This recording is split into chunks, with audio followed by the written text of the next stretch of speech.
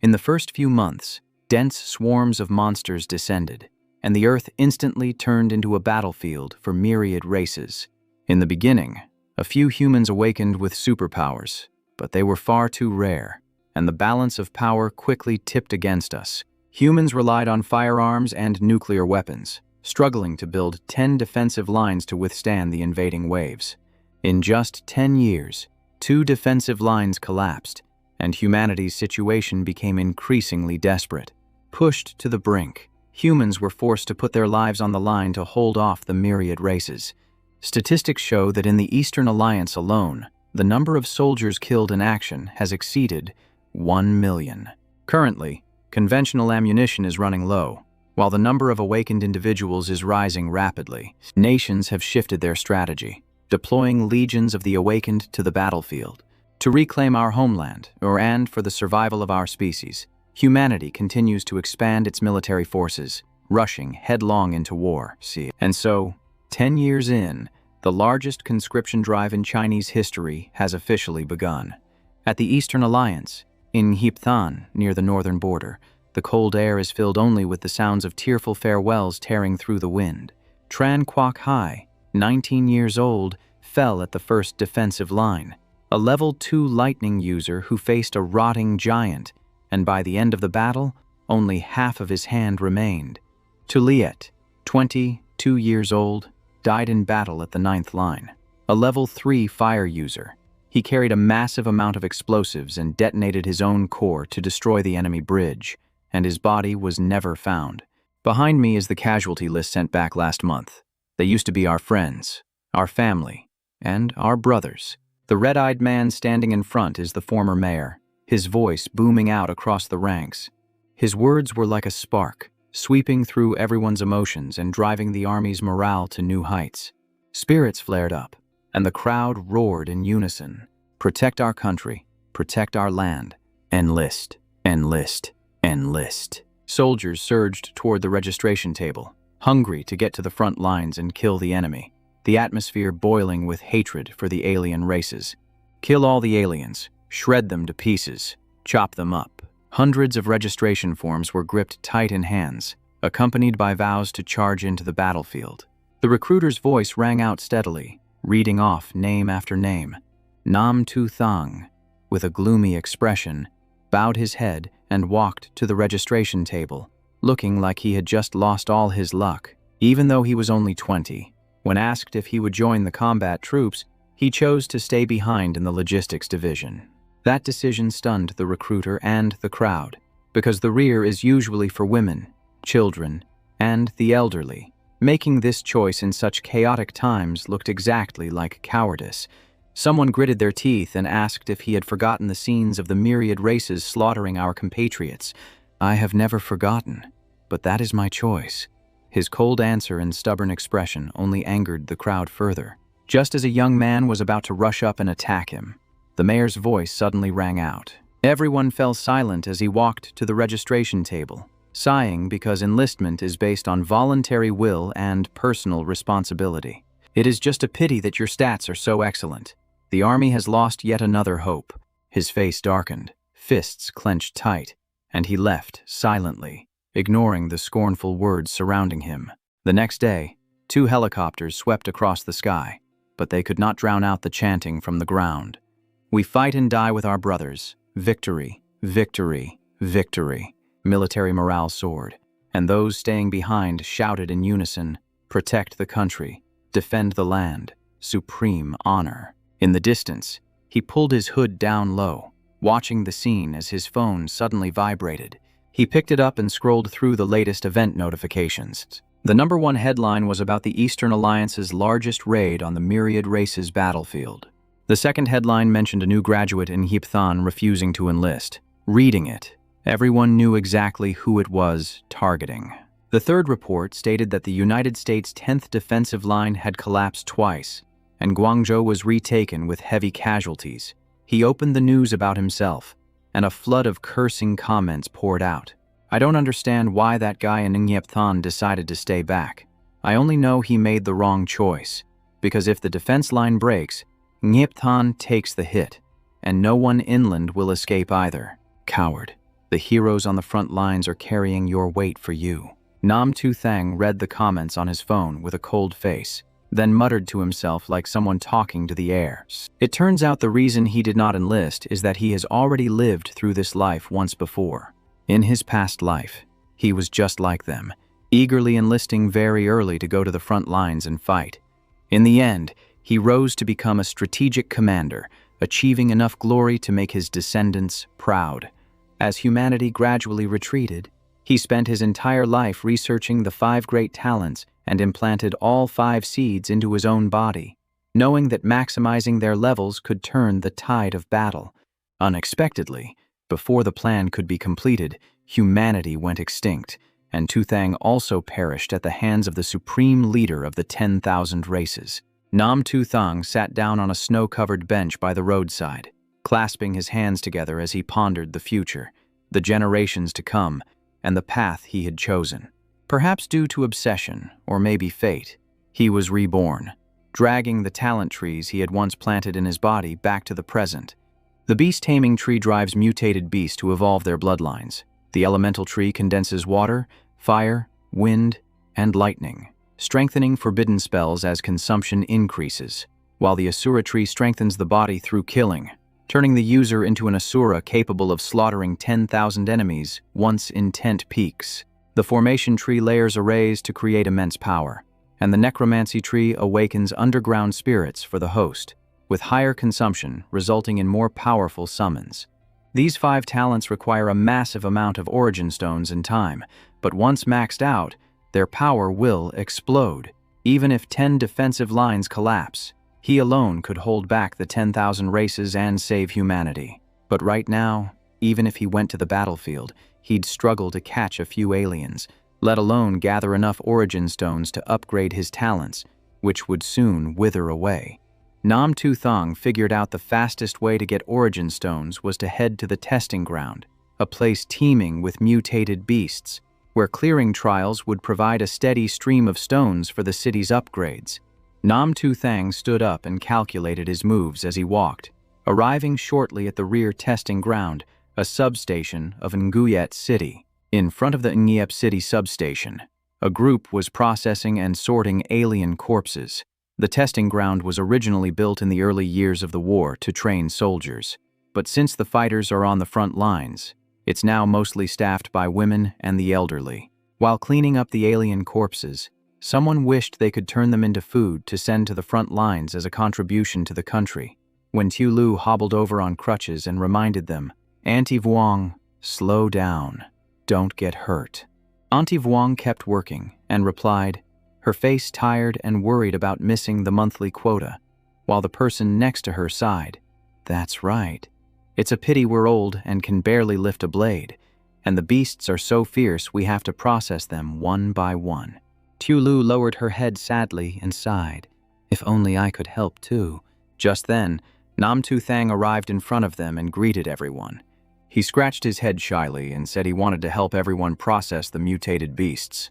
Hearing that, Tu Lu was overjoyed and hurried over to lead Nam Tu Thang into the warehouse to get a uniform. Relieved of her staffing worries, she brightened up considerably, and Nam Tu Thang politely thanked her before following her inside. Behind them, the 2 women continued working while wondering why such a tall, fit young man was at the testing ground. Suddenly, the woman named Vuong realized Nam Tu Thang was the guy who had refused to go to the front lines, and the person next to her widened her eyes, asking why a draft dodger would appear at the testing ground. Auntie Vuong frowned, checking her phone to confirm, and insisted he must be trying to make up for hiding in the rear, living a cowardly life. She continued to mock him with disdain, not believing he had the strength to handle the alien races for them. Inside the warehouse, Tu Lu propped herself up on her crutches and dragged out a blade to hand to Nam Tu Thang. Nam Tu Thang put on the uniform, looking even more impressive than an air anchor, clutching the blade in his hand. Nam Tu Thang walked out the door, and behind him, Tu Lu secretly rejoiced, thinking the progress would be much faster now. Watching his back as he left, Tu Lu's eyes filled with infatuation, and her cheeks flushed as she shyly praised how insanely handsome he was. As if reading her mind, Auntie Vuong cut in, calling him a coward who didn't dare go to the front lines. Tu Lu asked again in confusion, but Auntie Vuong showed clear disgust, insisting he was spineless and doubting he could handle the beasts. Nam Tu Thang didn't bother to pay attention to them, coldly stepping inside. The system announced, "You have selected A rank trial. No previous trial record found. Please confirm if you have unlocked the A rank trial." Nam Tu Thang confirmed unlocking the trial. The door slowly opened, accompanied by an alarm siren and system notifications. Inside, monsters were packed densely, opening their jaws and rushing out as fast as a wave of hunger. The long night is about to descend, and humanity has no path of retreat. For the future of mankind, Nam Tu Thang accepted draping the darkness over himself, quietly becoming a shadow in the background, refusing to back down even if he had to bear humiliation. After the day the 10,000 races invaded, spiritual energy exploded, causing animals to mutate. In this life, he would stand on the front lines against the aliens while also clearing out the mutated beasts. Thanks to his combat memories from his past life, dealing with the scatterbirds was as easy as flipping his hand, and he locked straight onto the weak point behind the beast's neck. He seized the moment, gathered his strength to leap, and slipped behind its back, his blade falling neatly to send the scatterbird crashing down. As the beast's body fell, he landed decisively, handily digging out the still warm origin stone. The system panel popped up, unlocking the talent tree. Tamed Beasts 1, Beast Level 0, Beast Tamer Level 0, Progress 1 out of 800. This mechanism matched his old memories perfectly, with every scatterbird yielding 1 origin stone and expanding his limit for mutated beasts. A while later, he began to feel the fatigue setting in, his shirt tattered and skin scratched, but everything was still under control. Before he could rest, he was chased by another flock of scatterbirds, rushing at him like the wind, screaming as they closed in. To end it quickly without wasting energy, he avoided wasted movement in every strike.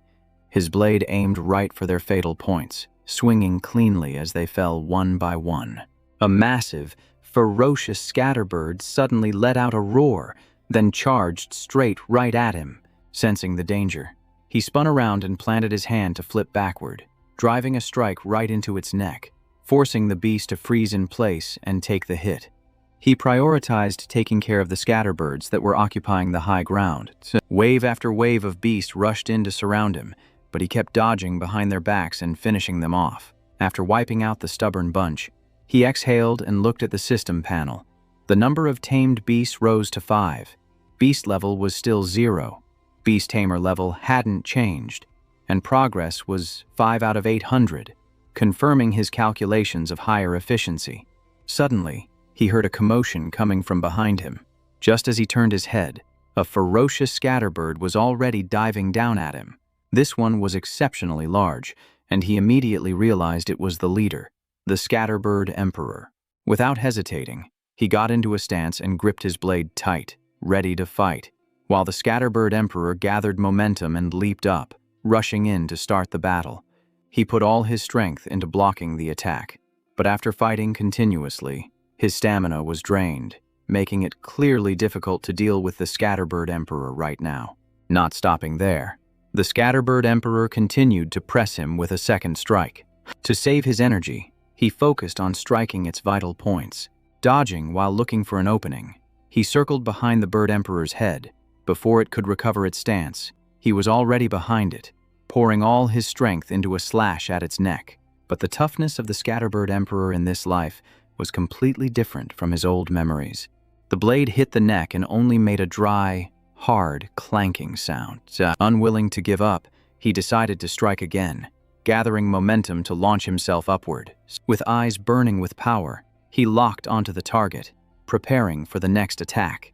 At the same time, outside the trial room, an announcement rang out signaling the lunch break, while Aunt Wang and Aunt Li were still standing outside, monitoring the situation inside. Little Liu walked over and asked why they hadn't gone to eat, but Aunt Wang lowered her voice and told him not to bother because she wanted to see how long he could keep up the act. Aunt Li, standing next to her, waved her hand and added, insisting that he would quietly retreat in a moment. The two aunties went back and forth, completely doubting his abilities, determined not to let him stay here and show off. Little Lu helplessly reminded them that an A-rank trial was no easier than the front lines, and upon hearing that, the two of them fell silent. While they were still chatting, the trial announcement suddenly rang out. Challenger Nam Tu Thang, a rank trial. First floor concluded. Hearing that, Aunt Wang wore a triumphant look, turning back to look at the two people behind her, believing her guess even more. She muttered something and started to walk away. Suddenly, she bumped into something. Her eyes glanced upward out of reflex. Both aunties were immediately stunned and panicked when they saw the figure standing in front of them. He walked out with a nonchalant air, his face and body covered in dried blood, riddled with scratches, his clothes tattered, and only his cold gaze remained unchanged. The system panel clearly displayed, Challenger Nam Tu Thang, 2,000 kills, setting a new record for the first floor of the trial tower. Aunt Wang was dazed, unable to believe her eyes. She screamed in panic, refusing to accept that he had passed the A-rank trial. With dark circles under his eyes from exhaustion and a blood-stained face, Nam Tu Thang calmly confirmed to Aunt Wang that the A-rank trial was over. Aunt Li helped her up while little Lu stood there in shock. He turned his back and walked straight ahead, leaving the three of them staring blankly at his silhouette moving toward the door. Little Lu looked back at the pile of stacked monsters, still shaken, while Aunt Wang was frozen in silence before the sight of monster corpses piled high before her eyes. He turned into the shower room to wash off the blood clinging to his body. Under the rushing water, the wounds on his body were clearly visible. As he showered and thought, the system popped up. The summary appeared. Number of tamed beasts reached 2,000. Beast level increased to 1. Mutated beast tamer level jumped to 2, and completion progress was full. Suddenly, the speaker blared, announcing a war report. A new wave of attacks was about to start. Hearing the news, he realized that the level 7 Son of Thunder punishment and the level 6 Flame Scholar had gone to the front lines. Memories of his past life flooded back. Those two were defeated early on, and the front lines became increasingly miserable. His mood sank as he realized there wasn't much time left before the 8th defense line collapsed. He couldn't delay any longer. His next objective was the second floor of the trial tower. Back in the trial room, Aunt Wang and Aunt Li were pushing the mutant beasts aside, and she still hadn't stopped scrutinizing him. Aunt Li had softened up, acknowledging his combat strength, but both of them were still absolutely certain that he wouldn't be coming back to this place again. No sooner had the words left their mouths than he appeared right in front of them, his face darkening, causing Aunt Li to immediately signal Aunt Wang. Aunt Wang maintained her disdainful look, asking him in a mocking tone what else he wanted. He didn't even bother to reply, voice cold as he stated he was entering the second-level trial, then brushed past her, ignoring the nasty glare she shot at his back. Aunt Wang spun around in a huff, pointing a trembling finger as she accused him of just putting on a show for everyone to see. Little Lu hurried forward, looking anxious as she warned him that the second floor was crawling with giant mutant beasts, suggesting he wait to recover and find a team for support, while a man nearby nodded in agreement. Turning a deaf ear to their advice, he stepped forward coldly, gripping his weapon tight as he headed straight for the trial gate. Aunt Wang exploded in anger at his attitude, her voice loud and mocking as she ridiculed him for not having the guts to fight on the front lines. Little Lu watched his retreating back, a seed of doubt sprouting in her heart. A man like him didn't seem like the type of coward who would hide in the rear. With time running short, he wasted no movement and stepped quickly into the second level of the trial. The system interface flashed into view, and the level A trial on the second floor kicked off immediately. The moment the doors slid open, a swarm of fish-headed beasts surged toward him like a tidal wave. Facing the crushing pressure of the second floor, he instantly calculated his angle of attack. He charged straight into the school of fish beasts, swinging his sword with devastating force at the massive heads rushing his way. Right then, a three-eyed beast materialized behind him, darting forward with blinding speed. In a split second, it latched onto his back with a powerful suction force, leaving him no time to react, only able to let out a grunt of pain. His body was yanked off balance, spinning wildly in midair. The momentum dragged him skidding backward across the floor. He twisted his body, using a movement technique to quickly regain his footing. In front of him, the pack of fish heads roared incessantly, their glowing red eyes locking onto him. He straightened up, his own eyes turning red as he stared right back at their provocation. When the swarm of fish heads lunged at him in unison, he immediately dropped into a stance to channel his power. His gaze grew sharper by the second. He channeled all his strength and exploded upward into the air. The blade in his hand thrust straight down into the fish beast's skull. The massive monster collapsed instantly. The sight made the remaining beast freeze in their tracks for a heartbeat. He walked forward coldly, a thought flashing through his mind. Level 2 mutated beasts were nothing special. Taming them and disposing of them would be enough. Nam Tu Thang activated his oppressive beast-taming talent. A wave of power rippled out, blanketing the entire second floor of the trial tower. The pressure crushed directly against the consciousness and bodies of every fish head in the zone. In the blink of an eye, the horde of fish heads dropped to their knees before him in unison. He walked up to the trembling creatures, softly warning them to behave, while the red sword in his hand pulsed with power and his talent suddenly spiked to level 3. 3 days later, the second floor of the Scourge City branch trial room was filled with the sounds of clearing beast corpses. Faces were drenched in sweat, but everyone worked efficiently, with someone signaling to move a pile of meat immediately. Amidst the bustle, he sat quietly in a corner, recovering his stamina after the prolonged battle. He glanced at the system panel. The number of tamed beasts had reached 12,000. His beast tracking level had hit 6, and his variant beast tamer level also touched 6 completion achieved. Compared to before, this time it only took 3 days to sweep through over 10,000 mutated beasts, an efficiency far exceeding his predictions. With his taming talent now at level 6, he could venture into the wilderness tonight. The Scourge City wilderness was notoriously treacherous. Even a level 5 ability user would struggle to survive entering it, and retreating was even harder. For the beast tribes, Scourge City posed a heavy threat because it concentrated strong fighters and heavy firepower, so they rarely initiated siege attacks. But in his plan, taming the beast tribes was an indispensable link. An older man saw him resting and walked over, asking if he wanted to put in some overtime and move another load. He stood up to leave and replied that he didn't need to, as he had to head out early today. Hearing that, Aunt Wang shot him a nasty look, sneering that he was planning to quit after only a few days. Her words were met with looks of disgust from the others, and a man cut in to defend him, stating that since he arrived, progress had far exceeded the plan, leaving Aunt Wang to retort with a voice full of bitterness. While the two of them were still arguing, he had already walked away coldly, while little Liu hurried up behind to report that the trial tower progress had caught up. The girl moved closer, her eyes full of admiration and face flushing red, softly advising him to get some rest since he had been working too hard lately. He turned his head with a gentle smile and thanked her politely. Seeing that, she didn't try to keep him any longer, simply urging him to go home and rest. Right now, outside the city gates, a long line of vehicles is streaming back in, bumper to bumper. Someone sticks their head out of a car window, shouting at the top of their lungs for everyone to clear the way. The convoy is heading straight for the hospital, packed with wounded soldiers from the front lines. He stands off to the side, watching the stream of vehicles rush by.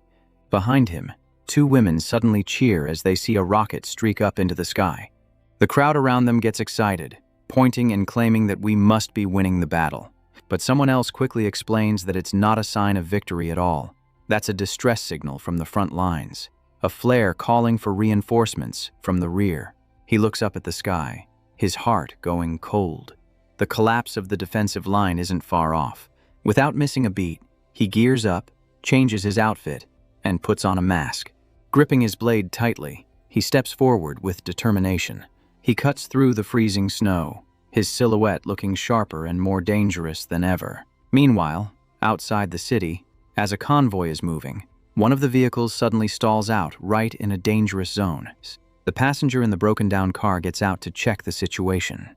Up ahead, a blonde girl sticks her head out and warns him to abandon the car and come back in the morning, since this area is crawling with mutant wolves.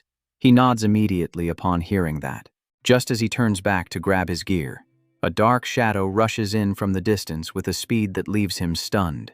The shadow sweeps past the convoy. It's Nam Tu Thang. The blonde girl is totally taken by surprise. She curiously asks who that guy is, and why on earth he's out here alone when it's so dark. Watching his back disappear like the wind, she hurriedly shouts that the area ahead is mutant wolf territory and super dangerous, but he doesn't slow down a bit, his running form tight and full of momentum. The girl with shoulder-length hair in the same car reminds her that the mayor has urged them multiple times. The number of wounded on the front lines is rising fast, and they need the medicine.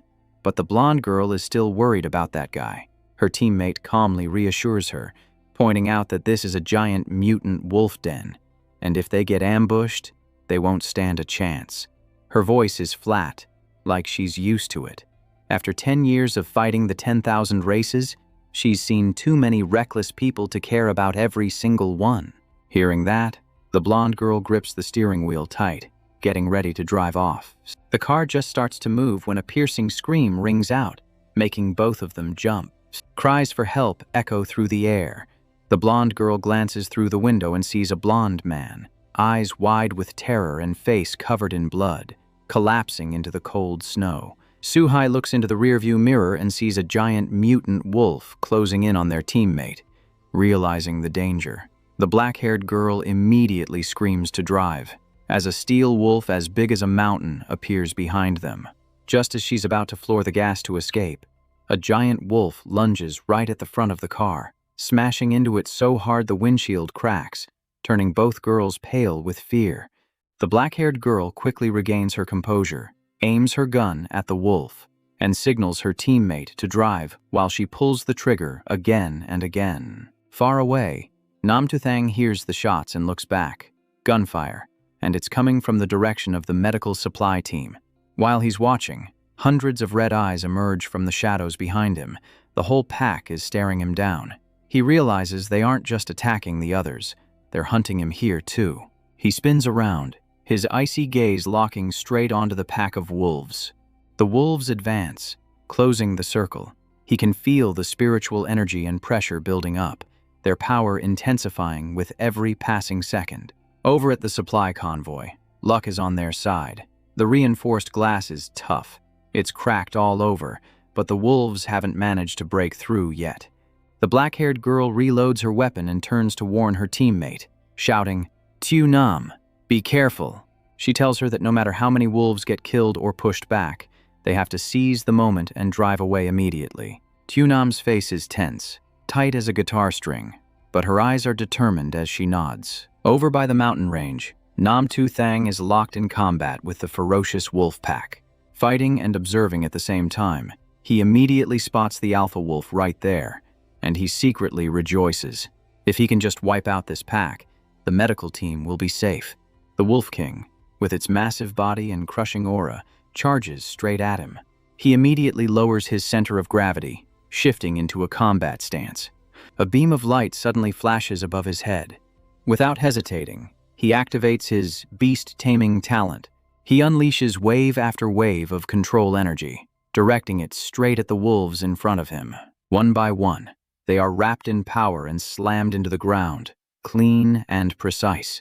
Seeing its pack getting crushed so miserably, the Wolf King glares in furious rage. It roared out, trying to intimidate him.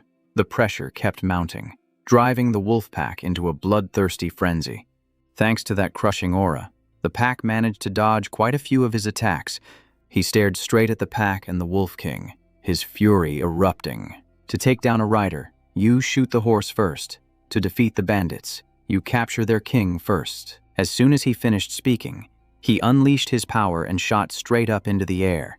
The entire wolf pack felt a chill run down their spines. His opening strike blasted a massive crater in the ground, sending whole swathes of wolves flying. His goal was to confront the Wolf King head-on. Priority number 1, tame the leader of this mutant wolf pack. The Wolf King looked up to see him barreling down. Its eyes were bloodshot, boiling with rage.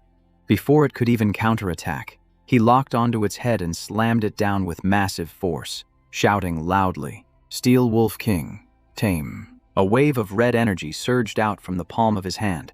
In the blink of an eye, the red wave enveloped the Wolf King, completing the taming process. The glowing red in its eyes faded, replaced by the look of a normal beast. As soon as the Wolf King submitted, the rest of the pack immediately bowed their heads before him.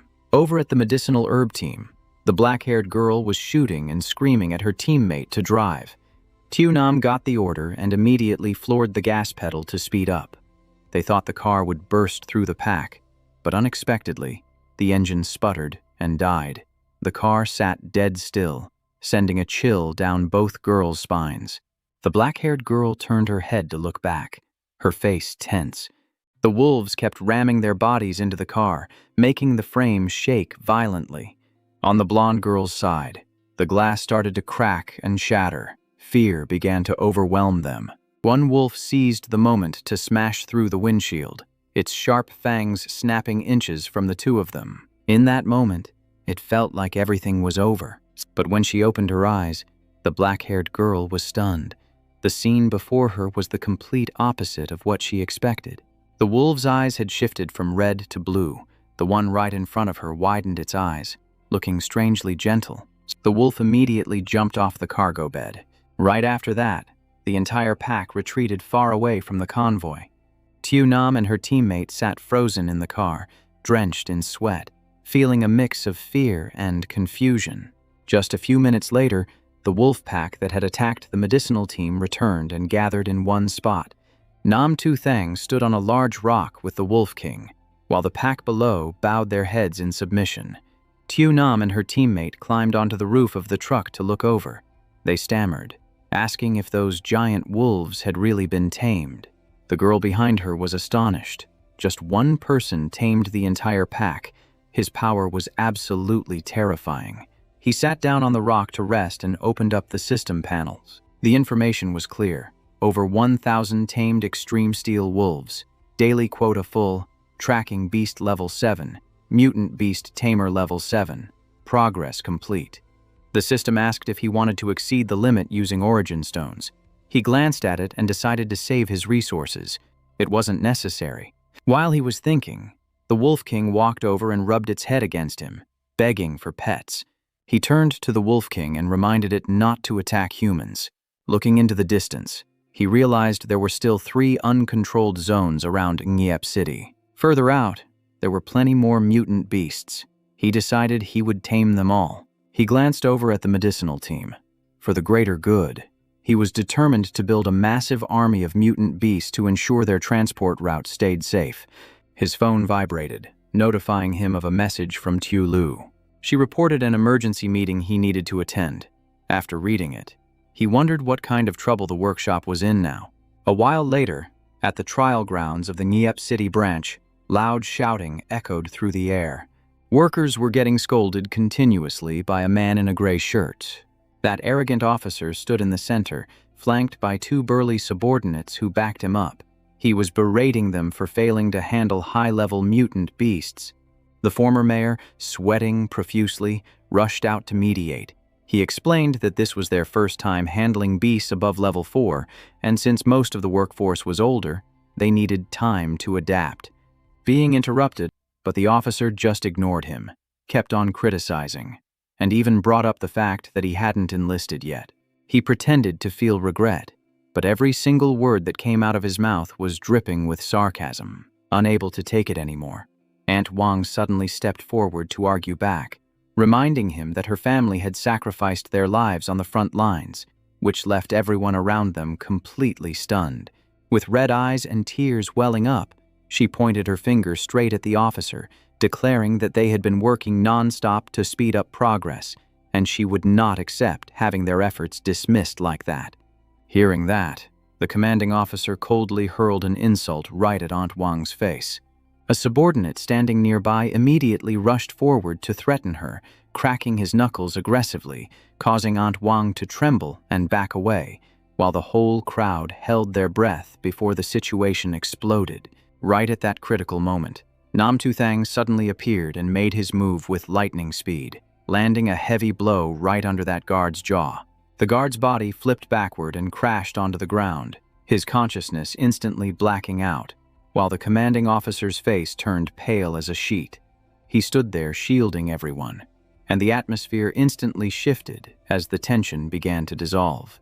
Xiaolu couldn't take his eyes off him as he issued a warning, saying that arguments should remain arguments, and there was no need to get physical. The former mayor turned around and immediately guessed his identity, shocked that he had taken down an ability user with just a single strike, raising the question in his mind of whether he had already awakened. The commanding officer glared furiously at him, gritting his teeth as he demanded to know who the hell he was. He raised his gun, his face twisted with a threatening expression as he aimed it straight at him. He looked at the commanding officer, and memories from his past life immediately came flooding back. In his past life, this scumbag profited from the war, surviving for over 10 years among the 10,000 races before betraying humanity, eventually being wanted and executed. His name was Lam Hu Tai. Back then, he secretly sold military supplies on the supply lines, causing massive casualties by the time his crimes were exposed. He immediately realized that this guy was targeting Anicaps City's processing speed, using their hands to hunt high-level beasts for his own profit. Keeping a cold expression, he silently calculated his countermeasure and then took the initiative to speak up. "Sir, there is no one here betraying anyone or causing any trouble."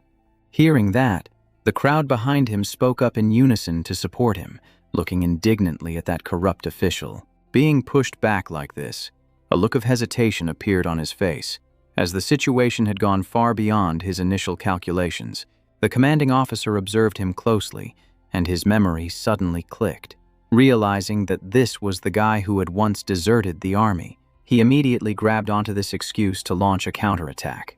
He gave a faint smile, not bothering to care, and calmly said that he had processed tens of thousands of monsters in the trial tower before, so, if he died, the supply progress would definitely slow down. This statement made both Lam Hu Tai and the former mayor freeze in shock, realizing the nickname Butcher wasn't given to him for no reason. He continued to expose the guy's objective, pointing out that high-level exotic beasts already had the ability to interfere with mines, and no place other than Anicaps City could handle them. Lam Hu Tai started to waver, seeing that this deserter understood exotic beasts to a terrifying degree, and he had also just knocked out his bodyguard. Looking at the reaction of the crowd, he understood that the guy wasn't lying. Suddenly, he cracked a calculating smile, thinking that if the guy was volunteering, it fit his plans even better. He stepped closer and issued a formal military order, setting the condition that if he could process 5,000 exotic beasts in 1 week, his life would be spared. But if he failed, both new debts and old debts would be settled all at once. The former mayor anxiously tried to dissuade him, saying a military order was no joke, and the crowd was buzzing with noise. Xiaolu suggested everyone help out, but he calmly reassured them and accepted the challenge. Information flashed through his mind, noting that level 4 exotic beasts had high defense and strong mental capabilities. To Lam Hu Tai, they were just a massive mine of profit. But to him, they were the perfect materials to upgrade his talent. He quickly formulated a plan to use all of Lam Hu Tai's exotic beasts to level up, and after that, he would completely uproot the guy's forces. The next day, 5,000 level 4 mutated exotic beasts were transported in, and Officer Mok demanded an inspection and a signature for receipt. Xiaolu stepped forward to verify everything according to procedure. That guy Mok loudly read out the military order, stating that the logistics staff of Anicaps City had accepted the mission to process 5,000 exotic beasts. The deadline was 1 week, and according to wartime regulations, the head of military supplies had the right to deal with anyone who violated the order. Anyone suspected of disobeying orders, inciting unrest, or attacking a superior would face severe punishment without the need for a report. Mok looked at the Anicaps City group with a provocative gaze, making a gesture of pulling a trigger to threaten them. Upon hearing the word execution, Little Lu's face went completely pale with fear. That guy Mok just gave a faint, cold smile, mocking them for trembling like leaves now, which was a stark contrast to how confident they were when they signed the military order. He looked visibly excited, just waiting for the moment he could personally execute him with his own hands. With a twisted, sick look on his face. He leaned in close, tapping the military order against his shoulder while grinning with pure malice. He accepted the order with total indifference, not even bothering to spare a single glance at the guy standing right in front of him. He shot a cold, spine-chilling glare over at Mach, a silent warning that he better keep his mouth shut if he knows what is good for him. The bodyguard saw this and his blood instantly boiled over, so he cursed out loud. "You son of a bitch."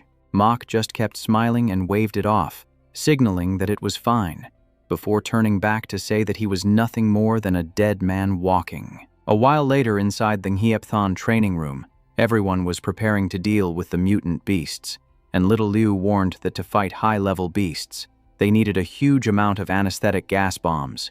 But the uncle beside him was worried because the main supply had been moved to the frontline field hospital, so the rear reserves were low and might not be enough. He just told him to be careful, and he adjusted his outfit before confirming with the white-haired uncle. Behind them, the bodyguard standing next to Mach was curious, wondering who gave him the confidence when beasts could attack the mind directly, and even the training arena was hard to survive, so he guessed that he must belong to the mental attribute class. Mach immediately denied it, because he had already tested him with his own mental powers and he had shown zero reaction. So he mocked him, saying he could never withstand the mutant beast and he just had to wait for his execution. His face revealed a twisted, perverted expression as he imagined the scene of him going crazy and rushing out to fight, certain that he could not keep his sanity before the level 4 mutant beasts and would be drowned in fear until death came for him. Mach clicked his tongue in regret while a purple light flashed around him, smiling viciously because he believed that once he was dealt with, everything would fall into his hands. Then he looked at the bodyguard with a dark gaze, saying, "The boss sent you to supervise, so you know how to report this, right?" The bodyguard nodded and replied, "Rest assured, sir. I will report everything that happens here in full detail." Meanwhile, inside the training room, he had already entered, and although the mutant beasts were sedated with drugs leaving their bodies paralyzed, their mental strength was still incredibly powerful. The pressure weighed down on him, making him feel a bit uncomfortable, but then a distinct feeling of excitement suddenly surged up within him. Because the illusions they created actually were not bad at all, the illusion immediately charged straight toward him. The red mirage dissolved, revealing a skull-headed monster that swung its arms to strangle him, and he was momentarily surprised, unable to react in time. In just an instant, within his subconscious, he saw his own body being crushed to pieces, but it was all just a hallucination. Relying on his mental strength, he activated his subconscious energy and drove his sword straight into the beast's head, causing the entire illusion to vanish instantly. He gathered momentum from behind and dashed forward with incredible speed. He leaped up, used force to press down hard on the monster's head, and shouted loudly, "Get lost. You are nothing but an illusion." The strike hit home and the monster collapsed immediately, so he stepped forward to pull his sword out of its skull. He flared up his killing intent, his eyes sharp as razors as he provoked the remaining mutant beasts. Suddenly, strange signs began to appear on the ground beneath him. He looked down and saw multiple streams of dark energy gathering together at a single point. He stood still and channeled his power, erecting a protective barrier around his body to block the mental force from invading. Suddenly, a stream of spiritual energy pierced into his subconscious, whispering, "You are tired. Just let go. Humans should live more comfortably. Think about the price you have paid. Think about all those who have fallen. Is it all worth it? The 10,000 races are so powerful. How can you possibly take revenge?" The whispers slowly sliced into his spirit, thinking they would make him suffer, but they were wrong. He reached out and grabbed the stream of energy that was trying to burrow into his head. He pulled tight on the force that was clinging stubbornly to his mind. Then he exploded with power, emphasizing every single word to the monsters. "The grudge between me and the 10,000 races will naturally be avenged, and the fate of humanity will be decided by humans alone." Activating the Asura talent, he channeled his power to wrap his body in killing intent, preparing to launch a mental counterattack against the monsters. He pointed at the mutant beasts, explaining that opening the Asura form would drastically increase his physique and spirit. and this killing intent was a shortcut to upgrading his talent. He spread his hand and counted on his fingers, signaling to unleash the power of the Asura outwards.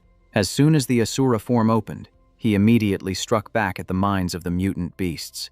The effect skyrocketed, and their subconscious minds and spirits were left screaming in absolute despair. In the luxurious palace of Lam Hu Tai, he was screaming in frustration because the transaction had hit a snag, but his greed for money made him cling to it until the very last minute. A girl dressed in a costume stood beside him, pouring wine and whining for him to play with her, but he just raised his glass and sighed with a greasy, sweaty face. Sitting next to a beauty, his mind was only on business. The demand for goods was getting urgent. The supply chain in the Hua nation was stagnant, and other places were bad too. So he frowned, calculating how to grab more without losing money, fearing the beasts he prepared for so long would go to waste. And he remembered that fat henchman who got the job done but charged a huge price and was unpredictably greedy. Plus, he had to watch out for investigators on the front line. He tilted his head back and downed the glass of wine in one gulp. He was still worried about the transaction and thinking of a safe place to dispose of the high-level mutant beasts when his phone suddenly vibrated with a message. Sumbrisa. The long-legged girl passed the phone to Lam Hu Tai.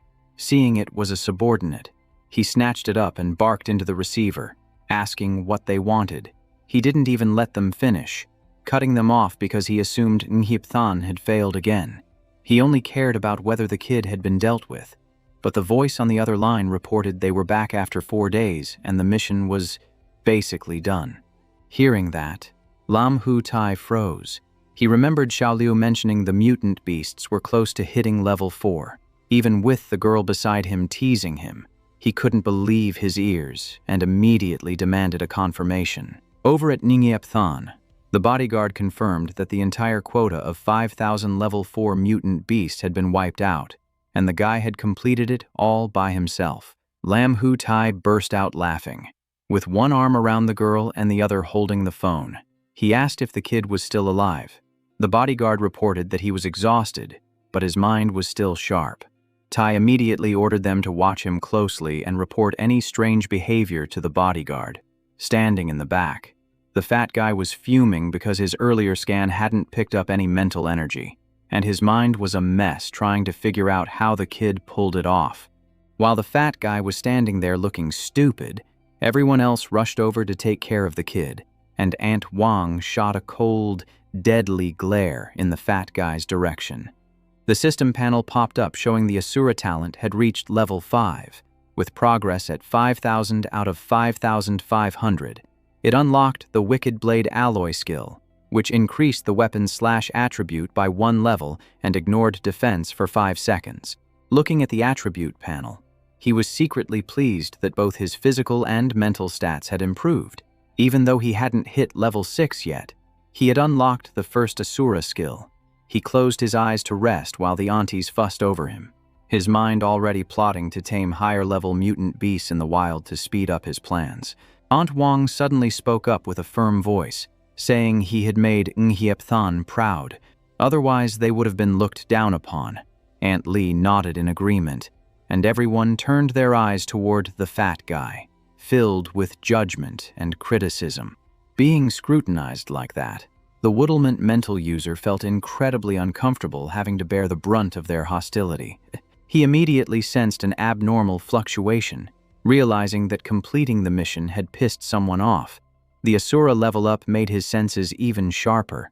The wood user tried his power again and discovered the kid was actually a mental ability user. Furious that his path to making money was blocked, he decided to investigate the kid thoroughly. The bodyguard behind him placed a hand on his shoulder and warned him that completing the task was all that mattered. If he broke the boss's rules, he knew the consequences. He also reminded him to wait until Lam Hu Tai was done using the kid before making a move. The residual mental power of the demonic beast was still there, so acting recklessly right now would be very dangerous. But the advice went in one ear and out the other. The wood user hated the kid so much he wanted to tear him apart. He yelled at the bodyguard to shut up, then secretly shot a stream of red energy to probe the kid's mind. He felt something invading his mind and frowned in discomfort, thinking this was the perfect time to test out the Asura power. He deliberately relaxed his guard to let the wood user in. The moment the fat guy touched his spirit, his expression changed instantly. The world before his eyes plunged into darkness. He spun around searching, thinking he had entered the kid's mind, but he couldn't see a single entity anywhere. While he was still panicking, the kid's voice called out from the distance, making him jump and whip his head around. The kid called out again, saying he was over there. He condensed his killing intent into a solid spiritual form and grinned. The fat guy was scared out of his wits when he realized the kid was also a mental ability user that he had failed to detect earlier. The wood user felt the killing intent crushing his spirit and screamed in panic, asking who the hell he was. He controlled the killing intent to wrap around and tightly squeeze the guy's legs. The spiritual entity replied coldly that his identity didn't matter. If he wanted to probe, he should take a good look. The killing intent slammed into him, making him writhe in agony. He begged for mercy, but the kid just said he was giving him a taste so he would remember.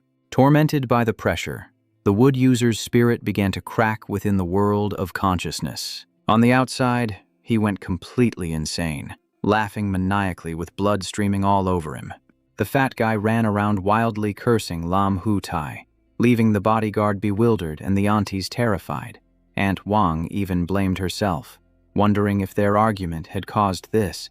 He kept rambling nonstop, leading the bodyguard to conclude that the excess mental power had driven him crazy. Worried that this would ruin Lam Hu Tai's plans, the bodyguard decided to take action. Without hesitation, he rushed forward and delivered a killing blow. The fat guy collapsed, leaving everyone frozen in horror. The bodyguard apologized, explaining that the guy had been affected by the mental power of the demonic beasts and posed a danger, so he had to be put down. He walked over to check on the kid, determining that his spirit had indeed been disturbed. Thinking about how useless the fat guy was, the bodyguard turned and left in frustration, telling everyone to get back to work and that someone would come to clean up the mess. As soon as the bodyguard was gone, a satisfied smile spread across the kid's face. The system popped up, showing his Asura level jumping to 6, with the progress bar hitting 5,500. After dealing with everything, he fell into a deep sleep. When he woke up, he found everyone gathered around him looking happy, and Aunt Lee announced that he was finally awake. He sat up and asked how long he had been out, and they told him it had been 2 days. Aunt Wang shooed everyone away to get back to work, telling them not to worry about him, while Aunt Lee smiled and told him to eat something. He asked if Lam Hu Tai had brought more beasts, but Aunt Wang shook her head and sighed. She explained the situation at Nghiet Than. Half the substation staff had been deployed, frontline troops had doubled, Defense Line 9 had ended, and Defense Line 8 had fallen completely. He was stunned. The situation was absolutely catastrophic. Whether in the sky or on the ground, the frontline forces were losing ground to the alien races. Aunt Wang added that the son of Loi Fat, a level 7 super, had his arm broken and was barely clinging to life. Aunt Wang sighed and said the level 6 flame giant had sacrificed himself. He looked up in worry, not expecting the front line to collapse even earlier than it did in his previous life. Nam Tu Thang received news from Aunt Wang that the final assassination mission against the officers had been concluded 2 days ago. The fat officer died due to demonic disturbance, so the trial head of Nghiet Than wasn't held responsible. Aunt Wang paused for a beat, her expression suddenly turning heavy as she said there was one more important thing. Noticing her voice drop, he immediately asked what it was. Aunt Wang then called Xiao Liu and everyone else into the room. Xiao Liu hobbled over on crutches and announced on behalf of the group that all the staff, including the reinforcement team, had unanimously voted him as the station chief of the Nghiet Than trial substation. Xiao Liu stepped up to the bed to read the appointment decision. The sudden rush of information made him freeze, his mind going completely blank, not knowing how to react. Seeing his awkwardness, Tulu laughed and said this was everyone's acknowledgement. Auntie Wang also admitted her mistake, hoping he would be generous. She stood there beaming and added that from now on, they couldn't call him Comrade Little Nam anymore, but had to address him as Station Chief Nam. The whole room looked at him, cheering him on to do his best. Tiu Lu turned to him and added that the tasks assigned by the higher-ups were heavier than before. Half of the station's manpower had been transferred away, yet the supplies needed for production had doubled. According to her, everyone had been working continuously without eating or sleeping. Tiu Lu was worried about how many people would be left in Nghiep City after another month. After hearing the report, he silently calculated that the workers' efficiency couldn't be increased further. The only person who could shoulder the burden was him, with his level 7 beast-taming talent and level 6 Asura form. Combining beast-taming skills with attribute/skills could double the efficiency. He sat there deep in thought, finding a way to maintain progress while letting the workers work normally. The corner of his mouth twitched up slightly. The plan was still to drain Lam Hu Tai's resources dry before dealing with him. The station chief identity gave him room to maneuver. Tiu Lu couldn't think of a solution and was about to go file a complaint in frustration, but he immediately stopped her, saying he already had a plan. That statement made everyone around the bed freeze, their eyes filled with surprise. Tiu Lu was worried about his health, thinking the pressure of the new position was making him force himself to endure. He silently got out of bed, stood up straight, and said he knew everyone was worried, but asked them to please trust that he would complete the mission. That firmness reassured the whole room, and they all responded by agreeing to speed up the progress. While the cheers were still echoing, a black shadow suddenly flashed past outside the door. With his level 6 spiritual power at close range, he immediately detected something unusual. That speed definitely didn't belong to anyone in the station. He rushed out the door to give chase, but the moment he got outside, the black shadow had vanished. He turned around, scanning all 4 directions to look for tracks. While he was searching, a gun muzzle pointed at his back from behind, and a cold voice rang out, saying he had some nerve chasing her out here. The woman behind him warned him not to move and forced him to answer her questions. He froze, not knowing when she had appeared behind him. The girl had dark brown hair and a seductive figure. Keeping the gun steady, she asked about Lam Hu Tai's order, the quantity of the next batch, and the delivery location. He calmly replied that she should ask his side directly about that. Seeing that his words seemed evasive, she frowned and questioned him, asking if they weren't on the same side, demanding he answer truthfully immediately. He noticed her breathing rhythm and gaze shift slightly. A moment of vulnerability had just been exposed. He activated his Asura talent and spun around to counterattack. The girl immediately retracted her hand and retreated, using agile movement techniques to dodge the blow. She fired the gun, and the bullet flew straight toward his hand. His hand met the bullet head-on, leaving only a few light scratches. He closed in, reminding her that he and Nghiep City were not accomplices of Lam Hu Tai. Seeing that he was still maintaining an offensive stance, she took another step back and asked why Nghiep City was helping him. Realizing she was on the same side, he withdrew his killing intent, dusted off his clothes, and said it was just an order from superiors that they were forced to obey. He added that whether Lam Hu Tai was a parasite or a traitor, right now, he was still their superior. Realizing he was straightforward and upright, she proactively reached out her hand to propose cooperation, introducing herself as Truong Vien from the 2nd Intelligence Unit of the 8th Defense Line Supply Team. He looked at the outstretched hand, observed in silence, and then coldly refused. Truong Vien looked at him with suspicion, thinking he didn't shake hands because he wanted to protect the bad guys. He kept a stern face, looked straight at her, and retorted, affirming that Lam Hu Tai would definitely be dealt with, but it wasn't the right time yet. Actually, he didn't agree because she was only thinking about overthrowing Lam Hu Tai while ignoring the consequences. His reminder made Truong Vien waver, and she asked him what exactly he meant. He seriously analyzed the situation, pointing out that there were currently only 2 ways to eliminate Lam Hu Tai: assassination or internal whistleblowing. If she chose assassination but the opponent wasn't just one person, how would she silence everyone? With her status, a failed assassination would leave behind massive consequences. Hearing the analysis, Truong Vien felt enlightened. Realizing her previous thinking was too immature, he put his hands in his pockets, stepped closer, and spoke about the second path. Internal processing would take time, and since humanity had just suffered a defeat, rumors of infighting in the rear would cause the front lines to misunderstand that the internal structure was cracking. At that point, a chain reaction was easy to predict. The rear would fall into chaos.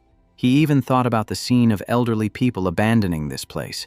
Truong Vien listened, sighed, and shook her head. Looking at him to ask what the right thing to do was, he simply said, "I'll handle this." His answer startled her, and she immediately changed her attitude, closing in with a look of disdain. Even she couldn't resolve it, so how could a deserter like him handle it? He suddenly unleashed his killing intent. His power and aura skyrocketed, his eyes turning deep black as he looked straight at Truong Vien, reminding her of their brief exchange earlier. Under that pressure, she couldn't help but flinch. Truong Vien recalled the file she held on him and his transformation in just 1 week. That difference made her hesitate, suspecting that he possessed a continuously strengthening ability. Nam Tu Thang retracted his aura, cutting off Truong Vien's train of thought. He warned her not to act on her own accord and guaranteed that he would personally deal with Lam Hu Tai. Truong Vien was wary upon hearing that but still nodded. She warned him that he had to succeed. He turned to leave, promising the job would be done, and before going, he instructed her to clean up the mutant beast after the guy was dealt with. Truong Vien froze at that request and immediately asked how many more mutant beasts he needed, because his current strength, even if placed on the battlefield, wasn't weak at all. She emphasized that she needed to confirm he absolutely wouldn't harm humanity and to clarify the stance he was taking. He turned his head to look at her with a cold gaze, affirming that he stood on the side of humanity. However, relying only on his current strength wasn't enough to wipe them all out. After speaking, he turned and walked away, waving his hand casually. Truong Vien stood there worrying. He made people feel uneasy, but his eyes held no deceit. In the end, she chose to believe him. A few days later in Nungiep City, Lam Hu Tai publicly praised him for the previous mission, saying it was not only safe, but also completed excellently. He urged everyone to try hard for this round. As he walked and discussed business, behind him, Tu Lu and Auntie Wang complained about the mutant beast level. This mission involved facing beasts nearing level 5, which was much harder. Tu Lu stepped forward to remind him that he had been injured in the previous mission and asked for a plan, but he reassured her that he could still take it. He signed the mission confirmation while Lam Hu Tai stood nearby laughing heartily, already calculating the profits in his head. To him, this guy was not only stronger than the dead fat guy but also didn't cost a penny. Recently, the intelligence group had also been quiet and wasn't causing trouble. The failure at the front lines caused military supply orders to skyrocket. He saw this as a golden ticket to get rich, grinning from ear to ear just thinking about it. He slapped him on the shoulder, saying to just ask if he needed support, and reminded him to do a bang-up job next time. He turned a deaf ear to his words and immediately coordinated everyone to get to work.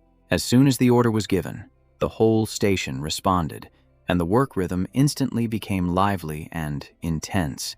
Lam Hu Tai watched how he commanded and wiped his mouth, smiling with satisfaction. He said that Ngiep Than gave him peace of mind. He didn't reply, waiting until the man was far away before letting out a soft laugh and activating his aura. In his eyes, the high-level exotic beasts that Lam Hu Tai had gathered were nothing more than nutrients for his talent. He activated his Asura Alloy Evil Blade talent and advanced deep into the beast processing area. Ferocious red-eyed beasts charged at him. He shifted into a combat stance, activated his skills, and killing intent overflowed from his weapon. He rushed forward, his Asura killing intent surging violently, while the system continuously flashed notifications. Asura killing intent points plus 1.5. Asura killing intent points plus 1.5. His eyes glowed red, his aura churning. Wave after wave of beasts was wiped out, his talent leveled up, and a notification popped up. Asura reached level 6, progress 16 over 7.20. On March 20th, the Eagle Nation's defense line number 8 fought for 4 hours. 800,000 soldiers died in battle. 50,000 ability users fell, and the battlefront collapsed. He never stopped fighting in the trial zone.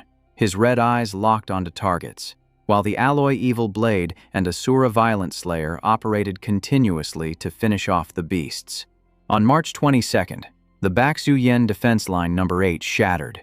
10 alien races flooded into Bakbangsu-yen, and 600,000 soldiers sacrificed their lives.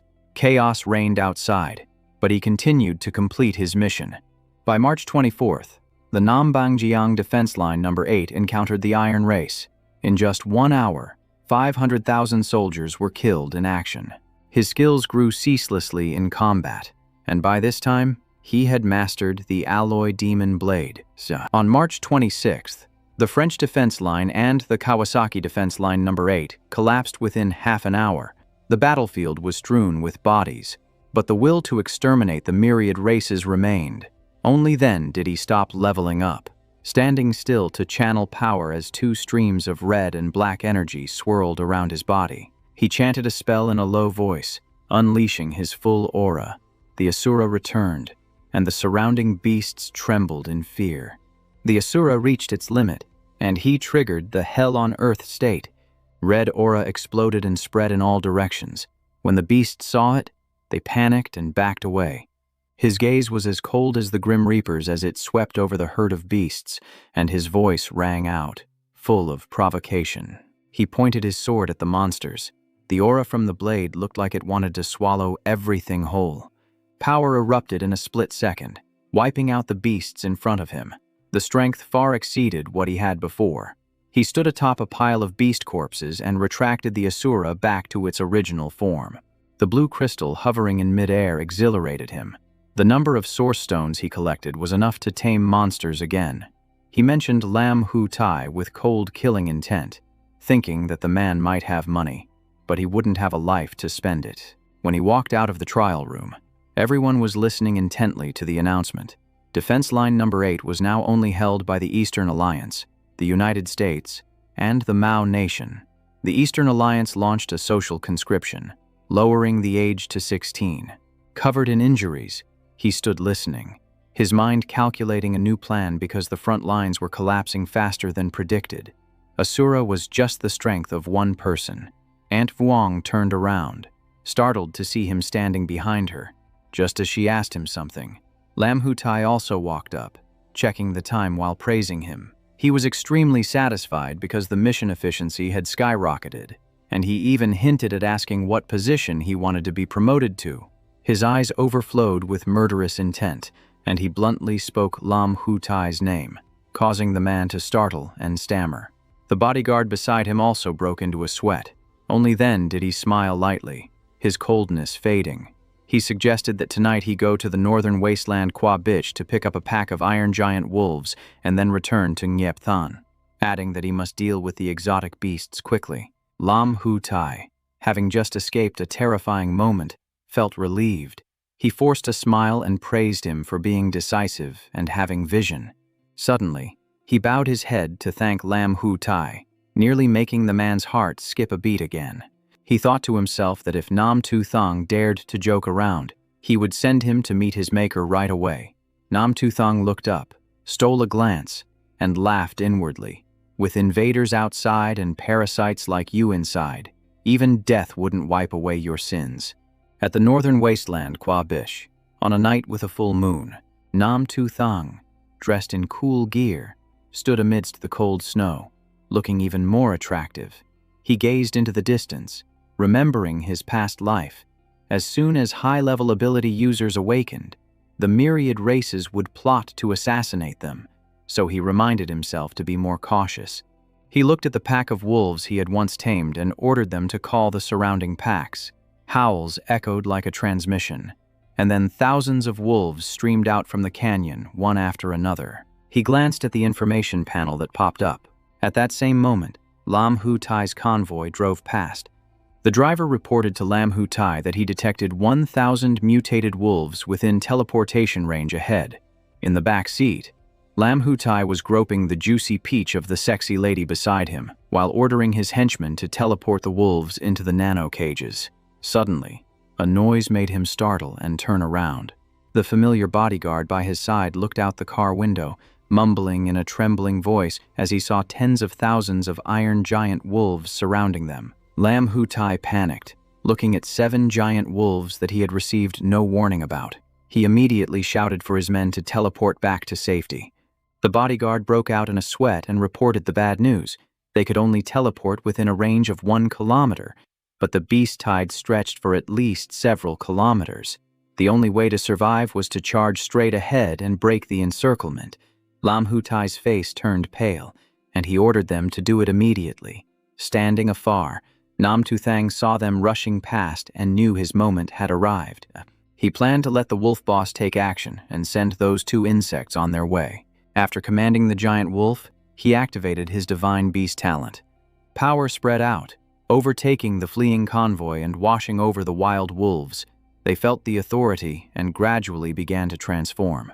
The system displayed a panel: Beast Tamer Level 7, quantity of tamed Level 5 Iron Giant Wolves, over 101,000, Source Stones for Taming, 0, Tamable Level, 6, Progress, 170,000 out of 270,000.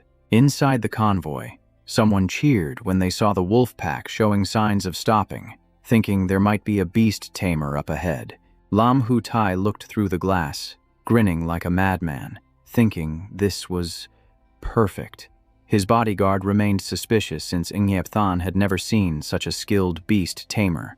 But Lam Hutai insisted this was a hidden master and ordered the driver to pull over so he could ask for a favor, not giving them a chance to celebrate. Nam Tu Thang channeled his power and ordered the 100,000 steel giant wolves to crush the convoy, making sure not a single car slipped through. Receiving the command, the pack of giant wolves immediately charged straight at Lam Hutai's convoy. Inside the car, someone sensed something was wrong, looked back, and assumed the taming attempt had failed, or the wolves were being counter-surrounded by a beast tide. Lam Hutai screamed in panic, ordering them to use firepower to suppress the wolves. The men poked their heads out to unleash a hail of gunfire, shielding Lam Hutai's car as they aimed their weapons down at the rushing giant wolves. But the giant wolves were too numerous. The men struggled in vain as they were suffocated by the sheer pressure of the pack. Many wolves threw their bodies against the vehicle, making it shake violently. Inside, chaos reigned as the bodyguard screamed a warning that Lam Hutai was in grave danger. Lam Hutai turned pale with fright and hurriedly ordered them to get him to safety, just as a stream of black aura wrapped around his neck. At the exact same moment, another giant wolf used its massive body to send his car flying. However, the bodyguard managed to teleport both of them a few meters away from the car just in time. Seeing this, the wolves howled loudly, as if calling for reinforcements. The bodyguard finally activated his power skill, threatening to show the giant wolves just how terrifying a level 5 skill user could be. He condensed a dark aura and blasted it toward the beasts, utilizing a nano-shifting cage. A group of wolves was teleported a few meters away, but wave after wave kept coming. Lam Hutai was useless, standing behind giving orders, so with the nano-cage reaching its limit, the bodyguard used a city-grade teleportation skill. Then, he and Lam Hutai warped to the designated location, but the spot they landed on had already been trapped by Nam Tu Thang. Seeing them arrive, he spoke in a cold voice from behind, saying he had finally waited long enough, and they were much slower than he predicted. Hearing the voice, Lam Hutai and his bodyguard shuddered and turned around. The man took off his hood and gave a curt introduction, Nam Tu Thang. Lam Hutai looked at him and immediately suspected the wolves from earlier were under his command, vaguely guessing that this man wanted him dead. Tu Thang unleashed an incredibly powerful aura, effectively confirming the man's suspicion. He threatened Lam Hutai, saying that if he dared to touch him, then tomorrow, not just him, but his entire family would die a miserable death. Then he rushed forward to strangle Lam Hutai, moving so fast the bodyguard couldn't react. Lam Hutai was being strangled to the point of suffocation, but he still tried to gasp out the bodyguard's name. Seeing this, the bodyguard immediately opened a teleportation gate, intending to save Lam Hutai. Not letting them escape, Nam Tu Thang unleashed the Asura dragon killer, a move that condensed the Asura spirit to build a defense and control space, causing the bodyguard's skill to be interrupted and rendered useless. Only then did the bodyguard realize that Nam Tu Thang was a high-tier ability user. Nam Tu Thang gripped the bodyguard's hand tightly until the bones were crushed, making him scream in agony. With a single punch, he blew the man's head apart in a spray of blood, killing him right in front of Lam Hu Tai. Seeing this, Lam Hu Tai tried to beg for mercy. Before he could finish his sentence, the young man let go, and his body plummeted straight down. Down below, what awaited him were the cold, white fangs of the giant wolf pack, sharp as knives. Lam Hu Tai screamed in despair before vanishing, following in the footsteps of his bodyguard during this ability assessment mission. While taking a shower, a woman suddenly felt a violent surge of energy rising from Ngiep Than. She immediately confirmed that the sensation from a few days ago was real. The strongest ability user had appeared in Ngiep Than, and his name was Tulan, a level 5 sensory user. So she stopped showering, got dressed, and prepared to report to the investigation bureau. Amidst the freezing blizzard, the convoy stopped in the middle of a white wasteland. A deep voice resonated, saying the door was open. It was safe now, and they could come out. As soon as the door popped open, the wolf pack rushed down, their cold gazes locked onto the man waiting for them. But then their attitude suddenly changed, and they approached to rub their heads against his legs, making him laugh and whisper that it was enough, and to stop licking. One wolf refused to stop, its tongue lolling out. The man's eyes suddenly turned blood red, and an explosive pressure burst forth as he dropped a command cold as ice. "Sit still." The whole pack was startled. They immediately flattened their ears and sat in silence. So seeing that, he just sighed and laughed helplessly, saying he really gave up on them. His gaze swept over the wolf pack, filled with satisfaction, and his voice was deep and warm as he told them they did a great job this time. He walked slowly, patting each one on the head, laughing as he said there were rewards for everyone, so don't rush. The pack wagged their tails in anticipation, looking thoroughly satisfied. But suddenly, he jumped onto the car, his face turning serious as he announced a new mission starting. His voice rang out decisively. "Head to the North Wasteland. Hunt origin stones for me." The moon hung high, casting silver light over his figure amidst the wind and snow, as the wolf pack howled in unison, ready for action. The scene shifted to the Ngiep Than slaughterhouse, covered in thick snow. Truong Vian walked up, her voice heavy as she told Nam Tu Thang that Lam Hu just received news his team was wiped out by North Wasteland beasts, but he just bowed his head, casually eating a steamed bun. Truong Vian didn't let it go. She looked him straight in the eye and asked if he had anything to do with this. With a calm expression, he shrugged and replied, he only said he wanted to hunt a few variant beasts. Truong Vian's eyes went wide, asking if he could even control monsters. He placed a finger on his lips and smiled softly, saying, "Shh, it's a secret." His answer made her even more flustered. A moment later, she changed the subject, saying that this morning she submitted all the evidence regarding Lam Hu's embezzlement, and his assets were about to be confiscated. He swallowed the rest of his bun and replied indifferently, "Oh, good." Truong Vian smiled and offered to buy him a drink as a thank you, but he chewed and declined, saying a drink is fine, but if it's about work, then no. And then he suddenly stopped walking. He turned back to look at her, flashing a meaningful smile. His voice dropped to a low rumble as he said, "If you really want to thank me, there is another way you could do it." Truong Vian felt a bit uneasy. She forced a smile and asked, "What way?" Nam Tu Thang gave a thumbs up, his eyes full of teasing amusement. "I want to turn this place into the biggest slaughterhouse in Ngiep City. We will accept 10 times, maybe even 100 times more mutated poultry." His bold proposal made her sigh, but she eventually nodded. The front lines are short on resources, so the higher-ups will probably agree. The scene shifts to the next day at workshop number 4, where the corpses of mutated beasts covered the entire surface of the water. Nam Tu Thang finished his work and gripped his sword, his gaze cold and focused. Moving the slaughterhouse here to harvest origin stones was definitely the right move. Dark red energy began to swirl around his body. The carcasses of the animals piled up into a mountain. He looked at his hand and whispered softly, "With the capture of the giant steel wolves, monsters will soon flood this place." 2 days later, the system chimed with a notification. Beast Tamer Level 7. Giant Steel Wolf Count, 10,000. Origin Stones, 190,000. Progress, 17 over 270,000. The scene shifts to the northern wasteland desert, where his voice rang out with immense power. Everyone bears a share of responsibility for the rise and fall of this world. Today, I, of the Nam 2 Battalion, stand with you to hold the northern wasteland and protect the Blue Star. The system continued to report. Beast Tamer Level 8. Level 5, Giant Steel Wolves increased to 50,000. Origin Stones, 150,000. Progress, 24 over 540,000.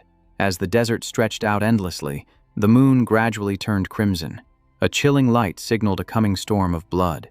From the distance, countless giant red-eyed yaks charged forward like a hurricane, aiming straight for him. Nam Tu Thang remained calm. He raised his right hand, shooting out sharp red energy, and his voice rang out coldly. Level 6, Tibetan Yak. Tame. Power radiated outward.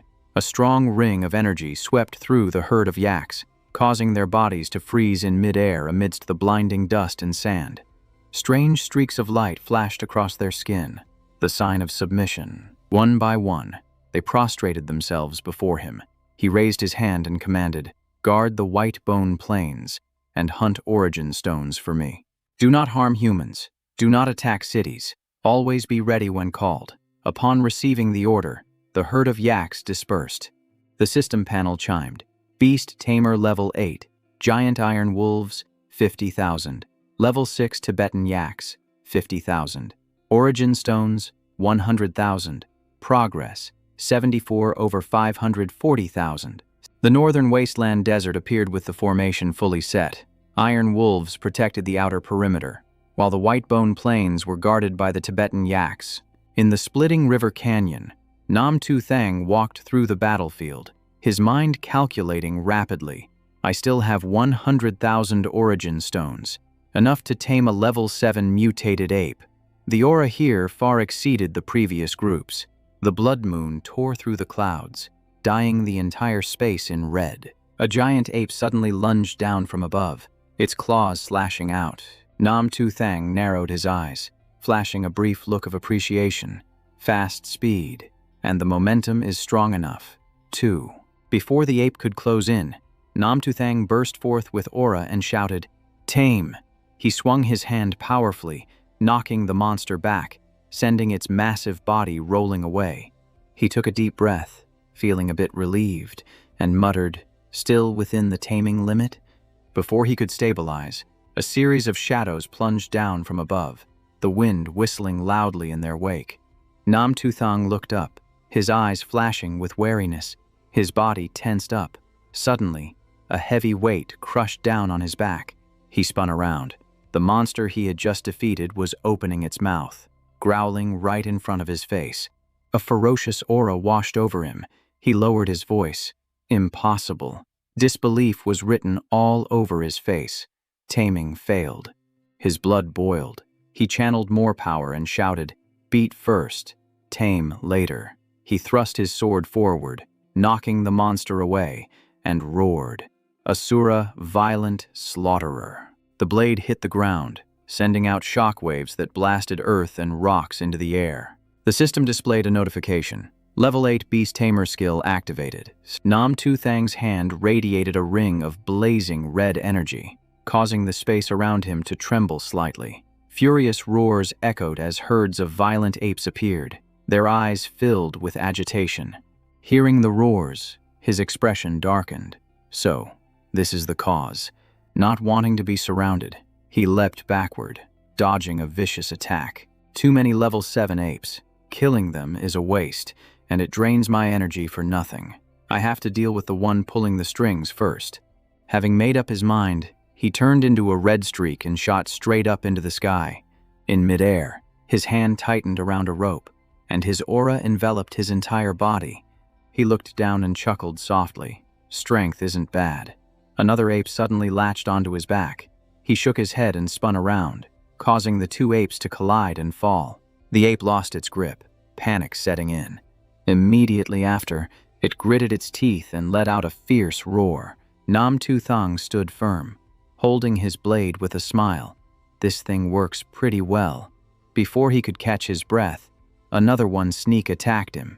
He jumped up to dodge it neatly, landed, and said in a cold voice, "You guys are underestimating your new master." He dashed forward, his speed moving beyond the range of sight.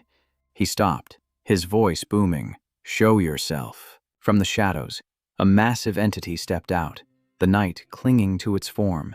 Its red eyes glowed as a deep, cold voice spoke. The ruler has changed masters. Facing that imposing presence, he still smirked. "You sure are big." The pressure from the Ape King was far superior, freezing the very air. If not for his Asura power, he would have been forced to his knees. Nam Tu Thang unleashed his own pressure to counterattack, using all his strength. His sword blocked the giant hand, leaving his arm numb from the impact. So fast, he thought to himself. The Ape King opened its mouth and closed in, but he managed to withdraw his sword just in time. The thought barely crosses his mind, trying to swallow me whole. My blade erupts with terrifying pressure. He triggers the power of the Asura explosive pill, sending a shockwave through the Ape King and forcing the beast to retreat. The black claws press in close as the massive body leaps into the air, shaking the very earth. The strike crashes down, cracking the ground wide open and leaving a deep crater in its wake. A moment later, Nam Tu Thang crawls out, coughing lightly from the dust, but the Ape King is already back, his killing intent undiminished. Anger ignites within him, though the pain lingers, and he grits his teeth, his voice low and cold. "If I do not teach you a lesson, you will underestimate me." Asura living hell form, red energy surging like a tide. He rips off his jacket as killing intent explodes, spiritual energy swirling around his body like a widening tornado of power. The scene shifts to the ability measurement room where an employee sighs. "Hey, are you sure that sensation earlier was accurate? It is past 3 in the morning. How can you stand this every day?" The pink-haired girl crosses her arms while the blonde watches the device and replies, "That aura was not a mistake. I am Tulan, a sensory ability user, and headquarters ordered us to monitor Nhyepthan for a few days." She turns back to remind her gently, "We are the same age. Do not call me big sister." But the pink-haired girl huffs, "Look, calling you that is already plenty polite of me." The atmosphere suddenly grows tense as the moon reveals itself behind the thick fog. Tulan keeps a straight face and whispers, "It is coming. Prepare to track immediately. Target Nhyepthan, Light Zuyin Canyon." Triokani nods, clasping her hands together as spiritual energy rotates and she chants the tracking spell. She is a level 5 sensory ability user. Her eyes snap open, her pupils transforming into the 8 trigram symbols as a strange light flares up. Back on the battlefield, Nam Tu Thang uses the Living Hell ability to suppress the ape horde. A pillar of red light tearing through the sky as sword energy explodes. The Ape King only has time to open his mouth to roar before the pain chokes him into silence. A decisive sword strike knocks him backward, causing his massive body to lose its footing. Nam Tu Thang looks like he has transformed, his glowing red eyes cold and fangs bared with killing intent, launching himself like a red tornado. While on the other side, Triokani suddenly falls backward, her eyes going blank. Tulan rushes over in a panic to support her friend, her voice urgent, "Kani, wake up. What did you see?" Triokani's pupils gradually return to normal, her face pale, sweat mixing with tears as she trembles, gasping in horror. It was terrifying. He is the Asura demon. Nam Tu Thang delivers another heavy slash, his eyes radiating power, then stops to look at the Ape King kneeling before him and asks coldly, "Do you submit yet?" His aura still suffocating, leaving the Ape King battered, bleeding, eyes rolled back, and frozen in fear. He stands firm, his sword steady, his voice taunting. "If you do not submit, then we continue. But I cannot promise I will go easy on you this time, see." The Ape King coughs dryly and spits out more blood, his vision blurry but still holding a glint of stubbornness. Nam Tu Thang looks at him, the red in his eyes fading as he sighs. "You have guts. It would be a waste for you to die." Lowering his voice, he adds, "Become my comrade, and we will rule over the 10,000 tribes together," causing the Ape King's eyes to suddenly light up. He lowers his face, staring at the small but imposing figure standing before him. Between two warriors who just fought to the death, a silence falls, heavy with the weight of consideration. The Ape King slowly raises a fist as large as a hammer, stopping right in front of him, and he laughs, extending his own fist to bump it hard, exclaiming excitedly, "A creature with intelligence." The aura around Nam Tu Thang gradually dissipates, and his face returns to normal. He sheathes his sword neatly, his commanding voice ringing out, "1,000,000 violent apes, hear my order. From now on, the Ape King leads you. Occupy the Lietzuyan Valley. Gather origin stones. Do not attack the city. Do not harm humans." And the apes under his command watch his every word, ready to obey. The moonlight shines through the mountain crevices, darkness and light wrestling for dominance, the air taut as a violin string.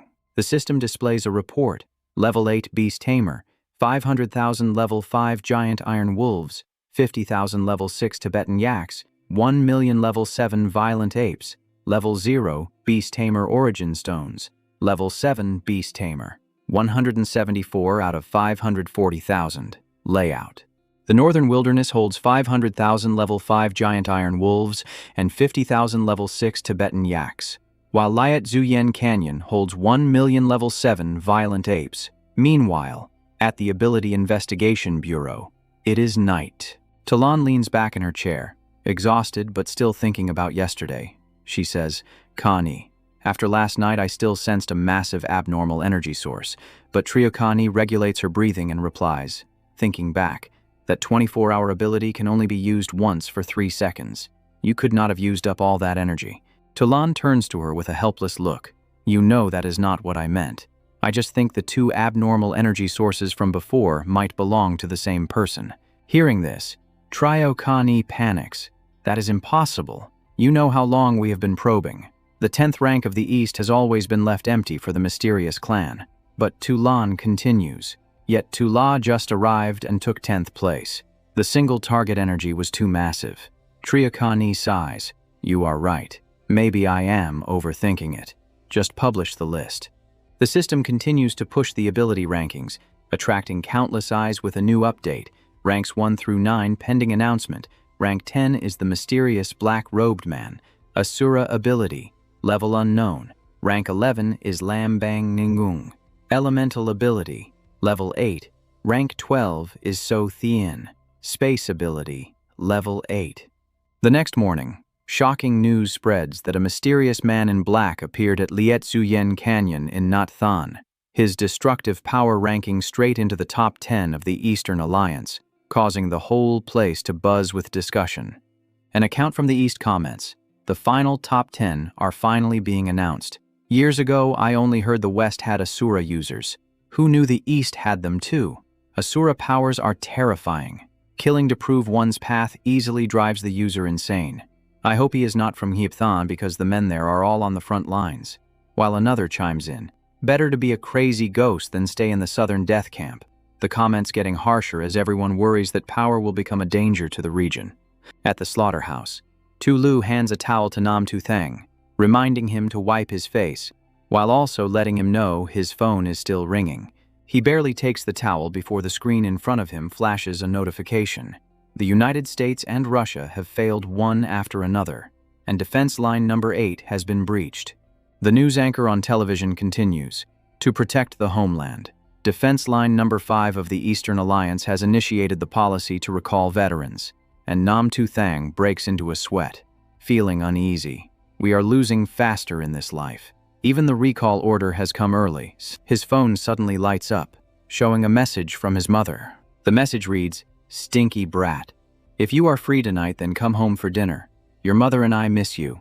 Nam Tu-thang sighs lightly before deciding to head back. At his home, Nam Vien-son is busy cooking and speaks gently. I apologize to the journalists. My son and daughter are coming home tonight, so I am preparing a few dishes to treat them. Sorry to keep everyone waiting. Then he takes off his apron and laughs.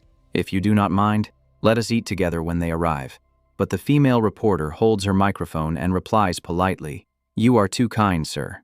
We only want to discuss the veteran recall policy." Nam Vien-son lowered his voice, his face turning serious, saying, "I am ready. Go ahead and ask."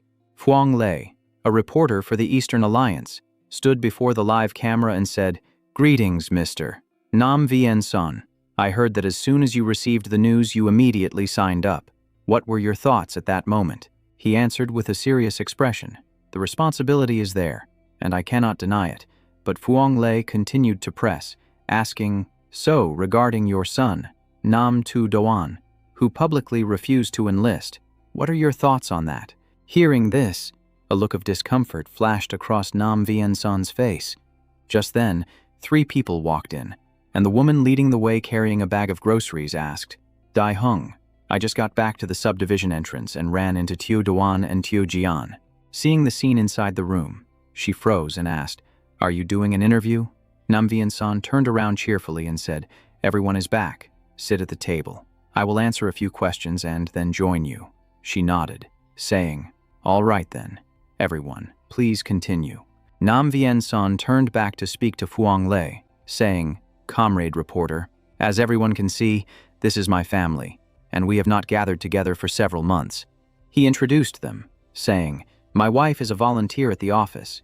The person entering the kitchen is Tan Tuyet Mai, the mother of the male lead." He continued introducing, "My daughter is a rescue doctor, an awakened ability user, the older sister of Tiu Doan, named Nam Tu Jian." Then he looked at Nam Tu-thang, who was silent by the dining table, and said, "My son does not go to the battlefield but still works at the slaughterhouse, providing supplies for the front line. In my heart, he is a good child."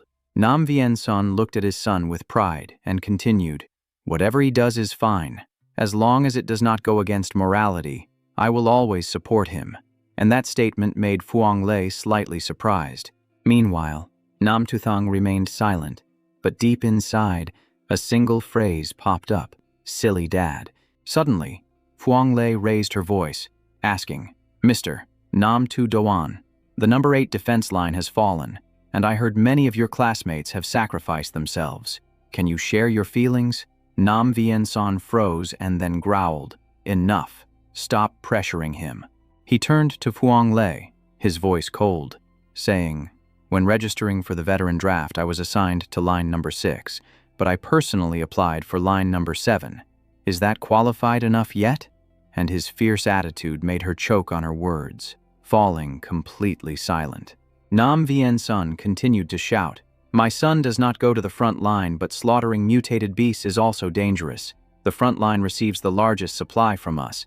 Is that not a contribution? You people do not report on this, sitting in the rear, writing all day. So what is the meaning of media?" Nam Tu-san intervened with annoyance, saying, "If that is not enough, then there is still me. I just submitted an application to be a volunteer medic at defense line number 7.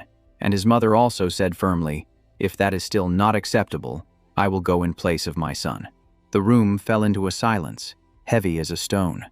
A moment later, Nam Vien-son lowered his voice, saying, "Sorry for the disturbance.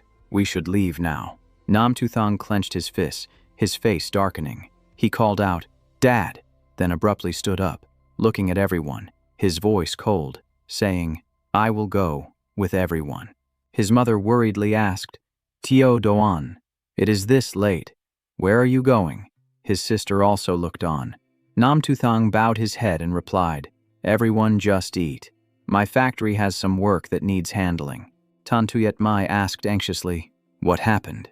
Can you not go after finishing your meal?" Nam Vien-son sat still and sighed, saying, "Let him go. He has his responsibilities. Anyway, we have met." Nam Tu-thang stepped out the door and, hearing that, he remained silent.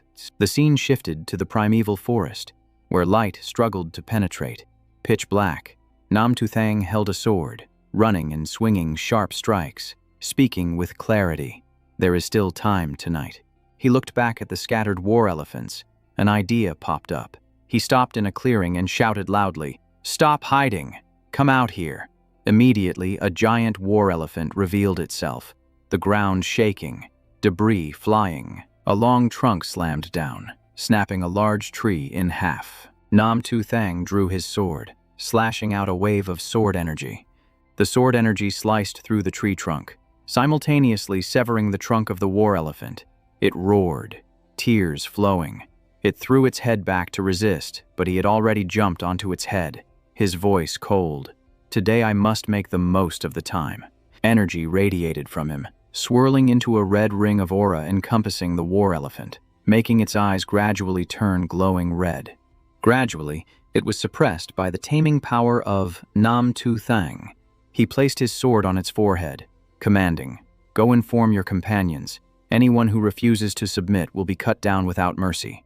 The war elephant broke into a sweat, terrified, but obedient. It rushed deep into the forest without daring to hesitate. Not long after, a dozen giant war elephants appeared, rushing forward like a waterfall.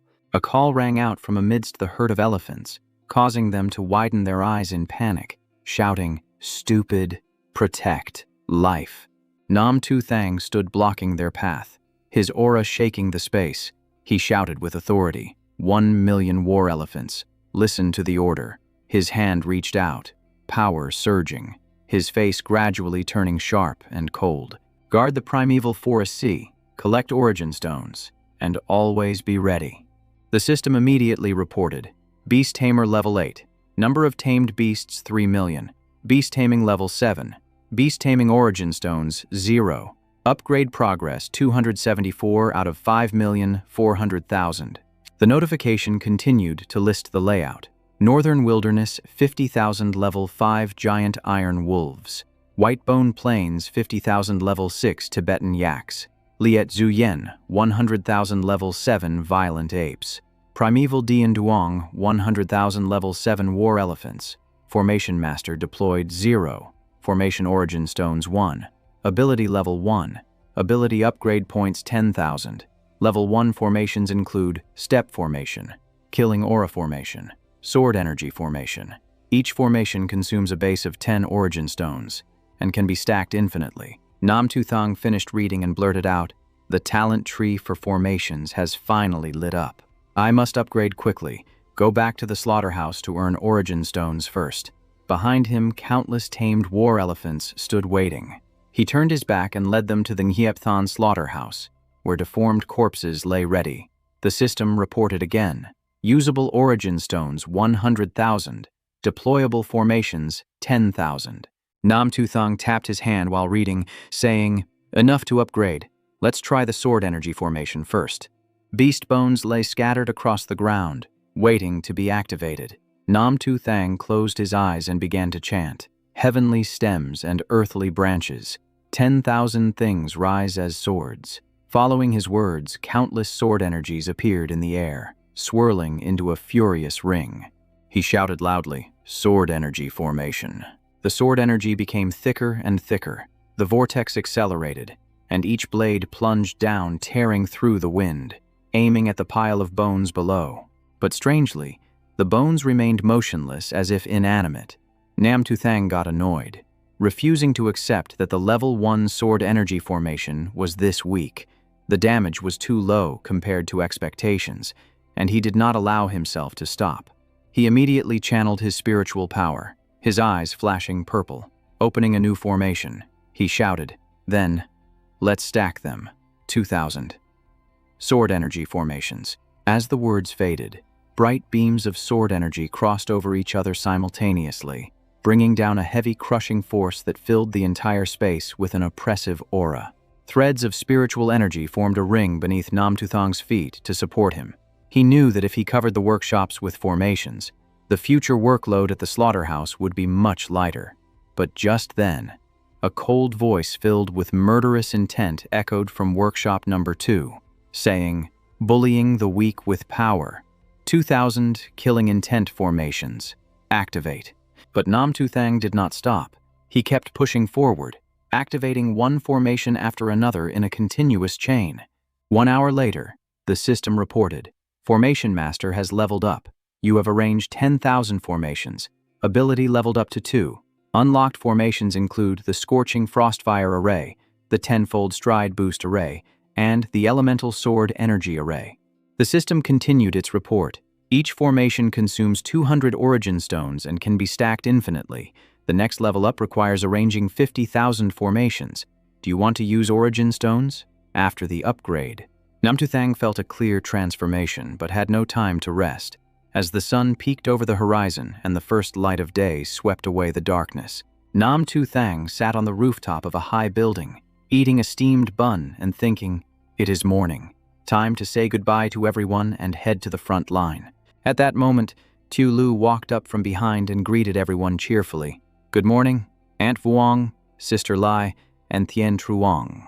She hobbled in on crutches, looking confused as she entered, asking, the door is open already. Did Director Nam stay up slaughtering all night again? Sister Lai sighed deeply, saying, that kid probably ate at home and came straight back to work. How can his body take that kind of strain? Aunt Vuong snapped angrily. It is all because of those nosy reporters spreading garbage. Sister Lai jumped and asked, what news are you talking about? Aunt Vuong held up her phone and pointed at the screen, saying, have you all not seen it? I watched the live stream all night. The dark circles under her eyes proved her lack of sleep. The news about Nam Tudoan was trending. The article said his father answered the call to duty and charged to defense line number 7, noting that ancient Mulan joined the army for her father, and now a father joins for his son. The post had 4,509 likes. Aunt Vuong was furious reading the comments, saying, keyboard warriors criticizing him. If you are so tough, you go do it. Someone wrote, I cannot stand seeing Nam Tudoan being such a coward. If it were me, I would rather die in battle. That comment had 3,684 likes. Aunt Vuong snapped back. Then why do you not go die in battle instead of sitting there running your mouth? Someone else said his family spoiled him. Useless son. Hero father. 2,813 likes. Aunt Vuong cursed again, saying, their family loves each other. Unlike you, miserable trolls with no parents. Tu Lu read it and could not contain her anger, typing furiously, saying, they are really too much. Sister Lai looked worried and sighed, saying, the director. Suddenly, a voice made all three of them jump and turn around. Nam Tu Thang stepped out from the back and said, perfect timing. I wanted to hand over some things to you all. Tu Lu froze and asked, hand over? Director, do not tell me you want to leave. Nam Tu Thang received a letter delivered by a man, feeling a surge of unease. He opened it and read, his heart growing heavier with every word. The letter read, to Doan, by the time you get this, your sister and I will have already left for the battlefield. Dad knows explaining now would only upset you. So let us put it differently. Honor and glory start with family, then the country, and finally, all of humanity. The letter continued. Dad is a god-tier chef, but also a soldier, so do not underestimate me. You are the same. I do not know what big plans you are hiding, but it must be something major, because since you were little, you never backed down from trouble. It is up to you. Ha ha ha ha. You brat. That name Asuna on the leaderboard is you. Right. Did you think I would not recognize you just because you wore a mask? You have held back for so long. Can you not hold it in anymore? Do not worry about what people say outside. Most people have many faces. Son, anyone who brings shame to this family gets destroyed. Keep going and do not let your hard work go to waste. Your mother is in the city, and I will protect her for you. Take care. Signed, Namsun Hung. Namtuthang finished reading, his expression solemn. He could feel his father's love and resolve, but the thought of the battlefield filled him with hesitation. Tu Lu stood nearby and encouraged him, saying, Manager, do not feel pressured. Sister Lai added, that is right. Manager, are you not in charge of the slaughterhouse tasks for all the surrounding cities? If the supply cuts off, we are done for. Sister Lai advised further, saying, you have to be strong. We all believe in you. Aunt Vuong stood by his side aggressively, saying, exactly. As long as Aunt Vuong is here, if anyone on the internet dares to talk trash about you, I will clap back at them. Nam Tu Thang turned to them, his eyes a bit sad, but he still smiled, saying, "Thank you, everyone. I am fine. I was just thinking about what you said."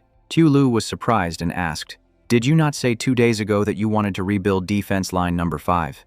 Nam Tuthang gave a slight smile and said, "Do not worry. It will not affect the slaughterhouse work." The scene shifted outside. Before a massive statue, people and vehicles were packed together. Nam Tuthang stood in the middle of the crowd, speaking in a low voice.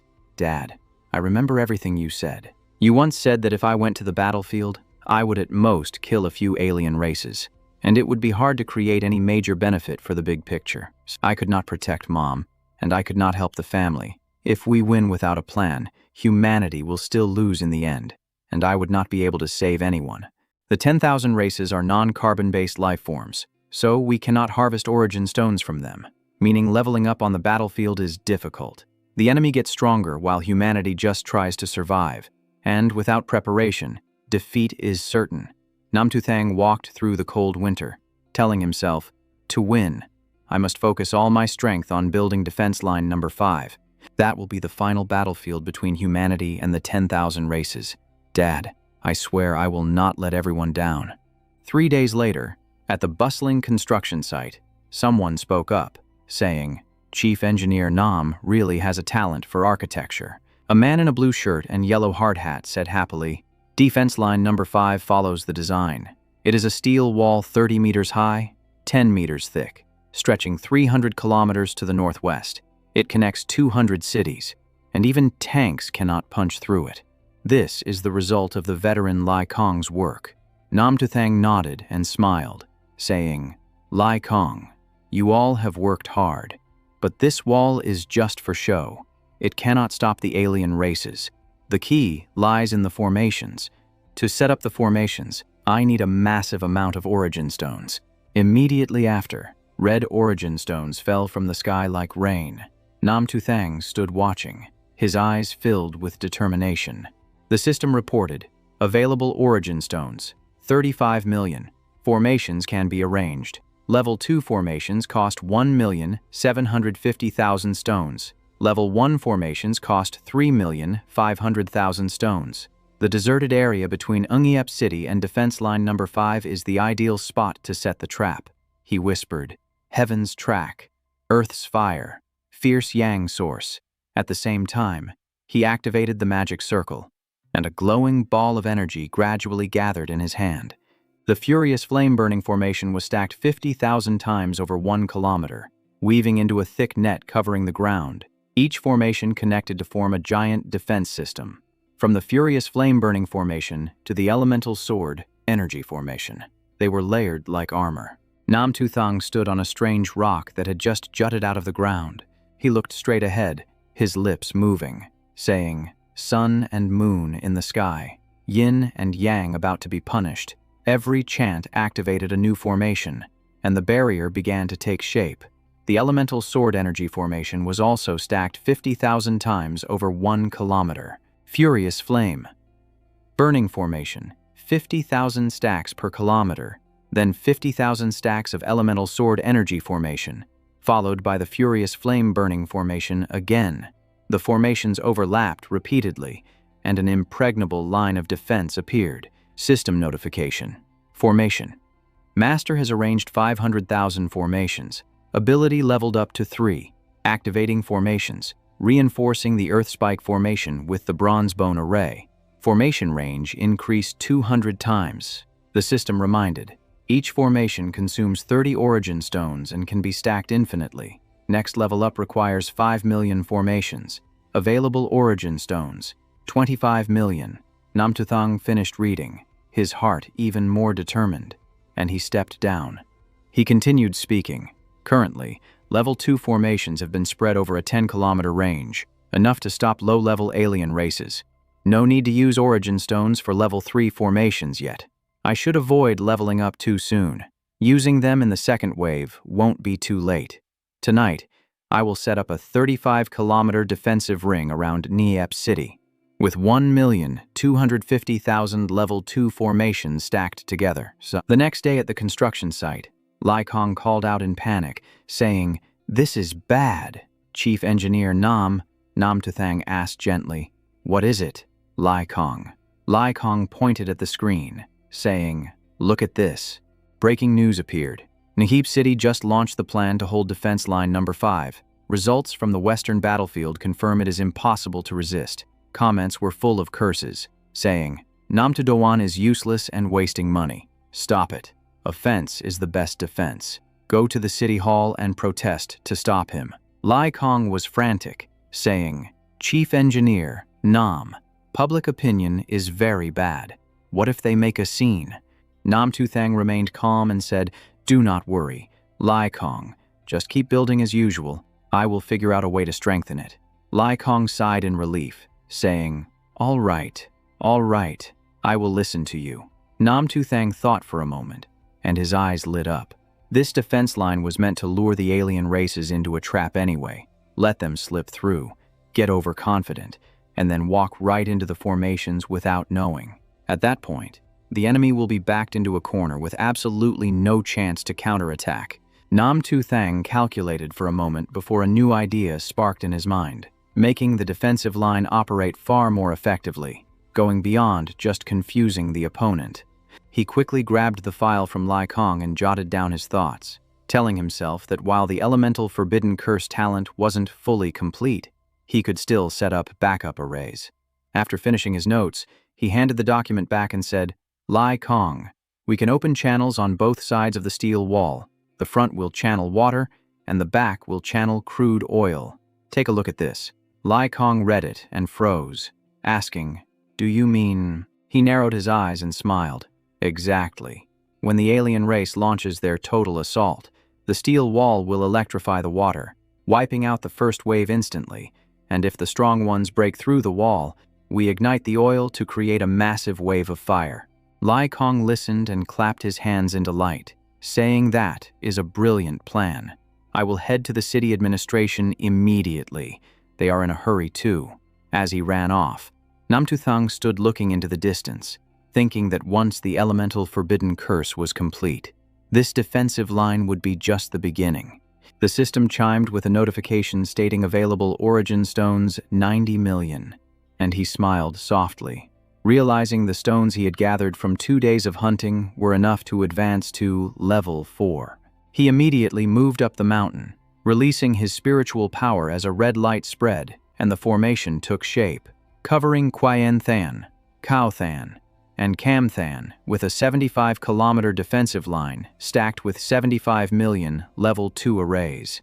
The system continued to report that 5 million arrays had been deployed.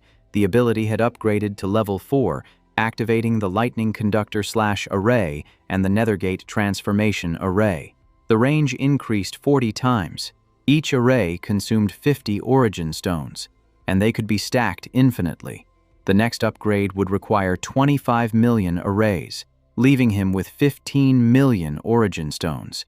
He placed his hand on the ground and channeled power, thinking that the next upgrade would take a long time. Right at that moment, multiple black shadows appeared behind him, hovering ominously in the mid-air. He turned his head and recognized the familiar aura of an alien powerhouse mixed with human talent, and his heart pounded as he realized this was bad news. He immediately jumped off the cliff and rushed forward, worried that the alien race was assassinating a human prodigy. The scenery shifted rapidly until a hidden sanctuary deep in the mountains appeared, featuring an old, snow-covered house standing desolate and cold. In the silent space, a solitary figure stood before a massive boulder. The figure barely moved before an explosion rang out right in front of the old man. As the smoke cleared, the old man asked, "Tin Ha, why did you exit seclusion 2 years early? Didn't we agree on the 52nd year of the Myriad Races era?" The person opposite was So Tin Ha, the great chosen of the So family, Patriarch So. Swang Hung stared at him as So Tin Ha stepped forward and replied, "I sensed an extremely powerful domain energy at the northwest water border, gained an insight, broke through, and exited seclusion." So Swang Hung frowned in disbelief, saying the northwest water border is depleted of spiritual energy, so how is that possible? But So Tin Ha calmly replied, "That is exactly why it is suspicious." He spoke firmly, "Therefore, uncle, I want to go to the northwest myself, but So Swang Hung advised him with concern, saying the alien race is hunting the ancient chosen ones, and I fear you will be in danger. So, Tin Ha was unafraid and shrugged, replying that with the great era before us, danger is unavoidable, and if I meet an expert who can guide me, then this trip will be well worth it. After speaking, he launched himself into the air, using his domain to fly straight toward the northwest.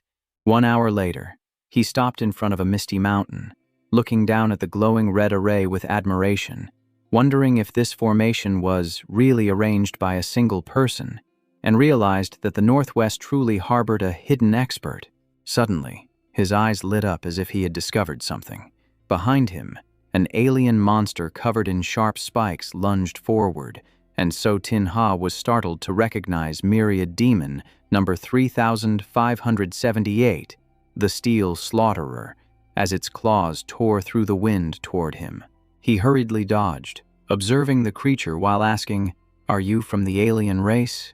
He circled down to the ground to distance himself from the attack zone, realizing the situation was extremely dangerous. Right at that moment, more alien monsters rose from the ground, and he was secretly horrified to sense that they all possessed the aura of powerhouses, realizing he had been targeted the moment he exited seclusion, proving the alien race held a deep grudge against the ancient families. A three-eyed monster with a mutated tongue appeared, identified as Myriad Demon, number 1324, the Rotting Giant, locking onto its target, the 10th ability, Chosen One. At the same time, the Steel Slaughterer continued to close in relentlessly. He was trapped between two monsters in an extremely perilous situation, and a decision flashed in his mind that he could not hesitate. So he clasped his hands to form a seal and activated his sword domain. Energy erupted around his body, striking directly at the alien powerhouses.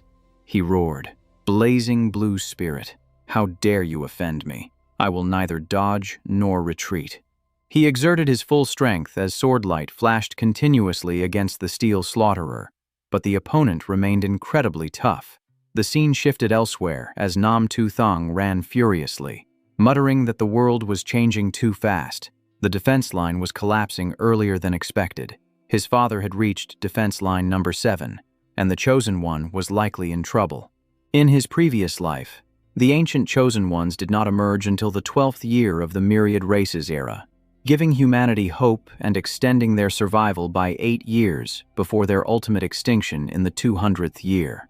The alien race had long ago planted assassins on the Blue Star to hunt down the ancient Chosen Ones, waiting to kill them the moment they revealed themselves. As he ran, he thought that his grand plan depended on them, so he absolutely could not allow them to face danger this early. Back on So Tin Ha's side, the battle grew more intense as he fought the Steel Slaughterer, whose sharp pincers continuously blocked his sword, while the Rotting Giant also deflected his attacks. He coughed up blood and panted, thinking, "Damn it. Dealing with two powerhouses at the same time is still too much for me." Right at that moment, the Steel Slaughterer launched a surprise attack. The Rotting Giant coordinated by throwing a punch to create a combo attack, and unable to dodge in time, so Tin Ha was knocked flying. His whole body felt like it was falling apart, and it was becoming impossible to keep resisting. He coughed up blood, filled with resentment, wondering if he was destined to die here just after emerging into the world.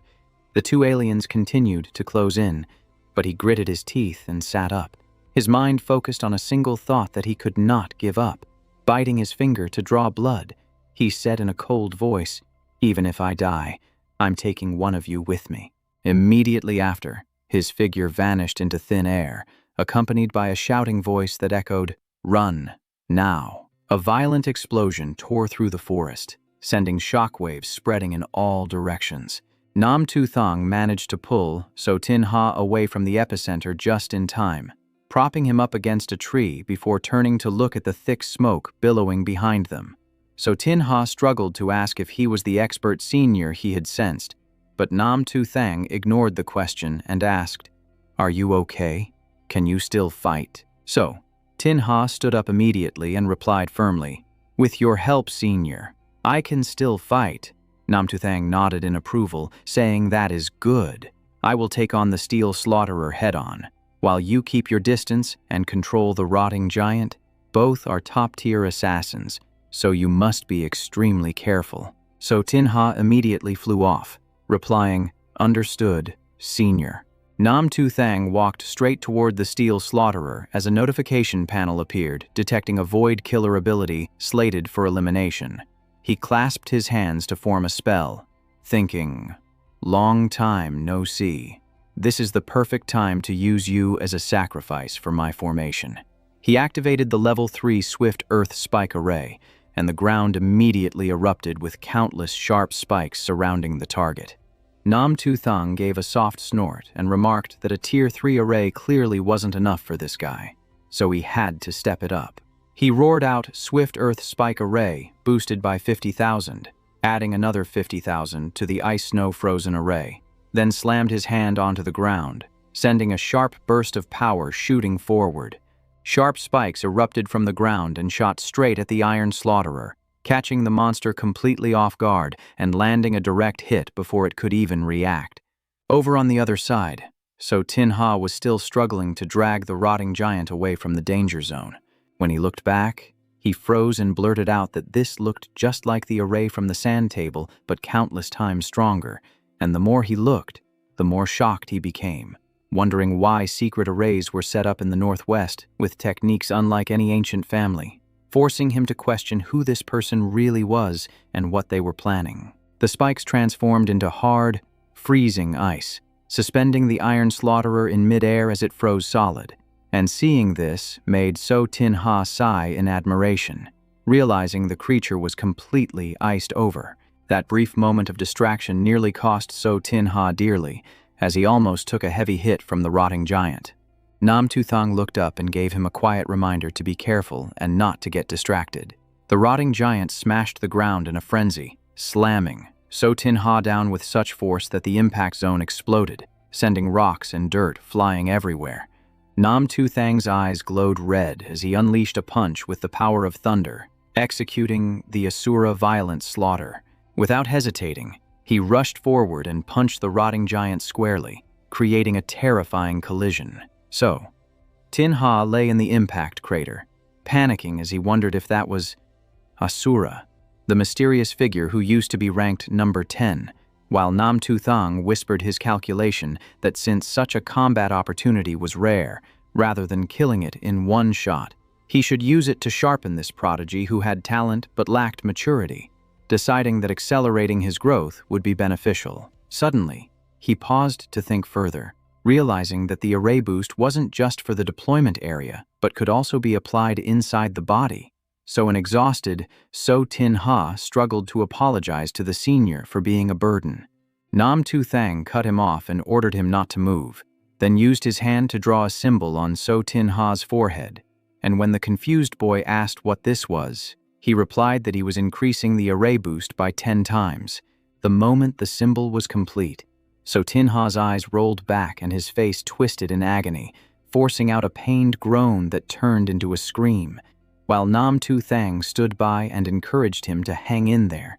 The system immediately flashed a warning that the body could not withstand a 10-fold array boost, and that forcing the user to do so could result in them exploding and dying. So, Tinha lay limp on the ground, completely drained of energy, while Nam Tu Thang withdrew his power and sighed, noting that the array indeed had physical limits, but a 10-fold boost was enough to save his life. The rotting giant remained motionless after the punch, and he looked down at So Tinha with regret, thinking that he wanted to let the boy train more. But given his current state, that wasn't possible. He decided that today he would have to handle things himself, rotating his wrist as he prepared to continue the fight. Suddenly, an explosion in the sky made Nam Tu Thang look up in surprise and blurt out, wondering what was happening. So Tinha unconsciously stood up and floated in midair, his hands loosely clasped as he murmured to activate the sword domain, releasing a power around the rotting giant that caused gravity to spike and made the monster panic. At the same time, the Iron Slaughterer shattered the ice block and broke free. It swung its sword down from above, aiming a slash straight at Nam Tu Thang. Nam Tu Thang immediately formed hand seals and announced the Tier 4 Thunder Guide cleaving array, summoning a massive aura that crushed down and sent the Iron Slaughterer flying. Even the green aura emitting from its body couldn't withstand his power, and at the same time, the rotting giant also fell before So Tin Ha's offensive. Nam Tu Thang looked at So Tin Ha and praised him, saying that was exactly what his combat power should look like. So Tin Ha knelt on one knee and bowed, thanking the senior for saving his life and granting him enlightenment, pledging to follow his guidance from now on. But Nam Tu Thang was slightly surprised and told him to stand up first, only for So Tin Ha to continue by deducing that the senior was the mysterious Asura who used sound arrays and masks to keep important matters secret from alien spies, and asked if he was setting up the final battlefield here.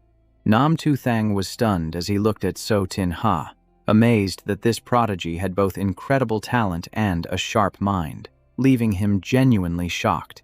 Seeing his silence, So Tin Ha continued, saying that judging by the senior's expression, he must have guessed right, then asked if the senior's name started with the letter N. Nam Tu Thang went from surprised to terrified, his eyes widening as he cursed internally, while So Tin Ha felt even more certain, calmly explaining that he combined the unusual behavior of someone on the wanted list with the predictable range of action, noting that Asura was called a butcher by the orthodox factions for his killing, and mentioned that someone had recently applied for array permits at defense line number 5, though he wouldn't go into details to avoid probing. After speaking, So Tin Ha humbly added that it was all just intuitive speculation and asked the senior not to blame him if he was wrong, leaving Nam Tu Thang staring at him as if he were seeing a ghost, thinking that this guy must have a camera on his head to speak so smoothly, and wondering how a secluded prodigy knew so much. So Tin Ha saw he wasn't arguing, and added that while he had been in seclusion for 10 years, it didn't mean he didn't surf the web or watch TV, causing Nam Tu Thang to sigh and admit defeat. So, Tin Ha patted his chest and sincerely offered to lead his clan to support defense line number 7, both to fulfill his own wish and to buy time for the senior to prepare for the big event, leaving Nam Tu Thang silent but highly appreciative, realizing that he had actually found someone intelligent enough in this life to call a soulmate. After a moment of silence, Nam Tu Thang patted So Tin Ha's shoulder and thanked him, admitting that he really needed time but warning that the front line was 10,000 times more dangerous, and he hoped So Tin Ha would survive alongside him. So Tin Ha suddenly interrupted him by putting a finger to his lips, hushing him and saying that he understood, promising that he would definitely survive and protect everyone. Nam Tu Thang's mood dipped for a beat as the words "dad" and then "little sister" popped into his mind. So he told So Tin Ha to take him to the clan for a visit, saying he would set up a boost array for them before they left for the front lines, to which So Tin Ha responded with thanks. As the two glided through the air, So Tin Ha suddenly mentioned that he actually had a little sister who was mute but had pretty good space teleportation abilities, and he offered to let her follow the senior after the boost was done, hoping she could be of help. Just then, a notification popped up, drawing both their attention to the news that the So clan prodigy So Tin Ha had emerged, killing an assassin from the alien race and over 10 crank-rotting giant corpses to take the number 9 spot on the ability ranking, while the mysterious array mage killed an alien assassin and over 10 iron slaughterers to take the number 8 spot. So Tin Ha led the So clan to reinforce defense line number 7, causing a stir in the busy streets as passers-by recognized the prodigy, whispering in shock about whether this was the legendary ancient genius, noting that while soldiers took cars and officers took planes, these guys flew directly, meaning they would likely reach the front lines even earlier than the last batch of veterans, a scene usually only found in novels like Era of the Myriad Races, giving hope that the prodigy's deployment would repel the alien races, all happening right there in the capital city square. Standing before Nam Tu Thang, So Tin Ha spoke seriously, entrusting his sister So Thien to the senior and expressing his belief that she could assist him, while Nam Tu Thang stood there eating a bun, speechless internally as he realized the guy really did have a sister. He asked in surprise if So Tin Ha was sure he wanted him to look after the girl, and right at that moment, A little girl with a bun hairstyle and a lollipop in her mouth looked up at him with glittering eyes, revealing herself to be So Tin Ha's sister, So Tin. Suddenly, two people drifted past, casting judgmental glances at Nam Tu Thang, feeling unlucky to see him after seeing the prodigy, with one remarking that he still had the nerve to be there soliciting a child, and the other agreeing, scoffing that while others had talent and spirit, this guy had nothing, causing So Tien's face to scrunch up as she pointed a finger at the two old gossips. A stream of dark energy shot out from the finger holding her lollipop. In a blink, the pair was sucked straight toward Nam Tu Thang. He looked at them, his face blank from the sudden shift, before a shrill scream rang out yelling for someone to come save them because two people had fallen into a cesspit, causing Nam Tu Thang to startle and wonder if it was So Thien, checking the list to see her name at number 12 as a level 8 space element user, right below number 11 from the Blue Gang. Nam Tu Thang instantly switched to a warm and welcoming demeanor, hurriedly shaking her hand and speaking politely. So Thien, I apologize for my rudeness earlier. The little girl happily shook his hand back and replied, In his mind, he calculated that having this kid around would save a lot of travel time. And since he was taking over all the work at the slaughterhouse in defense line number 5, he would not need to find a cover job for summoning the undead anymore. His gaze froze for a moment as old memories flashed by, and then he looked at the system panel appearing before him.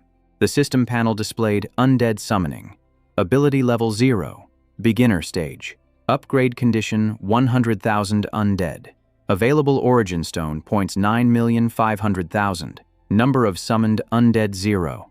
He chuckled to himself, thinking the fourth talent, Undead Summoning, had finally started up. He was overjoyed and ready to face the challenge when a loud voice rang out from the alley. What? Did you say you want to support the butcher work for all 200 cities in defense line number 5? Truong Vien listened, unable to believe her ears, and she struggled to say, how is that even possible? Leaving aside the workload, the distance alone is too vast. Nam Tu Thang remained leaning against the wall in silence, not in a hurry to reply. Then he raised a finger to interject. I have a way to handle those issues. You just need to ask the manager to register it for me. Truong Vien replied softly. Filing the application is certainly no problem. And there is indeed too much pressure on the butchers in the cities. It is just that. Nam Tu Thang was satisfied and turned to leave, waving his hand as he said, well, I have to thank you for that. I have work to do, so I will be going first. Truong Vien stood there, narrowing her eyes as she watched him go, thinking that his ability was much stronger than before. And he did not seem like someone who was greedy for life and afraid of death. But why did he want to fight so fiercely in the rear, instead of going to the front lines? Meanwhile, Nam Tu Thang was calculating in his head. The amount of origin stones from the butcher work was massive, and combined with So Thien's teleportation, his leveling and future layout would be much faster. He turned and said, let's get moving. So Thien, the little girl, sucking on a lollipop, happily raised a finger covered in black aura and replied, The scene shifts to a desolate wasteland. Nam Tu Thang and So Thien appeared amidst a pack of wolves. The little girl stroked the thick fur of a wolf, while he looked with satisfaction at the pile of origin stones the wolf pack had brought back. He clicked his tongue and said, very good. Keep up the hard work. The system reported 99,500,000 origin stones. Undead Summoning Ability Level 1. Beginner Stage. Ability Upgrade Condition 100,000 Undead. Exchangeable Origin Stone points 99,500,000. Number of Summoned Undead 1. Nam Tu Thang read the notification and saw that the Spirit Stones were enough, so he smiled, thinking this was the time to summon the first undead. He called out, So Thien, let's go. We are heading to the Chinling Mountains range, about 100 kilometers from here. The little girl turned back, reluctant to leave the warm fur of the wolf, but she still extended her dark fingers. In the blink of an eye, both vanished amidst the confused stares of the wolf pack, and a moment later, they appeared on a precipitous cliff. Nam Tu Thang blurted out, this is not Chinling. Kid, Did you teleport us to the wrong place? Nam Tu Thang looked down at the little girl and realized the truth. It turned out that the teleportation distance was still limited, and after the upgrade, a single jump was only within a 100-kilometer radius, while So Thien was still focused on teleporting. It took a while longer before they finally appeared at the mountain range named Chinling. Nam Tu Thang reminded her, "So Thien, find a safe place first." When he looked down, the little girl's shadow had already vanished, leaving him speechless. "Well, she really is quicker than her big brother," he sighed, then pulled his expression back to seriousness and started to summon the undead. As a spirit rose from the ground behind Nam Tu Thang, he said, "Awaken now, great Chin-Sol pool," and immediately after, a stream of red aura rose up from beneath his feet. Green energy from the surroundings began to flood toward the red circle, and Nam Tu Thang looked over in panic, sensing that something was wrong. A spirit appeared, holding a sword and shouting loudly, "Impudent! Who dares to disturb the souls here?" The system immediately reported, summoning undead Qin King Ying Zheng, undead level 10, current level cannot summon. Nam Tu Thang gripped his sword hilt, feeling tense inside, thinking, dead for thousands of years, but his presence is still this intense. Is this an Emperor Ta undead? I wonder if we can talk this out civilly. He took a deep breath, drew his sword, and said politely, "Senior, a great calamity is imminent, and this junior wishes to borrow soldiers." Qin King Yingzheng tightened his grip on his sword and roared, "Scoundrel! How could my soldiers be controlled by a little demon like you?" As he spoke, he pulled out his blade. He swung his sword once and continued to shout, "If you want to use my army, you must show me what you are capable of first." Nam Tu Thang leaped back to dodge, his eyes transforming as he replied, "In that case, this junior will have to offend you," he shouted. "Asura state, open." Qin King Yingzheng arrogantly said, "I united the 6 states. What have I not seen? You dare to show off your skills before me, a brat whose mother's milk has barely dried on his lips." The two streams of sword energy from a human and an undead collided, and the pressure that radiated out was heavy and crushing. Nam Tu Thang was sweating bullets but kept his voice steady as he replied, "You have never seen it, so we have to fight to know." Qin King Yingzheng became even more furious and shouted, "Arrogant bastard!" Nam Tu Thang did not retreat half a step and continued with Asura Dragon Slayer, slashing down with his sword toward Qin King Yingzheng. Qin King Yingzheng laughed mockingly. "You rely on this and call it a Dragon Slayer? Humph, let me show you what a true Dragon Slayer looks like." As he spoke, a giant form of a true dragon rose up behind him, and he arrogantly declared, "Sovereign True Dragon Ultimate Kill." The true dragon opened its massive mouth and charged toward Nam Tu Thang, who immediately shouted, "Asura Demon Slayer," and right after that, countless powerhouses from alien races appeared behind him. However, the moment that crowd charged up, they were swept away by the true dragon in a single strike and instantly disintegrated. Nam Tu Thang gritted his teeth, his heart tightening, thinking, no wonder he is an Emperor Ta undead. Asura has met its match. Suddenly, a giant skeleton rose from the ground, black aura rolling thickly over its body, and it bowed low toward the true dragon, causing dust and rocks to be swept up blindly. Qin King Yingzheng remained dismissive. "Humph, just more flashy tricks." Nam Tu Thang smiled with certainty. "Humph, is that so?" In an instant, the true dragon was dyed by the red aura from the giant skeleton, and Qin King Yingzheng started in shock, exclaiming, "How can this be?" Nam Tu Thang seized the opportunity to slash down with a strike as heavy as a mountain, saying, "Senior, I truly apologize for this offense." Qin King Yingzheng took the sword strike on his body, crying out in pain, "Ugh." Nam Tu Thang swung his sword to strike again, but Qin King Yingzheng hurriedly waved his hand to stop him, shouting, "Stop, stop right there. If we keep fighting, the Imperial Mausoleum will be destroyed." Hearing that, Nam Tu Thang sheathed his sword and replied, "Thank you, Senior." Qin King Yingzheng sighed and said, "All right, you win. But wait, how many years has it been since I fell into my slumber?" Before borrowing the soldiers, the human and the undead stood facing each other. He said, Tell me the whole story first. After listening, Jin King Yingjung took out an object and handed it to Nam Tu Thang, saying, "Times are difficult. There is no reason for a predecessor not to help. This is the Tiger Tally. Combined with your power, summoning the Qin generals will be much easier." Nam Tu Thang received it with both hands and said, "Thank you, Senior."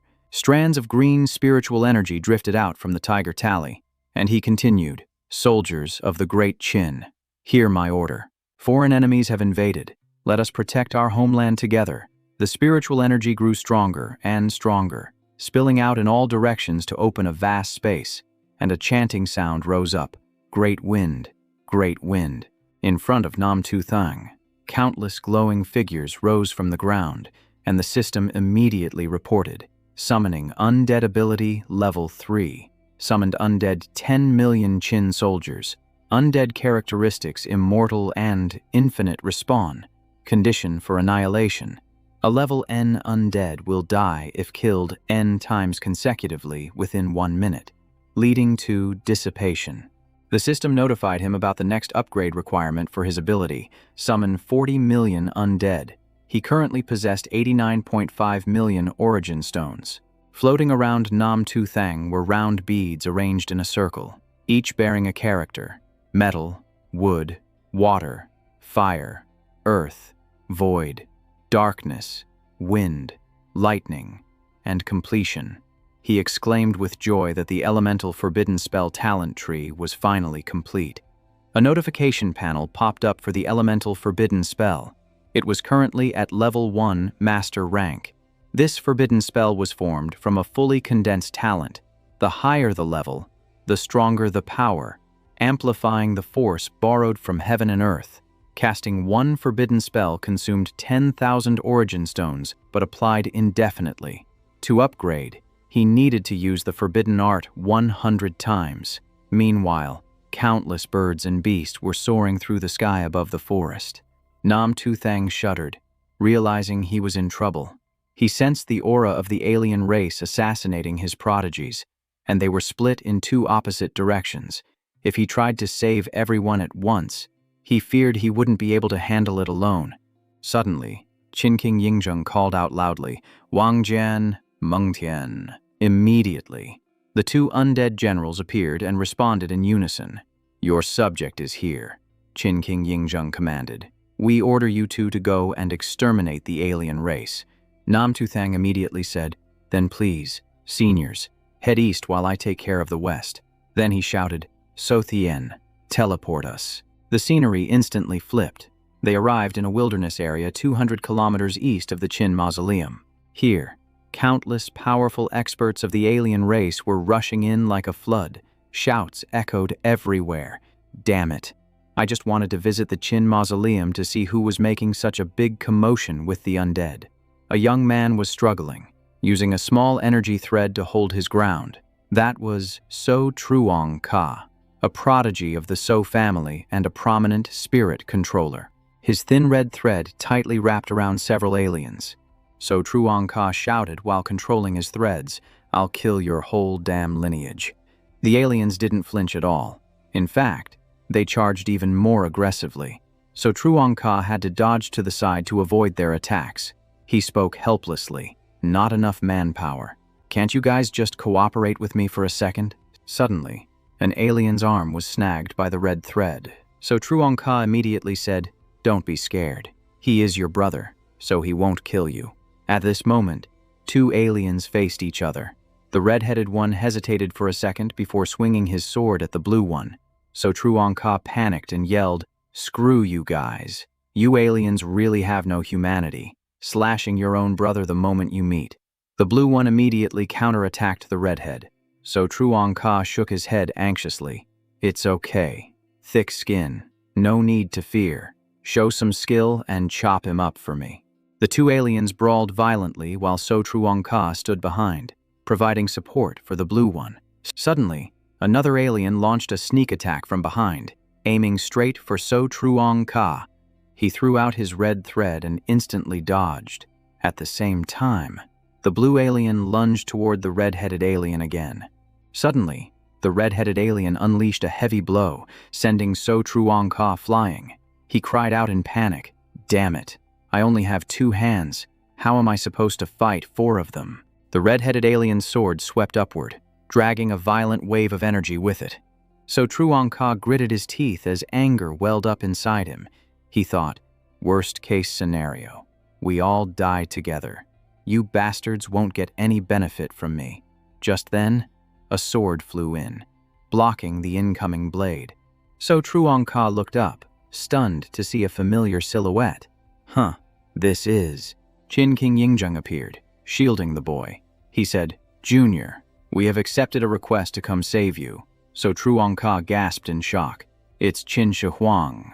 Chin King Yingjung raised his sword, his aura pressing down, and commanded, stand up, quickly. Let's end this battle fast. So Truong-Ka was still bewildered by the sudden appearance, but said gratefully, although it brings back some memories, thank you so much. Senior. Chin King Yingjung looked at the aliens charging recklessly and sighed.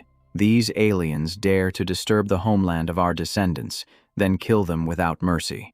Immediately after, a general stepped out from behind. An alien had just shown its face when it was struck down cleanly with a single blow. The remaining generals also took action simultaneously. Each alien was disposed of swiftly. The scene shifted to the sky, where the alien race was swarming toward the forest. In the wilderness, 200 kilometers west of the Qin Mausoleum, 2 people stood back to back. The young man nervously instructed, Tutu, I'll control the aliens in a moment. You take the chance to run. This was Tan An, a prodigy of the Tan family and a vegetation spirit summoner. The girl beside him was his younger sister, Tan Tu, who was also a vegetation spirit summoner. She replied firmly, Brother, if we go together. If we die together. In front of them, a horde of aliens surged forward like a wave. Tanan's voice was hoarse with worry. Tutu, listen to me. He slammed his hands onto the ground and shouted, Vegetation Spirit Summon. A forest of ancient trees rose from the ground, their roots wrapping tightly around the aliens' legs, pinning them down. Tanan hurriedly looked back and screamed at his sister, Hurry up! Run away! But it was too late. A red-headed alien unexpectedly broke through the shield and charged straight at them. Tanan immediately summoned more vines to rise up and block them. Suddenly, a splash of blood hit Tanan's face. He froze. Tantu had rushed out to take the hit for her brother and was slashed across her back. Tanan cried out in panic, Tutu. Seeing his sister injured, Tanan roared with bloodshot eyes, You dare hurt my sister. Howling kill blast erupted, and a force coiled into a tornado, knocking away several steel slaughterers. Tantu tried to reassure him, Brother, I'm okay. Be careful above you. Tanan looked up to see 2 aliens lunging down. Both siblings instantly turned pale. Just then, a familiar blade of energy slashed across the attack, saving them both. A male voice rang out, Tanan, Tantua, So Thien. Teleport all these aliens 1 kilometer away first. Immediately, the aliens in front of the siblings vanished. A young man stood before them and reassured, Don't move, and don't say anything.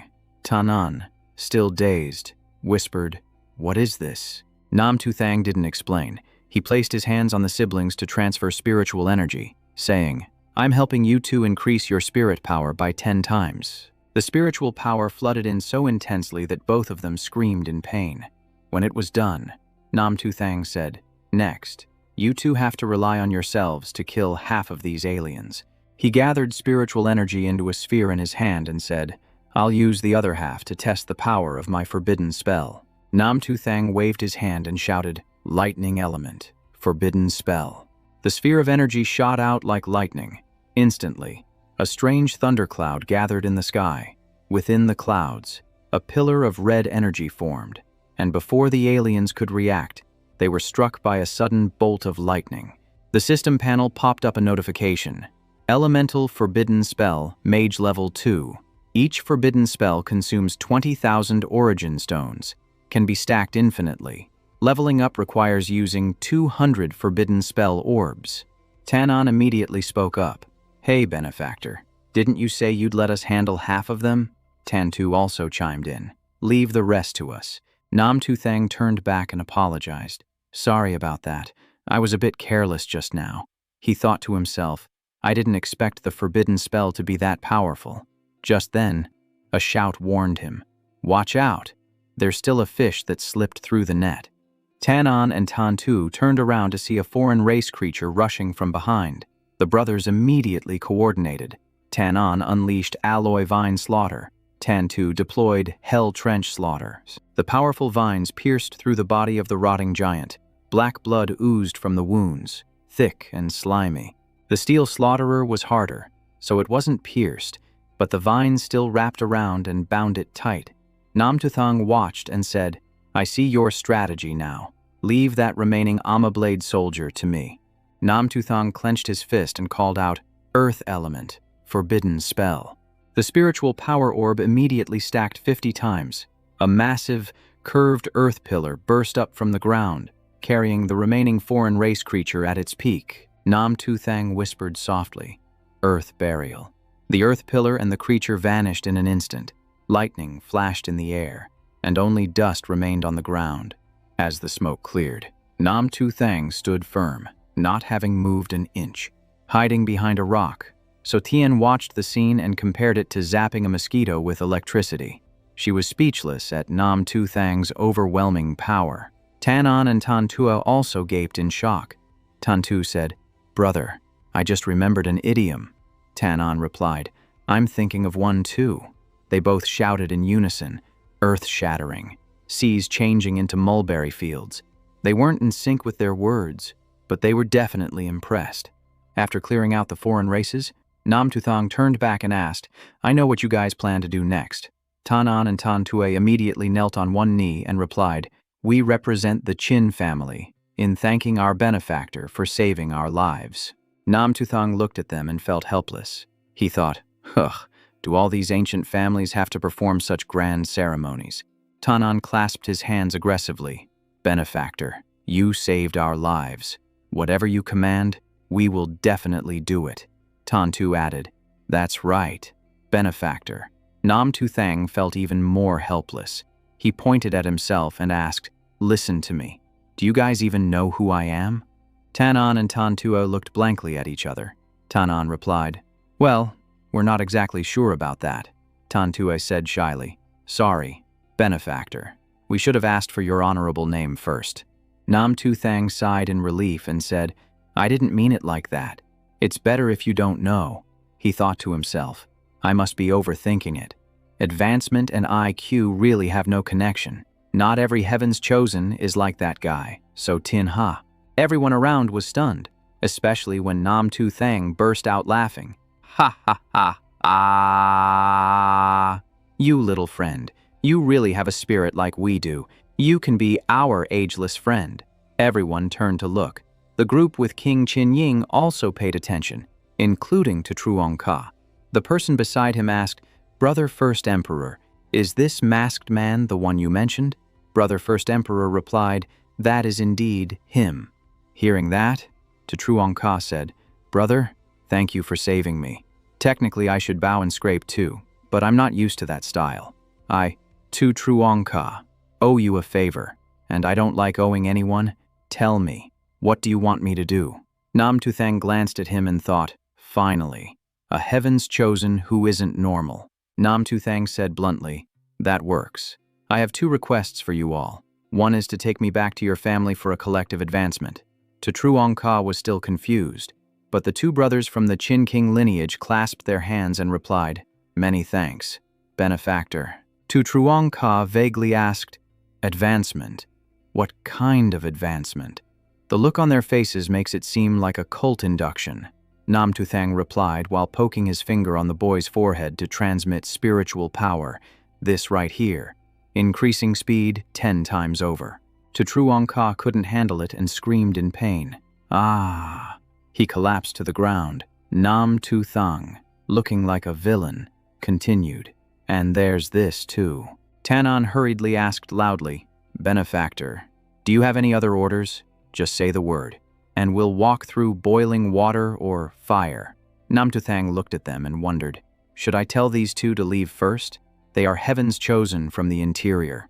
Not like that guy Tin Ha. In my past life, the battlefield didn't affect their family until a year later. He thought again. I'm in the rear. But if I force them to the front lines, isn't that moral kidnapping? Finally, he said. Ah, remember to protect yourselves well. Behind him. Truong Ka laughed excitedly and said, by the way, you really aren't honest. Wearing a mask is one thing, but is it that hard to speak your mind truthfully? He started analyzing. You summon spirits to protect the homeland. So does that mean we're just burdens here? Then he asked, do you plan to be an eternal hero by acting in the shadows?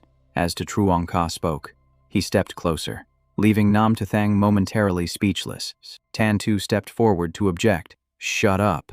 I won't allow you to be so rude to our benefactor. Nam Tuthang raised a hand to stop him and said, he's not wrong. He put his hands in his pockets and continued calmly. I need you to lead your family to defense line number 7 and help me for a few days. The battlefield of the 10,000 races won't have childish assassinations like just now. If you're truly heaven's chosen, try to stay alive and meet me at defense line number 5. He paused for a beat and added, when that time comes, I'll show you my real face. The Tan brothers placed their hands on their chest and replied, understood. Benefactor. The Tan family will definitely not fail this mission. Truong Ka also said, yeah, that's better. Nam Tuthang handed a tiger tally to Truong Ka and said, I entrust 10 million Chin troops to you. Truong Ka happily accepted it.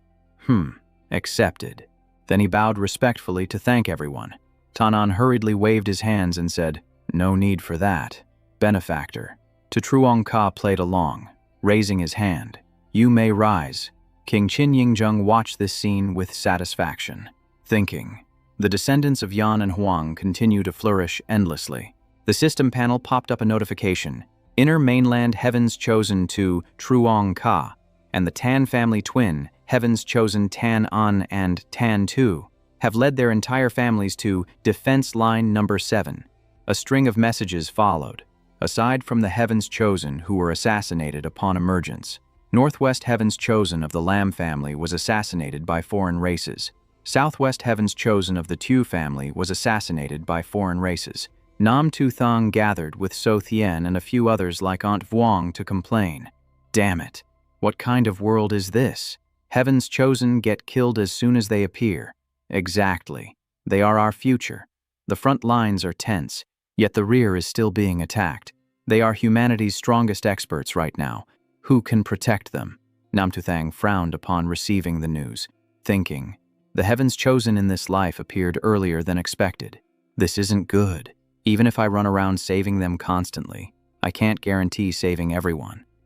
Nam Tu Thang turned to So Thien and said, instead of trying to stop the soup from boiling, it's better to add more fire under the pot. So Thien smiled brightly, her eyes sparkling as she looked at him. Nam Tu Thang continued, let's go to the northern desert.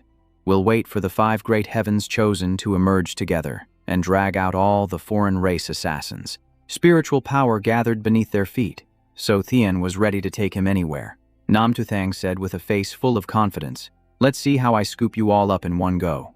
Under the silent night sky, only Nam Tu Thang's voice echoed, Thien, So Thien. First, they approached the Han tomb cluster. Darkness descended, broken only by a calling voice. Tu Thang proclaimed, I am your senior of the great Han. Now awakened, the great era has arrived. Any descendant who dares to insult a true scholar shall be punished. He slammed his hand onto the ground. Red lightning erupted from the impact point, shaking the earth. The ground cracked as ancient power rose up.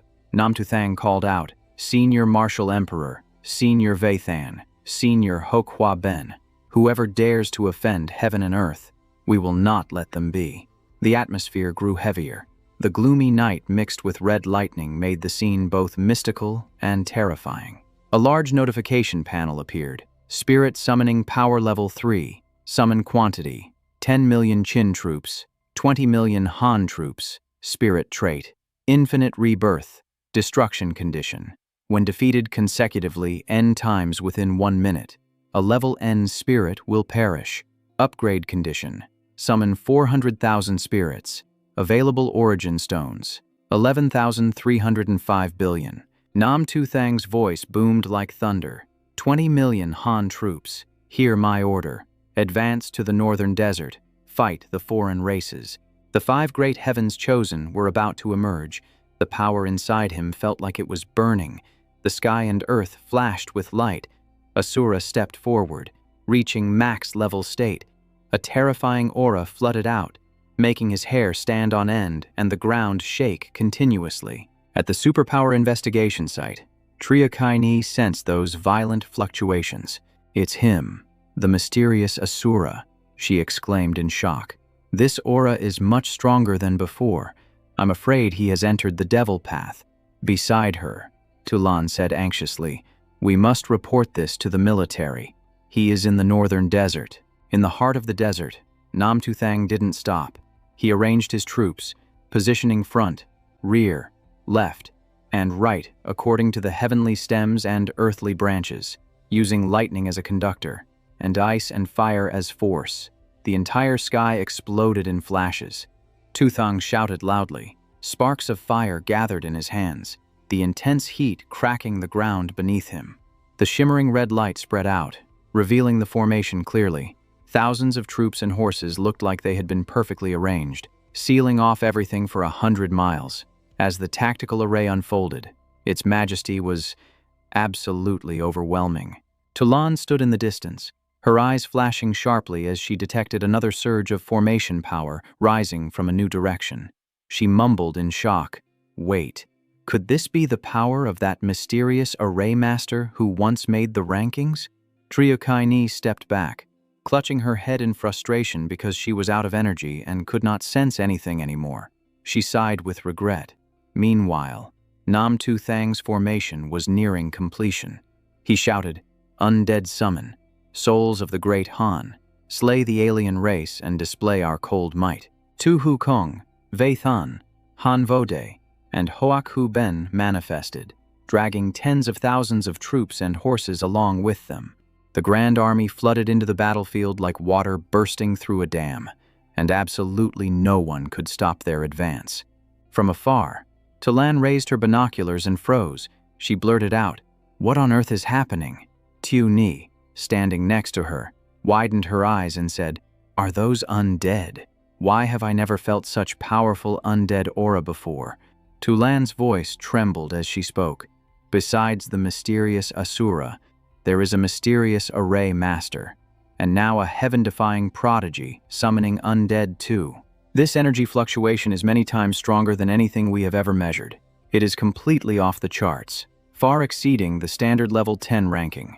Tulan stood transfixed, forcing out 2 heavy words, "Divine level." Triakaini's face went pale and her eyes grew wide. "Divine level? You mean there are 3 divine-level Esper prodigies gathering in the northern wilderness desert?" The two of them looked at each other, a heavy tension settling in. "We have to report this to the Supreme Commander of the Ground Forces immediately." Meanwhile, in the middle of the desert, Namtuthang stood tall with his arms spread wide. His eyes glowed a furious red, his hair standing up like blades, as he activated a forbidden spell from his hands. Light elements stacked upon each other hundreds of times over, and a massive Tai Chi light formation illuminated the entire night sky. In Sa Roy City, the sky suddenly brightened as if it were daytime, throwing the citizens into confusion. One person muttered, "Huh, is it morning already?" As they glanced at their watch, someone replied, "That's not right. It is only 10 at night." The crowd buzzed with wild guesses. Some said, "Is it a monster?" While others hurriedly checked the news. Suddenly, the loudspeakers blared an emergency announcement. "Breaking news. 4 mysterious divine-level prodigies are gathering in the northern desert. Military fighter jets have been deployed to investigate." The citizens were shocked and whispered among themselves, "Divine-level prodigies. I have never even heard of rank A." Someone sighed. "Who knows? Maybe this is the greatest hope for the East." Everyone sensed the gravity of the situation as the ground forces joined the fray. This event was creating massive shockwaves. At the Continental Center, Defense Line 1 switched to emergency status. Military helicopters tore through the night, flying past the city toward the northwest border of the northern wilderness desert.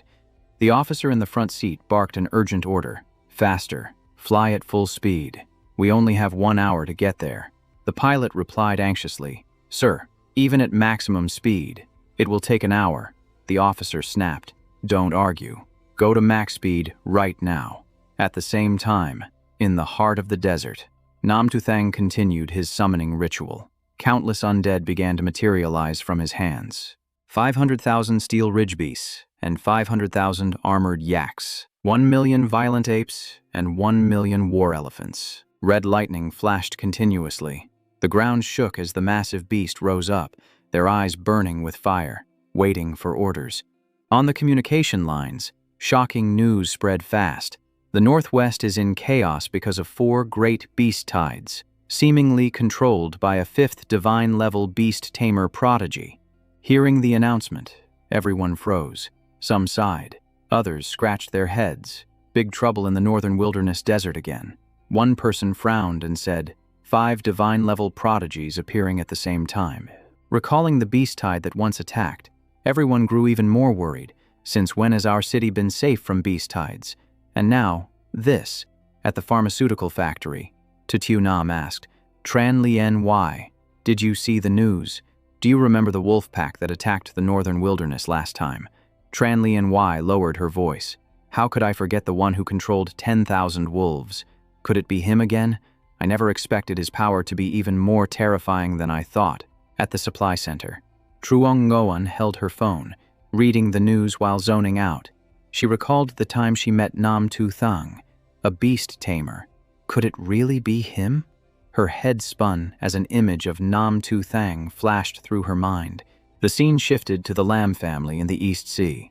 An anomaly appeared in the sky, a red sphere swirling endlessly without stopping. The water below surged. The prodigy Lam Truong glided across the surface of the sea without needing any vehicle. Beast tamer Nam Tu Thang. I have to see this with my own eyes, he told himself, then accelerated. In the inland territory of the Trugat family, the prodigy Trugat Vian rode a beast, rushing toward the northwest. Elemental forbidden spells this powerful. This could be a massive opportunity for my clan. His eyes burned with ambition. Near the northern wilderness desert, major families like the Haiyan Vian family, the Huang family, the Ngu family, and the Tu family were all heading toward Nam Tu Thang's location. This trip was definitely not going to be easy. Nam Tu Thang sensed multiple major powers closing in and smiled. Truly dangerous. Only an alien race could draw all the prodigies to one spot. He whispered, his eyes glowing red. Just in time. I was waiting to add a little more pressure on them. On the ground, the Huang family prodigy, Huang Hien, was struggling against a herd of giant mutated beasts.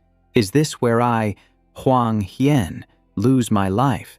No, I refuse to accept this. In his panic, he still screamed provocatively, Come on, do you mongrels know who you are dealing with? Suddenly, the undead beasts stopped in unison, as if receiving a signal, and turned to leave. Huang Hien was stunned. What is going on? Did they run away? But that was only the beginning. Across the battlefield, the undead beasts also stopped their attacks. They gathered into a massive legion under the command of Nam Tu Thang. He glanced coldly, his voice booming down. The time has come. Beast Tide, Undead Legion, advance. Join me in this slaughter. Nam Tu Thang immediately swung his sword. The sky turned blood red, and a wave of force exploded outward, sweeping away everything in front of him.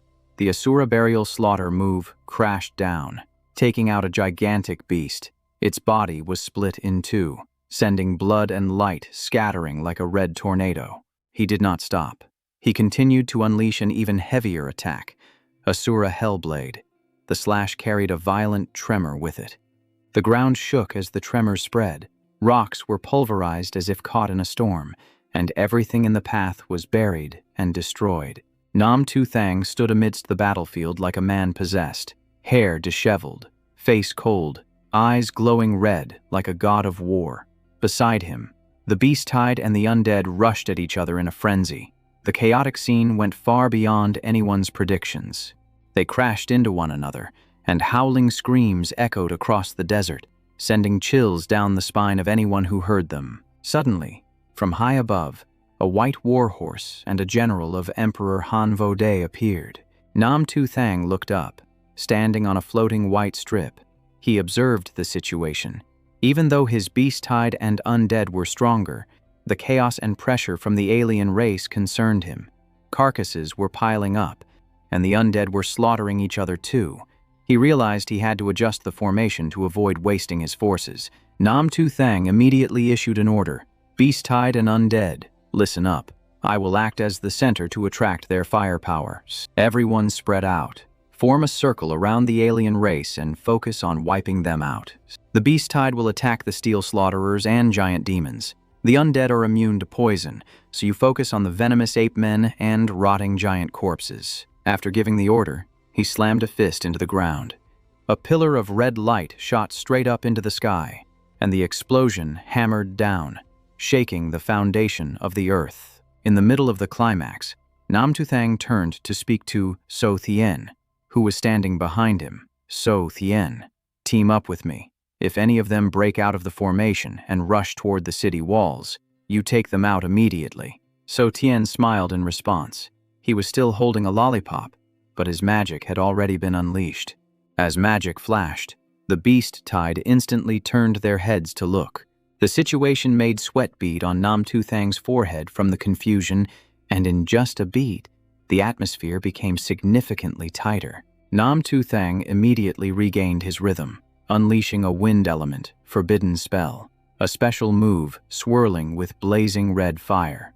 A vortex of energy erupted, knocking the massive beast high into the air. The moment it fell, the smaller beast rushed in to tear it apart, creating a scene that was savage, tragic, and suffocatingly tense. So Thien playfully hopped around the battlefield, laughing loudly and saying the giant demons looked so miserable, while Nam Tu Thang watched him, praising him, but also reminding him, saying, "Good job, So Thien. But next time we transport them, we need to be more careful." However, the situation in the surrounding area was still not looking very optimistic. When Nam Tu Thang was surrounded by a swarm of ugly giant demons, he smiled calmly, thinking he should get used to this scene. Then he charged in, using a lightning element forbidden spell stacked 50 layers deep to take down every monster before him. The Heaven's Prides are arriving soon, and the government won't be slow either, so I have to finish this quickly. Nam Tu Thang deployed another forbidden spell called the Flying Banishing Strike, creating large and small red circles that rotated around him like waves, pushing back and crushing the stumbling monsters. The next explosion shook the heavens and earth, and a strange voice rang out from afar, asking who could possibly push the knight's arts to such a peak level. The person who just spoke was the Heaven's Pride, Jiakat Vien. But just a heartbeat later, his eyes were drawn to a massive beam of light rushing from the distance like a falling meteor. The red light flashed continuously, making Jiakat Vien feel like his head was being hammered, painful to the point of numbness, and Nam Tu Thang immediately appeared, boosting his power and controlling lightning to wrap around Jiakat Vien. It made him clutch his head and scream, his eyes rolling back, creating a spine-chilling scene. After the buff and movement were complete, Jiakat Vien woke up and hesitantly spoke, asking the senior to please stop, asking for his great name, and promising that the Jiakat clan would never forget to repay this kindness. Nam Tu Thang turned his head and spoke in a cold voice, saying, "We left a message for you in the army in the northern wilderness, and if you want to repay us, just follow my words." Then he vanished like lightning, and when Jiakat Vien looked up, his shadow was gone. Realizing the senior did not want to reveal his identity, he immediately shouted loudly to everyone, telling them to listen, that they would follow the senior's instructions and head to the northern wilderness to check the message. High above the hills, helicopters circled continuously, and a few landed on the empty clearing below. The commander of the inland army, Tu So Duong, stood in the cold snow asking if this was the right place, wondering why it was empty with no Heaven's Prides or alien races. And a soldier behind him replied that the location was confirmed, but he didn't understand why it was empty. But before he could finish, the ground shook, cracked, and shattered, as a giant alien race rose from the earth to threaten everyone. Cat Vien appeared just in time, using a forbidden spell to bury the entire group of alien race assassins back underground. The commander asked for clarification, and Cat Vien explained thoroughly, but when asked about the 5 mysterious Heaven's Prides, he immediately denied it, saying they were just on their way to the Heaven's Pride formation, and the person was wearing a mask so they could not be identified.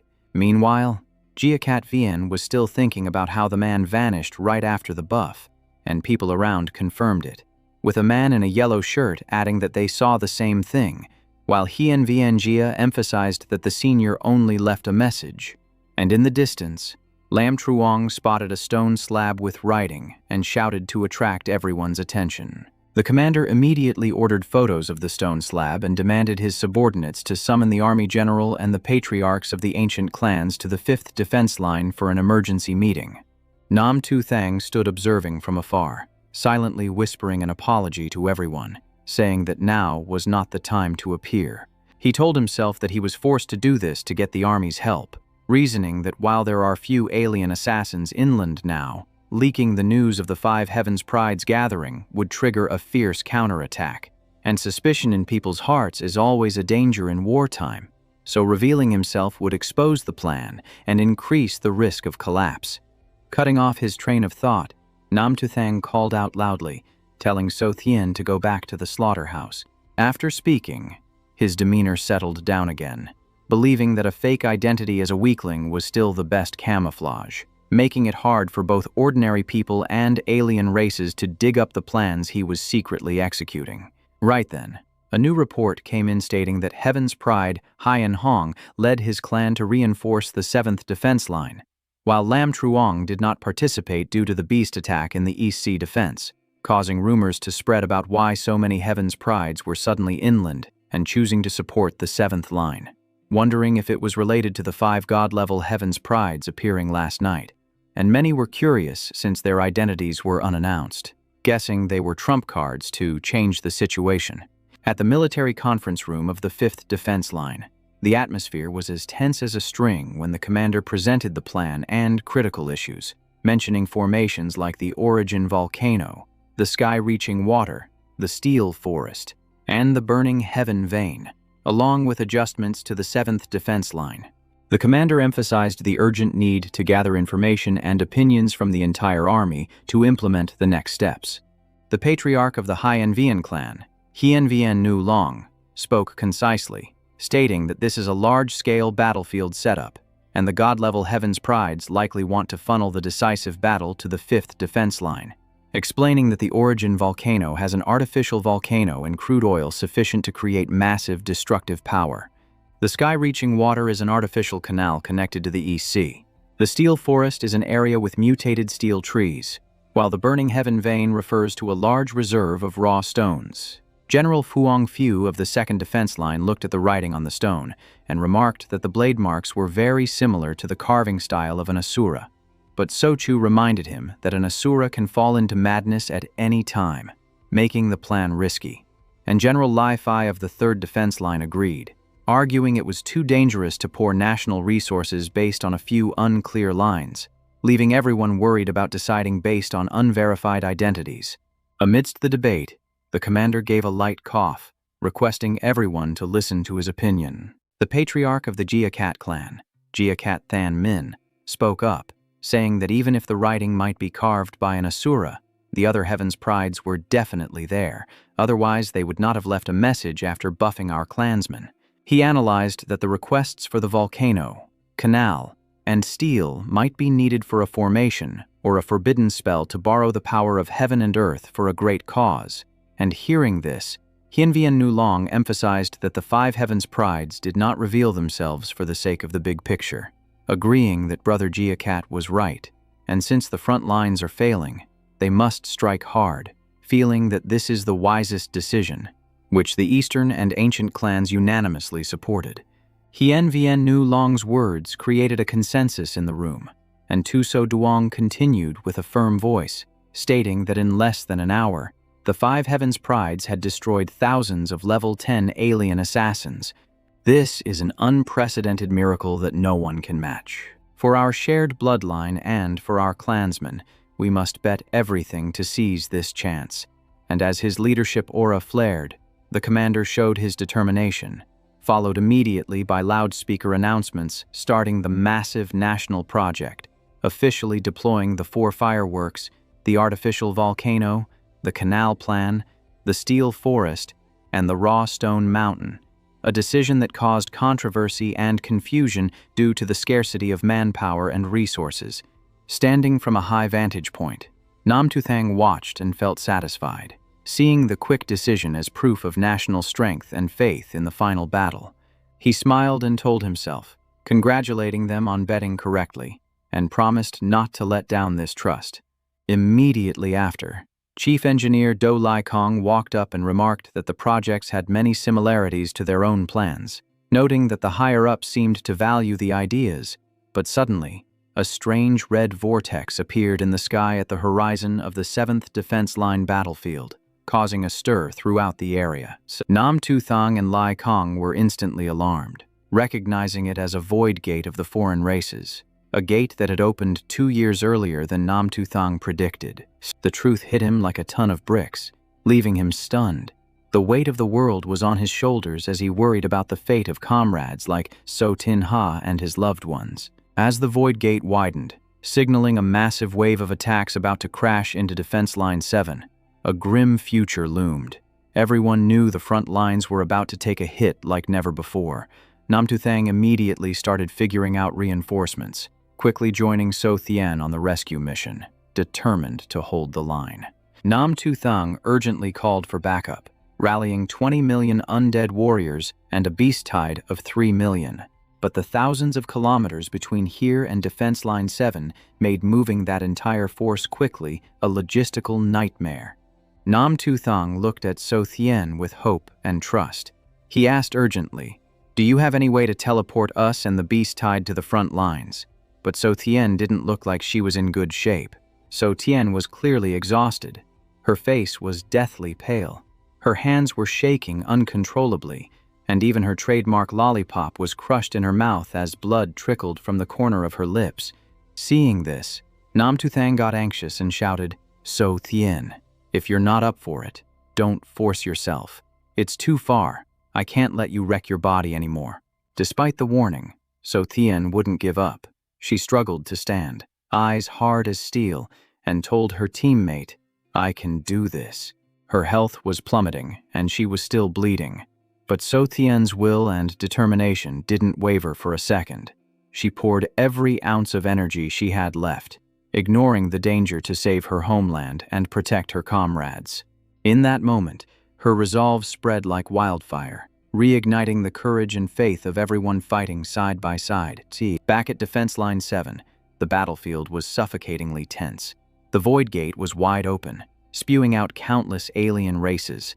The sky turned a blood red, signaling a merciless battle, while a blinding white blizzard covered everything, making the air heavy and freezing cold. The warriors stood their ground, waiting for orders. Everyone knew this fight would decide the fate of the entire line. The commander of Line 7 roared, "We defend this place even if we die. Prodigies, charge. Behind you. The Psychic Corps and infantry are ready for artillery support. This is a war of weapons and faith." Old Truong and Nam Sun Hung stood next to the Great North Cannon. Amidst the chaos, Old Truong said worriedly, "We're basically out of nukes, and artillery shells are running low. Is there any point in keeping this up?" Nam Sun Hung immediately shot back, "Old Truong, don't talk like that. Look at the prodigies. Last time we felt hopeless. They saved us and even brought an army of 10 million undead. It's rare we get a win like that. And now the situation feels the same. You gotta believe, when the cart reaches the mountain, there's always a path through." Even so, Old Nam and Old Vuong couldn't hide their worry and despair as they watched the prodigies preparing to dive in. Old Vuong blurted out anxiously, "No matter how strong the prodigies are, they're still human. They get tired, they get hurt, and they die." But they stood firm as rocks. Old Nam reassured him, "Keep your spirits up. We support them until the very end. If we have to sacrifice ourselves, so be it." Then the moment of impact hit, and the whole battlefield seemed to explode. The two sides slammed into each other, fighting without a break. So, Manhwa started unleashing his power, opening up his sword domain. He released 10,000 swords that pierced through hearts, the sharp blades manifesting in the air before raining down, stabbing straight into the beast horde. The collision caused a rapid series of explosions, making the battlefield even more chaotic and dangerous. On the front lines, Manhwa was brawling with giant beasts, each one massive and deadly. He didn't hesitate, cursing as he fought. "Screw you guys. Activate all my alien shielding. Go ahead, bite me." He charged straight ahead without backing down, even while surrounded. Manhwa wasn't slacking either. With a wave of his hand, countless monsters fell under the might of the Great Qin. Meanwhile, Tanan and Tantua were encircled by thousands of beasts, trapped so tight there was no way out. So, Manhwa kept fighting relentlessly, attacking and defending at the same time, but giant beasts blocked every direction, making the space feel like it was being crushed. Suddenly, Old Nam shouted, 4 o'clock direction, 3,375 meters. Fire. A flash lit up as the cannon fired. The shell screamed through the air and detonated in the middle of the beast pack, sending dirt and rocks flying and shaking the whole sky. The explosion echoed, changing the tide of battle instantly. Old Nam continued commanding, 8 o'clock direction, 2,978 meters. Fire. Another shell flew out, stopping the momentum of the new alien wave. Each shot hissed through the air before exploding violently, forcing the charging line to stall. Just when they thought they had it contained, a massive black shadow suddenly rose up. The previous beasts were already dozens of times larger than a human, but this thing was way bigger, like hundreds of times larger. The commander couldn't help but shudder. What is that? I've never seen that species before. It was colossal, wrapped in steel chains and wearing a simple loincloth. The scariest part was the pair of buffalo horns on its head, big as mountains, and the giant, vicious blade it held in its hand. It charged across the battlefield, forcing the prodigies and everyone else to scatter in panic. No one had time to react. Manhwa broke out in a cold sweat on his warhorse. Seeing the giant beast in front of him, he blurted out, "Holy crap! What the hell is that? It's as tall as a city wall." The monster swung its weapon and smashed it into the ground. The ground groaned, and a massive crack opened up, cutting off everyone's escape route. People nearby screamed in panic, their minds going blank, not knowing what to do. Seeing the danger, Manhwa immediately ordered, "Bak Koi, protect Manhwa." Bak Koi sprang into action, but the monster kept chasing them relentlessly, every step kicking up a storm of dust like the earth was being overturned. Manhwa remained surprisingly calm. He shouted, "I'm fine. This thing is no joke. Go help Emperor Huang fight the enemy." At the same time, Huang was engaging in battle alongside the prodigies and generals. He yelled, "We must fight. Follow me." The soldiers charged all at once. A fierce battle erupted between the monster and the army, but it counterattacked with terrifying power. Every hit was so heavy, hardly anyone could stay standing. But suddenly, it froze like it just realized something. It caught a scent or a clue, and its rage spiked. It roared, deciding to go all out. Huang didn't back down. He stood tall with the aura of the Great Qin legend, my Great Qin spirits, veterans of 100 battles, ready to die on the battlefield. A green circle descended like an invisible shield as he shouted, "I've been brought back to life today, so what reason is there to fear? Glory to Great Qin." Huang moved like lightning, appearing behind the monster. He raised his weapon to strike, but the monster sensed the danger and turned to counter. Meanwhile, Huang Man and the commander were heavily wounded, blood-soaked and clothes tattered, but they stood firm, weapons in hand, ordering the psychic core to resist the aliens with everything they had. The soldiers kept charging, blocking the lower-level aliens, fighting until they were exhausted, but never stopping. The commander gripped his blade tight, ready to fight again. He ordered the prodigies, "Follow me. We take down the king." Everyone attacked at once, shifting the decisive battle to a different spot about 200 kilometers away from Defense Line 7. Nam Tu Thang was carrying So Thien on his back. She was too exhausted to walk. He looked at her face with worry. So Thien, can you still hold on? So Tien's face was deathly pale and covered in cuts, sweat pouring down her skin. She forced herself to speak, saying there were only 200 kilometers left, and her big brother was waiting there. Blood still trickled from her mouth, but she gritted her teeth, refusing to give up. Tu Truong Ka and Tan Thui Hoang continued their charge, blocking the endless waves of mutant beast pressing in, seeing the danger. Tu Truong Ka shouted to Tan Thui Hoang, "Senior Thui Hoang, you take the undead army and intercept the other alien races. Leave this spot to us." Tan Thui Hoang nodded, signaled for the spirits to follow, and immediately issued the command to transfer leadership. Tu Truong Ka surged forward, gripping his weapon tight, while crimson threads flared up like fire and extended outward. With a burst of speed, he launched himself straight toward the beast holding the line. The crimson thread stretched out, winding tightly around the mutant beast's limbs and pinning it down. This move wrenched the creature open, clearing a path for the other warriors to unleash their attacks. "Buy me 30 seconds of control," Tu Truong Ka screamed, his threads tightening without letting up. On the other side, So Tin Ha held his ground, his momentum unwavering as he unleashed his sword domain. He unleashed a barrage of powerful strikes, sweeping all 4 directions to stop anyone daring to approach. However, his opponent clung on stubbornly, refusing to go down. Tanan was sweating buckets, the relentless attacks forcing him to drain every ounce of his strength just to defend. He summoned his alloy vines, wrapping them tightly around his body. He coordinated with Tantu to launch a move, shouting, "Strangle. Single wood becomes a forest. Trap." Tantu yelled as the two set up an airtight formation, leaving the enemy no gaps to strike. Meanwhile, the commander soared into the air alone, aiming straight for the giant monster. The Kirin fire erupted, and the blade in his hand dragged a blazing streak of flame before he slashed it down. The fire instantly roared to life, forming a circle of containment. The commander steeled his voice, declaring, "No matter how powerful this thing is, it will never escape our combined might." He didn't flinch for a second. The monster raised 2 colossal blades and slammed them into the ground, the sharp edges digging in with a deafening clang. The surrounding fire flared violently, but the force of the slash and the wind gusts spread the flames further, making the blaze even more ferocious. Hovering in the air, Tanan called out to his sister, "Tutu, don't get distracted. Keep fighting."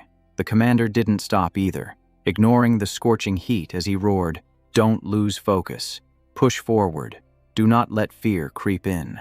The giant beast refused to yield. It unleashed a devastating technique, spinning rapidly to generate massive tornadoes that sucked everything into their vortex. The tornado sucked in nearby warriors, sending them flying as they screamed in panic. The vortex grew stronger by the second, and casualties mounted rapidly. Everyone shouted, "Be careful.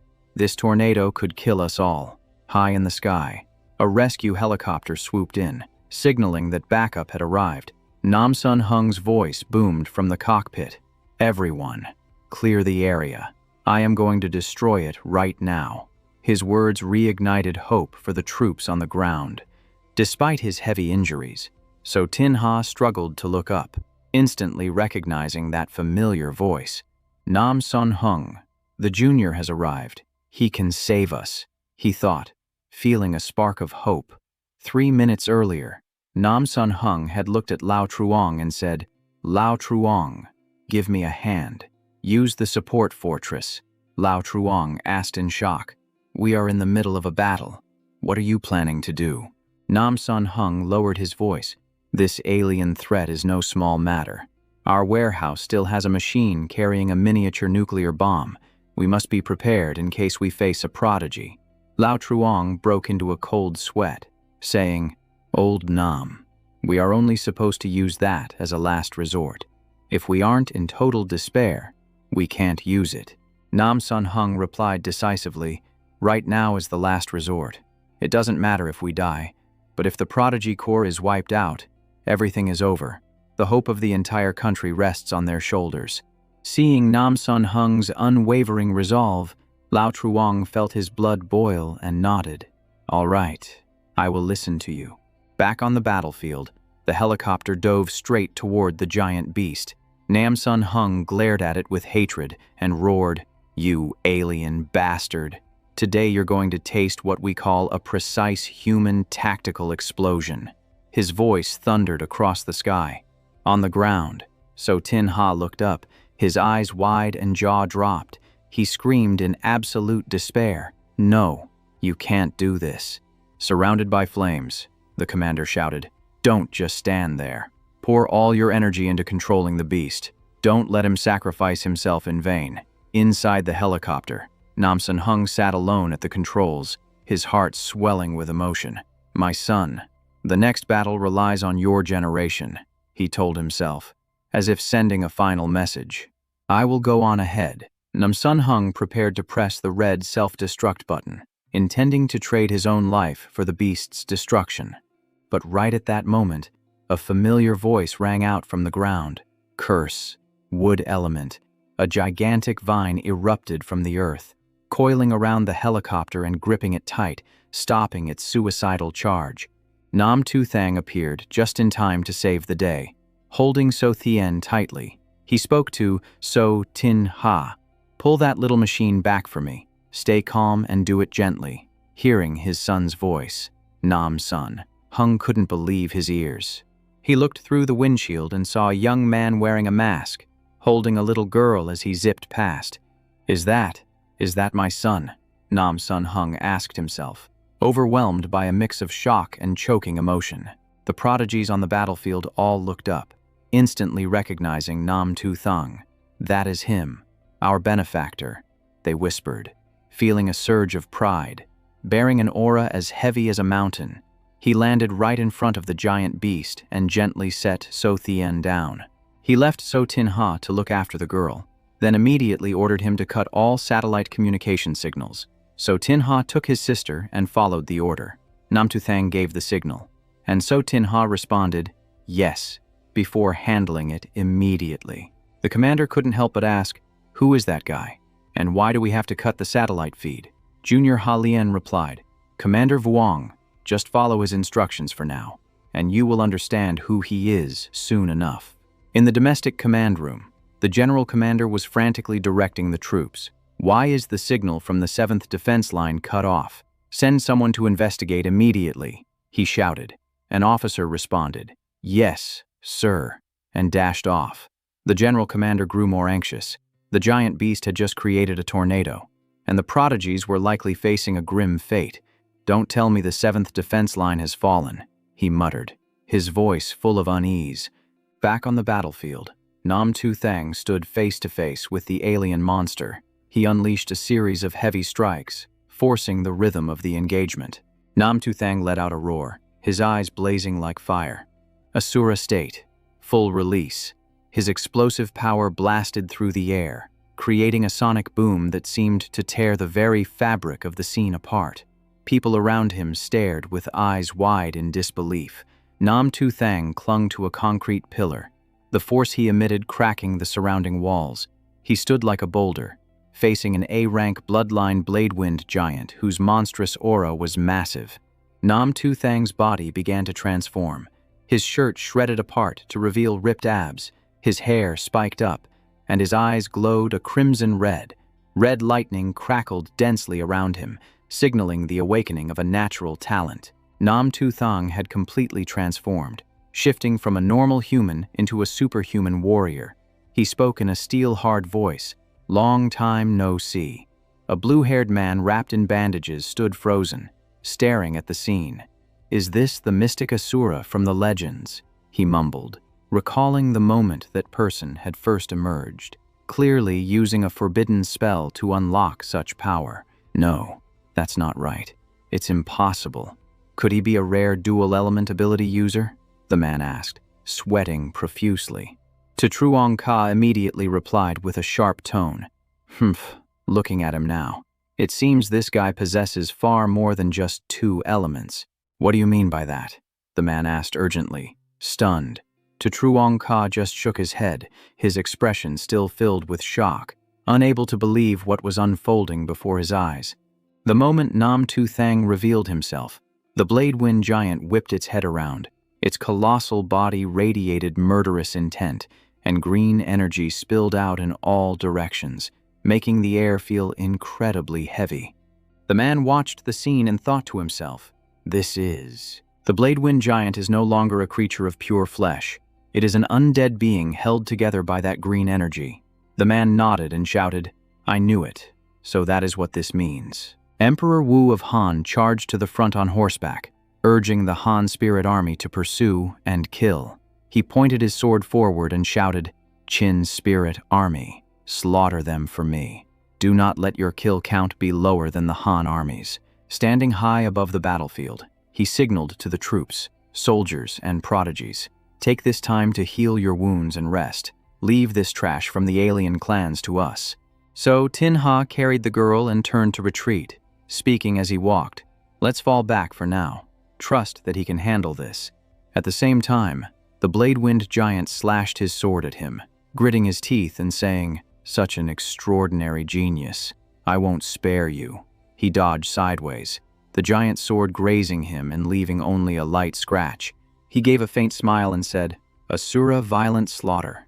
He waved his hand with lightning speed, chopping the Blade Wind giant's arm into multiple pieces that clattered onto the ground. The attacks came fast and furious. He unleashed Asura Dragon Slaughter and Asura Demon Slaughter in succession. Every hit landed, tearing the giant's body apart bit by bit, until finally, he poured all his power into Asura Hell on Earth. The Blade Wind giant's body shattered, fragments raining down. The spectators were stunned into silence. 5 people combined couldn't kill it, yet he finished it so quickly. The fragments slowly gathered, the form beginning to recover. Someone gasped in panic. He's strong, but the Blade Wind giant is even stronger. Everyone realized the Blade Wind giant was transforming, recovering, and powering up. He turned his head to look straight at it. A gigantic sphere appeared, twisting into a distorted shape, turning into a ball covered in eyes with swords jutting out in all directions. He looked at the scene with a cold smile and said, Just as I thought. This is an extreme form where the weakness is obvious. It's the strongest state, but all the energy is focused in the core, making movement extremely difficult. The blade winds spun wildly, tornadoes screaming. Nam-sun shouted a warning. Be careful, kid. It's spinning into a tornado. He didn't hesitate to activate the forbidden spell, Wind Element, stacking it 50 times into a tornado. A massive red blade appeared in his hand as he continued to stack the Thunder Element forbidden spell 50 times. He charged straight into the eye of the storm using the Asura Demon Blade. The red blade swept through, slicing the opponent's body apart. The heart, filled with black aura, trembled, seemingly exhausted, and trying to escape. He blocked its path, his voice cold. Where do you think you're going? He continued to cast the Wood Element forbidden spell. Red earth shot up from 3 directions, locking onto the enemy's heart. The Asura power exploded again, sweeping forward like a hurricane. A red sword streak tore across the sky in a cross shape. The crowd below screamed in terror. Unbelievable. Is he really this strong? They couldn't believe their eyes. Tanan spoke up. The benefactor's forbidden spell isn't just a single element. Nam-sun witnessed it with his own eyes, trembling and sweating as he said, I'm genuinely terrified. Another voice rang out with an order. Undead charge. Beast tide surround them, covering 1 kilometer, 13 kilometers. He stood amidst the ruins and calmly said, time to set up the formation. He placed his hand on the ground and began the layout, stacking 1.5 million elemental sword chi formations extending for 30 kilometers. Red circles spread rapidly in all directions. He continued casting, stacking 1.5 million elemental spike formations extending 30 kilometers, then 1.5 million frostbone freezing formations extending 30 kilometers, and finally 1.5 million raging thunder slash formations extending 30 kilometers. The earth element, forbidden spell, immediately pushed the ground up beneath his feet. A giant dragon rose from the ground as he chanted, "Heaven and earth are vast and primal. The ancient immortal reigns as king." Standing atop the undead, he continued to act. The red circles expanded again, stacking 3 million undead amplification formations, covering 300 kilometers. The surrounding undead gradually recovered. He spoke firmly, pulling the nails and wedges, unprecedented and matchless. The soldiers shouted in unison, "The spirit of VM Huang, hooray." The system panel displayed a notification, Array Mage, Ability Level 5, Opening Formation, Ancient Beast Extermination. Array, 50 times amplification. Note, each formation consumes 60 origin stones, can be stacked infinitely, next level up pending. The formation count reached 50 million. He laughed as if a burden had been lifted. The level up came at just the right time. He laughed loudly and unleashed the formation. 3 million ancient beast extermination arrays. Open. The system panel immediately warned. Reserve origin stones insufficient. Cannot satisfy the formation. Remaining origin stones from before, 36 million. He felt a pang of disappointment, his face darkening as he said, "Not enough origin stones. Was I really too hasty after all?" Anger welled up, but he suppressed it, speaking coldly. "Then I guess I should save some energy first." "Right." A moment later, he looked at his opponent with a demonic smile and ordered, "Amplify the formation 10 times. 3 million single-target beast horde formations." The array instantly exploded in power, expanding its range. The monsters in the vicinity suffered agonizing pain, unable to resist. They could only roar in mad frenzy, sending rocks and debris flying as the battlefield plunged into violent chaos. Still unsatisfied, he tore through the wind, flying and speaking. "I still have 6 million origin stones left. I can set up an amplification formation at the city wall." He raised his hand to decide the final move. Massive energy erupted, shaking the space, but he remained calm. Extend 30 kilometers along the city wall. On the other side, everyone witnessed the fluctuations created by that man. They looked up at the sky, eyes wide, and exclaimed, "The benefactor is standing on the city wall deploying a supersized amplification formation. The energy rising is terrifying." Truong Ka also looked at the array in the sky, speaking coldly to the people next to him. "Yeah, he's leaving a trump card for our defense line number 7. A one-eyed soldier standing nearby spoke worriedly. "Now I understand who he is, and why he cut the satellite connection. A god who combined 5 talents into one. Not just the alien races, but even humanity views him as an alien." Hearing this, Truong Ka's expression changed. He frowned and said, "That's right. Humans are always strange like that. They always pray for a god to save the world, but when the god actually appears, they start to fear him." Tanan also spoke up. The benefactor didn't hold back at all this time, not just because the situation is urgent. He was still speaking when Tantu cut in. Also because since we're on the front lines, he trusts us more than the people in the interior. Hearing the two of them, Truong Ka nodded and replied, "He said to leave it to him, so let's leave it to him." Then he looked up at the sky and continued, 3 more hours until dawn. Take the time to heal and rest. Don't waste his kindness." In the silence, he gathered energy in his hand and slowly descended, speaking calmly. "I'm out of origin stones, but I still have stamina." He smiled confidently. "Just relying on Asura is enough to wipe out this bunch of alien races." He waved his hand, and the aliens around him instantly snapped in half. He rushed in for a violent slaughter, the atmosphere seemingly suppressed into silence by his coldness. Nam Sun Hung stood in a corner observing, evaluating silently before mumbling, "Kid, I thought you were just arrogant." A soldier next to him heard that and explained, "Being arrogant is justified when he saved your life. Calling a genius like that a kid is a bit much. In the middle of the battle." The other person continued, "If I don't call him a kid, should I call him an old man?" Nam Sun Hung laughed dryly. "Ha ha ha, fair point." The battle raged on. But elsewhere, inside a hospital room, Nam Tu-san stood next to a patient, reassuring the family. "She is just exhausted. Her life is not in danger. speaking from years of experience. I am here. My brother is outside. Do not worry. It is almost dawn. Go get some sleep. You have not slept a wink in almost 2 days. Despite her comfort, Sun Tin-ha was still restless. He thought for a moment, then said, "It is good that he came here, but he should not waste his time and mental energy here. After all, it is because we are too incompetent." Seeing him blame himself, she placed her hand on his shoulder and advised, "Hey, have you ever heard the story about defying fate? Well, forget it. I cannot change your mind. Figure it out yourself." She turned to leave, saying as she walked, "I am going to take care of other patients." Sun Tin-ha replied coldly, "You go ahead." Walking a few steps, she turned back and said sincerely, "I believe that deep down, he is definitely very grateful to you." Seeing her sincerity, Sun Tin-ha whispered back, "I know." Just then, So Thien on the hospital bed suddenly woke up. The moment she opened her eyes, she caught his attention. She called out weakly, "Brother." So Tin-ha, her voice full of concern.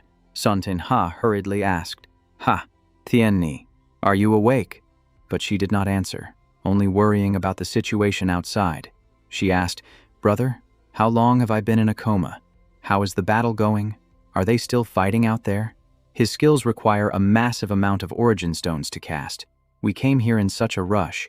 I am so scared. Hearing that, Sun Tin-ha widened his eyes at her and asked back, "Origin stones."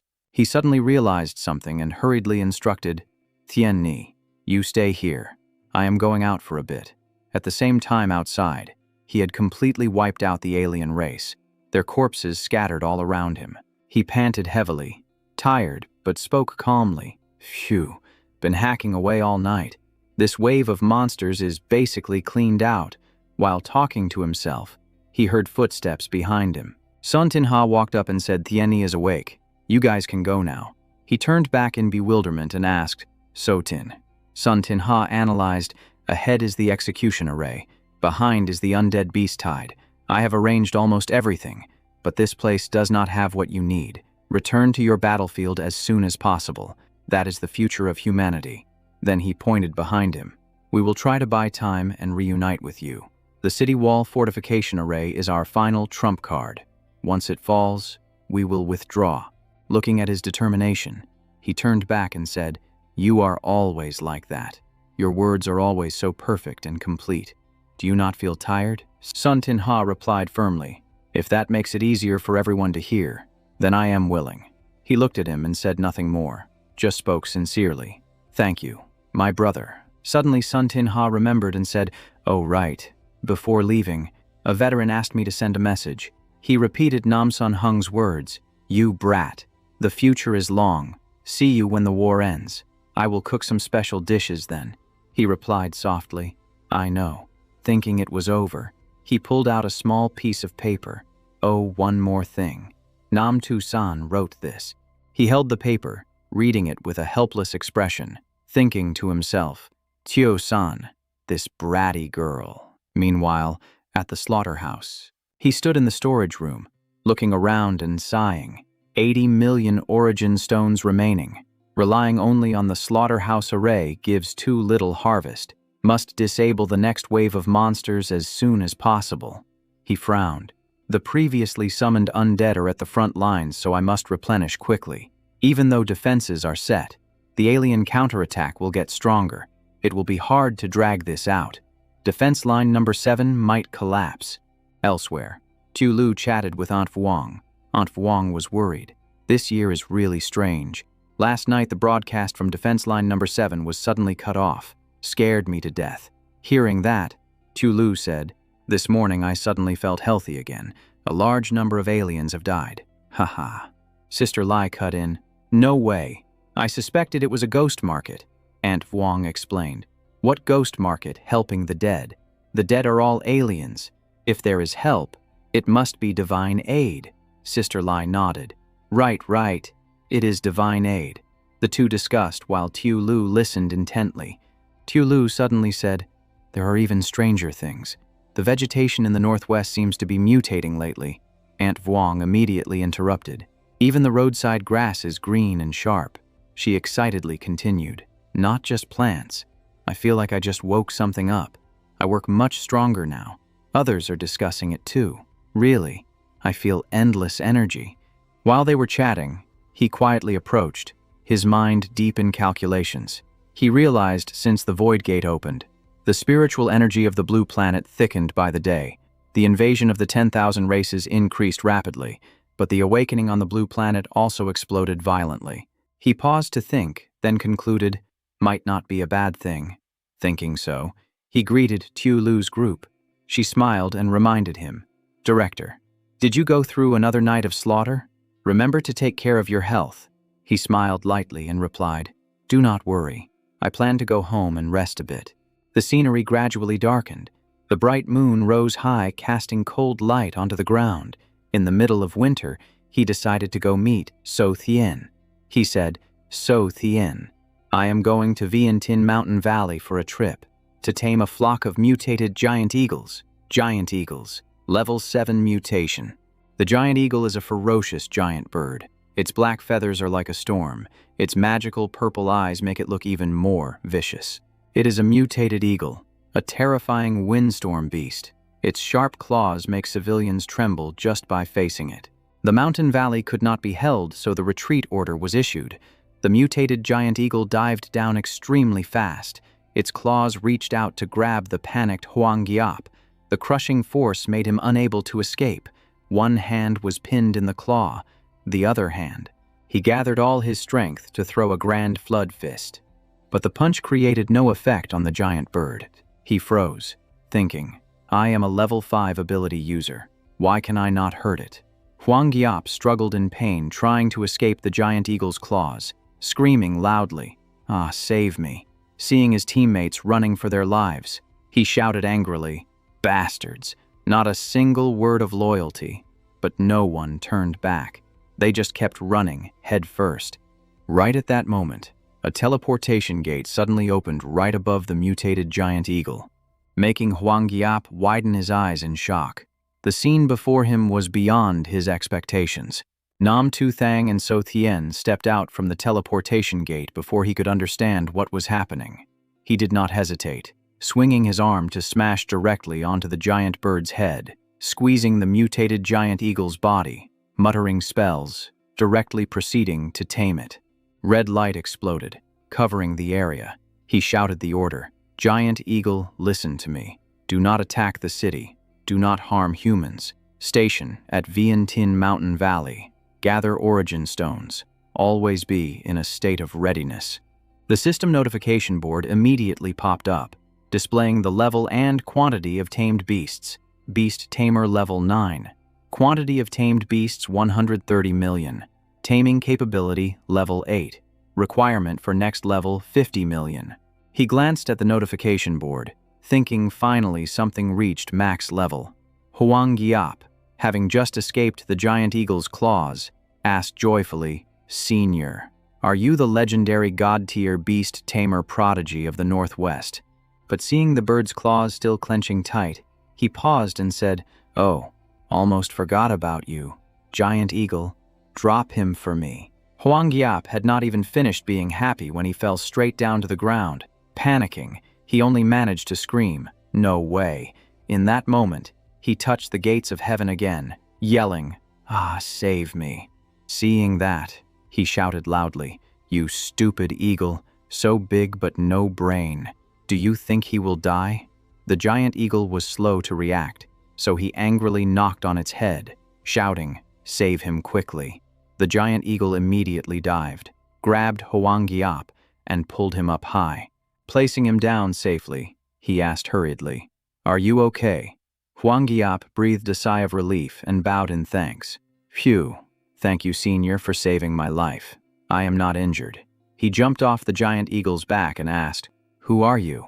The beasts here are very fierce. Why are you traveling alone?" Huang Giap tiredly replied, "My name is Huang Giap. I am not alone. The others have run away. Huang Giap clasped his hands and bowed to report, "We are subordinates of Huang Tu Yu, a prodigy of the inland Huang family, ordered to come to the northwest to scout and occupy the Spirit Mountain." He immediately tensed up and asked, "Occupy the Spirit Mountain?" He replied immediately, "That is right. Senior might not know. For the past 2 days, the spiritual energy in the northwest has increased strongly. To cultivate, the inland prodigies have all flocked here to occupy the spirit mountain for their use. Hearing this, he narrowed his eyes. The spiritual fluctuation must be due to the 10,000 races void gate. He calculated, if tonight he summons the undead, crosses the spirit mountain, and opens a resonance across the entire northwest, he will surpass millions and step onto the divine throne. He turned and said decisively, "Go back and report to the Hoang family. All spirit mountains in the northwest belong to my interests. No one is allowed to occupy them privately." Hwanggiop hesitated, but fear was clearly visible on his face. He continued in a cold voice, "Those who do not listen to advice, no matter which family's prodigy they are." Speaking to this point, he lowered his voice. "The ending will only be one." Immediately after, 3 mutated giant eagles dived down to show off their pressure. Hwanggiop turned pale and hurriedly replied, "Understood. I will teleport away immediately." Suddenly, a terrified scream rang out in the forest. He frowned slightly. Could it be the Hoang family people who escaped earlier? He immediately leaped onto the giant eagle's neck and gave the command, "Let's head over there and take a look." From high above, he spotted a colossal mutant beast standing next to a corroded corpse. He immediately recognized the traces of a mutant poison scorpion. Seeing his prey right in front of him, he shifted into a combat stance, determined to tame it this very day.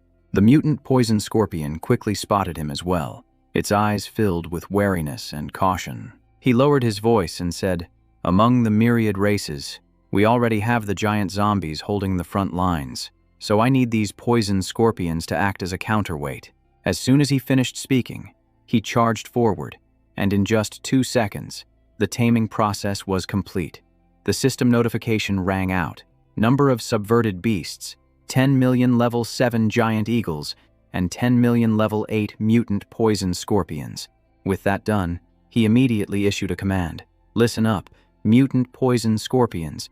Do not attack the city. Do not harm any humans. Garrison yourselves at Vientiane Mountain Valley, gather origin stones, and stay ready for orders." Looking back at the group of people who had fled earlier, he shook his head and said, "They are all dead already. Forget it. Those who are greedy for life and afraid of death have no loyalty, so their lives are meaningless anyway." He turned to So Tien and said, "Let's head to the Tang Tomb army." So Tien rode a poison scorpion and replied, "Understood." Arriving at the Tang Tomb army, he stood in the center of the formation, his voice booming. "The great Tang shakes the 4 corners of the earth. 10,000 nations pay tribute, and the world's heart is one. I respectfully invite the past kings and generals to rise and fight together." Immediately, the undead generals rose from their graves, and the undead founding emperor of the Great Tang, Li Yuan, was the first to appear. Other undead spirits followed suit and spoke up, stating that Li Shimin of the Zhenguan era is present. The undead empress Wu Zetian continued, declaring that Wu Zetian is here. He stood firmly within a ring of red light, his voice majestic as he proclaimed, "The Great Tang's prestige has lasted for 300 years. He gave the order, 'All undead soldiers, awaken.'" As the incantation ended, tens of thousands of undead soldiers and generals appeared. He didn't stop there, continuing the summon, reciting, "If the Dragon City Flying General were here, no barbarian horses would dare cross the Yin Mountains." At the same time, the system panel popped up. Level 6 Undead Summoning, summoned 10 million Qin troops, 20 million Han troops, and 30 million Tang troops. Activated Undead Resonance. Upgrade condition is 70 million undead. Seeing the numbers were sufficient, he swung his sword and said, "I invite the 3 ancient kings to lead the armies and distribute them across the 3 northwest mountain ranges. I will wait at Bakdao Mountain." The undead answered in unison, "Understood." He instructed them in a stern voice, "If you encounter anyone blocking the way, use courtesy first and force second. But if they are foolish and stubborn, kill them." No sooner had he finished speaking than a muscular young man stepped out with a sneer, saying, "How ridiculous. Spirit mountains have no owner. Whoever occupies them first owns them." That was Hoang Tu Yu, a genius of the Hoang family. Hwanggiop hurriedly explained, "Young master, that is a god-level beast-tamer genius. It's safer if we leave the northwest." Huang Tu-Yu cut him off arrogantly. "God-level genius is just hype. I, Huang Tu-Yu, am a level 10 lightning genius, a chosen son of heaven. Others may fear him, but I do not." Leading his subordinates, Huang Tu-Yu arrived at Tangblade Mountain in the middle of the night. Standing at the peak, he smugly said, "I can let him have Vientiane Mountain Valley, but Blade Mountain is surrounded by 3 major peaks and has the strongest spiritual energy, making it the best place for cultivation." The more he spoke, the more arrogant he became. He threw his head back and shouted, "The other families have all acknowledged that I occupy this mountain. If that beast tamer dares to come and rob me, I'll make sure he goes on a one-way trip." Before he could finish his sentence, a voice rang out, startling him. "Oh, are you saying I'm going on a one-way trip?" He and So Thien suddenly appeared right in front of them. Huang Tu-Yu was stunned and asked, "Is that the beast tamer whose name is known, but face is unseen?" Huang Giap's face turned pale as he hurriedly said, "Senior, I already conveyed the message." But Huang Tu-Yu's gaze turned cold and locked onto the boy. His pride wounded, he roared in anger. "You there, Huang Giap, you've completely embarrassed the Huang family. Get lost, and don't let me see your face again." He gave a faint smile and said, "To be honest, I think he's smarter than you are." Huang Tu-Yu was provoked, his eyes glaring furiously at him. He didn't dodge the gaze at all. Holding his sword, he stepped forward and said, "As a superior genius, I will ask you one last time. Do you intend to monopolize these spirit mountains for your own selfish gain?" Huang Tu-Yu stood tall, his eyes full of arrogance, magic gathering in his hands. He huffed, "I am no ordinary genius. I am a half-step sovereign king. If you know what's good for you, retreat now, and I might still spare your life." Hearing his boasting, the man replied with a cold voice, "Don't think a beast tamer can't handle you. The beasts on this mountain have either been taken down by me or ran away with their tails between their legs." He continued icily, "If you're this stubborn, don't blame me." He gripped the hilt of his sword, lightning crackling around the blade. Huang Tu-Yu gaped at the sight. "Lightning? Aren't you a beast tamer? Why are you using lightning?" He didn't bother to say more. His icy eyes locked onto his opponent as he said, "Cut the crap, lightning blade." Huang Giap saw the danger and hurriedly shouted, "Young master, be careful." But before he could do anything, he was grabbed by Huang Tu-Yu. He pulled the boy in front of him to use as a shield, letting him take the full force of the lightning blade strike. Seeing a loyal follower used as a meat shield, he frowned, his voice growling with anger. "And you call yourself a genius? You're worse than an animal." Huang Tu-Yu casually threw the boy to the ground and coldly replied, "Servants are born to suffer pain for me." Then, he gathered a sphere of energy in front of his abdomen, looked up proudly, and said, "So what if you know lightning? Let me show you true lightning magic, rolling heavenly thunder." He stood there laughing wildly, glaring at him with contempt. "Ha ha ha! Are you scared? Want to beg for mercy? Too bad. It's too late." He gave a faint smile and replied, "I didn't draw my blade earlier because I despised you. For a beast like you who thinks he's better than everyone else, today I'll teach you a lesson." Lightning power burst from his body. He said, "Do you know what it means to give someone a taste of their own medicine?" Huang Tu-Yu still replied arrogantly, "Huh, my lightning element is invincible in this world. Your little tricks are nothing compared to mine." He just curled his lips. "Oh, really?" As soon as he finished, he clasped his hands and cast a spell. Forbidden spell. Lightning element surge. Huang Tu-Yu had underestimated his enemy and couldn't defend in time. He muttered in confusion, "A forbidden spell." Before he could recover, a violent stream of lightning swept toward him. Huang Tu-Yu only had time to groan. "No, this can't be." He watched him collapse after a single spell, gripped his sword, and said coldly, "Damn it. Today I'll let you know." He showed no mercy, stepping on his face and continuing, "Whether you're level 10 or a half-step sovereign king, you're no match for my level 2 strength." Huang Tu-Yu panicked and said, "No." Before he could say another word, a voice echoed from afar, "I am the Huang family patriarch. Huang Ku Thien. He glanced in that direction but kept his foot pressed firmly on the guy's face. The voice continued, "What bandits dare to show off on my Huang family's spirit mountain?" He thought to himself, "Another bunch of them. Does the Huang family want to be wiped out?" Huang Ku Thien continued, "Tu Yu reported that moving here was a good thing. Who would have thought a genius of my Huang family would be?" Another man stepped forward and asked sternly, "Who are you? And why did you lay such a heavy hand on a descendant of the Huang family?" The first man angrily shouted, "Patriarch, why even ask? He's definitely here to rob the spirit mountain.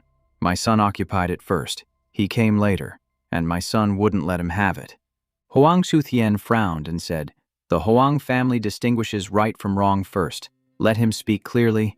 If he truly is unreasonable, I will certainly capture him." The other person called out hesitantly, "Patriarch." He looked at Huang Shutien and calmly replied, as expected of the patriarch, "Very well. I'll discuss right and wrong with you." He introduced himself. "I am one of the 5 great god-level geniuses of the Northwest, a forbidden spell mage." As the words fell, the crowd started as if struck by lightning. Huang Kuthien exclaimed in shock, "The legendary god-level forbidden spell mage." Others chimed in. The news mentioned this before. The 5 great god-level geniuses of the Northwest once killed thousands of alien assassins. He replied immediately, saying that the situation demands the entire Northwest Spirit Mountain be under their control and cannot be claimed privately.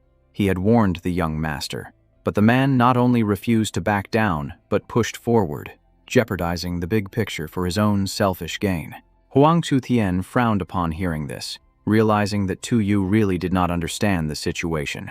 The boy's father, unwilling to accept this, spoke up and asked if the patriarch and everyone else were intimidated by that man's reputation. He shouted that even if everyone else was scared, he was not, and declared that even if he had to die today, he would stand in for his son. Before he could finish his sentence, the patriarch shouted loudly, stopping him and calling his behavior absolutely outrageous. Immediately after that, the patriarch struck him squarely from behind, stating that Tu Yu acting this way was clearly because he had spoiled the boy rotten. Huang Tu Yu cried out in pain, calling for the patriarch and his third uncle in disbelief, but before he could finish, Huang Ku Thien shouted for him to shut up, asking if he understood what the world needed right now. He explained that the Huang family occupied Spirit Mountain not to increase their cultivation, but to fight against the alien races one day. He scolded him, saying his actions were a betrayal of their own people. Then, he turned to the young man, clasped his hands, and bowed, apologizing for the Huang family's rudeness and begging for forgiveness. He stated that since this mountain was of great use to the gentleman, they would withdraw immediately. The young man bowed his head in return and praised the patriarch for his great righteousness. Then Huang Su Thien gave the order to tie them up and take them away, to be punished according to family law. The young man thought to himself that waiting until the Huang family was united on the battlefield to grant them a blessing would not be too late. Sajay, Fuchs. Over at Long Lin, the undead emperor transmitted an order to the undead soldiers, announcing that the 5 great god-level prodigies of the Northwest had issued a decree. Because the fate of the world was at stake, Long Lin could not be privately occupied, so the prodigies from other families immediately withdrew. At the same time at Hoasun, undead soldiers were fighting fiercely as a voice rang out, declaring that anyone who ignored the big picture and refused to listen to reason would be killed without mercy. Meanwhile, at Kanlan, 3 spirits looked at a tombstone. One of them remarked that the descendants understood justice and righteousness, making them worthy of high expectations. The female spirit standing next to him replied that Dich Khan was absolutely right. A moment later on the peak of Dao Sun, he stood on a high ledge, looking down at tens of thousands of undead beneath his feet. He spoke clearly, stating that there was not much time left, and activated Undead Resonance Level 6. A massive surge of power swirled around him as he commanded the technique to activate. He began to chant the incantation, his voice proclaiming that the winds of the 4 seas are ready, and the waters of 1,000 years are clear. He looked down at the army of undead and continued to chant, his voice echoing far and wide, repeating the lines about the winds and the waters. At the same time, A nearby hospital was also affected by this surging energy. The patients in the hospital looked around in confusion, asking where that intense battle music was coming from. Others were surprised, unable to understand why a powerful force was suddenly rising up within their own bodies. He continued to chant the incantation. At the defense base, the workers were buzzing with excitement, wondering if they were hallucinating. One man said he felt like he had just awakened a special ability. Another replied that he felt the same way. Before, carrying steel was exhausting, but now he could handle it all by himself with eyes. As the chant continued to echo, the commotion spread to the slaughterhouse, where people realized it was no illusion and that they had truly awakened special powers. Aunt Vuong said that she could now wield an alloy blade and felt like she could try killing a mutated beast. Little Lu laughed and replied that it was not just them, but even he had become stronger. Nam Sun Hung also spoke up happily, saying that this old bag of bones had finally become somewhat useful. The next day, news about the massive mutation event was broadcast. Incomplete statistics showed that 8 million people in the northwest border region, mainly women, children, the elderly, and the sick, had all awakened a talent for slaying beasts, reaching a base foundation of level 4. This unprecedented event caused a stir among the locals. They never expected that people who were knocking on death's door would encounter such a miraculous opportunity. Some said the gods were protecting the Northwest, while others claimed the Lord was blessing humanity. Some even said they were now capable of joining the 5th defensive line. The discussions continued, noting that not only the military but also civilians had increased their efficiency, contributing greatly to the region's development. The broadcast also provided an update stating that last night, when the people of the Northwest underwent their mutation, the Nguyen Lam Tree High Forest also transformed into a forest of steel. Ability users had investigated the area, and for the sake of safety, they respectfully requested that civilians not enter the zone without permission. Standing on the cliff, So Tien said, "Brother Nam, you are so amazing. Did you cause the mutation in Nguyen Lam Tree High too?" He replied that it was not him, and that the mutation in the forest was likely 80% related to the alien Void Gate. He added that the situation at the 7th defense line might be getting worse, so they had to make the most of their time. He looked at her and said that if there was a major mutation at Nguyen Lam Tree High, they needed to make a trip there. She obediently agreed. After teleporting, they arrived at the forest where the ancient azure trees had mutated. They could now move, and each tree had a single eye located right in the center. A voice rang out, raising the alarm, stating that the situation was even worse than anticipated. The giant trees had not only mutated, but were also moving on their own. Their power rivaled that of war beasts, and they were clearly heading to attack the city. Another voice spoke up with worry, saying that this was no joke and asking if they should retreat. 3 people immediately rushed forward, led by Lai Luke, a wood element user. He ordered them to fully investigate the enemy's combat power and attack patterns before making a decision, and to use the vegetation for cover while keeping their distance from the targets. Suddenly, a mass of vines burst from the ground and lashed out at the 3 of them. Liluke fought back fiercely, but his attacks were nothing more than a scratch to the giant tree. He thought to himself in horror, realizing with a curse that he could not control them at all. The 3 of them were quickly pinned down by 2 mutated giant trees. Liluke screamed in panic, realizing that not only were they immune to control, but they also possessed consciousness and even knew how to coordinate their attacks. The group pressed their backs against each other, staring nervously at the 2 giant trees. Liluke shouted urgently that it was too dangerous and told them to combine their forces to open a path. Surrounded, they unleashed their attacks, but it felt like striking empty air. Immediately after that, the 3 of them charged forward together, screaming for blood. The giant tree took the hit and staggered back, a sight that left all 3 of them completely stunned. The power of the giant tree was overwhelming, reaching at least level 78, which was completely beyond their ability to handle. Lai Luke spoke in a trembling voice, saying that they had to at least send a message out, but as soon as he finished speaking, the giant tree became even more aggressive, pressing straight down on them. Fear consumed them, and the same thought flashed through all their minds, wondering if they were really going to lose their lives here today. The two of them stared at each other with wide eyes, their breathing heavy and ragged. Right at that moment, something unexpected happened. The giant tree suddenly stopped its attack. Liluk and his teammates were dumbfounded to see the eyes of the trees turn red before the creatures slowly knelt down. None of the three understood what was going on. Looking far into the distance, they heard a voice echoing down. The steel great tree received its orders. Siege warfare is forbidden. Harming humans is forbidden. The force paused, and the trees bowed as if worshipping the light. What on earth is happening? The voice boomed again. Seal off the primeval forest knowledge sea. Protect the origin stones. Await combat orders. The system sent continuous alerts. Successfully tamed a level 8 steel tree. Valuation is 80 million. Beast tamer identity confirmed. Ability level 10. Total tamed beasts reached 100 million. Level 9 tamed beast exists. The next milestone requires 500 million. So the notifications did not stop. Unlocked new talent. Royal suppression. Uses the aura of ancient divine beasts to forcibly tame targets. Namtuthang looked at the system panel, his eyes cold as he silently weighed his own strength. Ancient revival. When the beast tide reaches 100 million, he can summon ancestors to increase combat power. He was even more stunned when he saw the next talent. Dimensional whole forbidden curse. Resonance between ocean and land beasts allows for the unleashing of forbidden curses.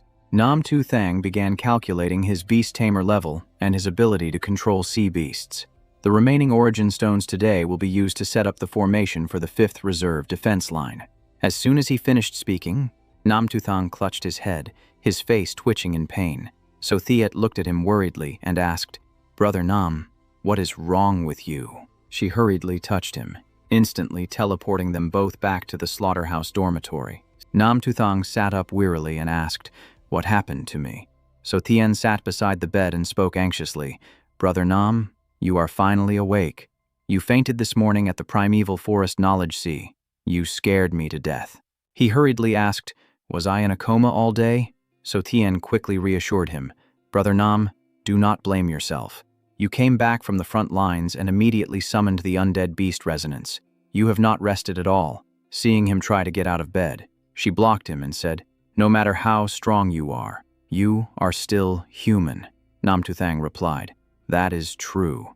Before the alien races, humanity is still weak." So Tien lowered her head and whispered, "Brother Nam, you always want to shoulder everything for humanity. Are you not too tired? I want to help, but I am useless." Nam Tu Thang walked over, rubbed her head, and said, "It is my fault for making a little kid worry. I am not alone. I have you. I have my family and older brother, and I have millions of fellow humans." He smiled and continued, "Besides, you help me a lot. Without you, I could not have made it to today." So Thiet heard this and laughed softly, joking, "If you call me your little sister, then there is no need to coax me like a child. So, we are going to the 5th defense line now." Right. At the 5th defense line, night had fallen, and the space settled into silence. A voice read out amidst the stillness, "Raging flame. Burning formation. Level 2. Sword energy array stacked 10 million times, extending 200 kilometers. Nam Tu Thang stood in a pale blue halo, wearing a cold mask. A different voice spoke up, "Slaughterhouse, Origin Stone Meteor Valley, and Primeval Forest Knowledge Sea have been relocated. Is it enough?" Nam Tu Thang replied calmly, "It is enough to build this line." He looked at the snowy region and continued, "Icebone Sealing Formation. Level 3, Earth Spike Trap Array stacked 20 million times, extending 300 kilometers." His eyes shifted to the interlacing streams of lightning, Guided Thunder Formation. Level 4, stacked 30 million times, extending 300 kilometers. A notification panel immediately appeared before his eyes. Formation Master. Ability Level 7, Opening Formations. Hell Sword Energy Formation. Hell Fire Formation. Abyss Thorn Formation. Note that each formation consumes 70 origin stones, can be stacked infinitely. Next upgrade requires a setup of 70 million. Nam Tu Thang clenched his fists, his voice firm. The final formation wall is complete. The Formation Master class has leveled up. The 3 major projects are nearly finished. When that happens, I can borrow the momentum to set up high-level formations and forbidden curses. The National Origin Stone Mountain will be used when the 5th defense line opens fire. At the same time, the hot search exploded. After the National Awakening, infrastructure in the Northwest accelerated. The canal project diverting the East Sea to merge with the West Sea, covering 10 Northwest cities and extending 1,000 kilometers, has been completed. The public argued about the significance of the project. Many believed the Northwest was wasting resources. They felt that instead of sending money to the front lines, domestic geniuses should step up to stop it. A loud voice echoed in the city. I cannot believe a newly born clan is seeing 3 massive projects. The Northwest is too crazy. The people are furious. I, Tien Ta, have emerged out of duty. I, Tu Li, also ask to go. We will destroy those 3 projects together. A brown-haired young man suggested, Brother Tien, Brother Tan, let's live stream this time so the whole country can witness it. The 2 agreed. Brother Tan praised Brother Trio for the good idea, proposing to blow up the hot search. Netizens were boiling with excitement. Finally, domestic geniuses are standing up to question the Northwest projects. But how strong are they? Rumor has it they are all peak king rank. Can the Northwest withstand them? At the Northwest coast, Nam Tu Thang and So Thien stood on a large rock, their eyes overflowing with determination. Nam Tu Thang whispered, "Truly a great nation. The time to borrow momentum and cast the forbidden curse has arrived. This is the most terrifying death trap in the human world." His eyes glowed red, his voice resonating. Water element, forbidden curse, level 5. As the words ended, a massive current of electricity appeared between his hands. Water, dragon, heavy strike. Fierce waves rose from the bottom of the sea, sweeping away everything in their path. Inside the waves, a gigantic water monster revealed itself, its eyes a dark crimson. Nam Tu Thang raised his hand, summoning the water dragon strike. A colossal column of water rose from the sea, its red eyes locking onto the target. The order was issued. Attack! The surrounding water exploded, the force propelling them forward. So Thien sat firmly behind his back and spoke calmly. Asura mode has been activated. The water rose like a great flood. Droplets sprayed everywhere, reflecting the light. Nam Tu Thang raised his hand, a red circle appearing before his eyes. His eyes burned with red fire. He shouted, "Water forbidden curse, release." Following the powerful movement, his hand slammed down onto the snowy ground, and a red aura spread everywhere. The water flow gradually subsided, and snow fell gently like fragments of a majestic painting. Nam Tu Thang smiled softly and said, "Not bad, just a level 5. Water forbidden curse has already weakened the Asura Hell defense. If I combine the forbidden curse with the canal, it will create a powerful killing force." He clenched his fist, red energy flaring like a warning.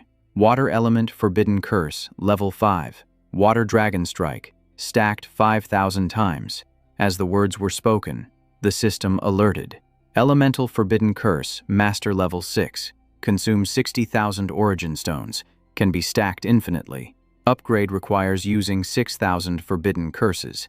The red energy spread into rotating rings, erecting a massive protective wall, standing behind him. So Thien saw the progress and said, "The Forbidden Curse Master has reached level 6. It will not be long before it reaches perfection." Just then, a voice rang out from the transmitter. "Hello, audience. We have arrived at the canal, one of the 3 major projects." 3 young men appeared, wearing red, purple, and silver armor with sunglasses. The man in red said he would destroy it to demand justice. The comments were flooded with praise for the heroes of the era, saying the 3 domestic king ranks were truly strong. The man in red held the camera and said, "Leave this canal for me to destroy." The man in purple objected, asking to go first, before he could finish. The one in silver armor laughed and told them to wait, then shouted, "Scorching." True fire, flames erupted from the ground, engulfing the space. Brother Trio was startled. Brother Tan laughed and said, "No need for martial virtue here. If we want to make a move, let's fight together." The fire raged furiously, the water churned, and rocks flew into the air. A giant sword fell from the sky and plunged into the earth. A voice announced, "Army breaking slash, flow reversal, mountain splitting strike. Fill it up." The comments on the screen exploded. "That is so cool. These are king rank prodigies. Their power is terrifying." Netizens could not contain their emotions. Feeling like they were watching a great war, 3 people were destroying the canal together. At the same time, on the peak of Mokdao Mountain, the sky was black and the wind howled. Namtuthang stood on a high rock looking down. He spoke, as expected, with the support of the spirit mountain. "The undead aura is becoming even denser." So Tien stood silently in thought, then asked, "Brother Nam, can the awakened civilians in this formation increase their abilities through it?" Namtuthang nodded slightly and replied, "That is correct." So Tien looked up, her eyes following the red streaks tearing across the sky. 4 meteors streaked past and then made strange turns. The sight made him confused. High above, the red streaks converged into a single massive point of light. Namtuthang narrowed his gaze, a sense of unease rising within him. Not good. His voice went tight. "This feeling is too familiar. Is it an A-rank alien species? A new assassin?" His face darkened. The water-forbidden curse at the canal was detonating continuously. Could the secret have been exposed? His gaze turned completely cold, and his voice rang out decisively. "Since you are already at the door, there is no need to hide. Canal forbidden curse. C. Water dragon strike. Attack." At the Grand Canal, the 3 king ranks stood observing the churning water. Brother Tan laughed arrogantly. "What is there to worry about with this canal? Even filling it dry and blocking 2 layers only takes a few minutes." Brother Tien gave a faint smile. "Too easy. It is not interesting at all." Suddenly, Brother Trio's face changed color, his voice urgent. "Look over there. The water has changed." The surface of the canal surged violently, and the shadow of a water dragon rose from the depths.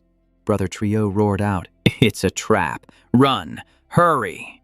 A ferocious torrent swallowed all 3 of the sovereign kings, and the livestream comments section instantly blew up. The sovereign kings were devoured by the water monster. The Northwest Project really does have hidden secrets. What the hell is going on? The screen suddenly went black. The live broadcast cut out. Panic began to spread, while Brother Trio stared wide-eyed, completely stunned. From beneath the surface, a colossal black shadow rose up, its glowing red eyes flashing menacingly. Brother Tien screamed in pure panic, "Help! Save me!" Before they could react, a gigantic foot stomped down close by. He stood motionless, raising a hand, red energy gathering at his fingertips. "Cease." His voice fell cold as ice. He looked at the 3 sovereign kings and asked bluntly, "Who are you people? Why are you here causing trouble?" Brother Trio hurriedly replied, "We are the prodigies of the 3 great inland families. We came to investigate." He curled his lips, his voice freezing cold. "Oh, is that so? How truly stupid." Brother Trio bowed his head before him, not daring to look up. "That's right. We just realized it too." A thought flashed through his mind. These 3 are newly risen sovereign kings, so the alien assassins must be targeting their headquarters. He turned back and ordered, "Lead me to your families, right now." All 3 were stunned. "Where are Dong Than and Duong Hai?" He lowered his voice. "If you don't want your clans exterminated, then move." The 3 of them repeated in unison, "Exterminated." At Langfong Mountain, night had fallen. The snowy white mountain had a corner burning fiercely, red fire illuminating the sky. He and the 3 sovereign kings stared at the house engulfed in a sea of flames. Brother Triu screamed out, "Dad, patriarch, second uncle, has the Trio family been wiped out?" Brother Trio collapsed to his knees on the ground, in agonizing pain. Brother Ton stepped forward to pat his shoulder in comfort. So Tien and he looked at the bodies, then observed the surroundings. He remained silent for a moment. Sure enough, traces of a grade A alien race. Brother Trio was still drowning in sorrow, but he didn't wait. Now is not the time for grief. If you want revenge, follow me. Hurry. He turned and ordered, So Tien. Teleport Tien out. Immediately. At Puong Huang Ridge, fire towered into the sky, black smoke billowing, screams echoing everywhere. The horrific fire was spreading. He continued. Teleport Tun out. At Ngokdu Mountain, the Tun family was submerged in tension. A giant black bird with feathers like charcoal spewed violent flames, burning everything around it. A grade A alien beast, the flaming sky eagle, appeared as panicked cries rang out relentlessly. Right at that moment, a member of the Tun family, his whole body engulfed in flames, charged straight at the sky eagle. He hugged the bird tightly, his arms burning. Extreme fire self-destruct. A boom resonated through the heavens, followed by the patriarch's agonizing scream. The Sovereign King's group immediately rushed forward, roaring in unison. You alien dogs, we'll fight you to the death. Brother Tan did not back down, while he and So Thien just stood there, observing. The blackbird unleashed red spiritual energy, its voice echoing with contempt. Weak little humans, only fit to be corpses. Just then, he leaped up, hand gripping a crimson sword, purple energy swirling around him into a tornado. He asked coldly, "Is that so?" His eyes were sharp as knives. "Today, I'll show you just how formidable humans can be." The Sovereign Kings attacked together, army-breaking slash, earth splitter, annihilation true fire. Shouts came fast and hard as a giant white sword materialized. Fire erupted, and rocks blasted everywhere. A gale swept through, knocking feathers off the black bird. Purple feathers swirled in the air, mixing with fire and debris, crashing straight into it. A violent gust suddenly knocked the Sovereign Kings back. They cried out and fell. His voice rang out, "You guys are injured. Stay back and watch for now." Immediately after, a beam of red light struck straight down at the black bird. He didn't stop, swinging his sword continuously. Bird feathers drifted down like rain, as red sword energy tore through the wind toward the target. The three Sovereign Kings stared wide-eyed at the scene. Brother Trio gasped, "Such strong Asura killing intent." Brother Tien added, "Turns out he is the Northwest Asura, not a forbidden spell mage." Brother Tan concluded, "We still have hope for revenge." The black bird took hit after hit, a fierce light flaring up in its eyes. It spewed out a massive stream of fire to counterattack. The fire spiraled like a tornado, rushing toward him, just as a shout rang out, "Teleport." So Tien instantly shifted his position, moving him out of the attack's path. The vicious black bird rolled its eyes. Confused, he turned his head and smiled slightly. "Good job," he shouted loud. "Asura demon slash." His sword hacked straight down, red spiritual energy crashing into the black bird. The black bird widened its eyes at him, then uttered, "You are not bad." The red sword energy grazed its head, parts of it liquefying, liquid dripping constantly, yet it still spoke. "You have potential. Don't be a corpse. Be a slave." He replied coldly, "Slave." Then he declared, "I'll be your grandpa instead." He raised his sword high, red energy gathered, transforming into a colossal dragon. The dragon opened its maw wide and lunged straight at the black bird. Nam Tu Thang spoke in a flat tone, "You rely on regeneration abilities, so I'll crush you until you can't heal in time." The dragon swooped down. The bird immediately curled its feathers into a ball. It roared, cursing the ignorant, arrogant humans. It spread its wings and rocketed skyward, red fire swirling around its body, its roar echoing, "Die." Sword in hand, he shouted, "Enough nonsense. Asura, hell on earth." The flaming sword light tore the bird's body into pieces, but its voice still laughed frantically. "Useless, as long as there is fire." Before it could finish, he raised 2 fingers to form a seal. Red energy gathered. Frostbone array. Amplify 5 times. A red array circle filled with runes appeared. Every piece of the bird's body froze instantly. It screamed and cursed. "Damn it. My flames." Brother Tien couldn't help but blurt out. The flaming sky eagle got frozen. Beside him, Brother Trio went pale. The Asura is proficient in arrays too. He didn't stop.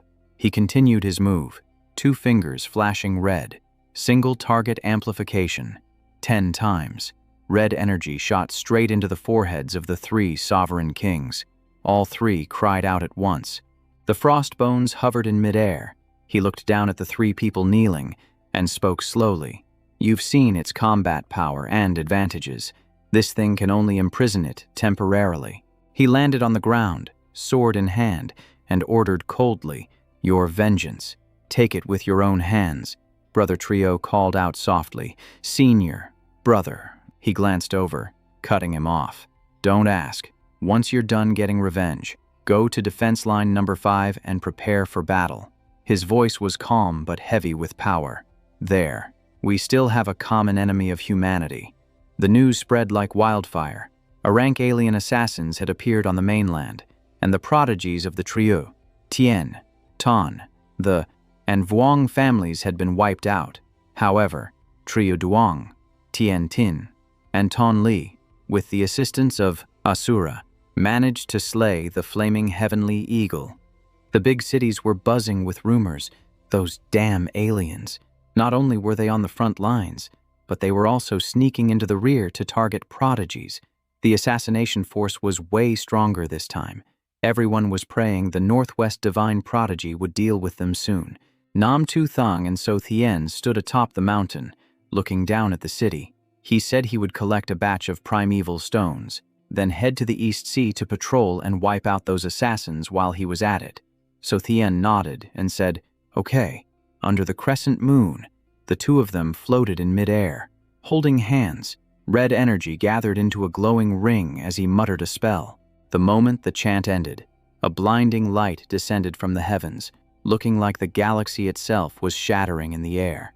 The red ring spread across the ocean surface, erecting a solid wall of spiritual energy. He continued chanting, and the waves began to roar. The system panel popped up. Tamed sea beasts, 70 million level 9 mutant swordfish, 20 million level 9 mutant tiger sharks, and 10 million level 10 mutant great white sharks. Countless dark shadows rose from the depths as violent waves rolled across the sky. Under his control, the sea churned madly. The sea creatures circled a central point, turning the water into an endless patch of black. He continued chanting, "Sacrificial moon stance, summoning your whetstones." The ocean swirled violently, forming massive vortexes one after another. Then, a ferocious waterspout shot up. He turned to So Thien and said this formation was so intense that even he would have trouble escaping it. So Thien smiled confidently and told him he could do it, and they would see if those assassins dared to show their faces. Not far away, a muscular, bearded man stood firm, holding a coconut in his hand. It was Lam Truong Kong of the Donghai Lam family. He looked up at the scene, thinking to himself that this was a sea beast tied like never before. Seeing the churning waterspout, Lam Truong Kong immediately gave the order to tell the whole clan to prepare for battle. He said he would go investigate and told them to await his command. His subordinates responded in unison. He summoned a giant water dragon, jumped onto its head, and shouted, "Water control art, dragon walk." Watching the water dragon coil before him, he told himself that the Lam family had guarded the East Sea for generations, and he absolutely would not let sea beasts cause chaos. As the water dragon approached the spout, he sensed a strange disturbance beneath the surface.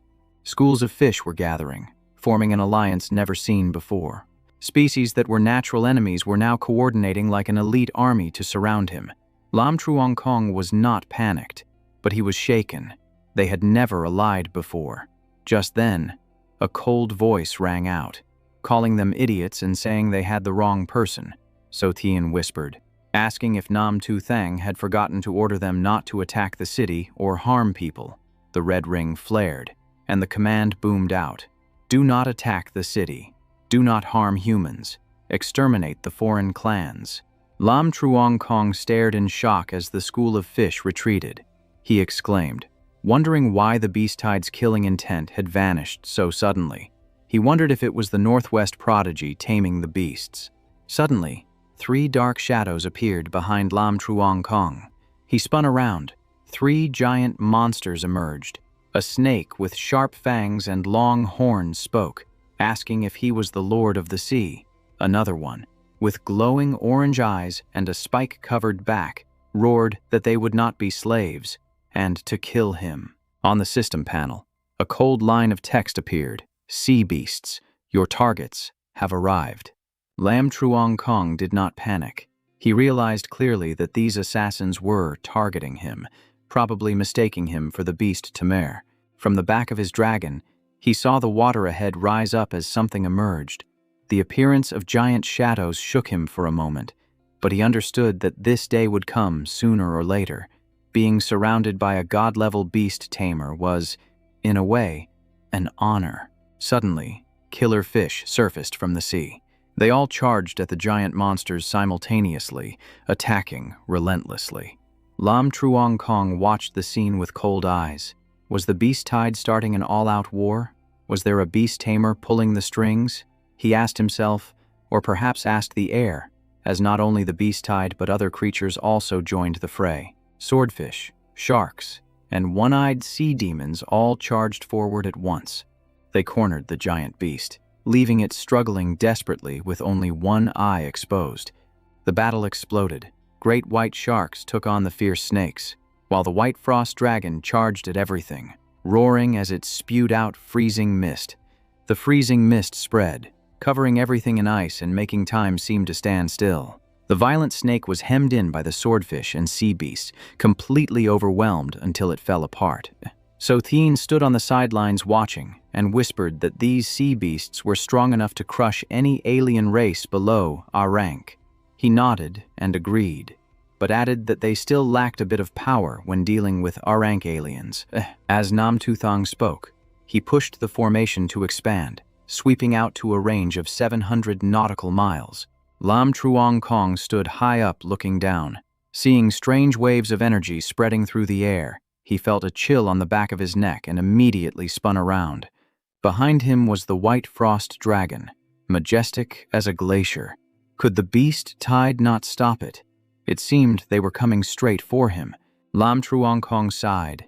If it is coming, let it come. Today, he would fight to the bitter end.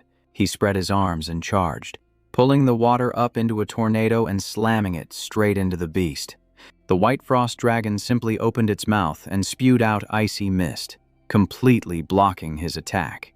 The pressure was so intense that it knocked Lam Truong Kong off course, sending him plummeting into the sea. Damn it. Its energy was terrifying. Even his water dragon could not hold it back. He grit his teeth, wondering how it had increased its power so quickly in such a short time. The white frost dragon fired a cluster of sharp ice spikes straight at him. He could not dodge in time, and wounds appeared instantly. His breathing grew heavy as the beast approached, its eyes cold as steel. The pressure locked him in place, making it hard to move. He had no choice but to take the hit. From beneath the water, swordfish shot up, stabbing straight into the white frost dragon. They bit into its edges. Lam Truong Kong looked up at the sky and saw a streak of red light flash past before falling straight onto him. He realized it was the eye of the formation and immediately seized the opportunity. He channeled his water control art, drawing up the power of the water, boundless ocean. A massive heat wave exploded, sweeping toward the dragon. The beast was stunned by the counterattack. Its cries faded as it was completely incinerated. Not just Jia Long, but both the fierce serpent and the one-eyed demon turtle were incinerated by the flames, leaving nothing but ash and debris behind. Standing on the periphery, Nam Tu Thang was grazed by the residual force of the array, scorching a section of his shirt. With a formation this powerful, he could make short work of even an A2S rank alien race, effectively clearing the area of all opposition. He looked at So Thien and ordered, "Call Lam Truong Kong over here. I have words for him." So Thien nodded, understanding the command immediately. After taking down the exotic beast, Lam Truong Kong returned and bowed earnestly. "Thank you, Senior Beast Tamer, Senior Array Master. I am incredibly grateful for your rescue today." He raised his voice and called out, "May I ask, could you please show yourselves so I can express my gratitude in person?" Right at that moment, a black portal opened and So Thien stepped out. Lam Truong Kong stared at the young man, completely dumbfounded, and stammered, You are the senior. Before he could even regain his composure, So Thien lunged forward, grabbed him by the collar, and dragged him straight into the black portal. In the blink of an eye, Lam Truong Kong was standing in front of Nam Tu Thang, his question still stuck in his throat. Nam Tu Thang raised a hand to signal for silence and said sternly, Quiet, and listen to me. Lam Truong Kong, from now on, the East Sea will serve as bait to lure in and destroy the alien race assassins. Can you shoulder this responsibility? Lam Truong Kong did not hesitate for a second and replied instantly, If it is to protect this world, I definitely will not refuse. Nam Tu Thang nodded in satisfaction. Very well. I will increase the power of the array within your body tenfold. From now on, you are the master of the East Sea, with 100 million sea beasts under your command. If the alien race assassins return, you will lead your tamed beasts to attract and annihilate them. As he spoke, Tu Thang placed his hand on Lam Truong Kong's forehead, and the array was instantly amplified. Lam Truong Kong could only obey, his voice merging with the roar of the waves and his newfound power. Once the task was done, So Tien looked up at the sky where red energy was drifting in a specific direction and exclaimed, Look over there, quickly. It's the Void Gate. Defense Line 7E is about to shatter. It's over for them. So Tien's voice trembled, clearly revealing his anxiety. The sky turned a blazing red as ferocious exotic beasts flew by like a school of starving fish, gathering to strike. The Class A alien race, main force received orders from Senior Nam to abandon the 7th Defense Line, withdraw from the 6th, and concentrate all forces at the 5th Defense Line for the decisive battle. Commander Vuong stood at the rear directing the withdrawal, simultaneously ordering the troops to conserve their strength and prepare for the massive confrontation at the 5th Defense Line. So, Tin Ha spoke up. Commander Vuong, you lead the main army to retreat first. We will stay behind to cover the rear and buy time. As soon as he finished speaking, he took his stance, reinforcing the final array to master the power. The exotic beasts closed in closer by the second. But So Tin Ha remained calm, determined to hold the line until the 6 great armies withdrew safely. Emperor Hanvo stepped forward, ready for combat, and said, You children retreat first. The 5th Defense Line still needs you. We old folks will cover the rear, even if it takes our last breath. We won't let the alien race advance a single step. So, Tin Ha hesitated, unwilling to leave, but Tu Truong Ka understood the situation and gently persuaded him, I understand your feelings, Senior, but we must prioritize the greater good. So Tin Ha stood amidst the encirclement, took a deep breath, and shouted, The seniors are righteous. The beast-tide soldiers are righteous. In this battle, we are determined to fulfill our mission. His voice was firm and full of resolve. Truong Ka bowed his head emotionally. This junior bids farewell to the seniors, farewell to the heroic martyrs of the beast-tide. The news spread quickly. The 7th Defense Line had withdrawn, leaving only the undead army and the beast-tide to fight to the death to hold the line. Forces from the 6th Defense Line were stalling for time for the 5th Defense Line, where 300 million people and over 80 million espers were joining the fight. The Lam family of the EC had produced a true god, assassinating a rank alien races inland, completing the 4 great projects of the Northwest. Looking down from above, a sea of people flooded into the city, all simultaneously raising their eyes to the sky. The people of the Northwest awakened their innate necromancy talents, swearing to defend the 5th Defense Line to the death, ready to give everything they had. At the Burning Heavenstone project, Nam Tu Thang and So Thien stood in a depression, facing the imminent decisive battle. Tu Thang said, Tonight, I will complete all upgrades and deployments. The Burning Heaven source and the power of the Origin Stones will be fully absorbed. Smoke curled upwards as energy surged from the depths of the earth, and the number of Origin Stones in his hand increased continuously. 100 million, 200 million, 300 million, until a total of 100 billion Origin Stones were accumulated, and the power surged like a violent storm.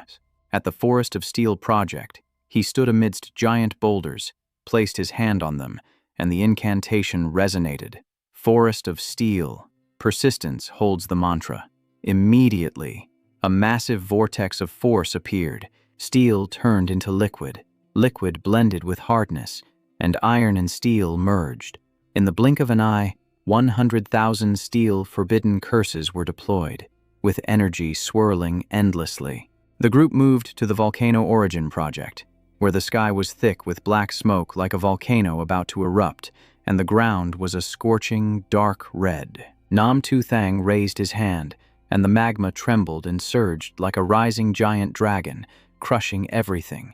100,000 magma-forbidden curses were established, sending columns of red fire shooting straight up, tearing through the cloud layer. Forbidden Curse, Star Origin, the Infinite Destroyer.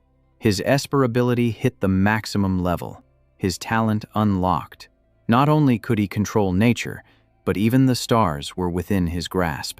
He frowned slightly, looking at the array of forbidden curses about to be deployed, and recalculated the formation. Forbidden Curse Circuit, Star Origin. If this level of forbidden curse is unleashed, the blue planet might not be able to withstand it. We should only use it at the decisive moment. Standing amidst the surrounding purple streaks, he continued. Now we need tamed beasts, the undead, and arrays. There are many places inland where we can gather them simultaneously. So Tian understood immediately and replied, "Understood." He slammed one hand heavily onto the ground, sending a red wave sweeping through the space. His voice boomed like a clarion call to awaken the old espers, seniors of past generations. Awaken. 3 Kingdoms Way. Rise up and resist the brutal enemy. 3 Kingdoms Shu. Crossing 5 passes. Planting the spear on Dongyang Bridge. 3 Kingdoms Wu. Leaving behind a legend for 1,000 generations, with the rivers and mountains brilliant under the sun. Song Dynasty. The sun rises, and fire blazes across 1,000 mountains. Yuan Dynasty. The great Yuan Iron Cavalry. May all endeavors be favorable. Ming Dynasty. Resisting the decaying forces. Golden armor shining continuously. Qing Dynasty. Drawing the bow to discuss heroes. The summons echoed, and the spirits of ancient seniors returned with maximum esper abilities. Hundreds of millions of undead were called forth, ready for battle. He stood on high, looking down at the grand army, his voice resonating everywhere. Seniors, prepare to fight for the 5th defense line, the place that will decide our survival. He turned around, his voice decisive, quoting the ancient adage, "Under the wide heaven, there is no land that is not the king's. Within the sea's boundaries, there is no one who is not the king's subject." Then, he ordered the full mobilization of beast taming. Summon the poisonous insects, the venomous snakes, and the mutated ferocious beasts. Everything obeyed his command, and myriads of beasts from all 4 directions rushed in like a flood. Soul Transmission, the beast tamer of the era, esper ability at maximum level.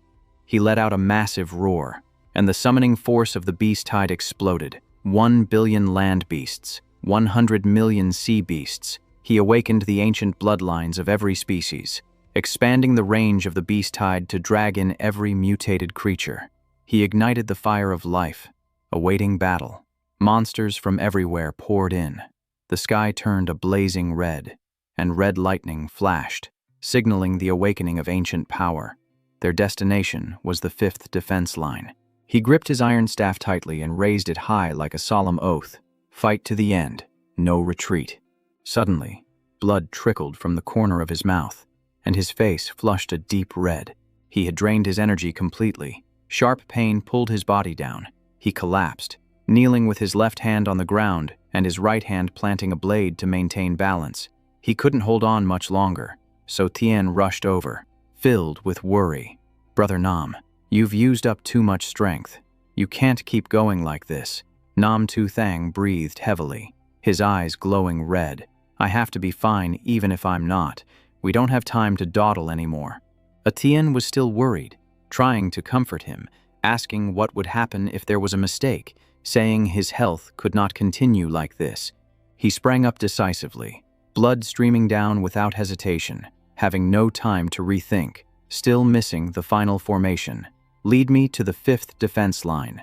So Tian looked at his eyes, then nodded. Yes. So Thien obeys the order. At the 5th defense line of Great Xia, Lamin and Nam Tu Thang rushed forward like arrows. Upon arrival, he spread his arms to cast spells.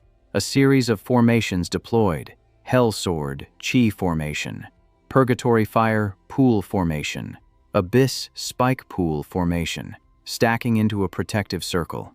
Amidst the large hill, a strange shape suddenly rose like a giant ancient tree, its trunk extending many branches, the top like an unbloomed flower bud glowing brilliantly. He felt the power of the formation rising, pain continuously crashing down, sweat pouring like rain. His body so exhausted, it felt like he could not bear it anymore. On the other side, our senior Nam has returned. From afar the call already echoed, coming back just in time. So Thien ran over with a choked voice. "Brother Tin Ha, Brother Nam, your hair is white." His hair has turned white. He comforted her. "Be good. It is okay. Big brother is here." The two brothers of the Tan family looked at each other, then asked urgently, "What is wrong with you?" He replied, "This is the sign showing that I am ready for every battle. So you can finally understand now." At this moment, the alien army broke the final line of South-North Chuan and North Bang Chuan. Two regions were destroyed. They continued to attack Chuanxi Nation, and this region would not escape either. A few nations were still holding out. But when Srank aliens appeared, millions of Esper soldiers and the alien army flooded in. The offensive became even fiercer. In the sky, drones flew continuously, monitoring the battlefield. Soldiers and civilians braced themselves against the alien assault. The decisive battle was close at hand. He had something to say. "The so-called 5 great god-level geniuses of the Northwest are actually all me." His words shocked everyone. Many did not believe it. Some thought he was trying to be mysterious to confuse the army. Then he began to remove the mask. The crowd was stunned again. Senior Nam. Wasn't he the deserter spat on by the world? Everyone stared wide-eyed in disbelief. Truong Vien, even though she had vaguely guessed it, still did not believe it. Is it really Senior Nam? Nonsense. This is an insult to my idol. How could it be like that? Many people were angry, not accepting the truth. Go find this chaotic guy right now. How dare he impersonate the beast tamer I like the most? Voices of protest rose up. The fact that he appeared in this way made quite a few people both shocked and furious. He continued to display his abilities, laying out 5 great talents: Asura, Beast Taming Hook, Necromancy Hook, Formation Hook, and Zither Curse. "Right now, I have enough qualifications to continue speaking," he declared. The whole crowd was still dazed, witnessing it with their own eyes yet finding it hard to believe. His younger sister could not hide her joy, saying, "This is great. Even if the world wants to be destroyed, at least my brother can be comfortable for once. The one who was once looked down upon is finally living as his true self. He really is showing off too much, but I cannot deny it. He should have been like this a long time ago," she said. "This is great. Finally, he does not need to hide anymore." Nam Tu Thang continued speaking, his voice decisive.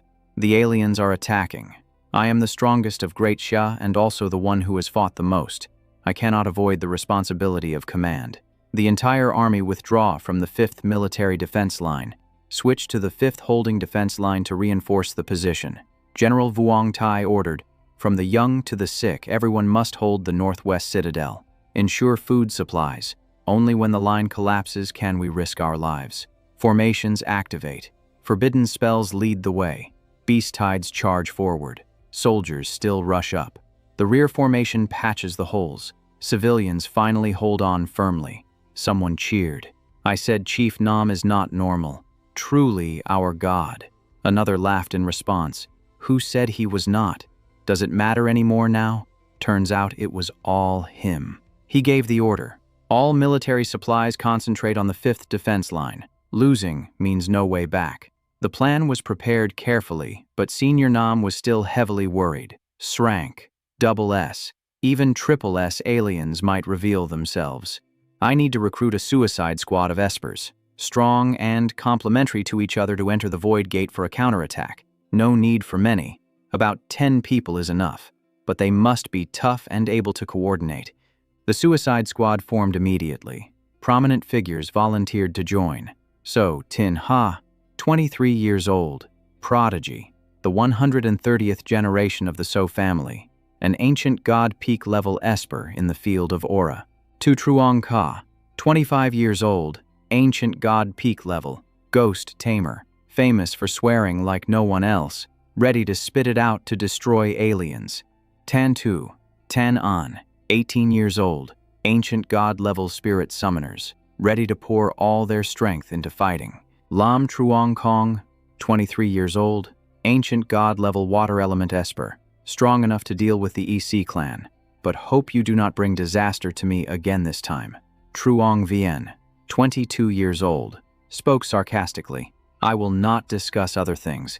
I can take care of supplies and delicious food. That ability can be considered god-level cooking. Do not forget, you still owe me a favor. Taking me along counts as repayment. Senior Nam smiled and replied, "Humph, your ability. I could not ask for more." Right at this moment, a Ferrari rushed over from afar. I am Talin, 23 years old, level 10 Esper.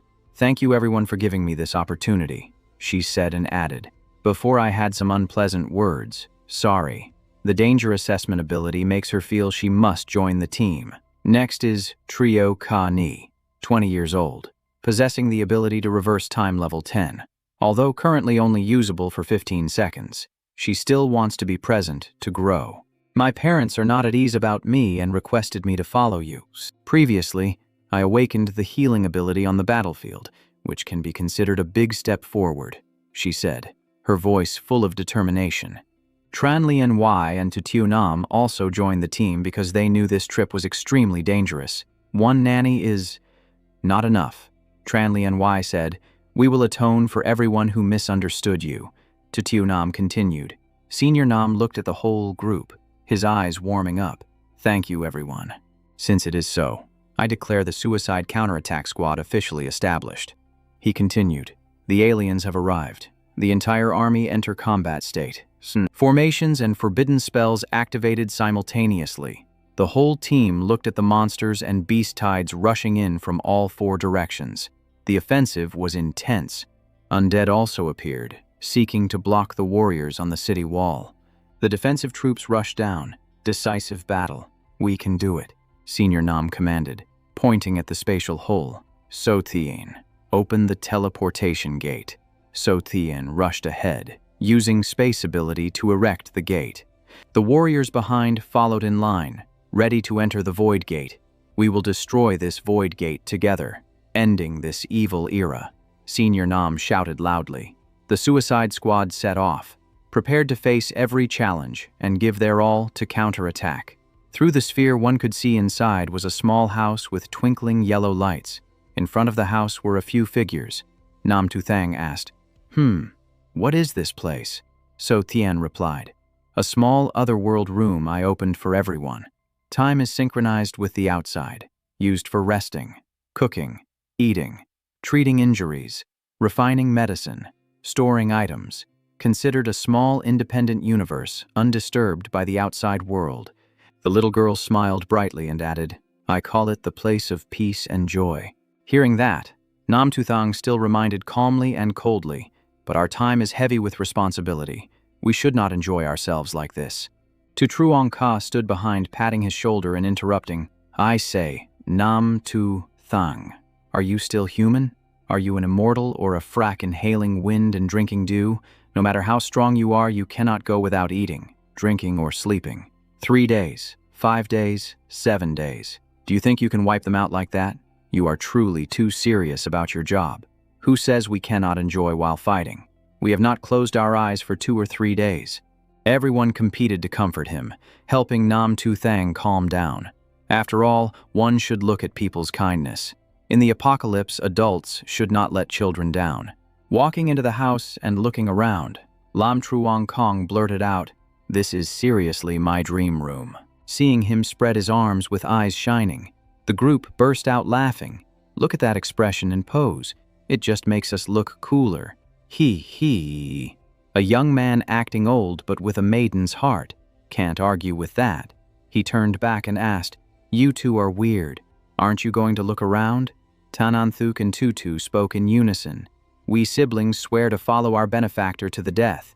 He was speechless. All right. Let's go then. Turning back to the house, Truong Ka opened the door and walked in, laughing as he spoke. Ha ha. Truly a pair of wooden-headed siblings, worthy of being plant-type summoners.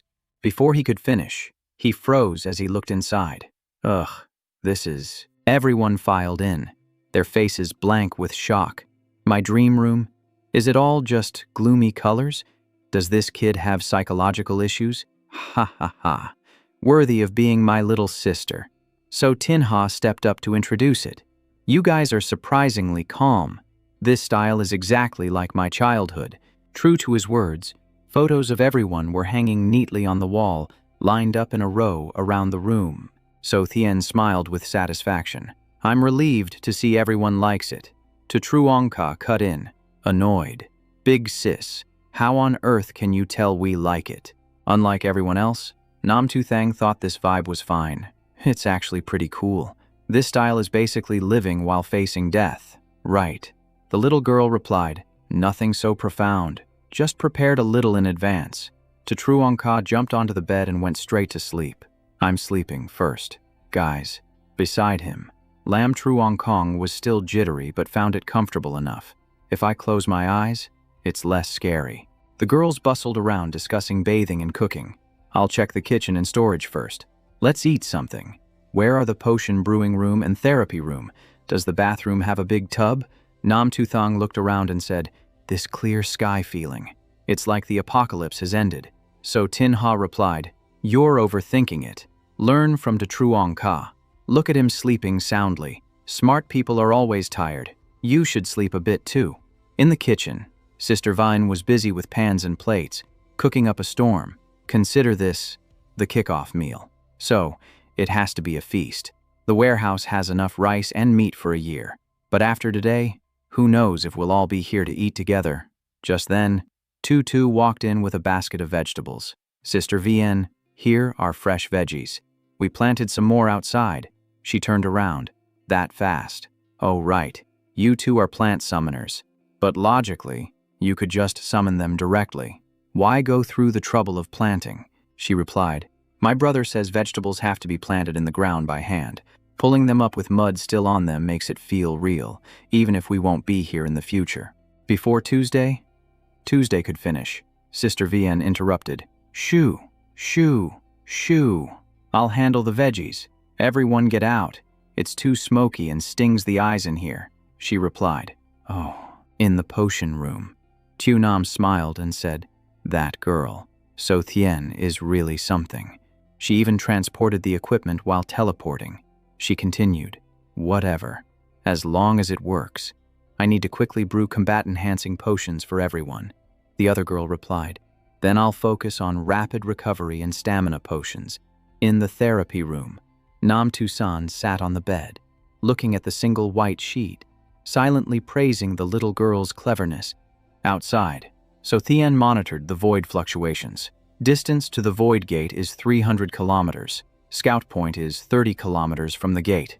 Establishing a scout point to monitor the enemy. Erecting teleportation formation. Fly. Triakani crossed her arms and asked, hey kid, if you can make a small universe like this, why not just make a new blue star and stuff all of humanity in there? So Thien tilted her chin and replied, then why don't you have boobs? Don't you want them? Or does a flat-chested person like you think you're the only one with the right to live? Aren't children precious too? That comment made her go crazy. Clenching her fists, she prepared to charge. What did you say, you rotten brat? Talan hurriedly blocked her. Calm down. Kani. She's only 9. She just accidentally spoke the truth. Before they could argue, So Thien put on a sad face. Being flat is good. At least you're alive.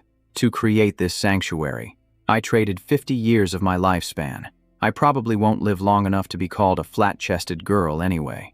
Realizing she went too far, Triakani awkwardly stepped closer and stammered, I'm sorry, but it was just an act by the little girl. Inside, she huffed. Adults are so easy to trick. Back inside, the table was full of food. Sister Vian said cheerfully, soup's here. I didn't know what everyone likes, so I cooked a little of everything. The group inhaled deeply. Smells so good. Slurp, slurp. The smell woke me right up. Everyone was seated.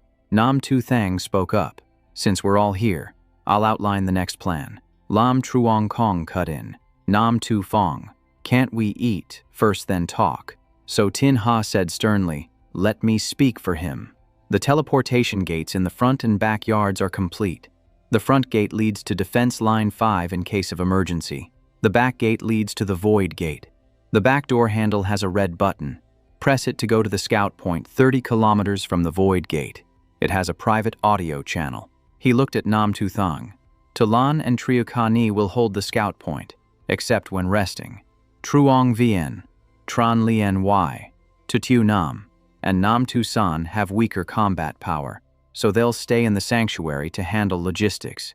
Nam Tu Thang. Does that sound good? He smiled and replied, you read my mind. Nam Tu San objected. I don't agree. My combat power isn't high, but I can provide buffs on the battlefield. If anyone gets seriously hurt, I can treat them immediately. So Tien can support my safety. The little girl raised her hand. Leave it to me. No problem. She added, don't play favorites just because I'm your sister. Out of options. He nodded. Fine. You come with us to the front line. He instructed. Everyone else, rest for 3 hours after eating. Then we move out. We'll rotate shifts depending on the battle situation. If no one has objections, let's eat. Tunam replied. Hearing that my combat power isn't strong is a bit annoying, but I'll obey orders, she added. People like us would just get in the way on the front lines. We're more useful in the rear. The group gathered around the meal again. Pass me the sweet tofu. You have no taste. I want salty tofu. I'm vegetarian. Thanks. Lam Truong Kong. Are you really 23? You're not lying about your age. To Truong Ka. Can you be a bit more polite? Who's your pickled melon brother? People in their 20s are fresh like new veggies. Why do you look like you've been pickled for 20 years? Who are you calling pickled brothers? Sister Lian Y? Are you spreading stinky tofu on a donut? Do you realize? Leave me alone. I have my own culinary path. Scene shifts to outside, inside a cube with 2 silhouettes.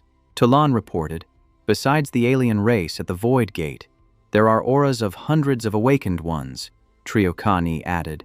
Their outfits look like the Million Buddha squad that betrayed us and joined the Asan nation in the news earlier, she noted. Outside the Void Gate, there are 2 ambushes from the Million Buddhas. Lowest is Tier 8, highest is Old God Tier. Hearing this, Nam Tu Thang replied, understood. We'll kill the watchdogs first. So Thien reminded, ready. Opening this door leads to that world. Ready. Without delay, the little girl clasped her hands and shouted, open the gate. As soon as they stepped in, a massive figure was waiting.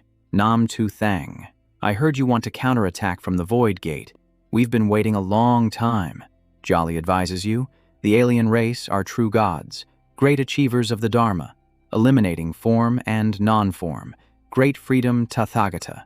Jolly. Buddha is merciful, as long as you submit. Before he could finish, Truong Ka cut him off. I submit to your grandpa and that Jiali whatever, acting like a loyal dog but playing God and ghost. I'll sew your mouth shut. If I don't beat you back into a fertilized egg today, I won't carry the surname Tu anymore. Let's see which grandson dares to save you.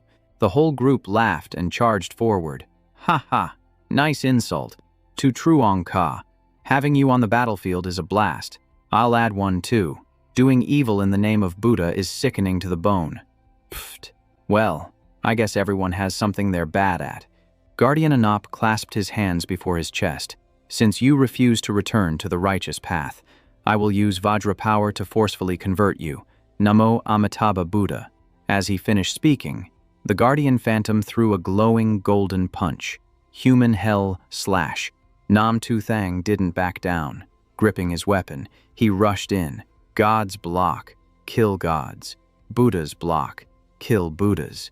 With one strike, he shattered the Vajra Guardian technique into pieces. But Anop still powered up. Great Buddha golden body, indestructible. At the same time, so Tin Ha shouted, Aura field, protect. The team combined forces to block and deflected the phantom image. An explosion shook the sky.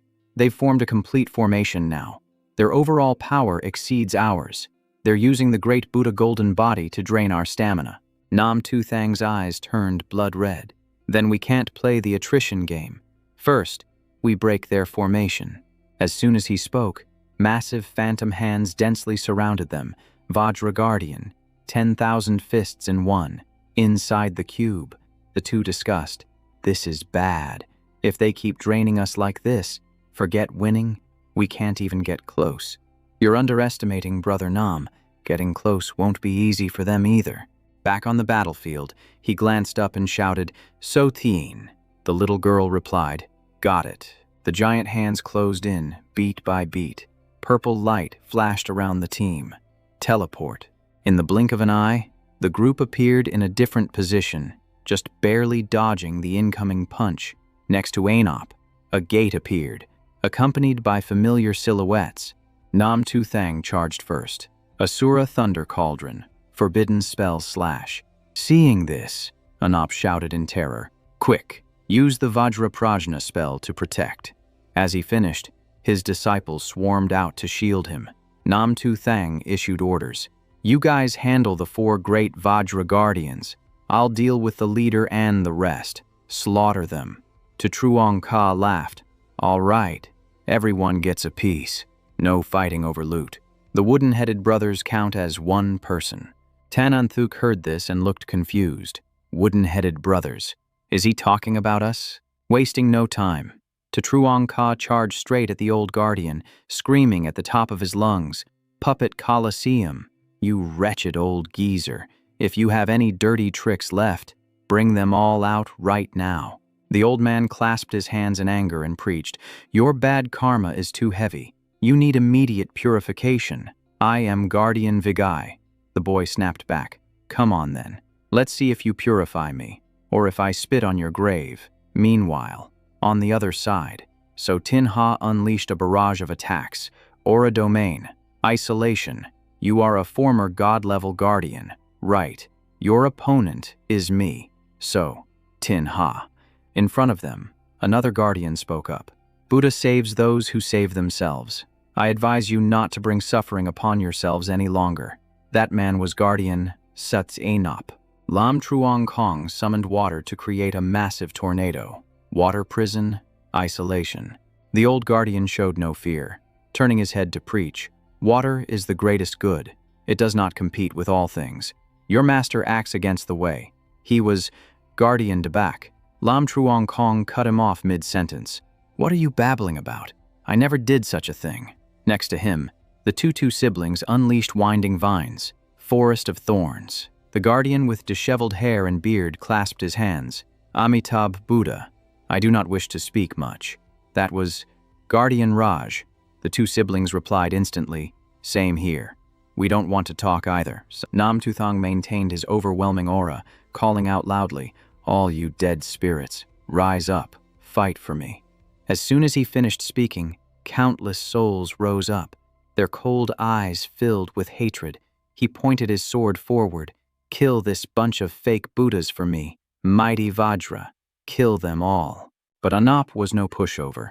In the blink of an eye, he closed in and shouted, "Amazing ability. No wonder the god praised you and wanted to recruit you." Nam Tuthang replied coldly, "Save your breath. You are next." Golden light burst from his mouth. Greed, hatred, and ignorance are the 3 poisons in Buddhism, and you have committed all of them. Greed for the mortal world, hatred towards the gods and Buddhas, and ignorance of karma. Since you have sinned enough, you must suffer the evil consequences. Densely packed characters swirled around him, turning his mind upside down. He clutched his head in pain. Ugh, mental shock. Shut up. Just shut your mouth. At the most critical moment, he managed to turn the tide and shouted, "Forbidden spell. Elemental sound. Great sound is silent." He charged straight at Anop, slashing through the golden light. "I, Nam Tu Thang, hate you, fake gods deceiving people the most. Greed, hatred, and ignorance. You clearly have greed to become Buddhas, hatred when met with resistance. and ignorance in your betrayal, and you still dare to lecture others. The two sides crashed into each other like moths to a flame. Anop had to erect a barrier to withstand the impact. I am willing to become an Asura for the sake of the world, while you trample on your own kind just to become Buddhas. In the end, who is the Buddha, and who is the demon? Anop replied, Vajra protective spell. He slashed again, causing massive cracks in the barrier. Forbidden spell. Asura flame road. Let me burn away that fake mask of yours. He thought it was over, but an illusion of the Tathagata Buddha appeared, knocking him back. You are too disrespectful.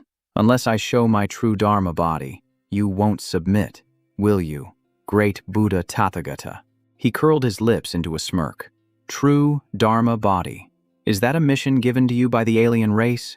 Doesn't Buddhism say that all forms are non-forms? If you are this obsessed with appearance, your cultivation is truly trash. That sentence hit a sore spot, making Anop furious. What do you know? I am the reincarnation of the Tathagata. He laughed contemptuously. I have never seen a Tathagata with such a fragile heart.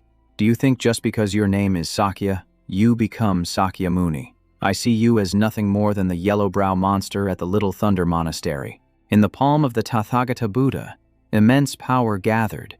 Anop spoke in a cold voice. Your sins are grave. I will strike you down to the Avicii hell of the 6 paths of reincarnation. A colossal pressure crushed down, tearing up the earth. He gritted his teeth. Ugh, Avicii hell. I have been there for a long time, save the act. He struggled to stand up. It's just a formation. Let me show you what real hell looks like. Before Anop could celebrate, he had already broken the move and charged forward. 5 elements. Hell formation. Activate. Anop broke out in a cold sweat. Impossible. How could my god-level formation fail in one hit? Just then, he jumped down from above, his long sword cutting off the words. Let me tell you something. You are not a god. Your formation is nothing but a doodle. Now, if you don't have any new tricks, it is my turn. He conjured a phantom of a red dragon rushing forward. Magma Asura. Forbidden spell. Anop responded instantly. Cloud ascending defense. The two sides tangled with each other. Blow after blow. Vajra protective spell. Ice Asura. Forbidden spell. Anop was bound tight by chains, unable to move. Golden lock formation. Confine. Immediately after, an explosion rang out, and the shield shattered completely. He screamed, No! Alien God! Save me! As soon as he finished, Anop's body vanished into thin air. He paused, stunned. Just disappeared like that. Did the S-rank alien arrive? In my past life, the S-rank aliens appeared not long before humanity was wiped out, so I didn't meet many of them. I don't know what species or abilities they have. Before he could finish his thought, a familiar voice rang out from behind. Son, please save me. He froze. Dad. He turned his head to see Nam Sun Hung being strangled by Anop. Stop, or I will kill him. Nam Tu Thang. Surrender now. It's rare for the alien god to praise someone like this. Just submit, and the alien god won't kill you. Nam Sun Hung called out again. Son, help Dad. Meanwhile, over at Tanan Thuk and Tutu's side, the two were surrounded by horrific bugs. They held up shields to block them. Parasitic horseshoe crabs. Purify. Root shield. Anop suddenly shouted aggressively, Everyone shut up, or I'll kill him. Tutu was startled and looked back, her eyes filled with panic. Oh no, that's the benefactor's father. Just a moment of distraction, and both were knocked backward, screaming in pain. Seeing that things were bad, Sotian immediately erected a spatial ring to pull them in. Teleport. Once they reached safety, Nam Tusa rushed over. Sister Nam, I know what to do. Holy light blade. The girl replied. Okay, I will stall that guardian, then coordinate with Brother Nam to save him. After saying that, Sotian turned to the giant phantom and shouted, Spatial teleportation. Before he could understand what was happening, he was sucked in. I can't worry about you right now, so get lost 100 miles away from me. At the same time, So Tinha and Tu Truong Ka were also facing tough opponents. So Tinha's eyes flashed with killing intent as he shouted loudly, "Everyone, don't get distracted. Focus on the fight. Trust Nam Tu Thang." Tu Truong Ka bound the phantom's hands tight and replied, "Don't lecture me. Worry about yourself. You old black devil. Don't expect me to get distracted." He smirked and teased. "Tell me, what the hell is that divine whip of yours? It's so short, it can't even reach us." Hearing that, Debak boiled with rage, charging forward and roaring, "Insolent brat! How dare you insult a divine artifact?" Switching to Lam Truong Kong, he was engulfed by a massive flame but immediately erected a water screen to block it. Shiva's divine punishment. Karma fire. Jade lotus. He remained calm. "It's just fire mixed with poison. Why act so high and mighty? I am the chosen firefighter, professionally trained for this boundless ocean." Seeing everyone fighting fiercely without even glancing at him, Anop threatened again. "Are you not afraid I'll kill him?" Then he looked at him. "Nam Tu Thang. If you don't kneel and submit immediately, I will kill him." He calmly asked, "Dad, I want to ask you one thing. Do you really want me to kneel to save you?" Nam Sun Hung's face went pale, sweat pouring down. "What are you saying? Of course. I am your father. Do you want to watch me die right before your eyes?" So Tian called down from above, "Brother Nam, I can teleport Uncle Nam, but there's a risk. He might suffer a bit." He glanced over and cut her off. "No need. Your mission is to protect my sister and the others. I will save my father myself. Just teleport me there, as close as possible." The girl nodded. "I got it." Seeing them whispering, Anop warned anxiously, "Nam Tu Thang, don't try anything funny, or I'll kill him in a heartbeat." He asked back, "Try what?" As soon as he finished, his figure vanished and reappeared behind the old man. "Saving my good father, of course." He swung a decisive slash. Both figures immediately dissolved into nothingness amidst a scream. Anop shrieked. "Why?" He replied, "Because you underestimated that old man way too much. So, S-rank alien, aren't you planning to show your true form?" Unable to hide any longer, the alien finally revealed itself. It looked at him with suspicion. "Humans value family ties. Why were you so cold when you heard your relative begging for help? Or was there a flaw in my acting?" He replied, "A race without emotions will never understand what a human is." The alien continued, "I wanted you to join us even more than those fake Buddhas. This is the final privilege I offer a bug like you. If you miss it..." He shot forward like an arrow, cutting it off. "No need. Just die." Taking the hit, its body was torn apart, its voice trembling. "You truly are a stubborn bug. Don't blame me for using the cruelest method," he shouted, cutting it off. "Talk less." He slashed the opponent's arm again. The guy winced in pain. "Magma slash. Urgh." He laughed aloud. "Looks like your ability is just shape-shifting and creating illusions to scare people. But your offense and defense are weak. 1,000,000 Buddhas were bewitched by you because of their greed for avatars, but my determination will destroy you all." The alien race still doesn't believe it. "Nam Tu Thang, I don't believe you don't care about your father's life or death. If the last one was fake so you didn't care, then this time, it's real." That sentence made him freeze, his eyes widening. This is... Old memories resurfaced in his mind. Nam Sun Hung held him and said, "I'm sorry. Honey, I'm late. You've worked hard. Luckily, we won against 3 nations this time. They won't dare harass the border for a few years." His mother smiled and asked, "How should we name our son?" "Doan." Doan calling him Nam Tu Thang sounds good, doesn't it? Time rewound before his eyes. He grew up getting bullied and ran home crying. "Boo-hoo, Dad, some bad guys bullied me," his father asked. "Did you pay them back?" He replied, "They're taller, stronger, and there are more of them. I'm scared." Namsun Hung grabbed his shoulders and interrupted. "So you were scared before you even fought back? Did crying make them stop?" He replied, "No, they got even worse." His father said, "Then next time, don't be afraid, resist a little, even if you can't beat the whole group, bite one of them hard, risk your life and give it a try." Doing exactly as his father said, the boy stopped trembling and immediately retaliated violently. Nam Tu Thang, are you crazy? Let him go. Help. Nam Tu Thang has gone mad. Hiding behind a wall, Nam Sun Hung observed and smiled, silently saying to himself, Son, from now on, they won't dare bully you again. Another day, Nam Tu Thang carefully applied medicine for his father and asked, Dad, you're so strong, so why did you let them hurt you? He hissed softly, Hey, kiddo, this time I only got my face cut and didn't lose my head, so consider that skilled. Do you think the battlefield is like fiction stories? The battlefield is fierce. Sacrifice is common. My comrade was taken prisoner. I had to kill him with my own hands.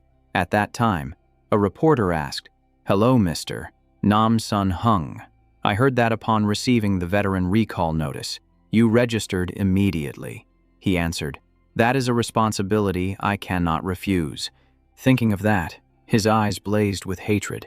He asked, How do you know about these things? The alien replied, Because those are your father's thoughts, you pitiful bug. With your ability, killing me isn't hard. He spoke and snapped his fingers. Behind him, a phantom rose from the ground. The person controlled by it was none other than Nam Sun Hung, coughing up blood. The boy screamed, Father. The alien controlled the hand to throw him to the ground and said, Don't misunderstand. I didn't cause these wounds. He charged the front lines himself. So this happened. Looked at from another angle, I actually saved him. As the words fell, Nam Sun Hung convulsed and screamed miserably. So now, it's his turn to pay me back. Ha! Suddenly, Talan reported, Captain, Defense Line number 5 just sent a message confirming that Mr. Nam Sun Hung really went missing on the battlefield. He replied, Yeah, I know. Looking up, he saw his father completely grasped by that alien. The alien said, I have merged into your father's blood. Your father is me, and I am your father. Releasing me is releasing him. Killing me is killing him. Nam Tu Thang, do you dare to strike? Hearing that, the boy stood frozen, his mind racing to calculate every move. Seeing him hesitate, the creature became even more smug and laughed. Ha ha, bugs are born weak, bound tight by emotions. Well then, I'm off. He didn't want to drag this out. Just as he was about to flee, he shouted, Earth movement art. Suddenly, the boy asked, Father, what should I do? Nam Sun Hung replied, Son, save me. The alien was startled and exclaimed, Huh, how do you still have your consciousness? He hadn't finished speaking when the boy erupted with blood-red fire and shouted, Old man, stop acting. Molten forbidden spell. The giant phantom was incinerated, screaming in pain. Ah! Why? The alien inside Nam Sun Hung's body twisted its mouth, wondering. He said exactly what I pretended to say. Yet that person knew he was real. What kind of species are humans, anyway? Nam Tu San used her ability to heal everyone. Holy light healing. So Thien said, Brother Nam can recall the undead. Why doesn't he recall Uncle Nam now? She replied, I think it's the same reason he doesn't recall those who died on the alien battlefield. She glanced into the distance and continued, My brother wants them to rest in peace. After the war ends, he will create a chance for a reunion. After all, on the battlefield, the undead can die again. When that happens, their souls will be scattered, and nothing will remain. Hearing that, the little girl sighed. Sigh. He just shoulders all the people and missions alone. He even endures this. Finished speaking. The little girl angrily stomped on a few bugs, muttering, These bugs are so stubborn. Tutu immediately unleashed a move to annihilate the stubborn swarm. Let me handle it. Suddenly, someone rushed over, shouting, You bastards! Where is this venerable one's statue? Where did you hide it? Tutu turned to Tan Anthuk and said, Brother, our dream cannot wait for others to wipe it clean, nor can we rely on others. He urged, Go, clean up the battlefield. In another direction, the boy stood still, watching the vengeful spirit rush away through the teleportation gate. Trung Vien carried a pile of food over, calling out, It's morning. Eat some food. Seeing her arrive, Truong Ka ran over to help and asked, Oh, so early. "You're really hard-working," she replied. "This is my little skill. If I'm not hard-working, should I just wait to get fired?" Without delay, they went to call everyone. "Come eat. So Thien, you go call Tulan and Triakani over here." The little girl replied, "Yes, sir." Switching back to the boy, he looked at the layer of dust and ash on the ground, his heart tightening. He whispered, "Please plant a tree where my father is. Otherwise, I'm afraid I won't be able to find him later." Tananthuk replied with concern, "Okay," engulfed in the sea of fire. The alien screamed, "Why, no matter what I say, you people don't understand. That is the reason humans keep multiplying." Suddenly, Tananthuk stood next to him and cut him off. "Sorry, you stinky old man." He tried to say one last thing. "Stinky son, your old dad will wait to reunite with you." Seeing that Nam Sun Hung had been burned to ashes, he couldn't take it anymore. He collapsed to his knees and cried, "I swear there will be a day I reunite with you." He screamed in agony. "But for now, please sleep deeply first. Wait for me to clean up this place, and I will bring you home. Then we will eat delicious food together." On Nam Tusan's side, things weren't idle either. The bugs were swarming thicker and thicker. "Get out of here, you parasitic bastards." So Thien burst out, "I'm sorry. Uncle Nam, I'm sorry. It's all because we dragged everyone down." She cried while fighting off the bugs and said, "It has nothing to do with you kids. This was all my brother and father's decision. I understand it all. It's just hard to hold back my emotions, just like my brother, letting people laugh at us. No need to comfort me." The boy seemed to go mad, continuously unleashing extremely violent attacks, living hell, dragon tornado. His eyes flashed red as he shouted, "Clean up." Standing behind, Lam Truong Kong remained silent. Now only the Mokdao brothers are on this side. To Truong Ka continued, "Should we go over there and help?" So Tin Ha interrupted, "No need. They have to grow up too." The situation was getting worse. Raj turned his head and ran in a panic, sweat pouring down. Motherfucker, the squad has been wiped out. Those bastards. Behind him, a shout rang out, "Stop! Where are you running to?" He rushed forward while throwing out a pile of bugs. Snail shell fortress, scorching heat coil, parasitic sea snails. Tananthuk immediately countered, "Seed, reverse parasitism." The seeds clung tightly to the bugs, squeezing them hard and feeding on their negative karma, self-proving samsara, giving Raj no way to escape. Tananthuk used vines to bind him tight, alloy spikes. The man screamed, "No." Falling down, he moaned in despair. Why didn't the Buddha save me? From Raj's corpse, a large ancient tree grew up. Tutu stood there and replied, "I think it's because the Buddha only saves those who save themselves." Returning to the boy, he controlled the vengeful spirits and shouted loudly, "If you want liberation, I will give you a chance. Wake up. Go to defense line number 5. Use your undead bodies to atone for your sins.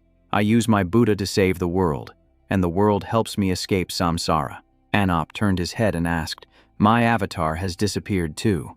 "Why?" So Tin Ha explained, "What you call an avatar is just a fake illusion created by the aliens. Wake up. Your alien bodies are all dead." The man shrieked, "No, that's impossible." On Lam Truong Kong's side, they were also dominating. So strange. Their avatar was destroyed, but they turned back into humans. Before they were brave. So why are they cowardly now? Seizing the opportunity. To Truong Ka rushed in to capture them and shouted, "Humph," because they were blinded by magic and thought they were some kind of gods. Forget it all. Those things were just their own potential being stimulated. The illusion broke. Their faith collapsed, and they immediately saw they had nothing left. They're scared now. Old saying, stupidity leads to death. As soon as the words ended, a strike pierced through Anop's chest. D-Back was completely wiped out, his body so mangled he was unrecognizable. The old man's body had been hacked to pieces. Blood splattered everywhere. Once they finished cleaning up, the whole group stood silently, staring at the tree Tan An Thuk had just planted. Tu Truong Ka sat nearby, his eyes never leaving the spot. He turned to So Tien and reminded her, "If we don't eat now, the food's gonna get cold." So Tien, Teleport everyone over here so we can have a meal." The little girl replied, "Yes, sir." A moment later, everyone was seated. Truong Vien handed a lunchbox to Nam Tu Thang and said, "Captain, let's eat." He replied, "Thanks." To Truong Ka put a chicken leg in his bowl and grinned, saying, "Man is iron, but rice is steel. Gotta fuel up." So Tien also took some of her own portion and gave it to Nam Tu San.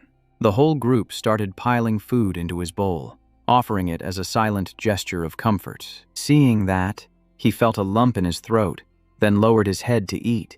To Truong Ka nudged him, "Don't just zone out. Eat up.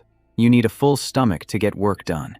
After a while, the group finished every last bite, and the empty lunchboxes were set down on the ground.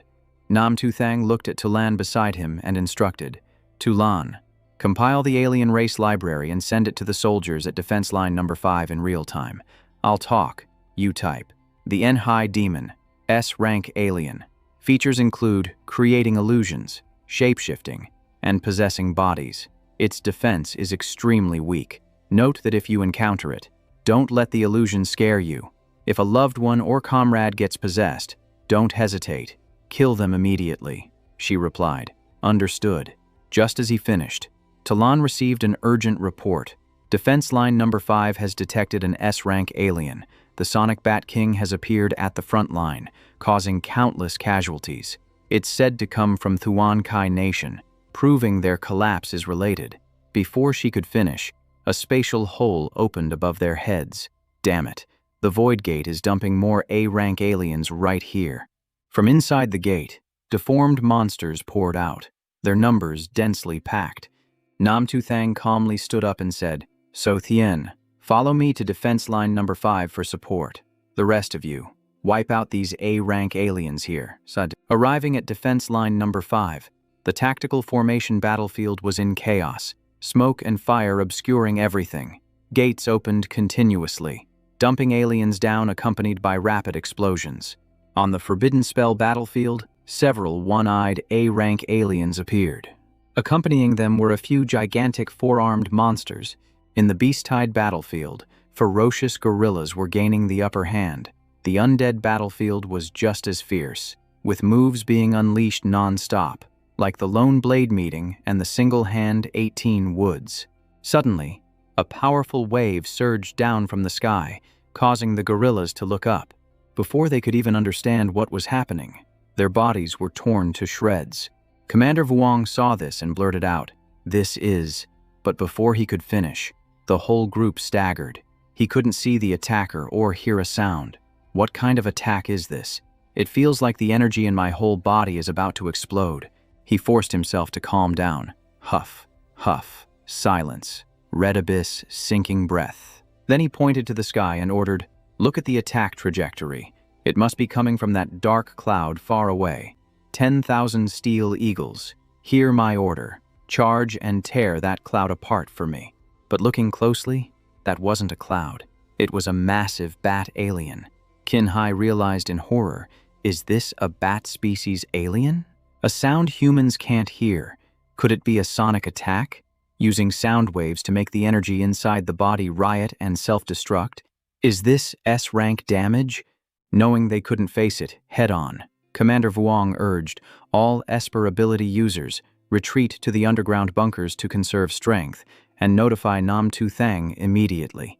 Scene changed to the slaughterhouse, where 3 people were slashing madly. Since awakening the undead talent, their slaughter speed was getting faster and faster. "I never thought I'd be this strong one day." Right, old age but still got power.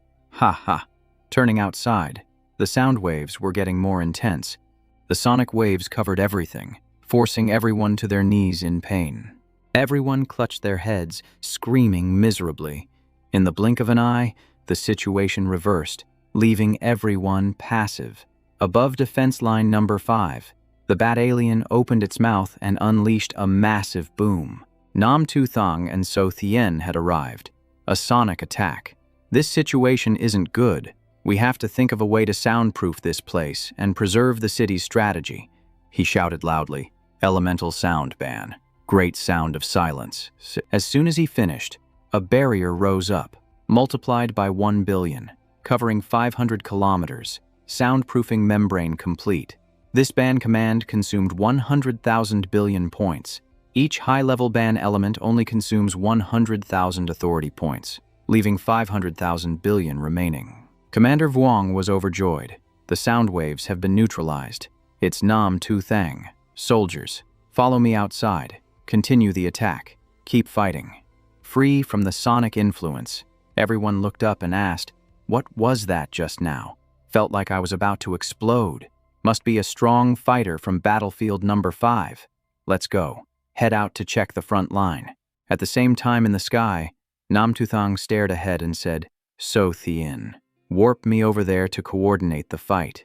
The little girl behind him replied, "Got it."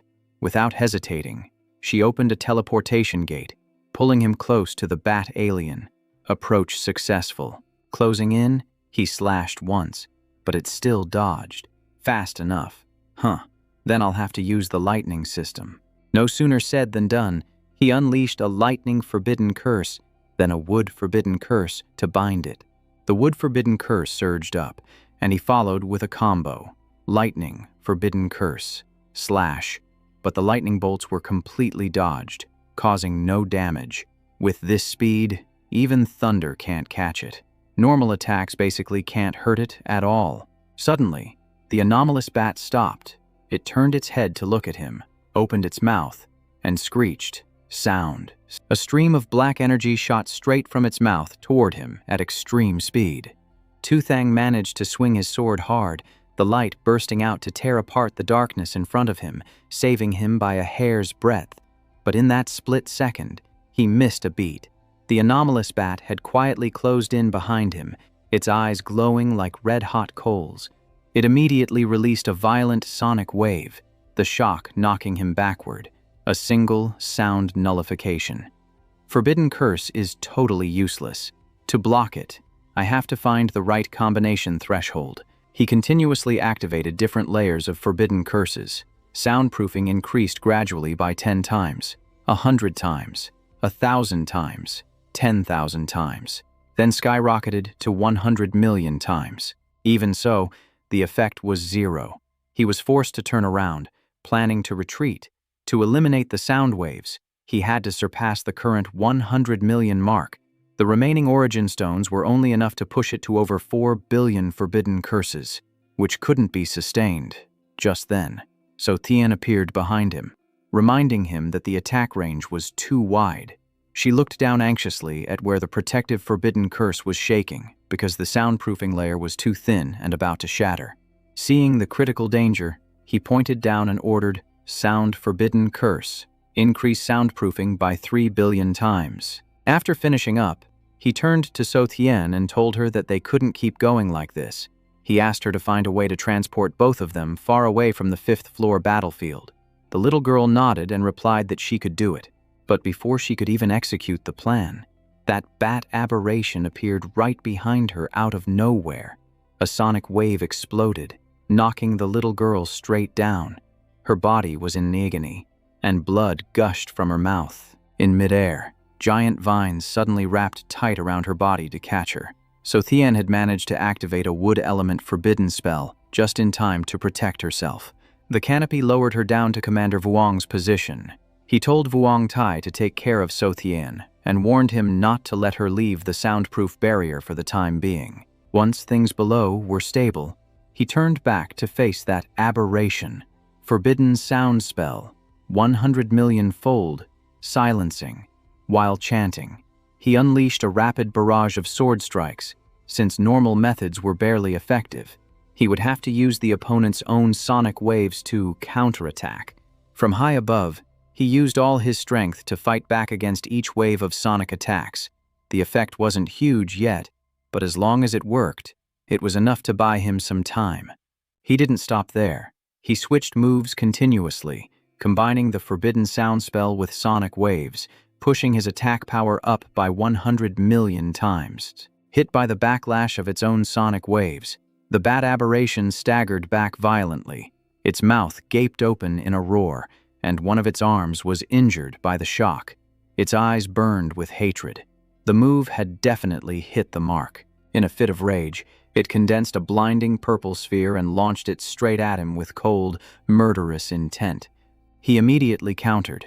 He compressed the sonic waves, focused the direction, and activated the forbidden sound spell, amplifying the sonic waves 100 million times. Even so, the opponent's power was overwhelming. He was knocked backward before he could react, only managing to activate a shield in time.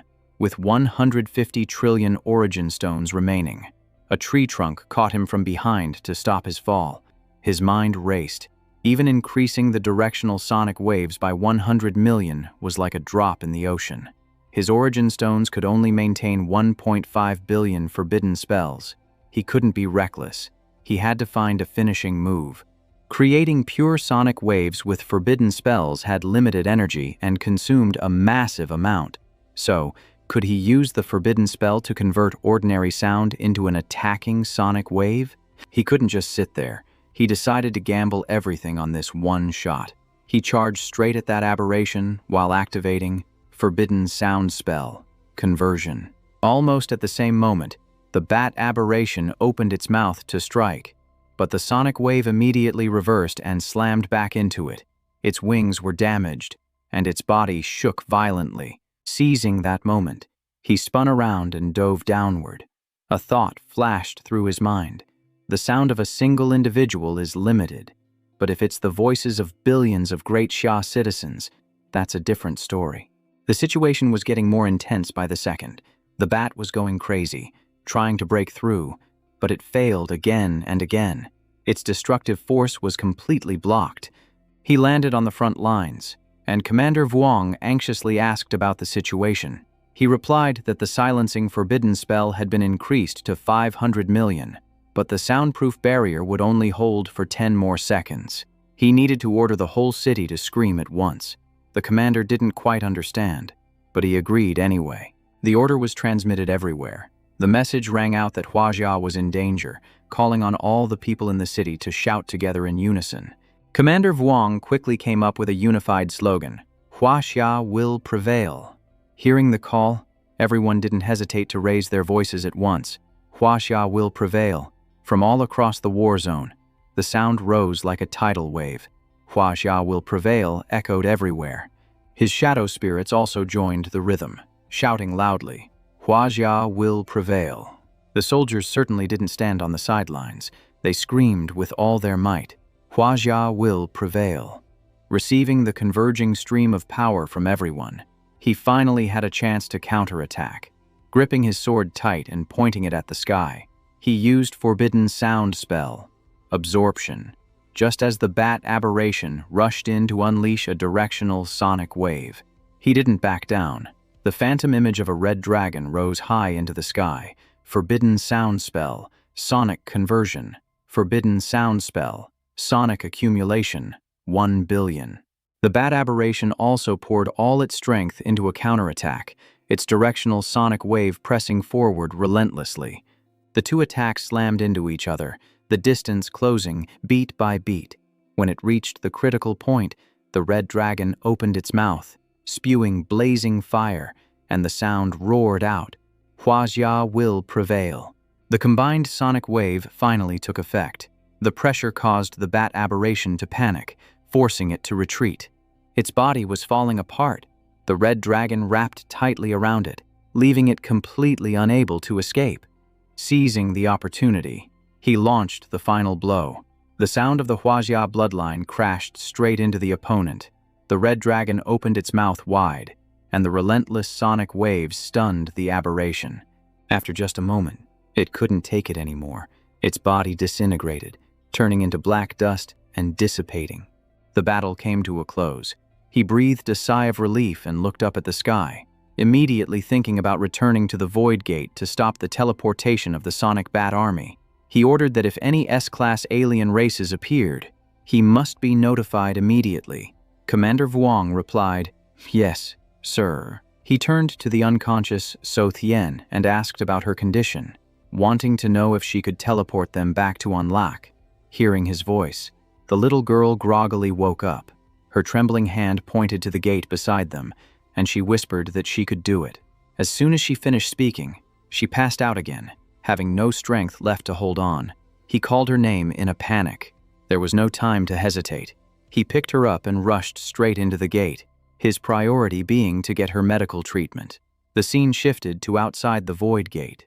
So Tin-Ha unleashed a domain attack to wipe out the aberrations. Truong-Ka didn't rest either, continuously slashing and pressuring the A-class aberrations until only a few weak, insignificant ones remained. Not far away, Lam Truong-Kong manipulated water to create a giant tornado, sweeping away everything in its path. He snorted coldly and said, "Last time, I suffered because of you lot. But I'm not the same man I was back then." The Tutu siblings coordinated perfectly, raising vines to lock down the snake-like aberrations and make them stand still. Heavenly technique, raging forest prison, constrict. After a while, the whole team cleared out the alien race. One of them smirked and said, "Finally done. I can breathe now. Fighting is like eating dusty rice. As soon as you finish, you're hungry again." Then, So Tin-Ha suddenly remembered and asked, "I wonder how Tu-Thang is doing down south?" Lam Truong-Kong replied, "No news is good news." Truong-Ka nodded. "Yeah, that's right."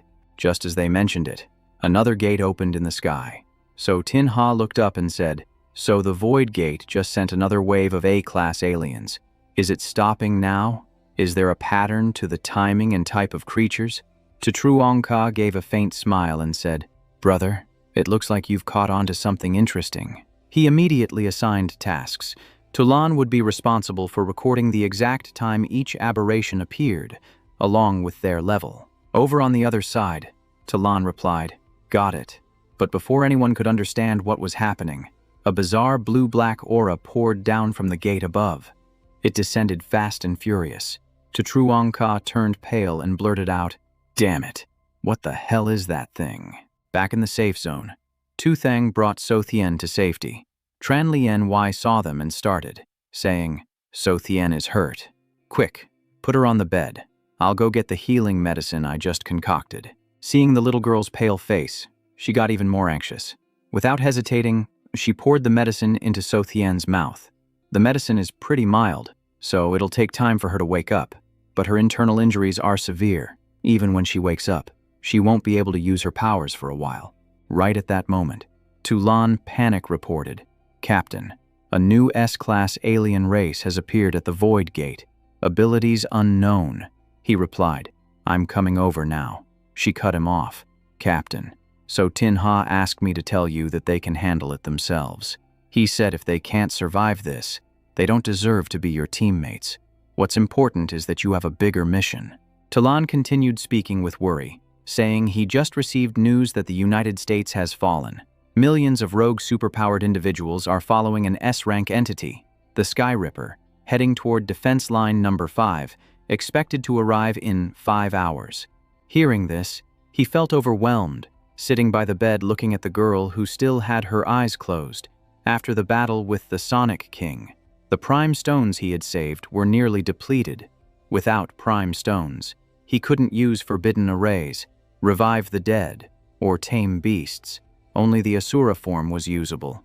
Prime Stones were scarce within Great Sia, and the only way to replenish them was to hunt outside the border. But without spatial teleportation, he wouldn't make it in time. Just then, Tu-Nam ran over holding a vial of medicine, saying she researched a type last night that explodes physical stamina for a short time. But Tran Lien Y blocked her, saying, "This medicine borrows life energy. It can save the dying. But for her condition, the damage would be irreversible." He nodded in agreement, saying, "Yeah, I can't do that to a 9-year-old child. Right now, we can only summon the Falcon to fly ahead, taking it one step at a time." Tu-Nam reluctantly put the medicine vial away, apologizing and saying she would think of another way. At that moment, So-Thien struggled to sit up in bed, her whole body trembling, saying, "Let me do it." He was startled, saying, "So-Thien, you're awake." But he wouldn't let the girl risk it, telling her she needed to rest and that what she just heard was merely the rain. The girl interrupted him, saying, "Brother Nam, you wouldn't lie to me. I'm not a child who can be coaxed just by being told to be good." Seeing her face getting paler by the second, he felt suffocated with worry, saying, "So Tien, I order you not to act on your own." The girl forced a smile, asking Brother Nam, "Have you forgotten? I used to be stubborn enough to pretend to be mute, and I was stubborn enough to follow you." As she spoke, she pulled a pill flying toward herself using telekinesis, saying, "I've always been stubborn, so how could I stop now?" Brother Nam, you know best that war is inherently like this. Before he could react, the girl threw the pill straight into her mouth.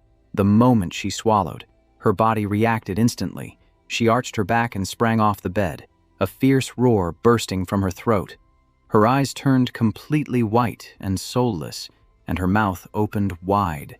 He panicked and called out, "So Tien." Suddenly, the girl reached out and grabbed his face tightly, stopping him from saying anything more. She immediately jumped down from the bed, her body as healthy as if nothing had happened. She told Brother Nam that she was full of energy now, feeling stronger than ever before. She said it would be a waste not to use this power, so let's set off. He asked So Tien if she was really okay. The girl replied naturally, saying, "Of course. Don't just talk about going to another country. Even taking you off the blue planet right now wouldn't be a problem." Hearing this, he turned to Tu Nam and told her to prepare a bit more of that medicine for him. She replied, "Okay, I'll go get it." Tran Lien Y advised that if they must do this, bring plenty of healing potions to at least reduce the side effects, and he replied, "Okay." Before everyone could leave, Truong Vien brought in 2 bowls of hot porridge. She said, "If you have to go, finish the porridge first. I've cooled it down so it's not too hot anymore." Taking the bowls, both of them ate everything gratefully and said thanks. She replied, "No need to thank me." Meanwhile, at the Void Gate, Truong Ka's group was facing a terrifying giant monster. So Tin Ha said, "I didn't let Nam Tu Thang win just to run over here, so we have to handle this Srank beast ourselves." Truong Ka replied, "No problem. Since it appeared, it has only expanded without showing its power, so I'll use guilt sense to probe what it has." Finished speaking, he released a barrage of shadows rushing straight up, shouting for all the ghost puppets to stand up for him. The ghost puppets immediately rushed toward the anomalous monster, screaming, "Kill." But before they could even touch it, they were completely corroded, leaving only skeletons. He cursed, asking if this damn thing was made of acid. The ghost puppets shriveled into soulless shapes, and he wondered if even his strings were being corroded. Seeing things going south, so Tin Ha quickly cut Truong Ka's strings, saying, "It's dangerous. Cut the lines first." He replied, "Oh, sorry. I was a bit distracted. Since it's corrosion, we must stop it from spreading and moving first." He turned to Lam Truong Kong and said, "This corrosion effect won't spare my sword, and the wooden brother is the same, so Old Dan should try using water element power." Lam Truong Kong asked back, "Old Dan, are you calling me?" There was no time to argue, and with everyone urging him, he made his move. Vast ocean, limitless, water cube. In the blink of an eye, the monster's entire body was frozen solid by water like a rock, sealed. But before they could rejoice, the ice layer was melted by it far too quickly. He stammered, asking, "What is this?" It came crashing down on everyone below again, its speed skyrocketing as if it were diving straight at them. In that critical moment, the Tutu brothers erected a shield right in front of them. The root shield thickened to 10 meters, 50 meters, then 100 meters, but cracks still spread, and explosions rang out continuously. One cried out, "Brother, this probably won't hold for more than a few seconds. Keep increasing the thickness and repairing it." So Tin Ha turned back and said, "Lam Truong Kong's water cube, although corroded, hasn't disappeared and is still locking its momentum and movement. Now we just need to find a way to attack its weak point. Water has controlled it. So what about fire?" The other person replied that none of us are fire element users.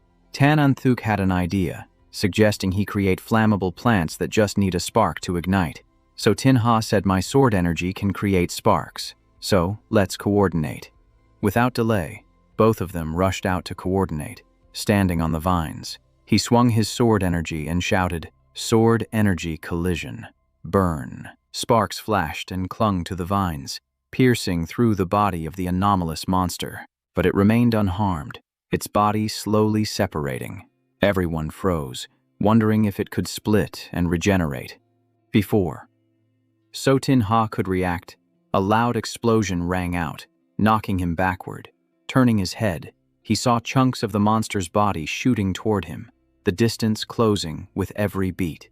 In that critical moment, Ka managed to throw a string, wrapping it tight and yanking him backward, shouting danger. Lam Truong Kong erected a water screen as a shield to block the blow.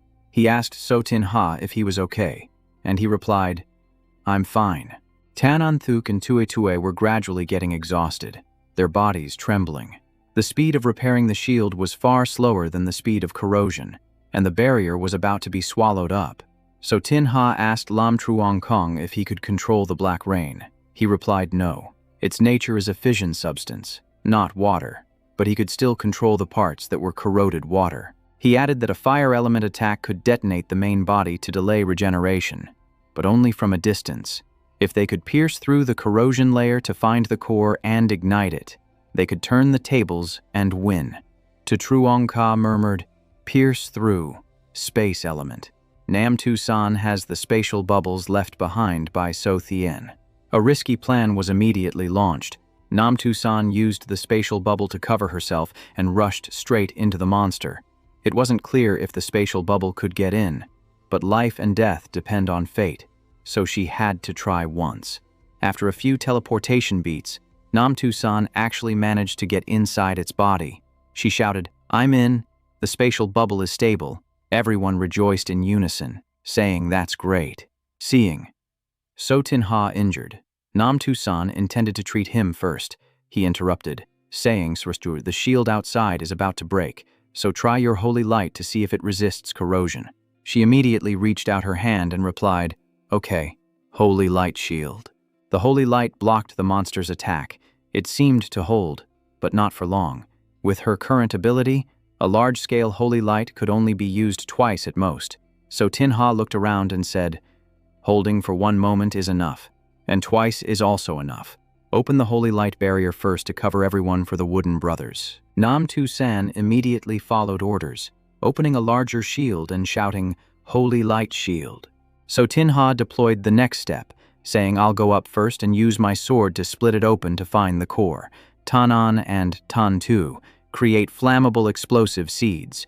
To Truong Ka and the large puppet, wrap the explosive seeds and throw them precisely into the center. The group replied, "Understood." Without hesitating, Nam Tu San and So Tin-Ha entered the spatial sphere and shot up into the sky. He told her not to be tense, just coordinate with his sword energy later. She replied, "Okay." When the moment came, both raised their hands simultaneously, shouting, "Prepare." Myriad swords, holy light domain, envelope. Golden light erupted, covering the giant monster's body, making it roar in pain with its mouth wide open. Its body twisted and distorted, and the eyes growing on its body continuously opened wide, darting around to look for danger. After observing closely for a while, they found the fatal weak point. Shouting, found the center. Suddenly, Nam Tu San felt dizzy, so Tin-Ha called out worriedly, "Nam Tu San." She replied, "I'm fine, just exhausted. Don't worry." Hearing that, he looked down and urged, "To Truong Ka, quick, before it heals." He replied, "Got it. Get ready." He summoned a horde of puppet ghouls. "Puppets, rise." He barked the next order, "Wood Brothers, drop the explosive seeds." Two voices replied, "Yes, sir." The Bodhi explosive seeds were embedded. Once done, the puppet ghouls charged straight for the core. Even as their bodies were corroded down to mere bones, they still reached out toward the glowing core. As they got close, the explosive seeds dropped out, successfully clinging to the core. "It's done." So Tin-Ha triggered the detonation. Taking the cue, So Tin-Ha fired a flame blast at the sphere. Sword energy collided, sparking fire. Immediately after, an explosion roared, and blinding light flooded out. The blast shattered the anomaly's entire body. It blew into smithereens before it could even react.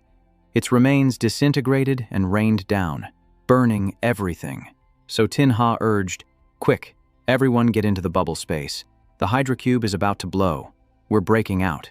Just as they slipped inside, The hydrocube exploded. Water currents slammed the sphere around wildly.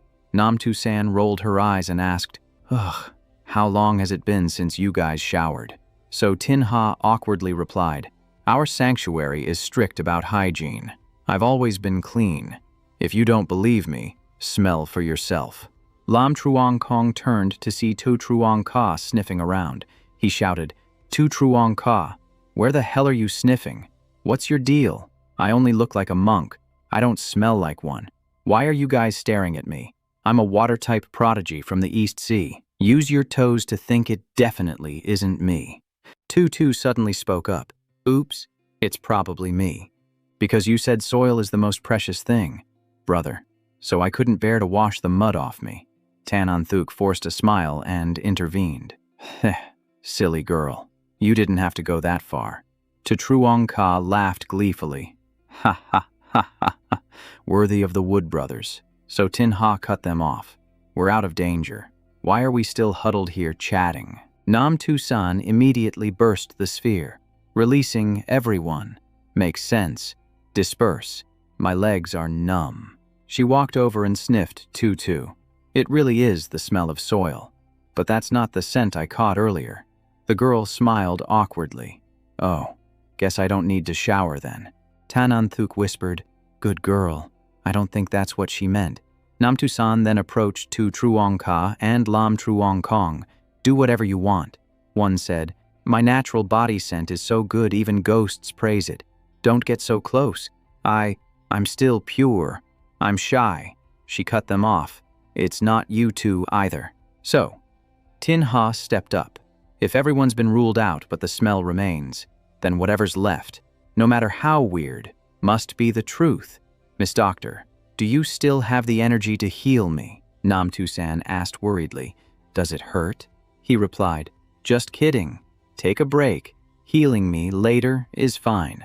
Just as the atmosphere softened, Tutruong Ka butted in, screaming, "It hurts like hell. If you don't heal me, I'm gonna die." So Tin-Ha said awkwardly, "If you shut up, no one will think you're mute." The danger had passed, so everyone sighed in relief and went about their business.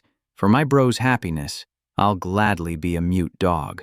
Tutruong Ka grumbled, "You guys go back and rest up first. I'll take the watch." Lam Truong Kong said, "I'm still a bit uncomfortable, but I have enough strength to accompany you." Tutruong Ka praised, still the loyal old boss, unlike someone who sees a pretty girl and forgets his friends. Meanwhile in Antarctica, ice covered everything. The ground was littered with lying penguins. So Thien asked, "Is this the first time I've seen penguins like this?" Tu Thang stood beside her and said, "Wait until we win. Can I summon their souls back to be your friends?" The little girl stroked a penguin and replied, Walking a bit further, they saw a pile of glowing crystals.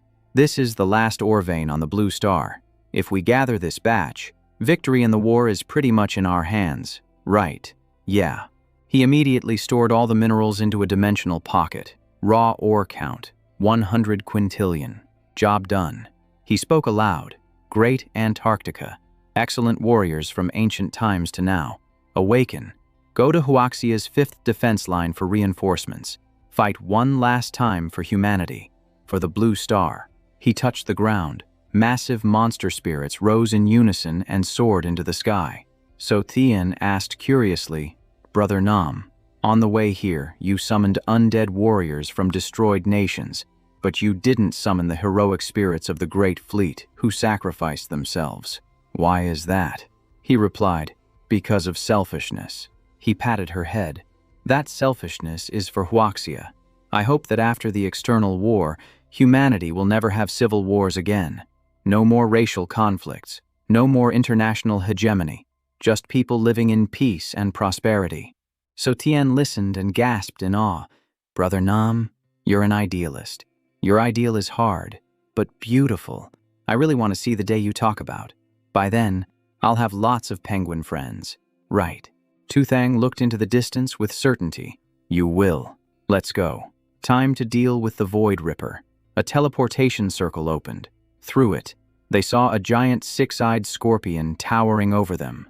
Teleport. Stepping through the portal, He looked at the scorpion and the swarm of people hovering in the sky. He said, "You guys picked the right spot. Spacious, good feng shui, perfect for a burial." The monstrous scorpion spoke up. "Are you the legendary Mr. Nam Tu Thang? I am the Void Ripper. I've admired you for a long time." He calmly replied, "You surprised me the moment you opened your mouth. Standard Blue Star language, and the most polite one I've met. Unlike the others, some can't speak. Some just scream insects and charge. Even the succubus loses to you." It explained. The succubus relies on illusions to capture millions of Buddhas. I understand that, but I could never figure out what happened on your side, until I met you. He smiled.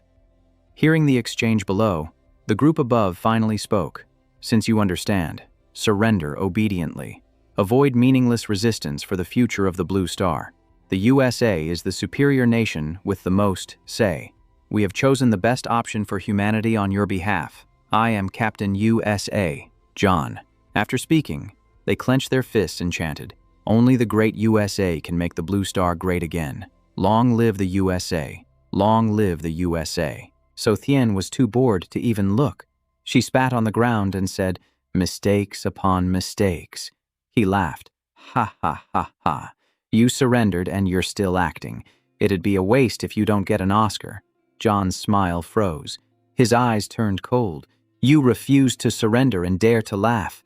Let's see if my hammer smashes your face in." Before he charged, the monstrous scorpion warned John, "If you want to fight, then fight. Quit yapping. I need to see your value in this battle. Losers are worthless."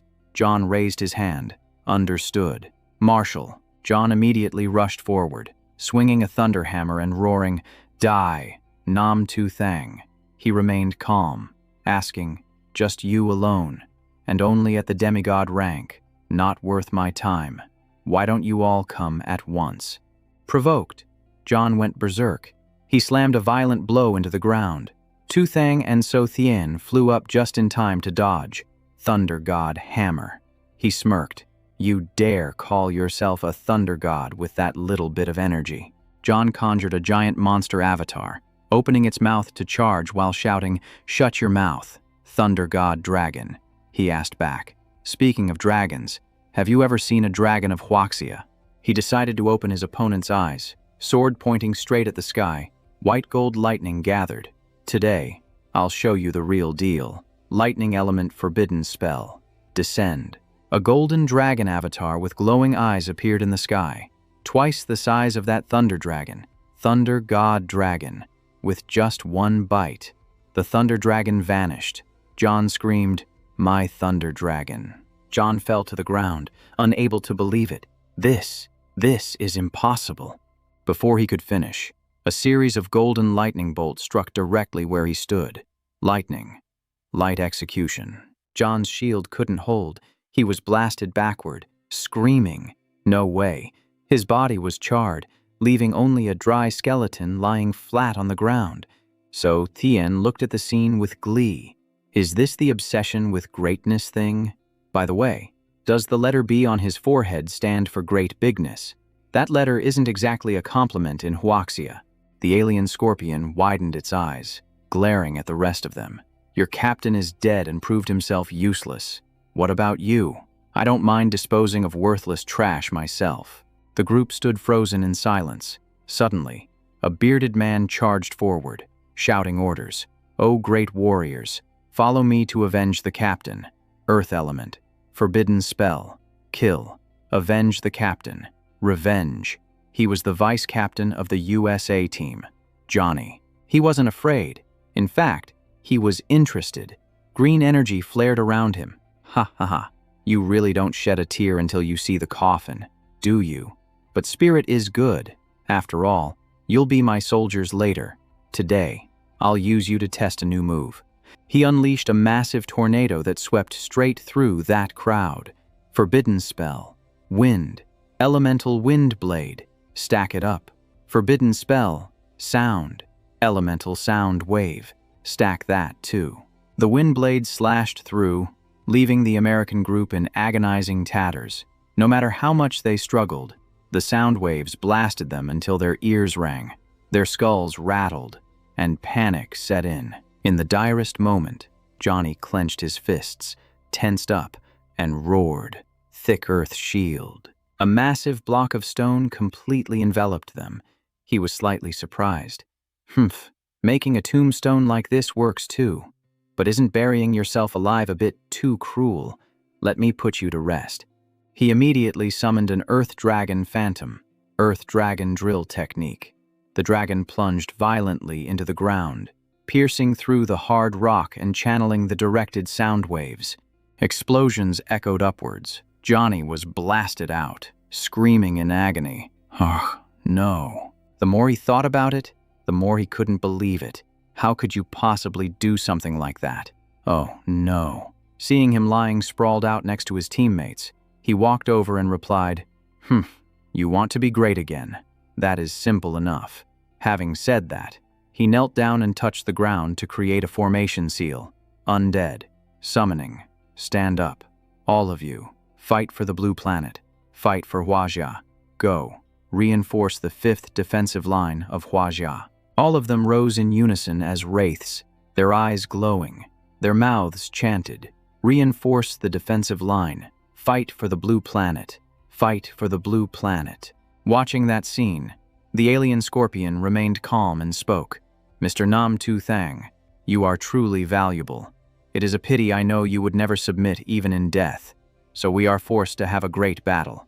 He immediately rushed forward, the sword in his hand flashing cold. You really are the smartest alien race I have ever met, even more so than Meima. I appreciate that. Then he summoned countless more wraiths to block the front, but an enemy is still an enemy. Hell on earth. / Seeing the attack coming, the alien scorpion calmly erected a stream of dark gold energy to wrap around its body. It replied, but I still want to try. Nam Tu Thang. Why don't the two of us make a bet? The wraiths dissolved in the blink of an eye the moment they touched the light layer. It spoke. A duel of wits. If I win, you work for me. If you win, I work for you. He smiled lightly and replied, an interesting bet. But if you win, I die. If I win, whether I recruit you or not still depends on your value. Then he unleashed his move again. A giant tornado rose up. Dragon tornado. Reverse rotation. The tornado still could not break the scorpion's defense and was beaten into small wisps of air. Its tail was wrapped in blazing sparks. It said, then let us just do as you say. It swept its tail, launching a series of bright red fireballs toward where he stood. He did not stay still, waving his hand to form a circular seal right in front of his face. Then he shouted, Frost Ice Formation, increase by 50 times.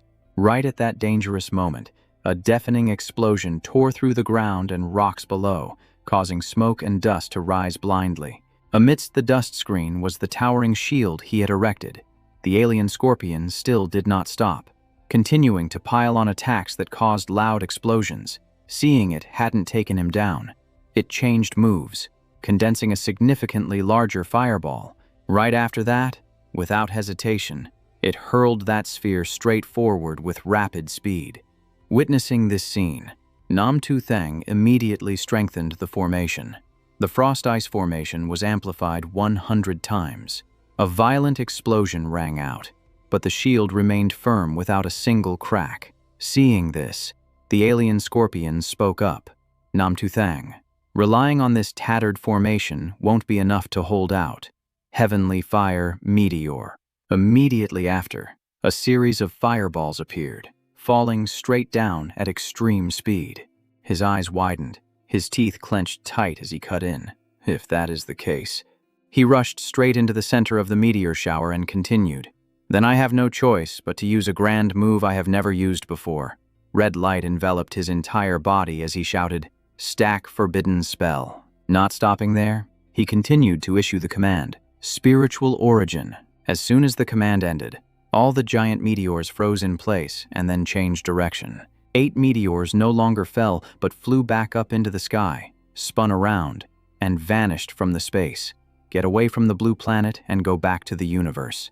The alien scorpion stood watching in disbelief and exclaimed, You actually controlled the stars. Why haven't you ever used this move to protect the blue planet before? He rushed forward and retorted, You, Void Ripper, your Dragon Tornado, Rock Bullet, and Fire Meteor are all useless. If you have any moves left, bring them all out right here. As soon as he finished speaking, Tuthang swung his sword and slashed straight down at its body, unleashing the Asura killing intent. Before he could react, the tail whipped out and knocked him flying backward. He landed, regained his balance, and said, I didn't really want to fight you either, but since you won't kneel and surrender, let's talk after I'm done beating you. Without hesitating, he continued his attack, transforming into a phantom fire dragon and layering a forbidden curse on top, Molten Magma Dragon. He controlled the giant dragon to rush straight toward the alien scorpion and shouted, Kill. Seeing this, the scorpion raised its tail to block and said, Our strength is equal. The winner is undecided. And it was true, neither side was injured, and the stalemate remained. Seizing a moment of vulnerability, Tuthang appeared right on top of its head, gripping his sword tightly, then take another strike of Asura hell. Before he could succeed, the ground around them exploded, forcing him to jump back. Not good. This looks like an earthquake ability. But right then, he noticed its frantic reaction regarding its back. The tail usually protected the back, but now it was wrapped up by the giant dragon. So, the fatal weakness was on its back. Having figured it out, he landed and said, Now that I've found your weakness, I have a way to plant a forbidden curse. He stabbed his sword into the ground, and a purple light spread out to cover the area. Earth element, 10,000 Earths. Return to origin. He didn't stop there. Tuthang's eyes glowed red as he continued. Lightning element. High above, black clouds rolled in, lightning flashing and thunder crashing. 10,000. Heavenly lightning tribulations. All the lightning struck straight at the scorpion's back with extreme speed. In that very moment, the scorpion cried out, Stop, I surrender. I am willing to submit to you for the rest of my life and work for you. Hearing this, Tuthang paused slightly and asked, How can I trust an alien race like you, especially a smart one? What do you have to prove your value and loyalty? As he spoke, he kept the lightning tribulation hovering right above its back, his eyes warning that if the answer wasn't satisfactory, the lightning would strike at any moment. It hurriedly replied, Sir, I understand. Please recall your dragon so I can use my tail to prove it. I am absolutely not being deceitful. Seeing no other way to see what tricks it had, Tuthang agreed. Consider it a gamble. Even if it is a plot, you won't be able to beat me a second time. It replied, Thank you for your tolerance and wisdom, sir.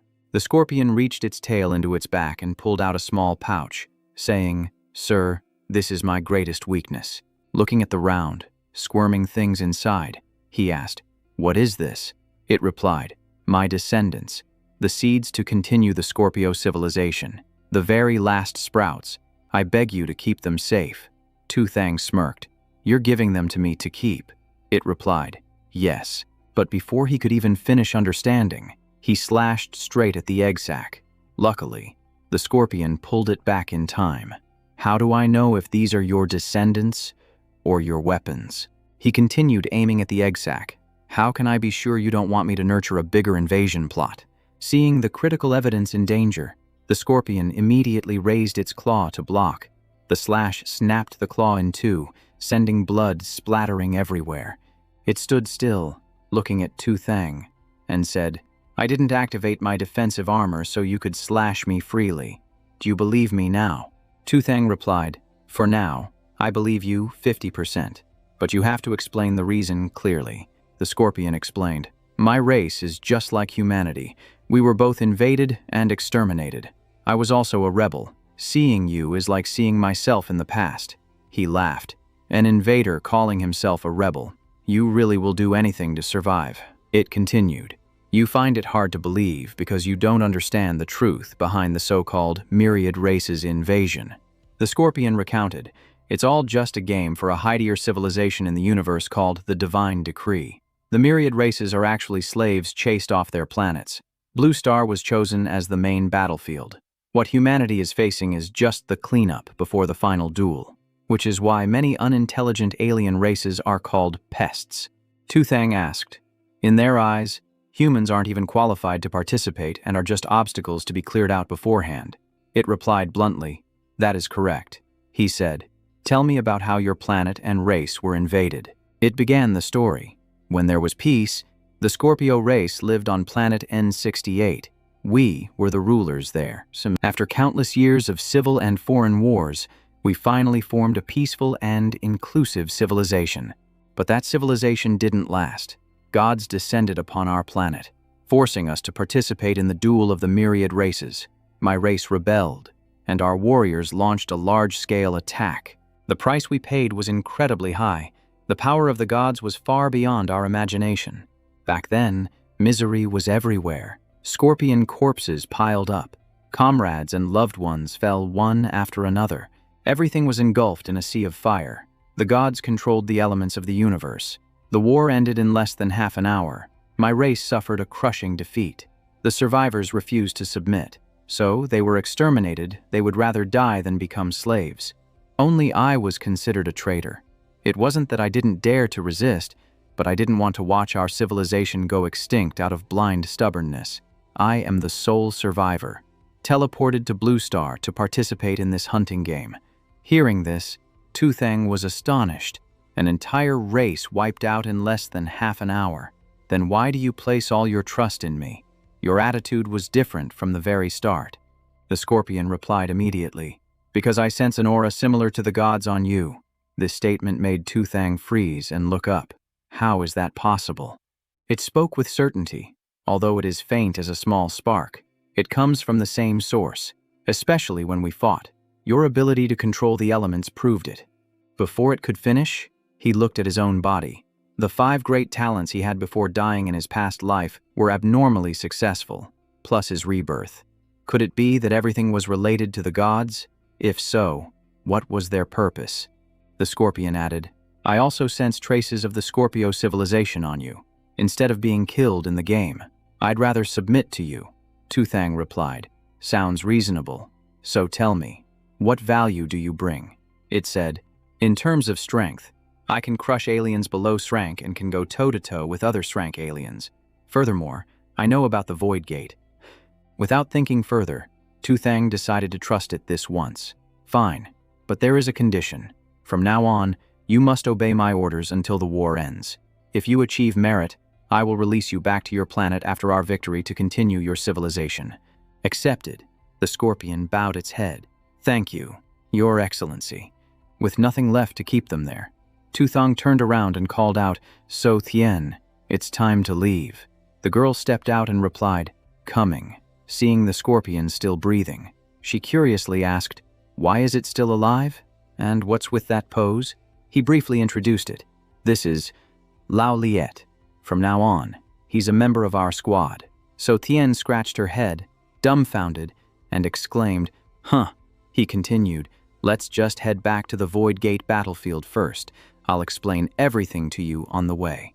A teleportation gate opened in midair, large enough for the Scorpion to fit through. The space vibrated slightly, and the teleportation initiated. But before everyone could pass through, the gate vanished. So Thien anxiously said, "Not good. His body is too big. We can't teleport him in one go." The Scorpion apologized, saying it could shrink or take on a human form, but it would lose its combat ability after transforming. He cut it off, saying, "Stop talking and transform already. We don't need to fight right now anyway." Having no other choice, it slowly began to transform, answering that it understood. After a while of molding and adjusting, a human body appeared with a curvaceous figure, dark, glossy skin, and a shape resembling a woman. Dragging behind it was a scorpion tail, swaying back and forth. In the blink of an eye, it turned into a bizarre monstrosity with a female body but a male head, asking if this looked okay. Seeing this sight, Sotien's blood boiled as he clenched his fists, feeling an inexplicable urge to strike, while he also held his forehead in helplessness, wondering why his own fists were tightening up too. He stepped forward and warned, "Old Liet, switch to a male form to match Blue Star aesthetics. Otherwise, we won't be able to hold back." and with no other option, it agreed. Taking a deep breath, a sturdy male body finally emerged.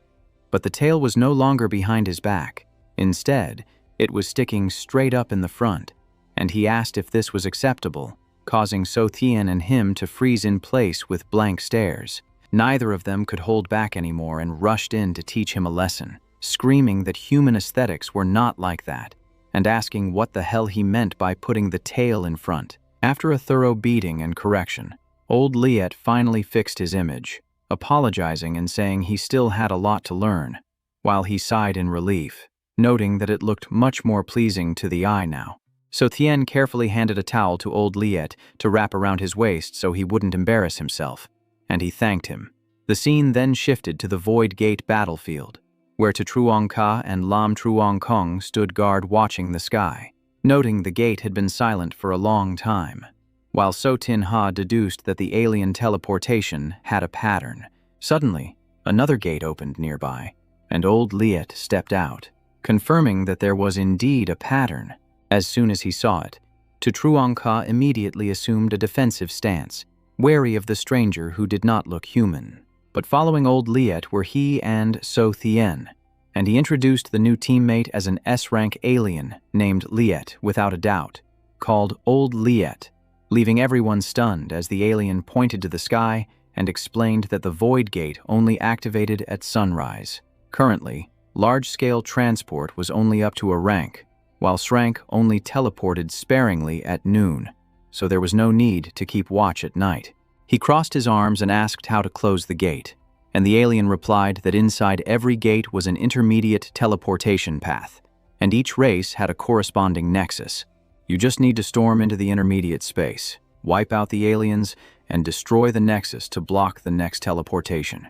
Hearing that, he asked if it could be rebuilt after being destroyed, and the alien replied that it was possible, but the rules of the game did not allow it.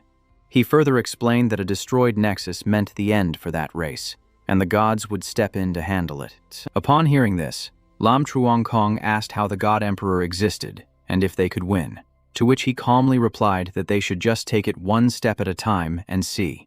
Truong Ka didn't care, running over to drape his arms around the two of them and saying to ignore the God Emperor, since old Liet said the new wave wouldn't come until sunrise tomorrow, so they should go back to the Anlak nest to eat and sleep.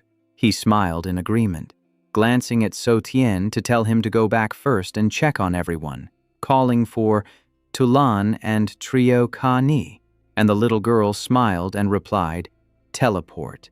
Before long, everyone had returned home, where the table was filled with brilliant, eye-catching dishes. Truong Ka thought about it and still found it hard to believe. An enemy turning into a teammate was a plot twist that was just too unexpected. Trung Vien Tu laughed heartily, saying having a new friend was good, and told them to eat first while telling old Li to make himself at home. Hearing this, the alien's eyes lit up as he muttered, "Make myself at home."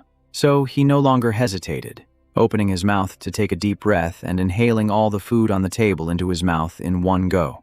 That scene made him freeze, his expression stiff and speechless as the food hovered in midair. Everyone else was also stunned, gritting their teeth, as in the blink of an eye old Leet had swept the table clean, asking if he was being too polite, and if so, he would take another portion. Before he could even understand, everyone rushed in to lecture him, making it clear he didn't grasp that the phrase "don't be polite" was just social etiquette, and that Huajia culture still had many things for him to learn. After a beating, old Liet was thrown outside, sprawling on the ground. Tears streamed down his face as his body trembled slightly, wondering if being too polite resulted in a beating, and thinking he should have demanded 10 tables.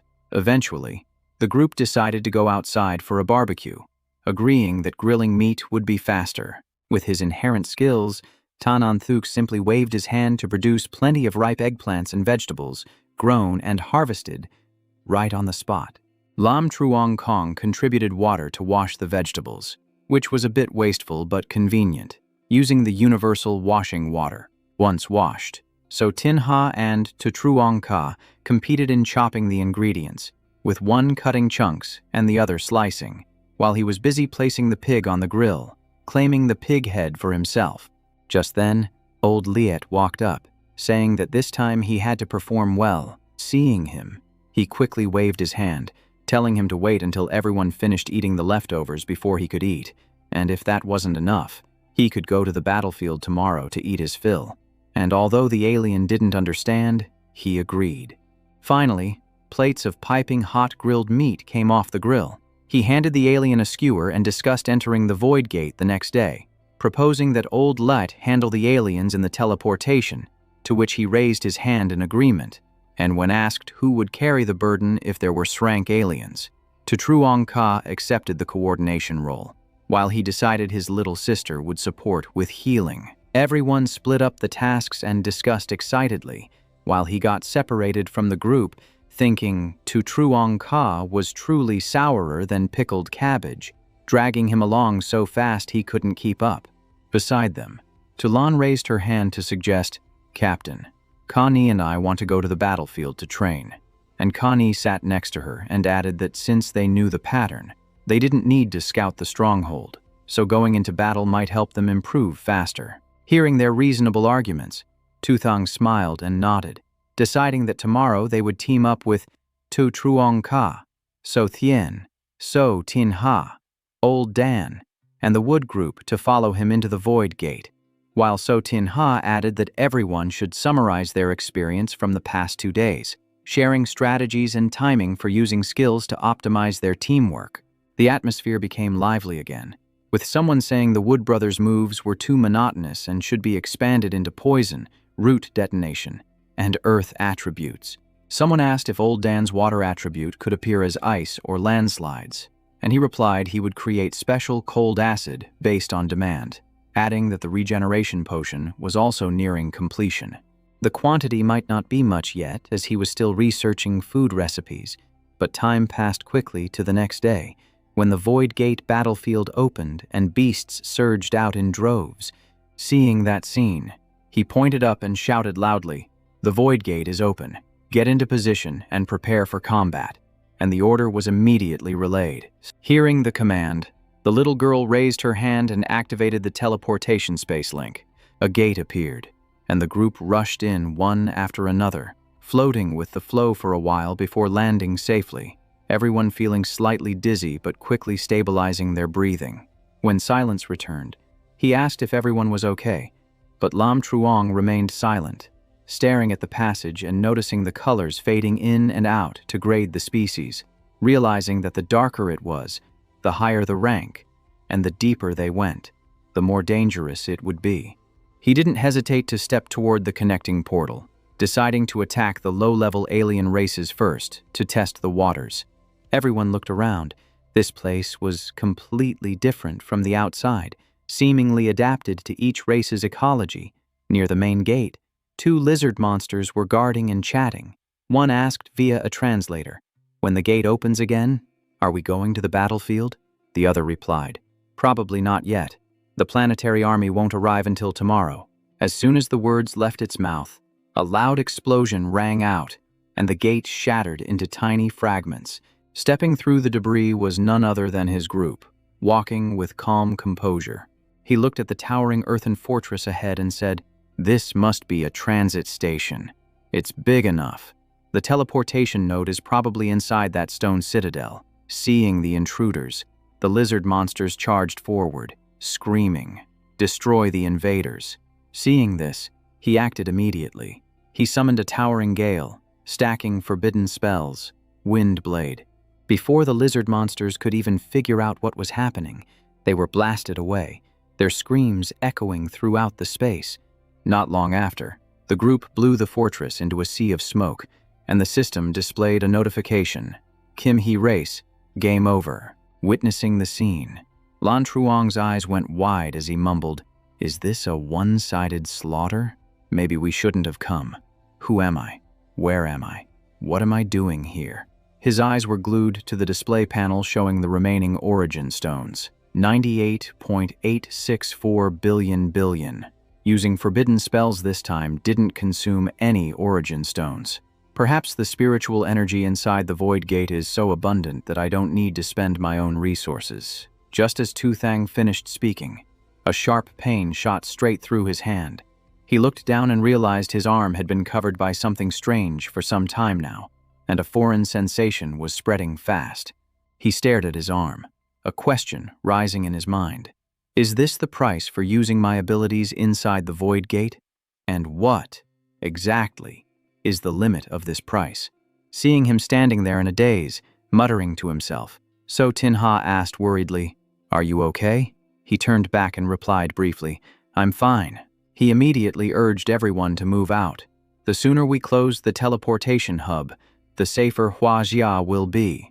Tutu responded in agreement, while So Tin-Ha silently noticed the strange look on his face, but chose to remain quiet for now.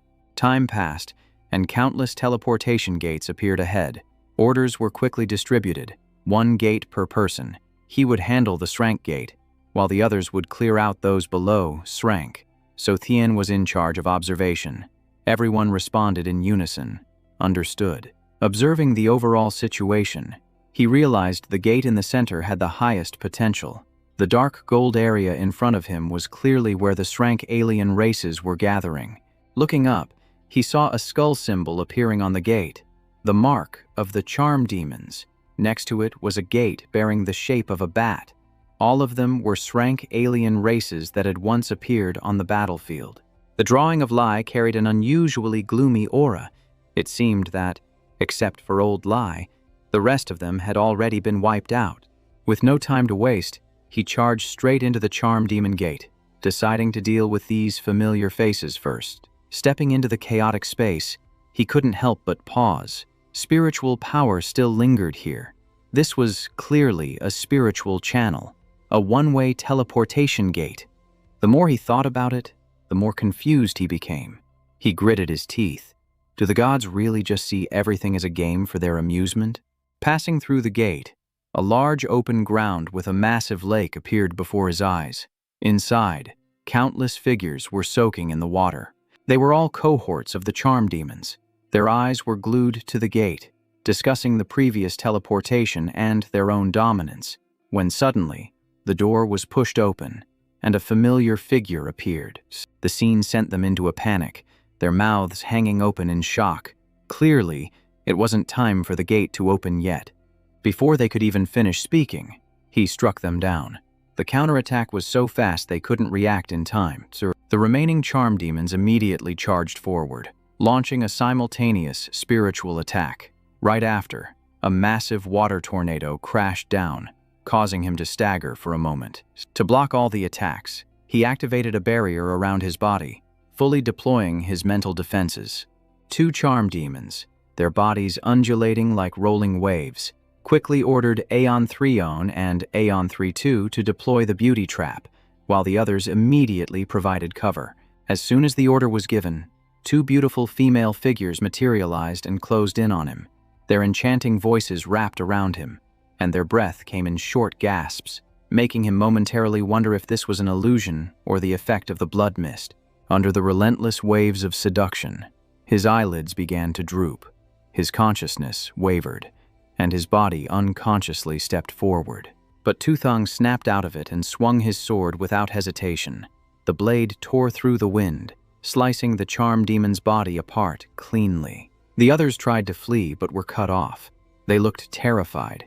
You dare underestimate humanity with cheap tricks like that. Your intelligence is clearly wrong.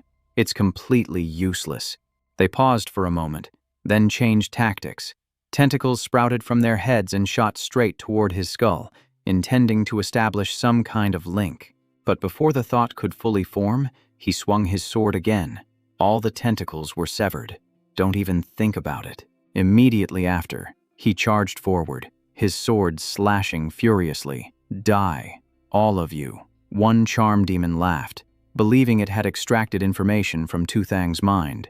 The important person has been revealed. Instantly, the remaining ones transformed in unison. They turned into So Thien, to Truong Ka, and even So Tin Havery, familiar face appeared before him. Seeing this, he burst out laughing. Pfft, ha ha ha, with that kind of IQ, you still look down on humans. Where exactly is the important person in this crowd? As his laughter faded, He unleashed a series of consecutive slashes. Their bodies shattered. The scene was like hell itself. The charm demons didn't even have time to understand what happened before they were slashed and burned, only managing to let out final screams. He landed firmly on the ground and delivered one final blow, annihilating everything. Everything dissolved into a dusty haze. True enough, practice makes perfect. This was simpler than last time. Sonic King Resonance, Sonic Orientation. Without delay, he rushed toward the remaining stragglers. Standing in midair, he created a golden dragon phantom. In the blink of an eye, the golden dragon crushed their bodies. Sonic Forbidden Spell, Dragon Roar, Countershock. The lair was engulfed in a sea of fire. He exhaled in relief. Done. But the moment he finished speaking, the pain in his hand flared up again, making him grimace. This mark again. He looked at the mark and calculated. During the fight, the charm demons only used Asura powers, so there was no curse, and Asura skills don't consume origin stones. So, it looks like this is the price for the exemption. Even so, he clenched his fist. I'm short on origin stones anyway. Whatever. I won this battle first. Next up is the spear demon. Meanwhile, outside, Sotian was still intently monitoring everyone's vital signs. Before her eyes were familiar names like So Tin Ha, Lam Truong Kong, the Mok Dao brothers, and Nam Tu Thang. Their progress was stable, so it wasn't her turn yet. If she had known, she would have brought some roasted chicken for entertainment. She hadn't even finished her sentence when an explosion erupted behind her, sending out a massive shockwave. Her body went stiff. The space around her locked tight, and she couldn't move a muscle. As the smoke and dust cleared, a gigantic green dragon appeared, standing tall and letting out a deafening roar. Before she could figure out what was happening, the dragon's scales turned red. Its eyes flashed like headlights, and it opened its massive maw to bellow. She was completely paralyzed, only able to choke out a broken cry for help. Right at that critical moment, he appeared behind the dragon, rushing forward as she screamed the name So Tien. To stop it from hurting her, he immediately launched an attack, unleashing the forbidden lightning curse, Elemental Strike. Lightning crashed down from the sky, striking the dragon's body directly. Heavenly Tribulation. Lightning Prison. Using swift shadow flash, he rushed in to save her. Through the gate, vines shot out and wrapped around her, pulling her inside. On the other side, Tutu was already waiting and reached out to catch her. The danger vanished in an instant. As soon as So Tien escaped the blast, he shouted out, while the younger one anxiously called her name. Seeing her scared to the point of tears, the two brothers hurriedly comforted her. The little girl had almost been killed, and after all, she was still just a child. Hearing that, So Tien regained his composure.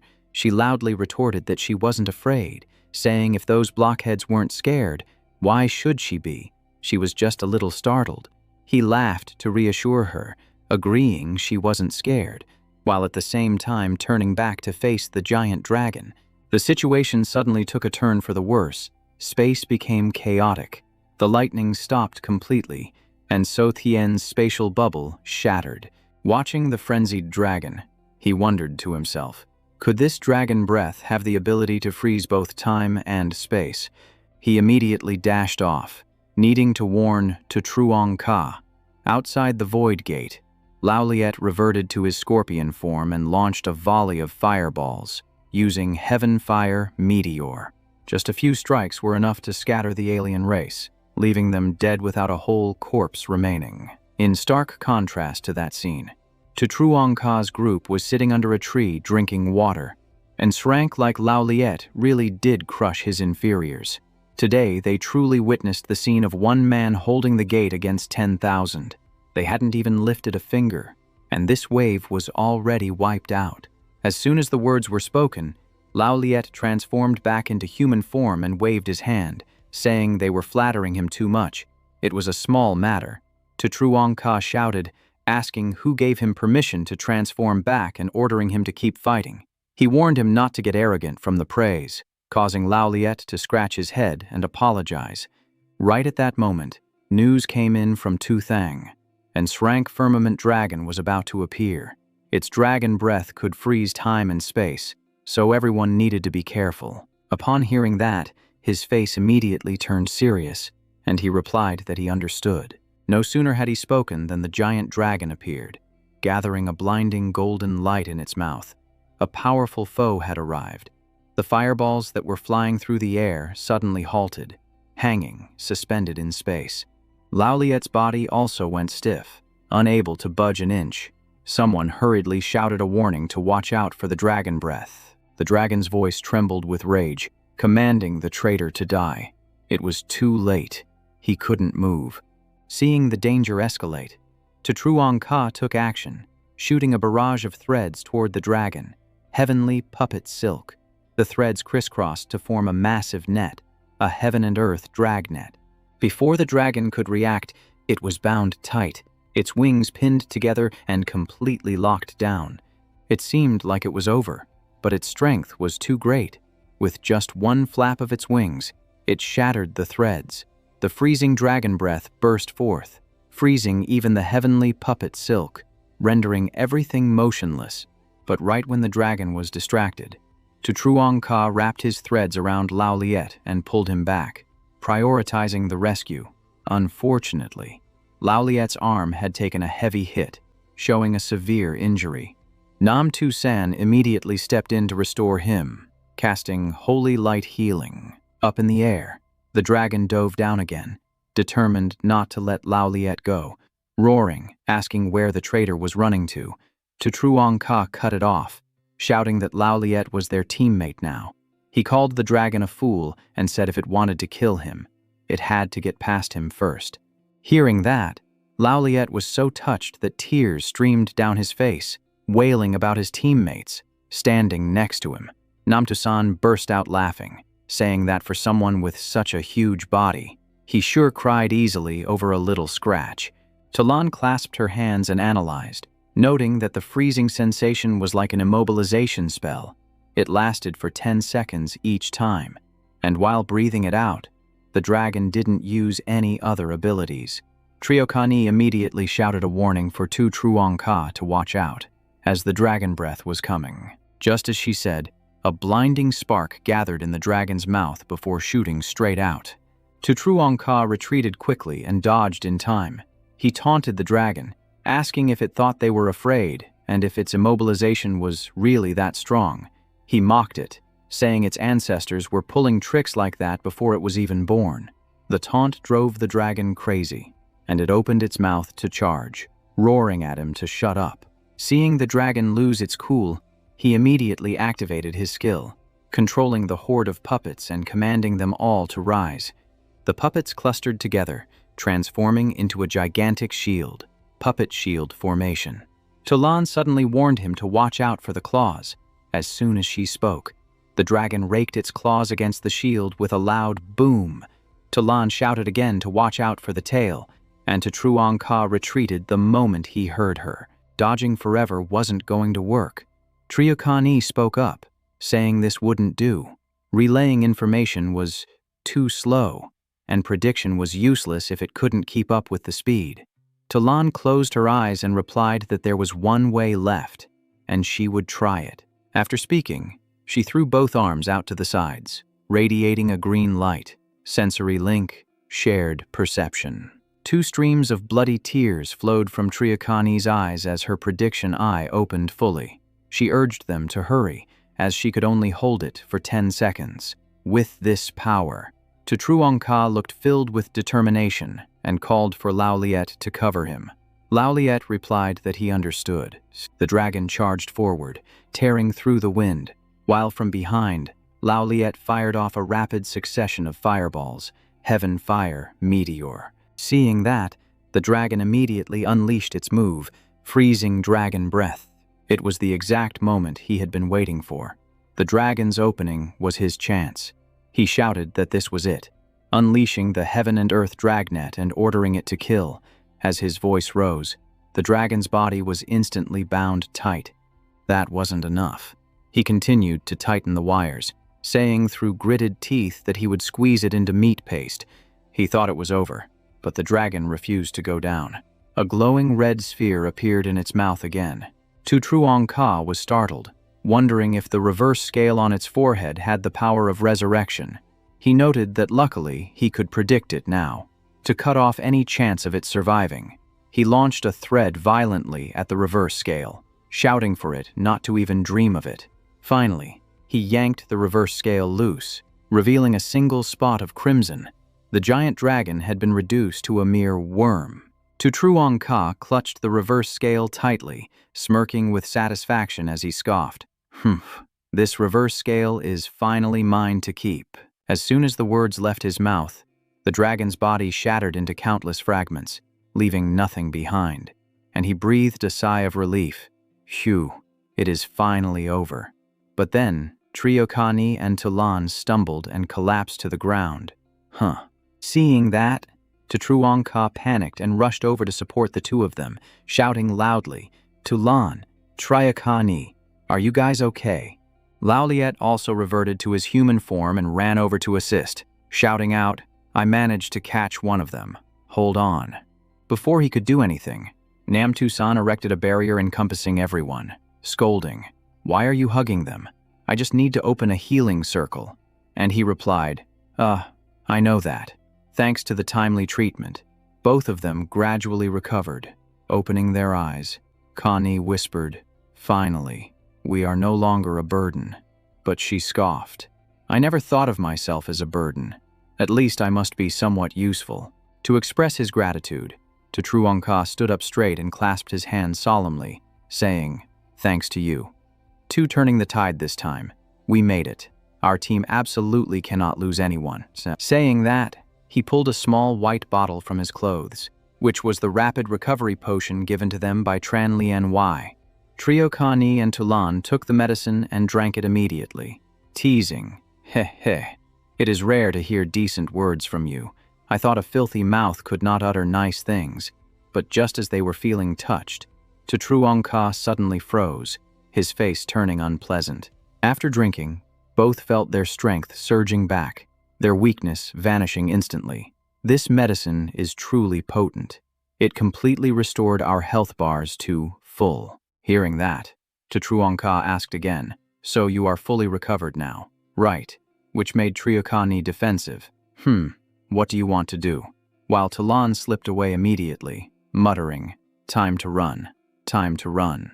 He immediately grabbed her hair and pulled her up, asking, "Which little chick just said I spoke too nicely?" She punched him hard and shouted, "Bastard, let go of this old lady." And he retorted, "Old lady, calling you a hag is more like it. You child elder of Tianshan," causing Triokani to snap. "Who are you calling a hag? Do you believe I will kill you? I dare you to say that again." While Tulan could only laugh. These two are so childish. Suddenly, Lauliet stood behind them and chipped in. "Everyone is like that. Do you think this looks like when we were young? Remember the sunset on the mother planet during our chases? It is all just my past youth." The scene shifted to inside the spatial gate, where the two siblings stood observing, noting that this is the final Brank alien teleportation station, suggesting, "Hey, should we try out a new move? Okay, let me go first." As soon as she finished speaking, she placed her hand on the ground, causing long roots to surge up, shouting, "Circle wood, summoning." And from those roots, a gigantic tree rose up, followed by the heaven-shocking dust chant. Standing behind her, Tananthuk also launched his attack, saying, "My turn now, Earth Root Extermination." A series of tree rows burst up from the ground, flinging up long layers of soil and rock into the air. The plant sprouts wrapped tightly around the spatial gate and destroyed it, followed immediately by a loud explosion that buried everything in dust, making Tuesday praise. Big brother, this new move is truly powerful. We also have to thank Truong Ka for his suggestions last time.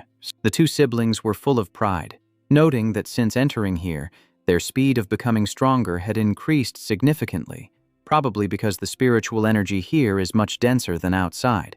Tananthuk handed his younger sister a pill, saying, "Next is the Arank alien zone. Recover your stamina first." And she replied, "Okay, I will take this chance to develop a few more new techniques." Meanwhile, Lam Truong Kong was still rushing in to sweep through the monsters, erecting a water shield to block attacks, and he shouted, "Frozen volley." As soon as the words left his mouth, the water droplets instantly turned into sharp ice spikes, shooting straight up into the air. Lam Truong Kong shouted again, "Dual-controlled descent, Ice Thorn." The bird monster screamed horribly upon getting hit, and he did not hesitate, launching ice to shatter their gate completely. He glanced at the potion bottle in his hand and chuckled softly. To Tu Nam's freezing potion is truly a lifesaver. With this, it is like he has mastered both the water and ice elements. Switching over to So Tin Ha, he was facing a horde of rock monsters that were wielding weapons and slashing madly at the ground, unleashing a Blade Chi domain. Taking advantage of an opening, he swung his sword in a continuous combo, deciding not to drag things out but to aim straight for the main target to end it quickly, causing the rockmen to realize his intent and turn around, screaming that they must protect the tower. Realizing he was exposed, he curled his lips into a smirk. "Humph, so I have been discovered, have I?" Even so, he continued to maintain his sword chi domain without relaxing for a second. A series of human figures appeared, confusing the rockmen, and while they screamed to kill him and slashed wildly, he had already circled around to the back, standing right in front of the tower with his sword in hand, asking, "Who said the domain master has to stay inside the domain?" Without hesitation, he slashed once, causing the tower to shatter instantly, stating, "You guys lost because your thinking is too narrow." Everything gradually became simple, and in another dimension, So Thien reported, "Brother Nam, Tu Truong Ka has finished clearing the outside battlefield, and my brother has also wiped out the rank A alien race," to which he replied, "The progress is really fast. Wait for them to rest and then teleport in to destroy the Long Duok Thuong Kung teleportation station." He continued, "I have never encountered this type of Shrank alien race before, so let me scout first. Do not come in unless I call." So Thien replied, and as soon as he finished speaking, he rushed inside, swinging his sword to tear open the gate. He scanned his surroundings and then suddenly froze, muttering, "This is..." In front of him were giant jellyfish with monstrous shapes floating in midair, and he mumbled, "Are they jellyfish? A whole swarm like this, but none of them are going out. Could they be a unified entity?" Just as he finished his sentence, a jellyfish struck down with a tentacle, smashing into the ground, but he managed to dodge in time, blurting out, "Pretty fast reaction," but seeing no response to his words, he thought to himself, "It cannot speak, so it is a non-intelligent type." Seeing it had not caught up yet, he spun around to counterattack, swinging his sword to sever a tentacle, shouting, "Asura dragon slaughter," right at the cut.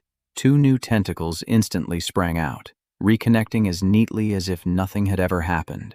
The jellyfish blood splattered onto him, causing his weapon and one of his arms to smoke, and his face twisted in pain as he realized the sword was no longer usable, so he threw it to the ground. He looked at the jellyfish again, noting, besides lightning, it also has corrosive poison. This is really troublesome. To deal with this thing, he needed So Thien. So he turned back and called out, "So Thien, space bubble." And the little girl immediately created a giant bubble that flew straight toward him. In the blink of an eye, the bubble covered him completely, and he looked at the swarm of jellyfish thinking, they heal even when slashed, so blades are not effective. The only options left are formations and forbidden spells. He stomped his foot, causing a formation to appear beneath him, and shouted, "Cold ice formation." On his hand, the glowing red seal he had formed was still clearly visible. He ignored it, keeping his eyes glued to the frozen jellyfish, but just when he thought he could hold it for a while, it shattered the ice and escaped, forcing him to exclaim, "Ice is not working." He immediately switched to the fire element, chanting, "Forbidden spell, Crimson Flame Dragon Pool." But as the stream of fire closed in, the toxic smoke within it poured out even stronger. He cursed under his breath, thinking he was screwed. The fire attack just boosted the toxicity. To make matters worse, the shield around him was corroding away, and even his spatial bubble was getting gnawed apart. In this critical moment, he signaled So Thien to hang in there, and the girl replied that she could do it. He immediately unleashed another move, Forbidden Spell, Directional Sound Waves. But as soon as the move went out, the swarm of jellyfish swallowed the sound whole. They could even absorb sound waves. They kept rushing forward. Luckily, he still had the bubble for protection, but he knew this was just a temporary fix. If this dragged on, So Thien wouldn't be able to hold out, so he had to figure out their pattern, fast. After a split-second calculation, he decided to summon brilliant blue and gold lightning. He called out to So Thien for the 3,000 thunder tribulation, planning to give them a taste of their own medicine. Just like last time, the jellyfish absorbed the lightning bolts too. A chill ran down his spine. Was his thunder getting swallowed up as well? As he finished speaking, a ball of light appeared in his palm. He tried to use shockwaves to blast them, but every attack failed to cause any damage. They didn't explode. In fact, they were getting stronger. So Thien had reached her limit, her body trembling violently. She cried out, "Brother Nam, the corrosive toxin is too strong. I can't take it anymore." On his end, the pain in his arm was throbbing with every beat. He grit his teeth and groaned, "Ugh, the backlash on my arm is getting heavier too." In that very moment, an idea sparked. If shockwaves won't make them explode, then try the reverse pull, swallowing the pain. He raised his hand and whispered, "Forbidden Spell." He continued, "Absorb lightning element." More and more golden lightning was pulled into his palm, and waves of pain surged through him relentlessly. He gritted his teeth and held onto a massive ball of lightning. He used the Forbidden Spell to compress the lightning element and signaled So Thien to coordinate a teleport. Even though the girl didn't fully understand, she nodded and said, "Got it." As soon as she spoke, he hurled the lightning ball straight ahead. The time was ripe. Tuthong shouted loudly, "We can't let this much energy go to waste. Teleport it to the enemy." Without hesitation, both of them passed through the portal to another dimension, the realm of the Dragon Clan. A dragon was laughing maniacally, proclaiming it was about to rule all things in the universe, but its joy was cut short. While its mouth was still wide open, a powerful beam of light shot straight inside. The dragon froze, its eyes wide with bewilderment. It didn't seem to understand what had just happened. Immediately after, a massive explosion erupted. Its body shattered into pieces, and the connecting tower of this dimension was swept away with it. As the dust settled, So Thien finally lost her strength and collapsed to the ground. She weakly whispered that she couldn't hold on any longer. Seeing this, he panicked and called out her name. Back in the present, the problem wasn't solved yet. The jellyfish continued spewing poison. Even without the lightning, the poison remained. So he immediately cast a forbidden spell, Protective Tornado. Since the reverse lightning forbidden spell worked, reverse water should work too. He cast the forbidden spell, Absorb Water Element. He drained all the water from the jellyfish bodies into his palm and continued to compress it, his eyes flashing with killing intent. A massive amount of water gathered, gradually forming a sphere as large as the lightning ball from before. So, having lost the water that supported them, the jellyfish dropped to the ground in unison. The impact caused explosions, sending dust and smoke rising high. Seeing this scene, he let out a hearty laugh and controlled the water sphere to move forward. The sphere was once again teleported to the Dragon Clan's territory, throwing them into miserable chaos. Not stopping there, he created a small fireball and activated the forbidden spell, Earth Element. The ground shook as a giant stone dragon rose up. At the same time, intense pain spread up his neck, and the tortoise patterns spread rapidly, making the burning sensation even sharper. He dragged his exhausted body over to where So Thien lay, motionless.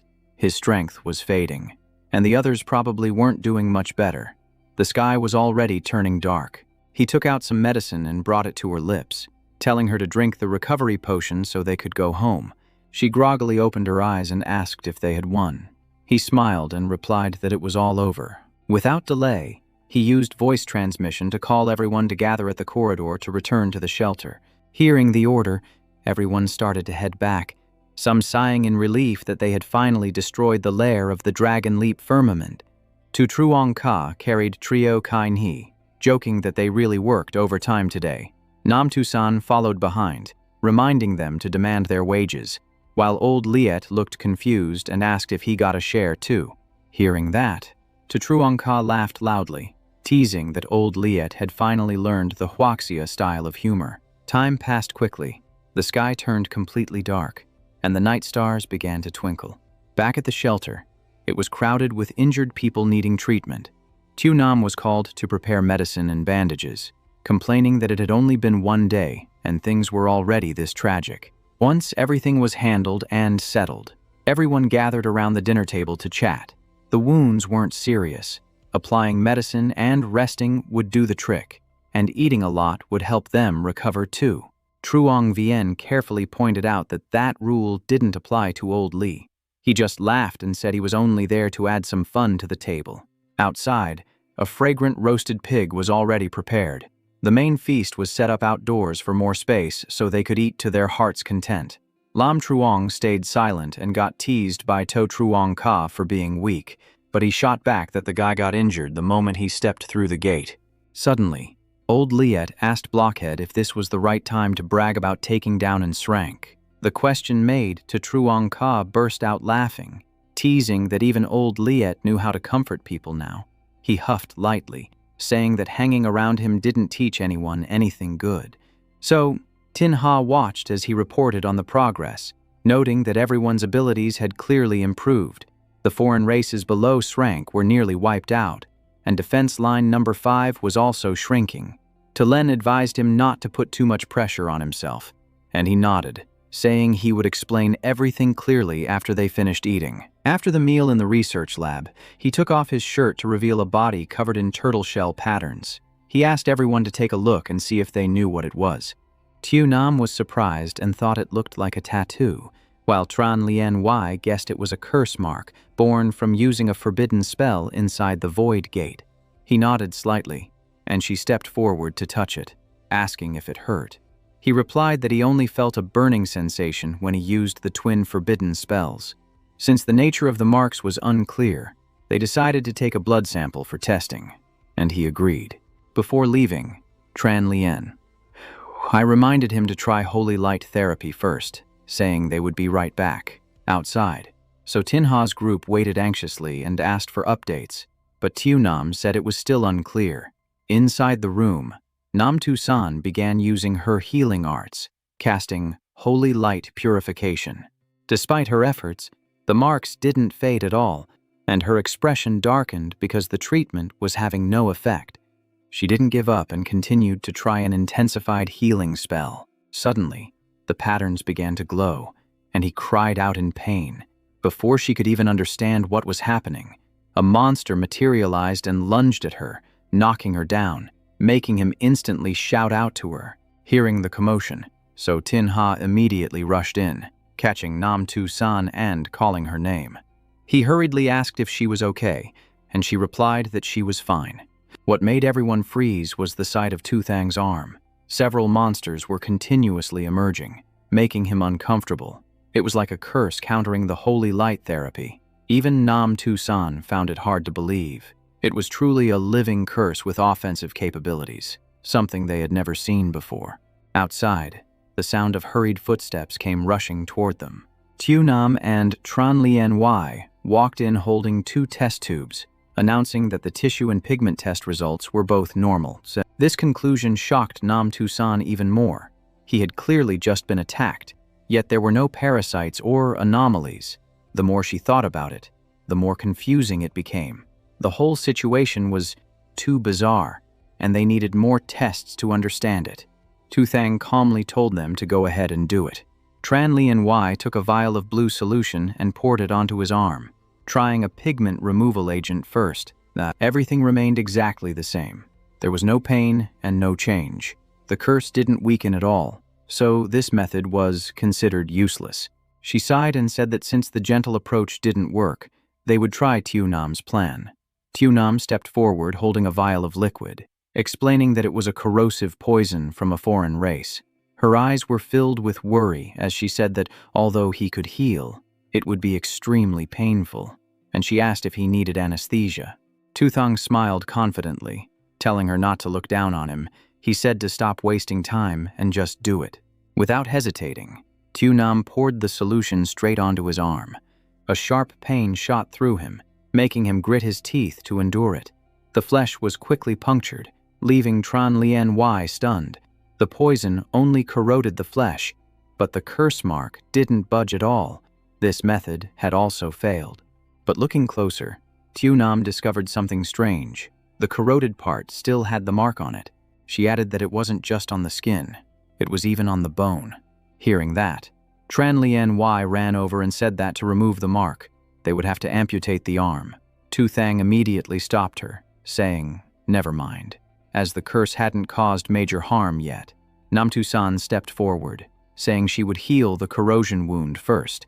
Before she could even act, the wound closed up on its own at an unbelievable speed. Someone blurted out that this mark had regenerative capabilities. Tu Thang's eyes went wide as he clenched his fist.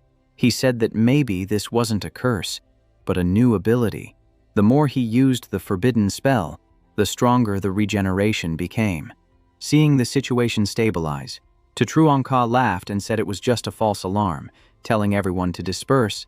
At the same time, outside, the two siblings Tuetu were busy with a secret project. The two of them coordinated perfectly, casting the spell Peaceful Little Wooden House, rising from the ground. In the blink of an eye, a cute little wooden house sprang up, with an image of Lao Liet carved onto it. Seeing this scene, he was deeply moved. Back on his home planet, he used to build houses for others, but now someone had built one for him. It was a friendship that transcended race. The two siblings pointed at the house and said it was finished, inviting him inside to take a look. He nodded and said, "Okay." The inside was quite airy with a bed placed in the middle of the room. The style was different from their group's usual taste, but it contained all the heart and warmth everyone had for him. That wasn't all. Tutu smiled and pressed the light switch. The light turned on, projecting a giant scorpion image onto the ceiling. This was a gift from So Thien. Seeing that, Lao Liet couldn't control himself anymore. His body trembled, and tears began to flow. His tears streamed down like a river, washing Tan Anthuk and Tue Tue right out of the door. He choked up as he thanked them, while someone teased that he was getting too emotional. That night, outside the house, he stood talking to So Tien. He handed her several rings, saying he had finished making them according to everyone's sizes, and each one had a name engraved on it. Hearing that, the little girl quickly grabbed one and said this was for Sister Nam, teasing her brother that he had fallen into the trap of love. He patted his little sister's head, laughing that she was really sharp. He told her he finished them quickly so she should go to sleep early, and she smiled and agreed. Without delay, So Thien transferred the space storage into the ring and put it on her finger. The spatial ring would make it convenient to carry supplies and collect high-grade materials when entering the Void Gate. He smiled with satisfaction upon hearing that, praising Thien Ni for being so capable. Just as he finished speaking, Truongka shouted for him to come over and help. He told his sister to go to sleep first and then left, while she wished him a good night.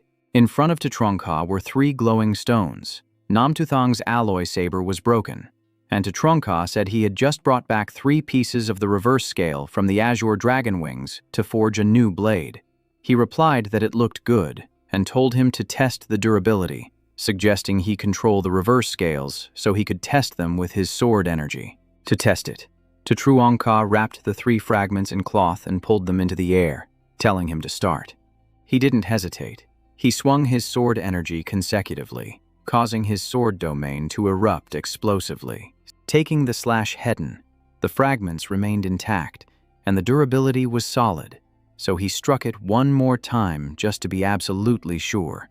Truongka smiled and explained that this was the deceleration effect of the firmament dragon wings. There was no doubt about it. Using them to craft weapons was a perfect match, as the reverse scales naturally had the ability to slow things down, making them incredibly useful when forged into a weapon. That very night, he got to work, melting down the scales, flattening the blade with his hammer, and then plunging the red-hot sword into the water to quench it. The finished product was complete, a beautifully crafted sword that he named the reverse scale saber, intending to give Nam-Tu Thang a surprise the next morning. Inside the room, Nam-Tu Thang lay there with a pale face, his breathing heavy and labored with every rhythm. In his consciousness, a scene appeared where he stood before a colossal ancient tree, and he asked the deity what it was and what it wanted, to which a voice boomed out answering that my past is your present, and my present is your future, urging him to come forward to set it free. As soon as the words ended, countless branches reached out and tightly wrapped around his body, causing him to freeze and ask what that was supposed to mean. The voice replied, telling him to just keep walking forward. Do not look back, for the answer was right there in front of him. The roots tightened their grip, making it impossible for him to move, and in the blink of an eye, the ancient tree transformed into a gigantic wooden body that swallowed him whole.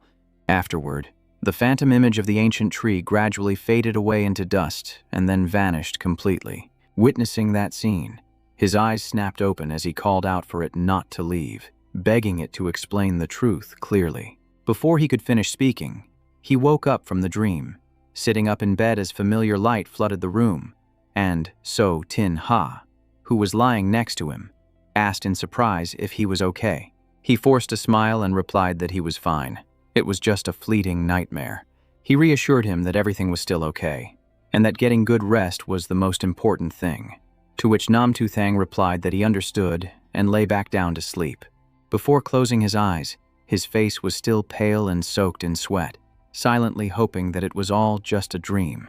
And by the next morning, the entire team had woken up. Everyone gathered in the open clearing, facing the large gate right in front of them.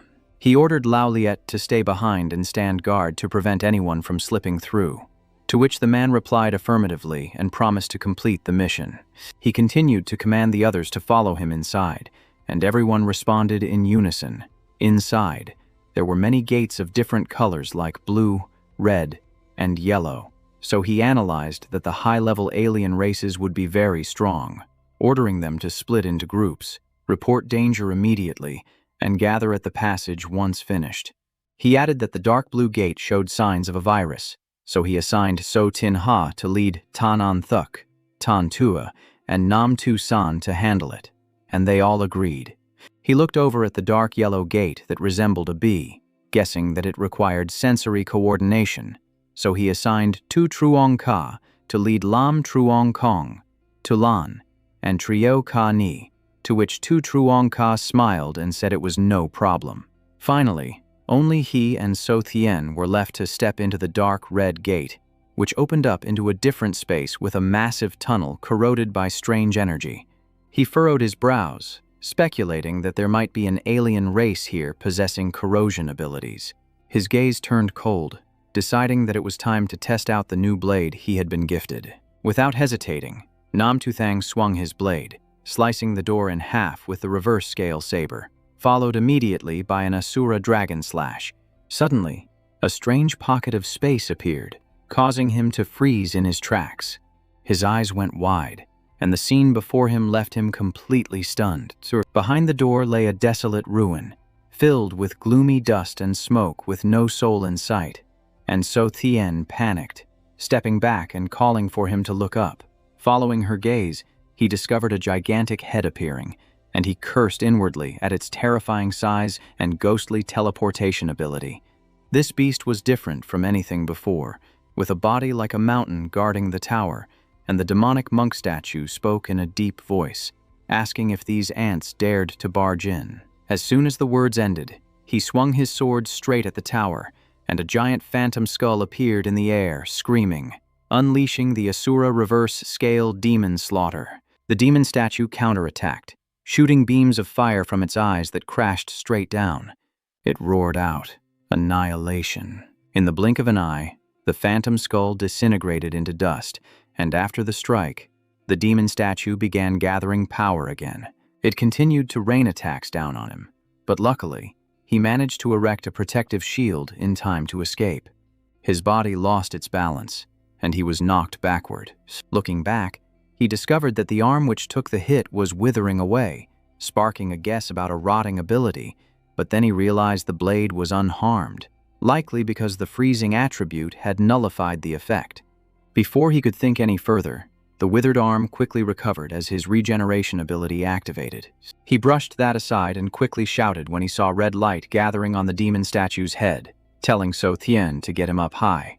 Receiving the order, the girl immediately teleported, and in a split second, he appeared on top of the demon statue's head, swinging his blade straight into its eye with the Asura living hell slash.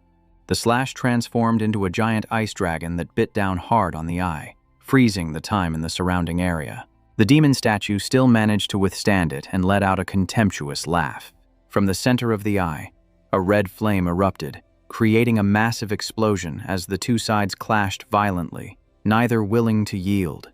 Gradually, he felt short of breath, realizing that human strength struggled against a monster, and the freezing time had a limit that could not bind it forever.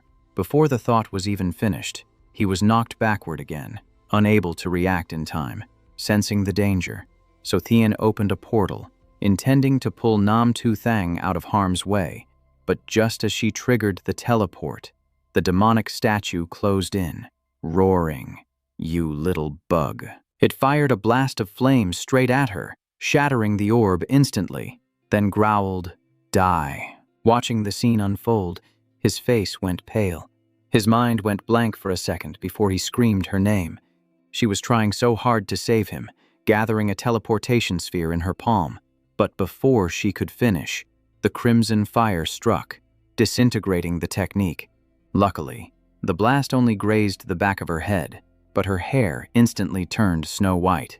She froze, stunned, thinking, how can my spatial ability possibly compete with divine entropy power? He charged forward with a heavy slash, forbidden spell, earth element. A massive stone pillar rose up in front of her, blocking the flames. Earth submission. The demonic statue didn't stop. It continued blasting fire from its eyes. Under the power of entropy, all things returned to the void. The fiery beam slammed into the stone block, sending sparks flying in all directions. Seeing his defense about to crack, he panicked and shouted, "Double forbidden spell." Multiple boulders surged up, forming a long wall, but the fire beams still pierced right through them. He was about to change tactics when he suddenly realized something was wrong. His eyes snapped open. To keep her safe, he urged her to run ahead. She hesitated, stammering, "But, Brother Nam," he cut her off sharply. "Don't worry about it. I'm not gonna die. You staying here is just a burden to me." Those words made her burst into tears. Finally, she nodded and whispered, "Okay." She conjured a spatial sphere, tears streaming down her face, muttering to herself, "So, I really am just a burden." Seeing her leave, he breathed a sigh of relief. He muttered, "Finally, the kid is gone." The demonic statue immediately focused on him and sneered, "You boring little ant." He didn't flinch. He pointed his sword straight at it and replied, "You know, plenty of alien species have called me an ant before." He continued, "But look, I'm still standing here. And them. They've all turned to dust." He shot into the air. A massive phantom ice dragon materialized behind him. Double forbidden spell. The dragon coiled tightly around the demonic statue, immobilizing it. Heaven's chill. Earth's frost. From the ice dragon's maw, a blast of cold air locked the statue's body in place. Reverse scale dragon breath. Time freeze. Its body was gradually encased in a massive block of ice. Just when he thought he had it trapped, its eyes flashed red. A booming voice resonated. "Entropy, light, illumination." The ice layer instantly melted away. The center of the demonic statue's eye continued to blaze like a ball of red fire. Breaking free, it laughed contemptuously. "What can your petty little tricks do?" He retorted. "Forbidden spell, Lone Wood Fortress." As the words left his lips, a log appeared. He stepped onto it, surfing along a current of water straight toward the enemy. The statue didn't let up, firing a dense barrage of fire beams. Heaven and earth net. Thanks to his lightning-fast reflexes, he dodged continuously. He muttered, "Change tactics. This attack is definitely stronger than the light from before. If that hits me, I'm toast." A realization struck him. If it was truly light, the speed would be much faster. What it was shooting were just entropy particles. If it were using actual light, the light itself wouldn't be affected like that. He decided to take a gamble. He unleashed a flurry of slashes, but the demonic statue just watched and mocked him. Seizing the moment while the light in its eyes was gathering, he charged forward, using golden lightning bolts to bind it. He vanished from his spot, his target, the demonic statue's eye. He shouted, "Reverse scale dragon breath. Time freeze." A loud explosion rang out as the eye shattered. He pierced right through, revealing a control system piloted by monsters inside. Seeing the gleaming light from his sword, the creatures inside panicked, sweating buckets. Their twisted bodies cowered and contorted like dying worms. He scanned the area and said, "So, this is your true face. I wasn't fighting an individual, but a whole squad." Right then, they fired red lasers from their eyes at him, screaming, "Kill." He reacted instantly, forming an ice flower in his hand. Ice formation, stack. The monsters were instantly frozen in place, motionless. If I put these in a museum, people would be blown away. He took a closer look and decided, nah, not worth keeping. Too hard to preserve. He shattered the ice, causing them to crumble into pieces. Job done. He carefully collected everything into his storage ring. Collect. He'd take them back for research. As he stepped out, the demonic statue collapsed, bringing the tower beneath it crashing down. He muttered, "Looks like I don't need to destroy this pillar myself." He glanced outside and smiled. Better go check on So Thien. I was pretty harsh earlier. I wonder if she's mad. Just then, Triokani sent a telepathic message, her eyes bloodshot. "Captain, get here fast. Tolan can't hold on much longer." He gasped in shock, rewinding time to before the incident. Truongka led his team through the gate, heading straight into the inner zone. A gigantic beehive appeared before them, its size beyond anything they could imagine. Just looking at it was dizzying. His eyes lit up with interest. Let's test its reaction. Immediately, he launched red threads straight at the hive. 10,000 ghost silk. He manipulated the silk to slice off large chunks from the surface, putting all his power into a relentless barrage of slashes. But the beehive remained unscathed, not even a scratch. It was unlike anything he had ever seen. Its hardness was off the charts. Without hesitating, he switched up his style, raining skills down on the hive's outer shell one after another. The sound of impact boomed as 1,000 silk strands sprang into action. Before he could even figure out what was happening, the silk strands were sliced apart in droves, leaving him to just click his tongue in helpless frustration. Right at that moment, Tolan sensed something was wrong, as a violent surge of power suddenly erupted. Triokani observed the area and said it looked like there were 7 bees. Lam Truongkong was surprised since he couldn't see anything, but she explained that they were invisible and they needed to set up defenses first. Without hesitation, he erected a water barrier covering the whole team, shouting, "Boundless ocean, water cube," just as the shield formed. The water surface rippled violently. The enemy was crashing into it but remaining invisible, making a counterattack extremely difficult. Truongka turned to ask Kani if she could see them, but she shook her head, saying she could only sense them. The pressure from the attacks increased rapidly, cracking the water surface, and the situation was getting ugly. To support the team, Tolan and Triokani simultaneously activated Sensory Link, sharing their senses and opening them up completely. Immediately after that, the pupils of both Truongka and Lam Truongkong turned a glowing crimson at the exact same time. Wasting no time, he launched a counterattack. If he couldn't see them, he would fight by instinct. Silk shot out and managed to bind a few of them, but their speed was just too fast. Suddenly, an attack struck Tolan's arm, making her cry out in shock, and Triokani panicked, screaming her name. Dark energy gushed out from the wound, corroding the flesh and carving a terrifyingly deep hole. Seeing the critical danger, Truongka immediately told Lam Truongkong to switch to ice. He nodded, then combined water and cold air to create a massive rising block of ice, freezing everything in its path. This method worked like a charm. The bees were revealed inside the ice layer, and the impact energy vanished, proving that they were definitely afraid of ice. Seizing the opportunity, Ka laughed and urged them on, saying that now that they were contained, it would be easy to handle, so they should make a path and storm the hive to kill the queen bee. But before the plan could even start, Tulan lost consciousness and stumbled back. Triokani realized the poison was incredibly potent and hurriedly gave her medicine, but the toxin was spreading way too fast. Lam Truong Kong fell into thought and suggested freezing the wound to stop the poison, but warned that it would cause severe frostbite.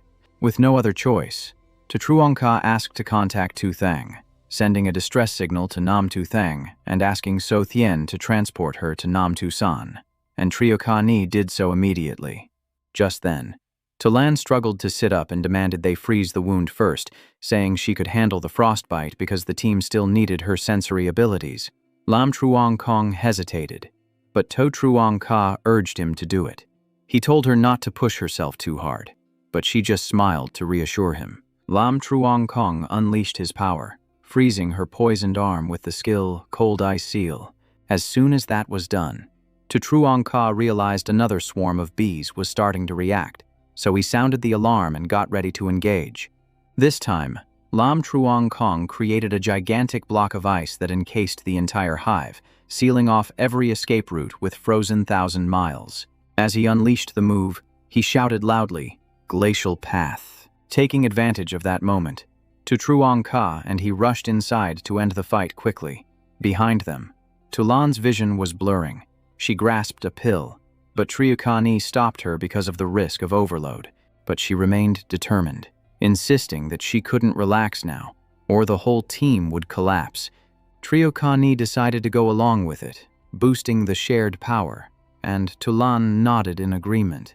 The pill took effect, and the power inside Tulan exploded violently, making her scream in agony. Lam Truong Kong and To Truong Ka felt their senses and prophetic vision skyrocket, and without asking any questions, they poured everything into the attack. Meanwhile outside, Tu Thang saw So Thien looking sad and blaming herself for being useless, so he hurriedly called out to her because the team was in danger. Seeing her reaction, he thought to himself that she was just a kid throwing a tantrum. Reluctantly, Tu Thang rubbed her head to comfort her, explaining that he only wanted to protect her. So Thien cried and argued back, but he admitted his mistake and insisted she wasn't a burden, saying they protected each other, and those words gradually calmed her down. With her spirit stabilized, So Thien opened a spatial gate, temporarily accepting his apology before activating the teleportation. Without delay, both of them stepped through the gate to reach Tulan, announcing that they had arrived. Seeing her condition, Tu Thang suggested teleporting her to the opposite gate for treatment, but she refused, wanting to hold on until the team won. So Thien was worried, but had to respect her decision. The little girl asked if they should rush in to help, but Tu Thang replied that he trusted they were strong enough to handle it themselves. Meanwhile, To Truong Ka and Lam Truong Kong were still giving it their all to penetrate the hive, as a major danger began to emerge. The two of them coordinated rhythmically, their skills blending together as ice spikes combined with spider webs. When the swarm was tightly bound, he gave a sharp order: cut them down. The entire spacious area was swept clean, with not a single bee left in sight, revealing a tower placed right in the center of the main chamber. Tu Truong Ka laughed heartily, saying they had reached the hive's core. He explained that the teleportation key lay with the queen bee, and her true body couldn't turn invisible. Just as he said, the queen bee was sitting arrogantly in the middle of the room. Before she could even utter a word of disdain, the two of them charged forward. He retorted sharply, "Don't waste time. Let's just crush her whole nest and be done with it." Lam Truong Kong attacked immediately, firing sharp ice shards like rain, shouting ice barrage. But the queen bee dodged everything with ease, sneering contemptuously. "Is this all your ice magic can do?" Standing nearby, To Truong Ka also unleashed red silk to cover the area, casting heaven and earth dragnet. The queen bee mocked his slow movements, and the tension spiked. He told Lam Truong Kong to draw the target away, while he attacked the tower directly, and the other replied, "Got it." Lam Truong Kong widened his eyes, locking onto the queen bee and aiming straight for the next location. He increased his speed and power, pressing the attack with bone-piercing ice, yet the queen bee still managed to dodge, right when she was distracted. Tu Truong Ka closed in on the tower to tear it up by the roots. Hearing a loud noise, the queen bee spun around in shock, gasping. She was just about to rush back when a wall of ice rose up to block her path. Thinking of going back to defend, don't even dream about it. From the center of the queen's chest, a stone emerged, glowing red like fire with a blazing core. Just as the words fell, an explosion tore through the ice shield. Not only that, it detached its poisonous stinger and shot it straight at Tu Truong Ka. Unaware of the danger, he remained focused on slashing the tower. Heavenly silk slash. His eyes burning with fury, he roared, "Break for me." The tower finally shattered into fragments. It was all over. The queen bee gasped in panic. "This, my clan." The moment she lost focus, an ice arrow pierced through her body, sending blood splattering everywhere. The one who struck was Lam Truong Kong, seizing the moment to take her down instantly. At the same time, Tu Truong Ka saw a poison needle flying toward him and dodged. He scoffed lightly, "Cheap trick." But the real attack closed in from behind and pierced right through him. His vision began to blur, and his head spun. He wondered if he had just been stung, or if it was a hallucination. The poison's potency hit him, making him scream in agony. Lam Truong Kong shouted in panic, "Tu Truong Ka." The hive finally collapsed, shattering into pieces. So Tian cheered, "We won. We actually won." But looking closely, Lam Truong Kong was dragging Tu Truong Ka out, pulling and urging him at the same time. "Hurry, we need to save him." Tulan also collapsed. Triakani called out in alarm. "Tulan." Tu Thang turned back to support her and told So Thien to teleport to the opposite gate to find Nam Tu San. The little girl agreed and opened a spatial portal. The group, covered in wounds, stepped into the Plague Lord's territory. Seeing the scene before him, Tu Thang froze. This is on the ground, so Tin Ha and Nam Tu San lay motionless, unresponsive. How did it end up like this? So Thien burst into tears and rushed to call her brother. "Big brother, what's wrong with you?" Tu Thang also supported Nam Tu San and asked urgently, "Tu San, what happened?" She weakly raised a trembling hand, pointing toward the tower wrapped in thick green gas. "That is a powerful plague virus. It teleported out." She fainted before she could finish. Tu Thang shouted, "Tu San, we can't hesitate." He urged So Tien to take everyone to the shelter and find Tran Lien Wai and to Tu Nam. The little girl acknowledged. He stood up and dashed forward. "The plague monster has teleported out.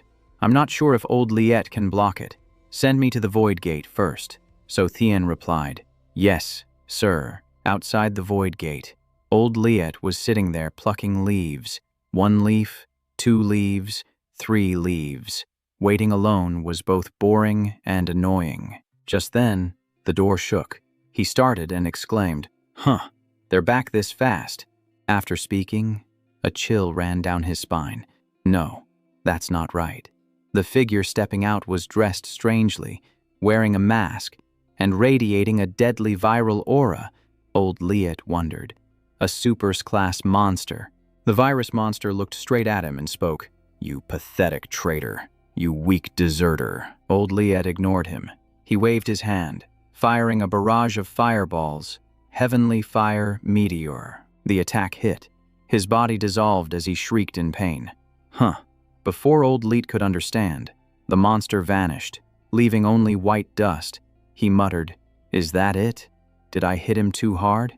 Is an S-class really that weak?" Seeing the silence, he returned to his normal posture, scratching his head awkwardly. "Man, that might have been the most boring fight of my life." Just then, Tu Thang stepped out of the gate and asked, "Old Liet, did you see an S-class monster appear?" He patted his chest and replied, "I saw it. I fired 1 shot and it turned to dust." Tu Thang gasped, "What? How is that possible?" Old Liet was about to continue when he was cut off. So where did that pile of dust go? He pointed to the sky, where green specks were drifting away in the wind. It got blown away. Tu Thang exclaimed, "This is bad. That direction is the 5th battlefield. I have to go back immediately." But before he could react, his face broke out in terrifying sores. Old Liet asked in a startled voice. "Nam Tu Thang, are you okay?" It wasn't over. He opened his mouth and coughed up a mouthful of fresh blood. "Damn it. Am I infected?" Old Liet shouted. "Nam Tu Thang." Just then, the mark on his hand vibrated and flashed bright red. The cursed mark. Immediately after, his heart clenched. He screamed. He could feel something crawling inside him, slithering through his veins, as if every fiber of his flesh was being torn apart. It was the virus rampaging through his body, but before it could do any damage, the curse seal wiped it out. Tu Thang felt his body lighten as the pain receded. The curse had actually helped him eliminate the virus. He looked at Old Lead and warned, "This virus is contagious, so Thien and the others might be infected." Old Lead asked worriedly, "Am I infected too?" He cut him off. "Judging by your reaction, you're probably fine. We can't stand here." Tu Thang raised his sword and shouted, "Forbidden spell. Hurricane. Let's get to safety first. There's a teleportation station there leading straight to the 5th defense line." Meanwhile, at the safe zone, everyone was lying on hospital beds. So Thien asked, "Old Lam, do you feel anything strange in your body?" Lam Truong Kong replied, "A little." They looked at each other and realized sores were starting to appear. "Your face, kid. Damn it. I've been hit too." The pain washed over them. They coughed up blood, their faces turning dark. In the research lab, Tu Nam and Tran Lien Y were doing their best to find a cure. This virus targets carbon-based life forms, causing hemolysis, organ failure, and blocking neurons. It multiplies and spreads extremely fast. She tried increasing the heat to test it. After the experiment, she spoke, "High heat doesn't kill it. It just turns it into an aerosol form." She changed tactics. "Let's try freezing it with liquid nitrogen one more time." Yet the virus survived. Damn it. It's still active even in liquid nitrogen. Deep freezing can't stop its reproduction. Its biological structure is completely irrational. Tran Lien Y's face was tense as she spoke. The only way left is to test every related drug and run antagonism experiments for each one. But before they could continue, both of them started showing symptoms like everyone else. Blood spilled from their mouths. The two removed their masks, coughing helplessly. "This virus is too potent. We've been infected too. We don't have much time. We have to work faster." Just then, Sothien rushed in breathlessly and whispered, "Big sis, it looks like Tu Truong Ka and Tu Lan aren't infected." Before the little girl could finish speaking, she collapsed onto the floor. "Oh no." "So Tien," Tu Nam cried out urgently, "carry her to the bed first. I need to take a blood sample for testing right now." At the same time outside, Tu Nam also drew a little blood from Detrongka to take for examination. Looking at his condition, she guessed there was still residual bee poison in his blood, and that was likely the key to why he hadn't shown any symptoms. To verify this, she dripped a few drops of blood onto the virus sample. The result was exactly as predicted. Tu Nam's eyes widened as she exclaimed, "Fighting poison with poison actually works," she continued. "It's a pity that it only suppresses the activity rather than destroying it." Tran Lien Y ran over and replied, "Suppressing the outbreak is enough for now. At least it buys us some time." Right at that moment, a figure rushed in from outside the door. That person was Tu Thang. He shouted loudly, "Test my blood." Tran Lien Y immediately complied and drew his blood, saying, "All right." Then she proceeded to drip those drops of blood onto the virus sample. The result made them freeze in shock. Tu Nam saw the virus being completely wiped out and gasped. "The virus has been destroyed." Even so, Tran Lien Y was still worried, saying, "We don't understand the components in your blood yet." But he cut her off. "No time to think now. Saving lives comes first." Hearing that, Tu Thang slashed his own wrist to use his blood to save everyone, saying, "I'm leaving blood for you girls to study. I'm going to defense line number 5 immediately. Meet me there when you're done." Switching over to the battlefield at defense line number 5, the entire line had collapsed. People were lying everywhere due to the infection, coughing up blood. Both humans and beasts couldn't escape it, collapsing one after another because of the vicious virus raging inside their bodies. The alien race took the opportunity to charge forward, roaring, "Kill them!" Luckily, the vengeful spirits were still holding on, shouting, "Hold your ground, damn it, kill." After leaving his blood behind, Tu Thang and Lao Liet stepped through the teleportation gate straight onto battlefield number 5. Tu Thang said, "Lao Liet, let's wipe them all out together." He replied, "Got it. The virus is ineffective against us, so let's clean up this battlefield today first." Lao Liet transformed back into his scorpion form and fired a volley of fireballs toward the alien race, saying, "I'll handle the long-range attacks." Seeing this, the vengeful spirits turned around and exclaimed, "That's an S-rank alien. Has Nam Tu Thang been captured? Hurry up and intercept it." Lao Liet remained oblivious and kept attacking the lower-level enemies, shouting, "Meteor fire rain." The vengeful spirits were about to charge but stopped short. "Wait, it's not attacking us. Is this one on our side? An S-rank alien working for us? How did Nam Tu Thang manage that?" Up in the air, Tu Thang looked down and shouted loudly, "Please, senior spirits, evacuate the wounded back into the city." Hearing this, a female spirit hesitated and gasped. "This is..." Another spirit urged her, "Just do as Nam Kong Mai says." Once they had all retreated, Tu Thang proceeded to wipe out the alien race. He raised his sword high. "Primeval stones minus 100 million. Primeval stones minus 100 million. Primeval stones minus 100 million. I have enough primeval stones here. Earth element forbidden spell. Add another 1 billion. He didn't hesitate and slashed down hard at the ground, shouting, "Topple mountains. Move earth." As soon as the words left his mouth, a massive section of land was buried in the blink of an eye, with white smoke billowing up. The spirit stared at the scene in shock. This power is absolutely terrifying. Nam Chu Kong is different from before. The alien race couldn't react in time, falling into the watery ravine and screaming miserably. Seizing the moment, Tu Thang signaled Lao Liet, "Create a molten lava abyss now." He replied, "You got it." Immediately, a pit of lava opened up, incinerating the falling aliens. They panicked, climbing over each other to find a way out, but were held fast, only able to scream, "Hurry, get up there." Seeing them clustering together and clinging to the cliff walls to climb up, Tu Thang looked down and muttered, "Just a disorderly mob." His eyes flashed with killing intent.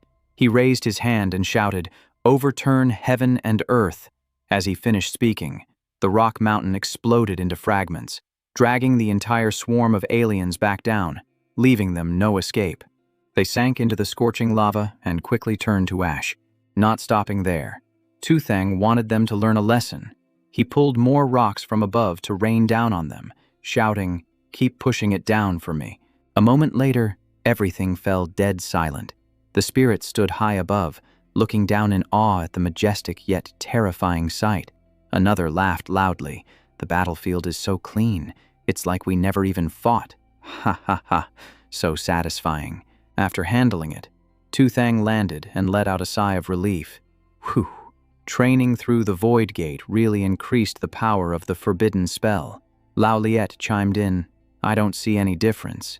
Maybe I was just already this strong." Hearing that, he was left speechless. Suddenly, Tu Thang froze, his body stiffening and his eyes going blank. Lao Liet rushed over, grabbed him tight, and asked, "Nam Tu Thang, why did you suddenly space out like that?" In his subconscious, he was pulled to another place. Was my consciousness dragged out? Where is this? Just as he thought that, a streak of light flashed in front of Tu Thang. This is... Through it, he saw a strange scene. Many aggressive-looking people were arguing. They said there was an epidemic on the northwest border that required quarantine, then suggested burning the infected and the entire infected zone to prevent spreading. Others chimed in to agree. Someone objected, asking who would fight the aliens if the frontline soldiers were also infected. But another person said they didn't need warriors. The aliens wouldn't kill them. They were more afraid of being killed by the infected. Hearing those ugly words, Tuthang shouted in anger, "Enough! Who is showing me this? What is your purpose?" The voice continued to echo, "Burn them to death, forever." In a blink, a tall, barren, leafless tree appeared in front of him. A god. "Is it actually you?" The tree spoke up and asked. Those were real conversations happening right now. After hearing them, "What do you think?" Tuthang replied, his face darkening and his fists clenching. "The human heart is poisonous. Humanity is rotten. They can't be saved, and they aren't worth me risking my life to protect." After saying that, he smirked. "That's what you wanted to hear. Right. No matter how bad humanity is, they aren't as bad as you aliens say. I've been cursed by thousands of people before. This trick won't scare me." The tree laughed loudly. "Ha ha ha. No, no, no. What you say next is what I actually want to hear. Keep going. Don't disappoint me." Tuthang froze and asked, "What do you mean?" Tuthang shouted, "Answer me. What do you want?" After all, he threw a punch, but the tree vanished, leaving only a faint echo. "Come to the end. Come to me, and you will understand." Just like last time, before he could react, he woke up. Tuthang clutched his throbbing head, panting. "That was too weird," Laoliet asked. "Did you have a nightmare?" Right at that moment, Vongmin shouted down from above, "Nam Tu Thang. The soldiers are at their limit. They can't hold on much longer." As soon as he finished speaking, a teleportation gate materialized. Everyone stepped out, fully cured of their illness. One of them looked around and exclaimed, "Oh my God, the battlefield has been completely swept clean." Then, a report came in. "A massive wave of foreign races is charging toward us from 60 miles away." So, Tinha turned around and barked out orders. "The rescue team here doesn't need to worry about them. Everyone, follow me to intercept the enemy." The crowd shouted in unison, "Roger that." At the same time, Tran Lianwei seized the opportunity to save lives. She called out, "So Thien, let's get started." The little girl responded immediately, "Yes, ma'am." After saying that, the little girl erected a massive white dome that encompassed everyone. It was the spatial isolation dome. Standing behind her, Namtusan provided support, holy light origin restoration. Seeing the equipment being brought in, Tuthang walked over and asked, "It looks like you guys found a way." "Huh." Tunam replied, "That's right, but there is a special price to pay, and that price is you." He continued to ask, "Just say it. What do you need me to do?" She explained the situation. "If we want to save them as quickly as possible, you have to provide fresh blood continuously. I just don't know if your body can handle the strain." Upon hearing that, Tuthang immediately extended both arms. "Bring it on. I just hope my regeneration ability keeps up." He stood there and took off his shirt, allowing multiple needles to pierce his body to draw blood. The amount of blood being drawn increased steadily, accumulating without pause. Tran Lianwei stood by the side, monitoring the machine. She watched intently as drops of blood gathered in the containment chamber. Tunam finished her preparations, gripping a large gun in her hands. The two of them signaled, "Flare number 1, preparation complete. Flare number 2, preparation complete." When the moment was right, both of them fired simultaneously. "Fire, shoot the antidote." A loud explosion rang out, and fireworks lit up the sky brilliantly. The blood dispersed with the blast, raining down droplets that covered the exact area where everyone was gathered. As the rain of blood grew heavier, the pale faces of the infected began to regain their color. Signs of improvement became clear. Just a little longer, and they would fully recover. They were able to stand up, no longer suffering from the agonizing pain. The soldiers had been saved. Hearing the cheers of joy, Tuthang let out a soft sigh of relief. "Well, that's good then." Tran Lianwei continued speaking. "To cover the entire infected zone, we need to fire at least 2 more rounds. Can you hang in there?" Tuthang cut her off. "I should be fine." His vision was blurring, but he still managed to speak. "I can feel the lost blood regenerating already." The heart in Tuthang's chest tightened painfully. He had to pump blood to his body as quickly as possible. Not long after, 2 more flares were fired, and everyone was cured. The crowd cheered wildly. "We are saved. Naam Tu Thang is our god. The sky gradually darkened. In the infirmary, someone was gently blowing on a spoonful of hot porridge. Tu Thang sat up and said, "I can do it myself." She cut him off. "You are too weak. Just let me help you. This is a secret blood-replenishing tonic that Tran Lien Y and I concocted together." Truong Vien fed him another spoonful and spoke. "So Tin Ha and Old Liet are still cleaning up the battlefield at the 5th line, giving the soldiers time to rest. Tulan and Trio Ka Ni have sent a report back to the mainland to severely punish the mob of rioters during the epidemic." Nearby, So Tien lay motionless from exhaustion. Nam Tu San was currently helping the little girl recover. Hearing that, Tu Thang sighed. "That poor kid has it rough." Truong Vien nodded. "That's right. Everyone only has tonight to recover. Tomorrow, we have to go back to the front lines." Seeing her stress, he smiled to reassure her. "Don't worry. We are about to win. There are only a few alien gates left in the void door. Everything is about to end." He continued. "It gets harder towards the end, but ultimately, suddenly, Truong Vien's face went pale, and she cried out, 'Hey!' It turned out Tu Thang was having a nosebleed. The blood had been dripping onto his hand for who knows how long. "Your blood," he replied. "It must be because of your medicine." Tu Thang even joked, "Is the blood tonic that potent?" She waved it off. "That's not important. What matters is, why is your blood black?" Because of this, they took more of his blood for testing. Tiu Nam was stunned. This blood contains the same matter as the previous curse. Nam Tu Thang's regeneration ability comes from the curse. Could it be that this regeneration process caused the curse to seep completely into his blood? She wondered what the final outcome of the curse would be. If it comes from the foreign races, then eventually he will. Tran Lien Y cut her off. "Don't panic. Right now, his bones and body haven't been completely covered yet. We still have time." The next morning, Tu Thang had recovered. He stepped through the teleportation gate and asked if everyone was ready. The group shouted in unison, "My health is fully restored. We are fine too. Killing them is as easy as slicing vegetables." Hearing that, he felt reassured.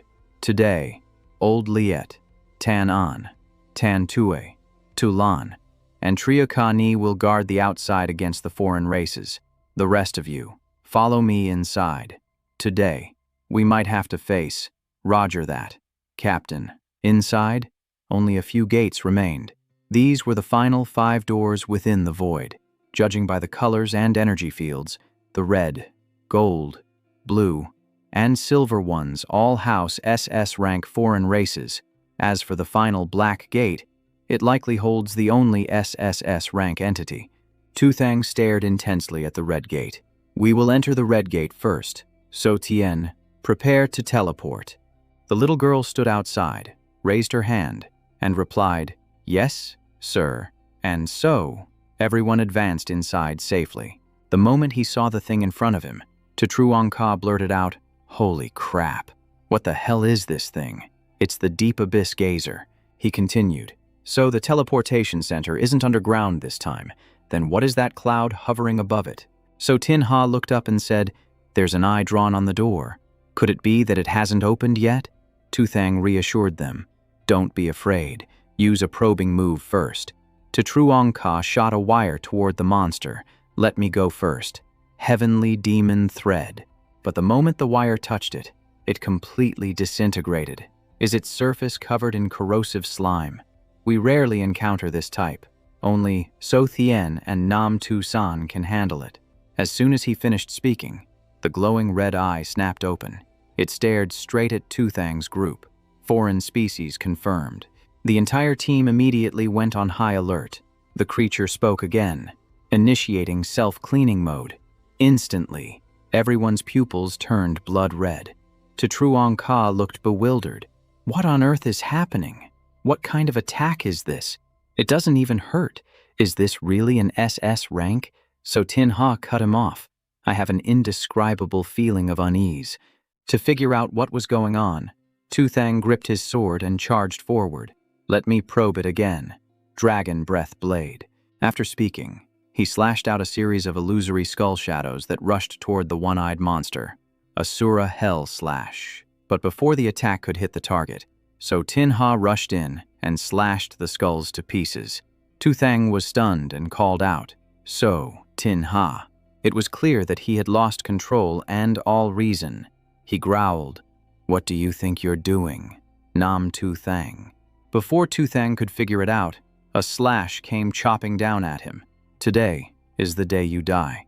Right behind him, red threads and waves of water simultaneously bound him tight. To Truong Ka, Lam Truong Kong, they had all lost their minds. "Where do you think you're going? Kill, kill, kill." Tu-Thang gasped, "Everyone, what is happening to you?" Thanks to self-healing, Nam Tu-San stayed barely conscious. She said, Big brother, it's a mental attack. So Tin-Ha and the others are controlled. My holy light can barely keep me safe." But she didn't finish before screaming, "Ah." Tu-Thang looked around and gritted his teeth. "Am I the only one not hit yet? Damn it. It wants us to kill each other so it can sit back and watch the show." As soon as he finished, To Truong Ka swept red threads that cut him. To Thien Koi, "Cut it all for me." Tu-Thang suppressed the pain. If he counterattacks, he must restrain his forbidden spells. He has to defend himself but can't hurt them. Saying that, he burst with power and shouted, "Sonic Forbidden Spell, Directed Sound Wave." All attacks around him were disintegrated and knocked away. "Break for me." But right at that moment, So Thien used a spatial teleportation move. The little girl managed to teleport everyone else away from the old spot, safe and sound. In that moment, Tu-Thang's wounds healed. Regeneration. These small cuts are nothing to me. With So Thien's spatial ability, they take less damage too. Just then, Lam Truong Kong appeared behind his back. But subduing them is going to be way harder for me. Without hesitating, he launched a phantom water dragon rushing forward, water dragon chant. Attack struck him continuously, and his legs were tightened by ice. Freeze. Tu-Thang flicked his hand, releasing blazing red fire, forbidden fire spell, meltdown, just as he escaped one disaster. To Truong Ka closed in from behind, soul-binding silk. Luckily, he reacted in time, spinning around to dodge that blow. He was still calculating his next move when So Tin-Ha dived straight down from above. Sword Chi Domain, 10,000 piercing swords. With no other choice, Tu-Thang erected a protective barrier, forbidden alloy shield spell. He thought he was safe, but So Thien appeared and broke the shield, trying to hide in a turtle shell. Not happening. The little girl shouted loudly, "Get out here and take this hit." Taking the full brunt of the piercing swords, Tu-Thang collapsed in pain. I didn't expect their coordination to be this annoying. Seizing the moment, To Truong Ka and Lam Truong Kong rushed in together. "He's bound. Take his life now." Tu-Thang gritted his teeth, thinking that dragging this out would mean a slow death. To break this deadlock without hurting anyone.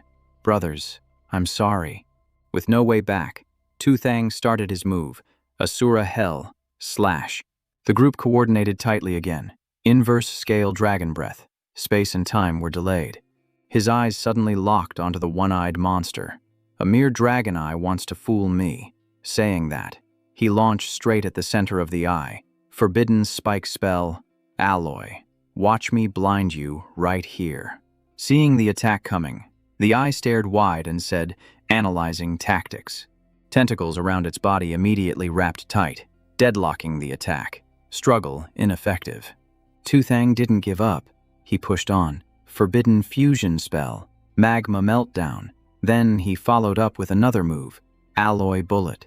Taking the full combo, the one-eyed monster remained unmoved, only letting out a soft hiss. Tu-Thang slammed his sword into the ground and growled, "Let's see how you defend against this time." Asura hell. From the center of the pupil, a pitch-black beam suddenly appeared. Clear eradication. As soon as it spoke, his head felt woozy, and his pupils turned red. He clutched his head, hurting as if something was trying to burrow inside. Finally, Tu-Thang lost his reason. His teeth gritted tight. In his eyes, his teammates turned into monstrous shapes. Exterminate the alien demons. Kill without mercy. So Tin-Ha's group still stood there in a controlled state. Tu Thang was the same, his mouth repeating, "Exterminate the alien demons. Kill without mercy." Having said that, both sides rushed at each other. Kill without mercy. Kill without mercy. Watching from below, Nam Tu-san couldn't take it anymore. "It's over. Don't." She struggled to rush up to stop them. "Stop it. Burning life force. Holy light. Purification." As soon as the control was lifted, everyone woke up. I am. But the one-eyed monster didn't plan to let them go. It said coldly, "Stare into the abyss." Once again, everyone was controlled, their eyes flashing blood red. Nam Tu-san's body began to fade away, tears streaming down, but she continued, "Sacrificial offering. Holy light covers all. Evil be gone." Seeing that, Tu Thang called out in panic, "Tu-san, stop immediately." She interrupted, "Brother, forget about me. Use this chance to kill it." Tu Thang screamed, "Little sister." With no choice, he was forced to fight on with his broken body, stacking forbidden spells, summon heavenly fire, call the blazing sun, control divine wind. From Tu Thang's sword, a giant golden sphere appeared. Heavenly fire, call. The sphere grew larger and larger. Rise, blazing sun. Seizing the moment, Tu Thang slashed hard and shouted, "Divine stallion charge." The giant sphere slowly closed in on the one-eyed monster. Its pupil contracted, and it said, "Explosive power undetectable. Power overload. Analysis failed." Right at that moment, its self-activation system rang out, initiating grand destruction mode. Hearing that, Tu Thang wouldn't let it turn the tables. He slashed hard, stacking forbidden spells. From behind, a giant phantom flame dragon rose up and rushed forward. Flame dragon. The sphere continued to close in, burning everything. He thought this blow was enough to destroy it, but it still managed to withstand it. The one-eyed monster raged, roaring out, "Activate ultimate defense mode." Tu Thang didn't back down an inch. He unleashed a barrage of attacks, divine punishment, stacking skill after skill without mercy. The moment the words left his mouth, a deafening explosion ripped through the air, sending a pillar of smoke and dust shooting into the sky. Seizing the chance, he manipulated a stream of fire to collapse the main tower, commanding a flame dragon to incinerate the core. Finally, everything disintegrated. The tower was destroyed, and the monster vanished. Nam Tu-san called out happily, "Big brother, we won. I'm so proud of you." But her body was already fading away. Tu Thang rushed over, shouting, "Tu-san, stop talking. I'm taking you back to base right now. Tran Lien Y and Tatu Nam will definitely have a way to save you." She turned her head and smiled gently. "Brother, I don't have any time left, if you really want to save me." With those final words, "Then summon my spirit." Nam Tu-san completely vanished. Tu Thang watched his little sister fade away right before his eyes and screamed in agony, "Tu-san, Tu-san." Standing behind him, everyone choked back their tears, heartbroken. Sister Nam. Losing his family plunged Tu Thang into utter despair. His face darkened. And then, he burst into laughter. "Ha ha ha, save the world, save humanity. In the end, I couldn't even save my own sister. Ha ha ha." Tu Thang threw his head back and howled. "Ha ha ha. 5 great talents, strongest on the blue planet. What a joke. It's all a joke." Watching this, Lam Truong Kong burst into tears and bowed his head. "I'm sorry, Captain. It's our fault. We were just dead weight." Tu Thang shot a hate-filled glare behind him and replied, "Yeah, you're right. Ha ha ha. If it weren't for a bunch of useless trash like you, my sister wouldn't be dead." Hearing that, Lam Truong Kong cried even harder. "I'm useless too. We're all useless." Tu Truong Ka couldn't take it anymore. Gritting his teeth in fury, he rushed forward and punched Tu Thang square in the face. "Nam Tu Thang, pull yourself together," he growled. "Don't let your grief give those damn curses an opening to take over." Taking the punch, Tu Thang snapped back to reality a little, though his eyes remained fierce. Tu Truong Ka roared, "I'm asking you, why didn't you just kill us useless burdens back then? What the hell were you hesitating for?" Think about that photo hanging in the base forest. Did you think we followed you without the resolve to die? The more he spoke, the more desperate he became. Cat got your tongue. Say something. You won't talk. Then hit me back. Seeing Truong Ka lose his cool, So Tin Ha had to run over to intervene. Truong Ka, stop it. But he slapped So Tin Ha's hand away. Humph, useless. Then he made a declaration right there. I quit the team. From now on, whether a useless burden like me lives or dies has nothing to do with any of you. So Thien rushed over to block him, crying, You bastard. You coward. You aren't the only one who got yelled at. I got yelled at too, but I never thought about abandoning everyone. You're a grown man, so why are you acting worse than me? Lam Truong Kong also pulled him back. That's right. Tu Truong Ka. What's the big deal about a man getting scolded a little? Especially since this time. It really was for our sake. So Tin Ha added, Truong Ka, I get it. But there has to be a limit to self-blame. I want to break down too, but I have to hold it together. We still have a path ahead. We can't fall here. Hearing this, Truong Ka slumped to the ground and cut him off. Stop worrying about me. Just leave me alone for a while. So Tin Ha looked over at Tu Thang and said, Nam Tu Thang. Those words apply to you, too. You can't lose your will just because you blame yourself. Tucson didn't sacrifice herself so we could destroy ourselves. Tu Thang replied, Yeah. So Tin Ha stepped forward with a smile, summoned Tucson's spirit. Tu Thang stammered. But, so Tin Ha said, I understand your hesitation. I don't want to do it either. But this was her dying wish. Put yourself in her shoes. What if you were her? Finally, Tu Thang made up his mind. Summon spirit. Nam Tucson.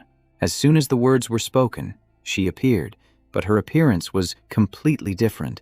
Brother, thank you for calling me back. I'm so proud of you.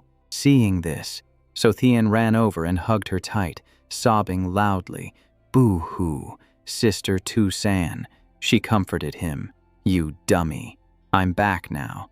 So why are you crying? Outside the void gate, Lao Liet's group was waiting when a strange phenomenon suddenly occurred. Trio Kani worried. Is the void gate opening? Is an alien race teleporting out? Then she paused, surprised. Strange. Why don't I see any aliens? Tulan added. Could it be an invisible monster? Yin and yang symbols appeared in her eyes. She said, It's not invisibility. It's an invisible atomic particle energy field. To prepare the team's defenses, Tulan immediately activated her skills, sensory link, sensory resonance. Trio Kani followed suit, prophetic eye, open. Everyone shared the skill, but Lao Liet felt absolutely nothing. Am I the only one who can't resonate or link up? Suddenly, a vision flashed in Trio Kani's mind, Lao Liet getting hit by a fireball. Boom, she gasped. Lao Liet. She turned and warned, In 3 seconds, an attack is coming from your 3 o'clock. Defend yourself. Now. Lao Liet started. Oh. Being looked after warmed his heart. My teammates still have my back. Who cares if we can't link because we're different species? Saying that, he unleashed a move to knock the fireball away. Magma bomb barrier. Consider it done. As the move launched, a massive fire erupted around where Lao Liet was standing. Trio Kani continued. 2 seconds. Ring-shaped shockwave incoming. Lao Liet responded, creating windblade fire wall. He acted immediately, using his tail to erect a protective layer. Wind fist raging flame. Thanks to that, the team managed to avoid some of the danger. Trio Kani shouted, Attacks from above and below. Tanan, Tantue. The two replied, We have resonance. We see it. Tanan immediately summoned sprouts rising from the earth. Alloy vine ring. Nano orchid lash. Tantu stood by to support. Ironwood earth shield. Energy siphon moss. But the moves were useless. One hit from the fire and they were obliterated. Tulan said anxiously, This defense won't hold for long.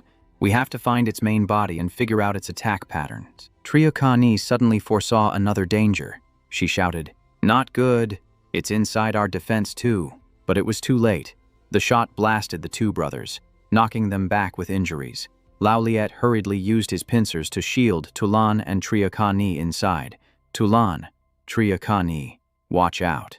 As soon as he spoke, a massive blaze crashed directly onto him, causing him agonizing pain. The two of them panicked and called out, "Lao Liet!" Lao Liet strained his muscles and replied, "I can hold on."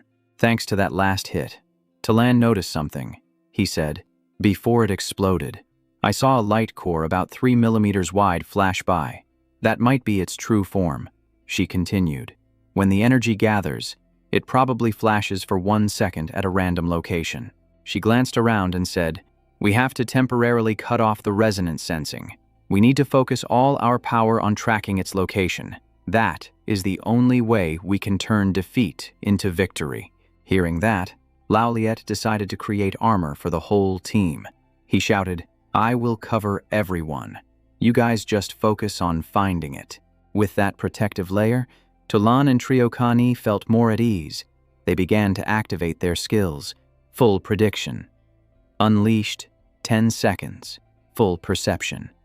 Unleashed, the 222 brothers also strained to erect large wooden barriers to block the attack, using the iron wood guardian shield. Triokani jumped up and yelled, "I locked onto it. In 5 seconds, the light core will gather at the 8 o'clock direction, 15 meters away from me. Tan on, Tan 2. As soon as it explodes, control it immediately." The two brothers immediately replied, "Don't worry, little sister, we will cover you. Just catch it." She responded, "Got it." Seizing that moment, she erected giant vines and lunged forward. 10,000 weight alloy, vine net, just as Talan predicted. The moment the light flashed was exactly where the target was. She immediately wrapped it tight. The team finally locked down the invisible monster. As it shrank back, Tutu shouted loudly, "Fusion imprisonment." Seeing the target captured, she smiled and said, "Tulan, we did it." But Tulan remained cautious and warned, "Don't get cocky. Beneath the confinement layer, there is a burial energy reaction." Triokani added, "It is going to explode in 10 seconds. The blast radius goes straight to the 5th defense line." Lao Liet immediately said, "Tan on, Tan Tue. Move the light core down to the magma. I will block the implosion." With no other choice, the two of them immediately followed orders. The alloy vines extended to their limit. Right after that, she switched skills, route transport system.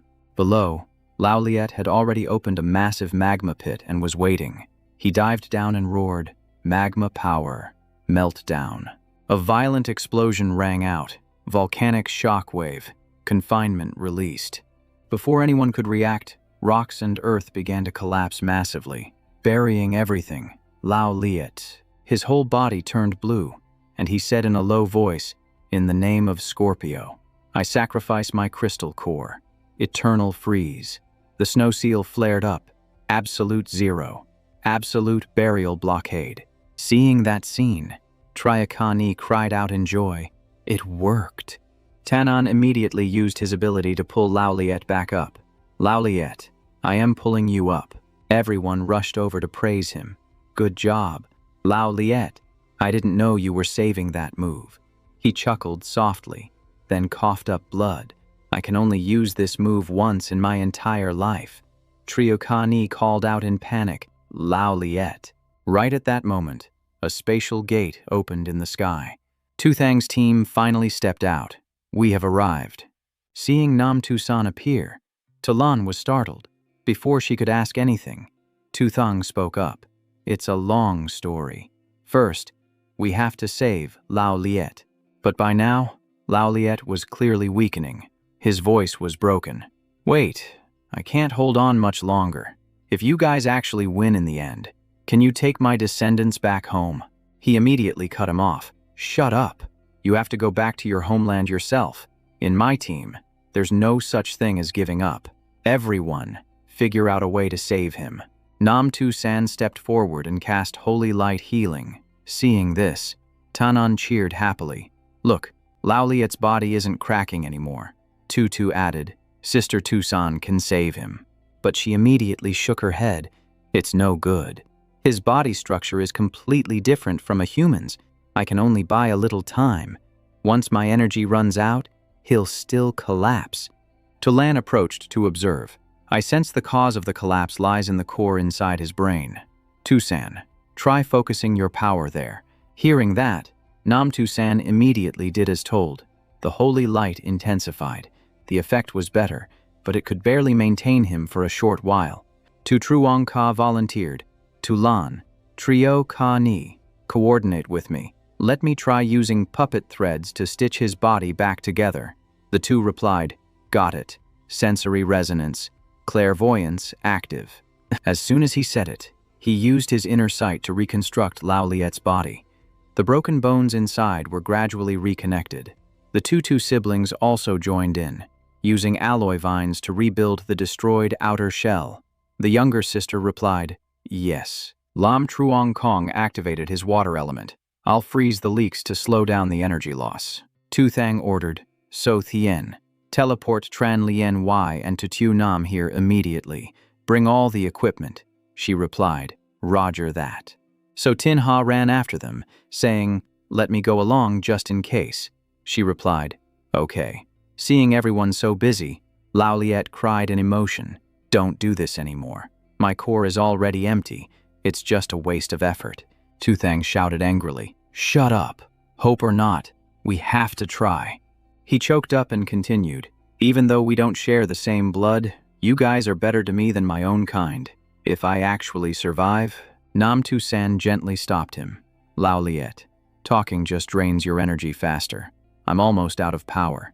To slow it down, the only way is to use my soul to sustain you temporarily. Tu Thang hesitated. She reassured him, don't worry. My specter state is much stronger than before. I've calculated everything. With no other choice, he nodded. Then I'll set up a formation to boost you. The formation activated quickly.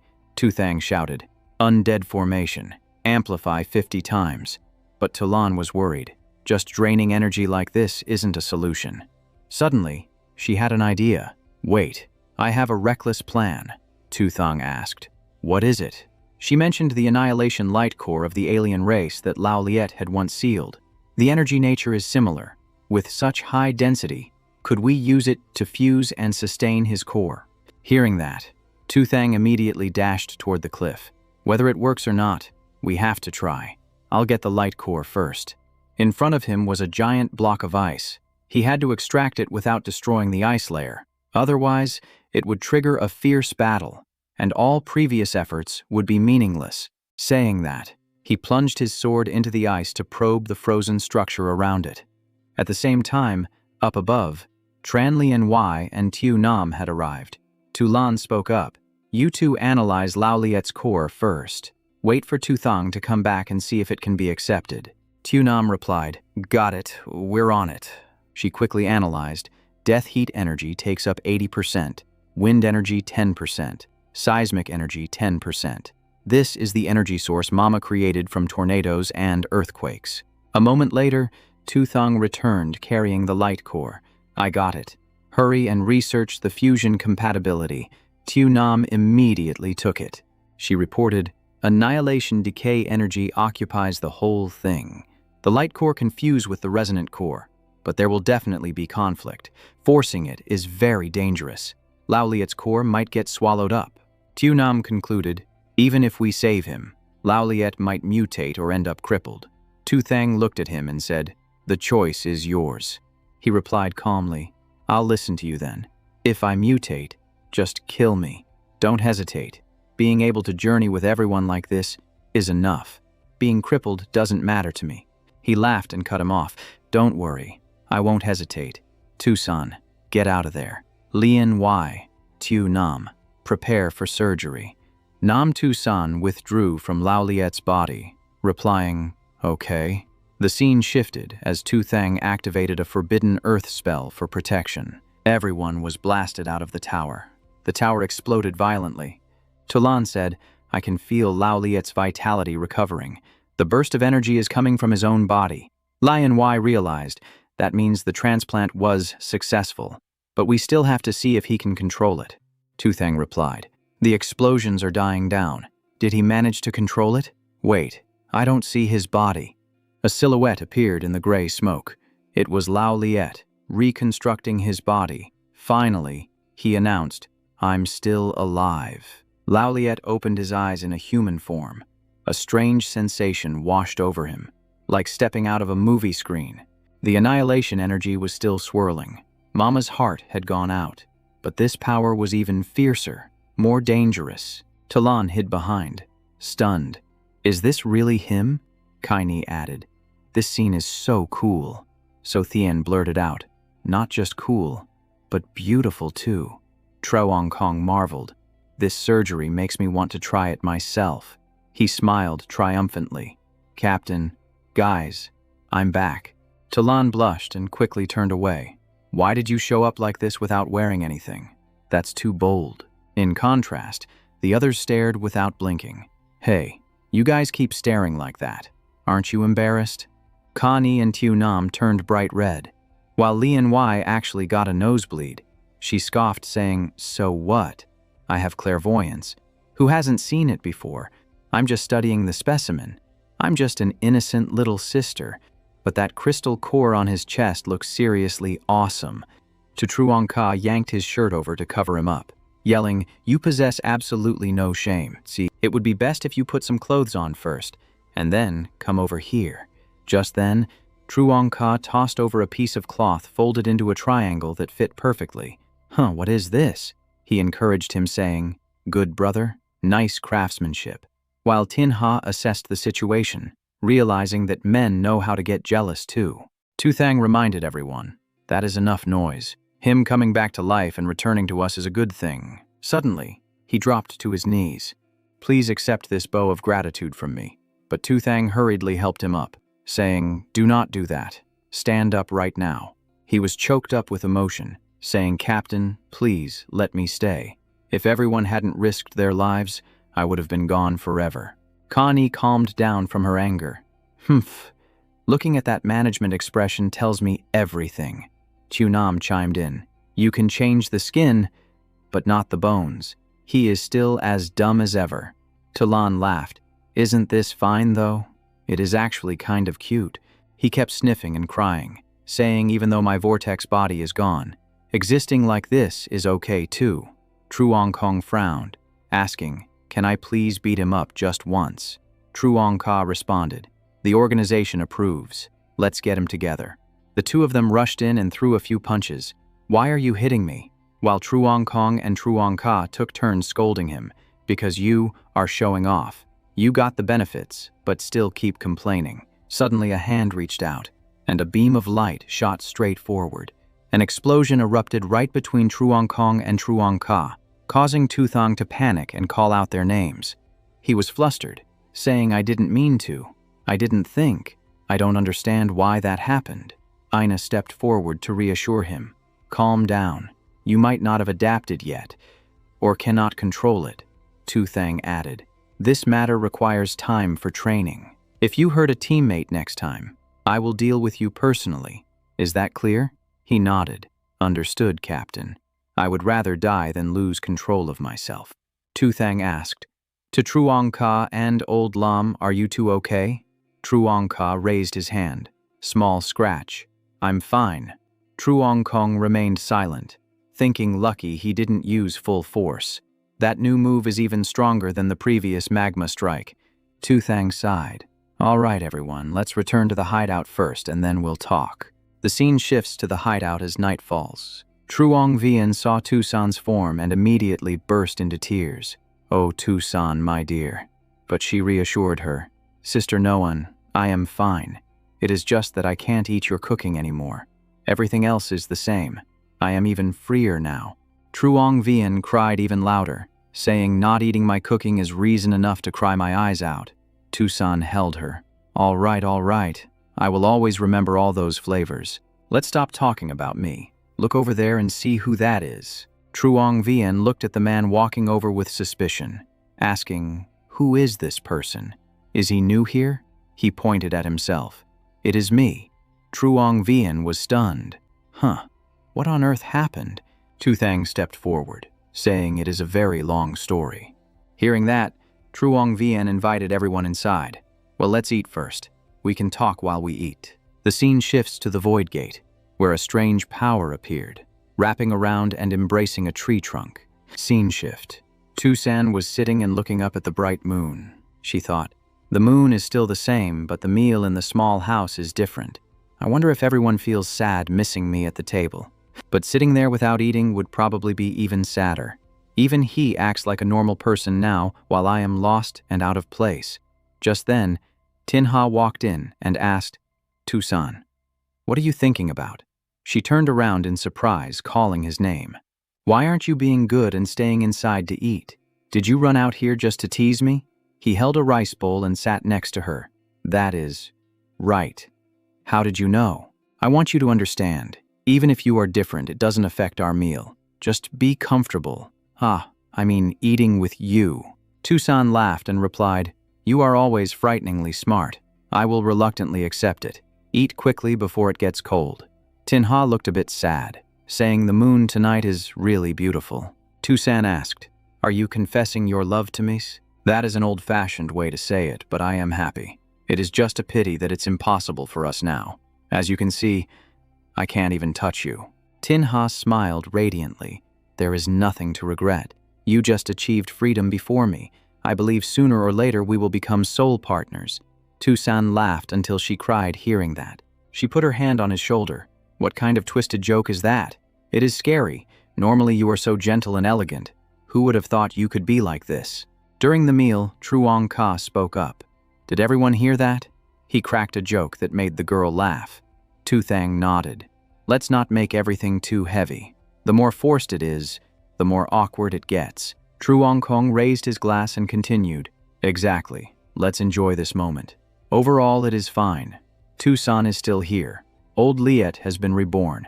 That is worth celebrating. The whole group raised their glasses. Cheers to old Liet. Cheers to our spirit friend. The sound of well-wishing echoed joyfully. If there is wine, we drink. If there is joy, we get drunk. The party ended and everyone drifted off to sleep. Only Tinha and Tucson remained outside. Tucson reminded him it was late and he should rest, saying she didn't need to sleep and could keep watch. Tinha replied, I will listen to you, but you must promise if you feel lonely or bored, you will wake me up. And she nodded in agreement. Tucson's arm moved slightly. She placed a light kiss on his forehead and whispered, Thank you. Right at that moment, a strange power appeared. Tucson shot up, realizing something was wrong. Tinha stood in front to protect her, saying this space is originally independent so that thing is not affected, which proves it invaded directly. Be careful, it might be an alien race, Tucson warned. No matter what, you must be extra cautious. She actively stepped forward to check, wondering could it be an invisible seed, and the holy light defense was deployed. It didn't look that strange, but Tinha launched a probing attack right in front of her. He warned her not to get cocky, saying it might just be ineffective against undead, as he unleashed his sword chi domain. Either way, he decided to try blowing it away first, unleashing a raging wind sword slash. The sword chi didn't have any effect at all. The situation wasn't looking good. This definitely wasn't just ordinary fog.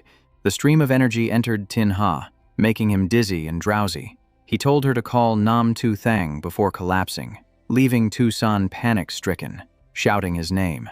It looked like he was just in a deep sleep. His body didn't show any other abnormal signs, which was just too weird. Then she saw strange skeletons starting to make their way into the house.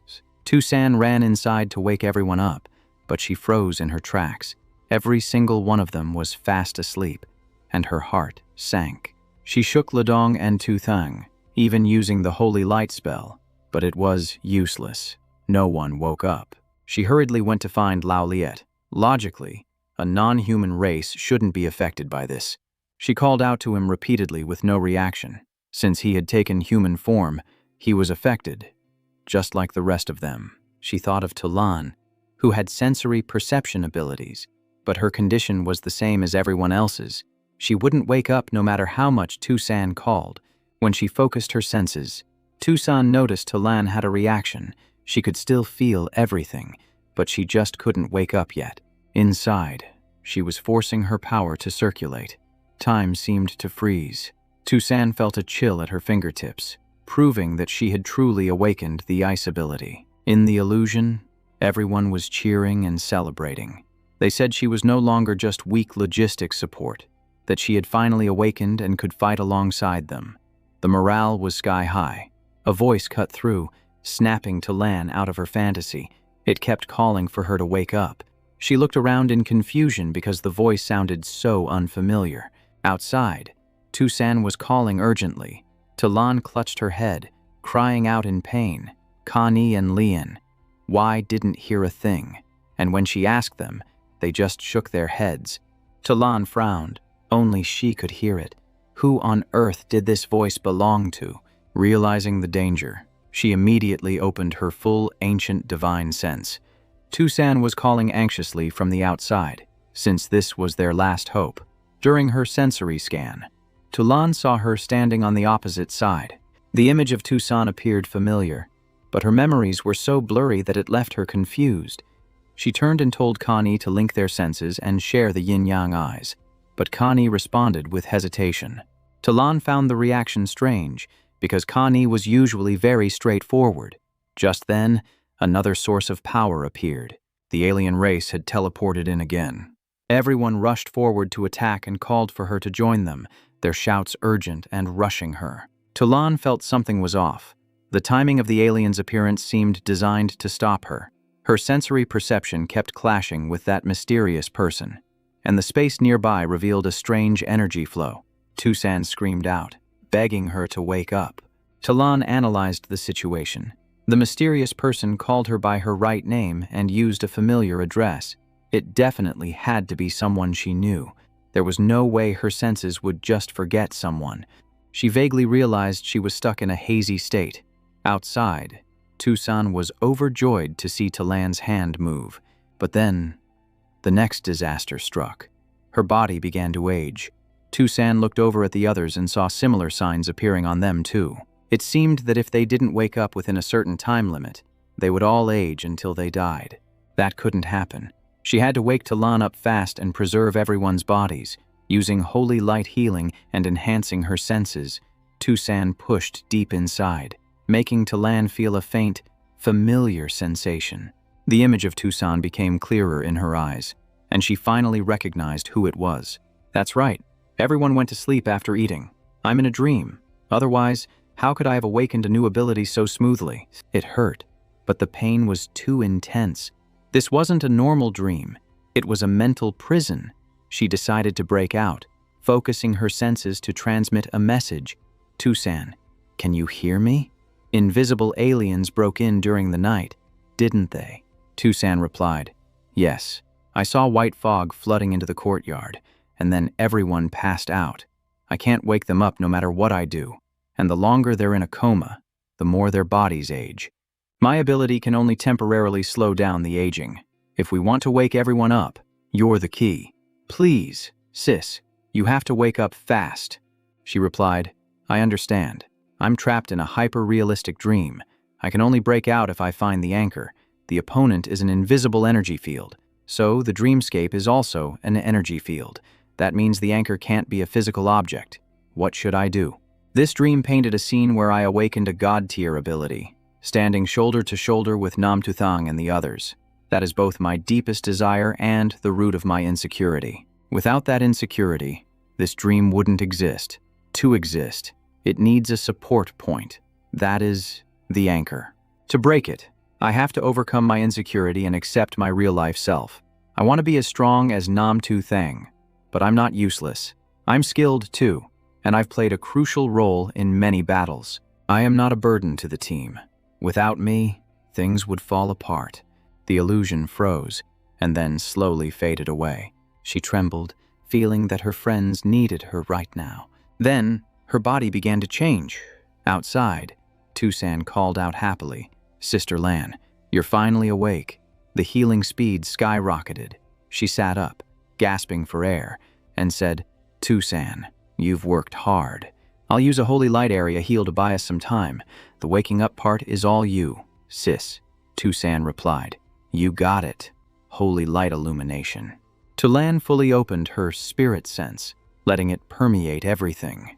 Each person's dream carried a different color. Truong Vien was white, Lian Wai and Tu Nam were light pink, Connie was pale red, So Thien, Tan An, and Tan Tui were dark red, Lam Truong Kong, to Truong Ka, and so Tin Ha were blood red. Lao Liet was deep purple. The hue changed based on talent. But what did that have to do with dreams? Was it about the depth? Strange. The core of Nam Tu Thang's dream had a black vortex, completely opposite to the stable energy fields of the others. Why was that? She anxiously reported, "Sis, your spirit sense power is being devoured and assimilated by the vortex in his dream." Tusan continued, "It's like a curse that comes with rebirth. His killer body can probably hold out longer, so we should wake the others first to gather our collective strength." She replied, "You're right." Tucson added, "Truong Vien's dream is the shallowest, but it's shattering faster than the others." She decided, "Then we save Truong Vien first." Spirit sense fully open. Consciousness, link. The scene shifted into Truong Vien's consciousness. The MC announced her as the champion of the Chef God tournament. Her dishes were delicious, beautiful, and even extended life. Below, the crowd chanted, "Chef God, Truong Vien." Suddenly, an old man gasped for air like he was about to pass away, and cries for help erupted. Seeing this, Truong Vien jumped down immediately. "Everyone, move aside. Let me handle it." The old woman's voice trembled. "He's not breathing anymore." Truong Vien checked him and took out a dish. "This is a dessert I made myself. We have to try, even if it's a long shot." After eating it, the old man immediately shot up. The old woman rejoiced. "You're awake." The old man wheezed. "Why do I feel younger?" The old woman replied, "Hurry up and thank the Chef God. She saved your life." The crowd cheered for the mighty Chef God, praising her for bringing the dead back to life and saying her skills were no joke. They even discussed monsters invading the border, saying if the Chef God went to war, the monsters would just get cooked. Truong Vien turned away and said, "Tusan, today I finally have the face to go to the battlefield and find you." Standing behind her, Talan heard everything and understood. This was Truong Vien's dream and her deepest desire. She rushed out and called, "Truong Vien, wait." The figure faded away, and Truong Vien's body almost dissolved. She panicked. Crap, the dream has jumped through space-time. A barrier rose up to block her. It was a space-time wall within the dream. She couldn't get through. She had to pull out and withdraw her spirit sense. Back outside, she was sweating profusely. Being blocked inside meant she couldn't reach Truong Vien. Tusan asked urgently, "How did it go?" "Sis Lan," she replied. "The dream is creating space-time jumps and barriers. It's stronger than I thought. Without a compatible spirit sense like yours, it's very hard to wake her up. We have to approach from two directions and slip into a stable space-time." Tucson acted immediately, sharing her spirit sense and linking consciousness. Inside, Truong Vien blamed herself. "Tucson, I came too late and let you suffer. I deserve to die. But don't be afraid. Even if only your head is left, I can still save you. When you're better, I'll show you how I kill those monsters." Chef God power, heavenly medicine completion, bone reconstruction, body regeneration, lotus root spirit soup. A voice rang out, telling her to stop.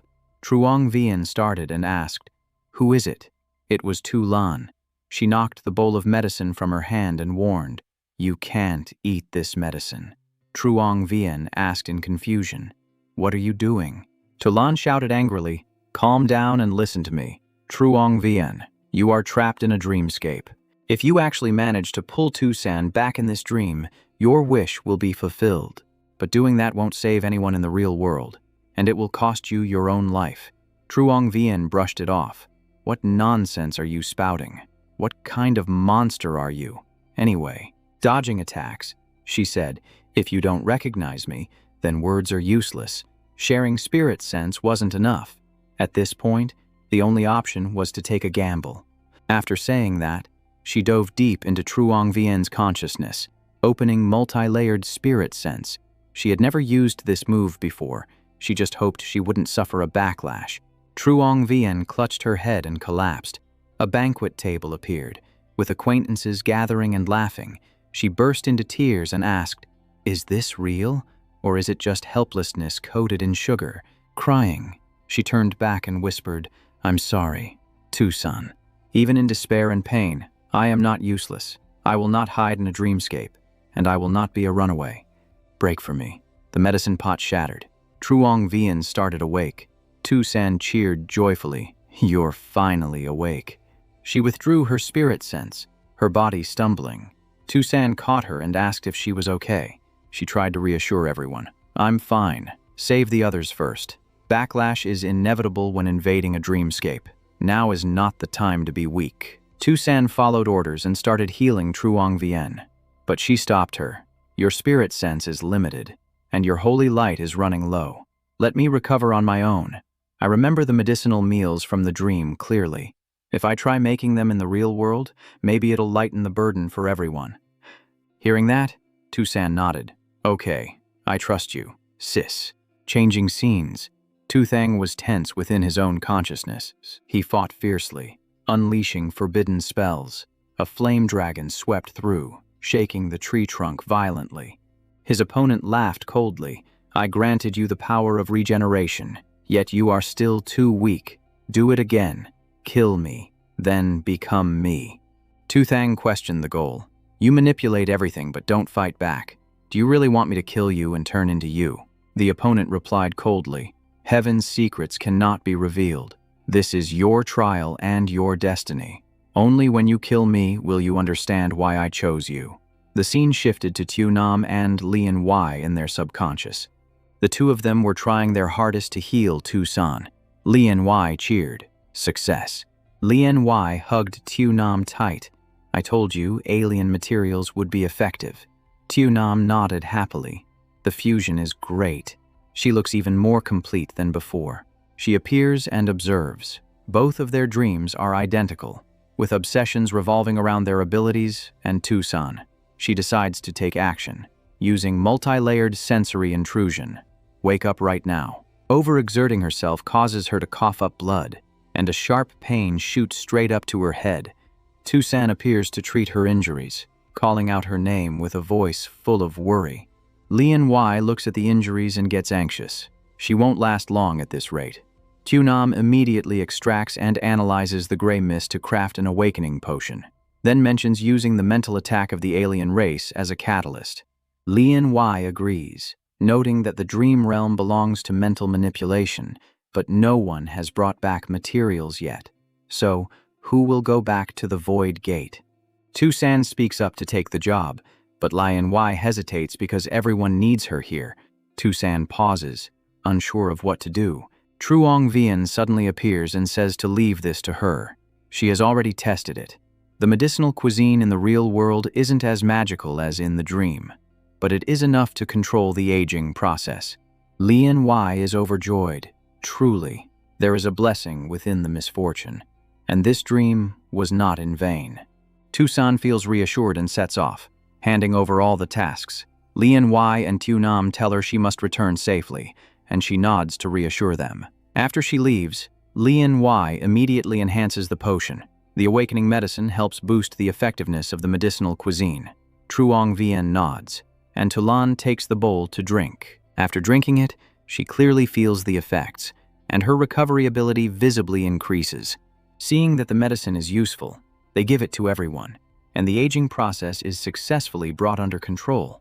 Only Nam Tu Thang remains unchanged. She reassures everyone that he has a forbidden curse on him, so his condition is different, and they shouldn't blame themselves.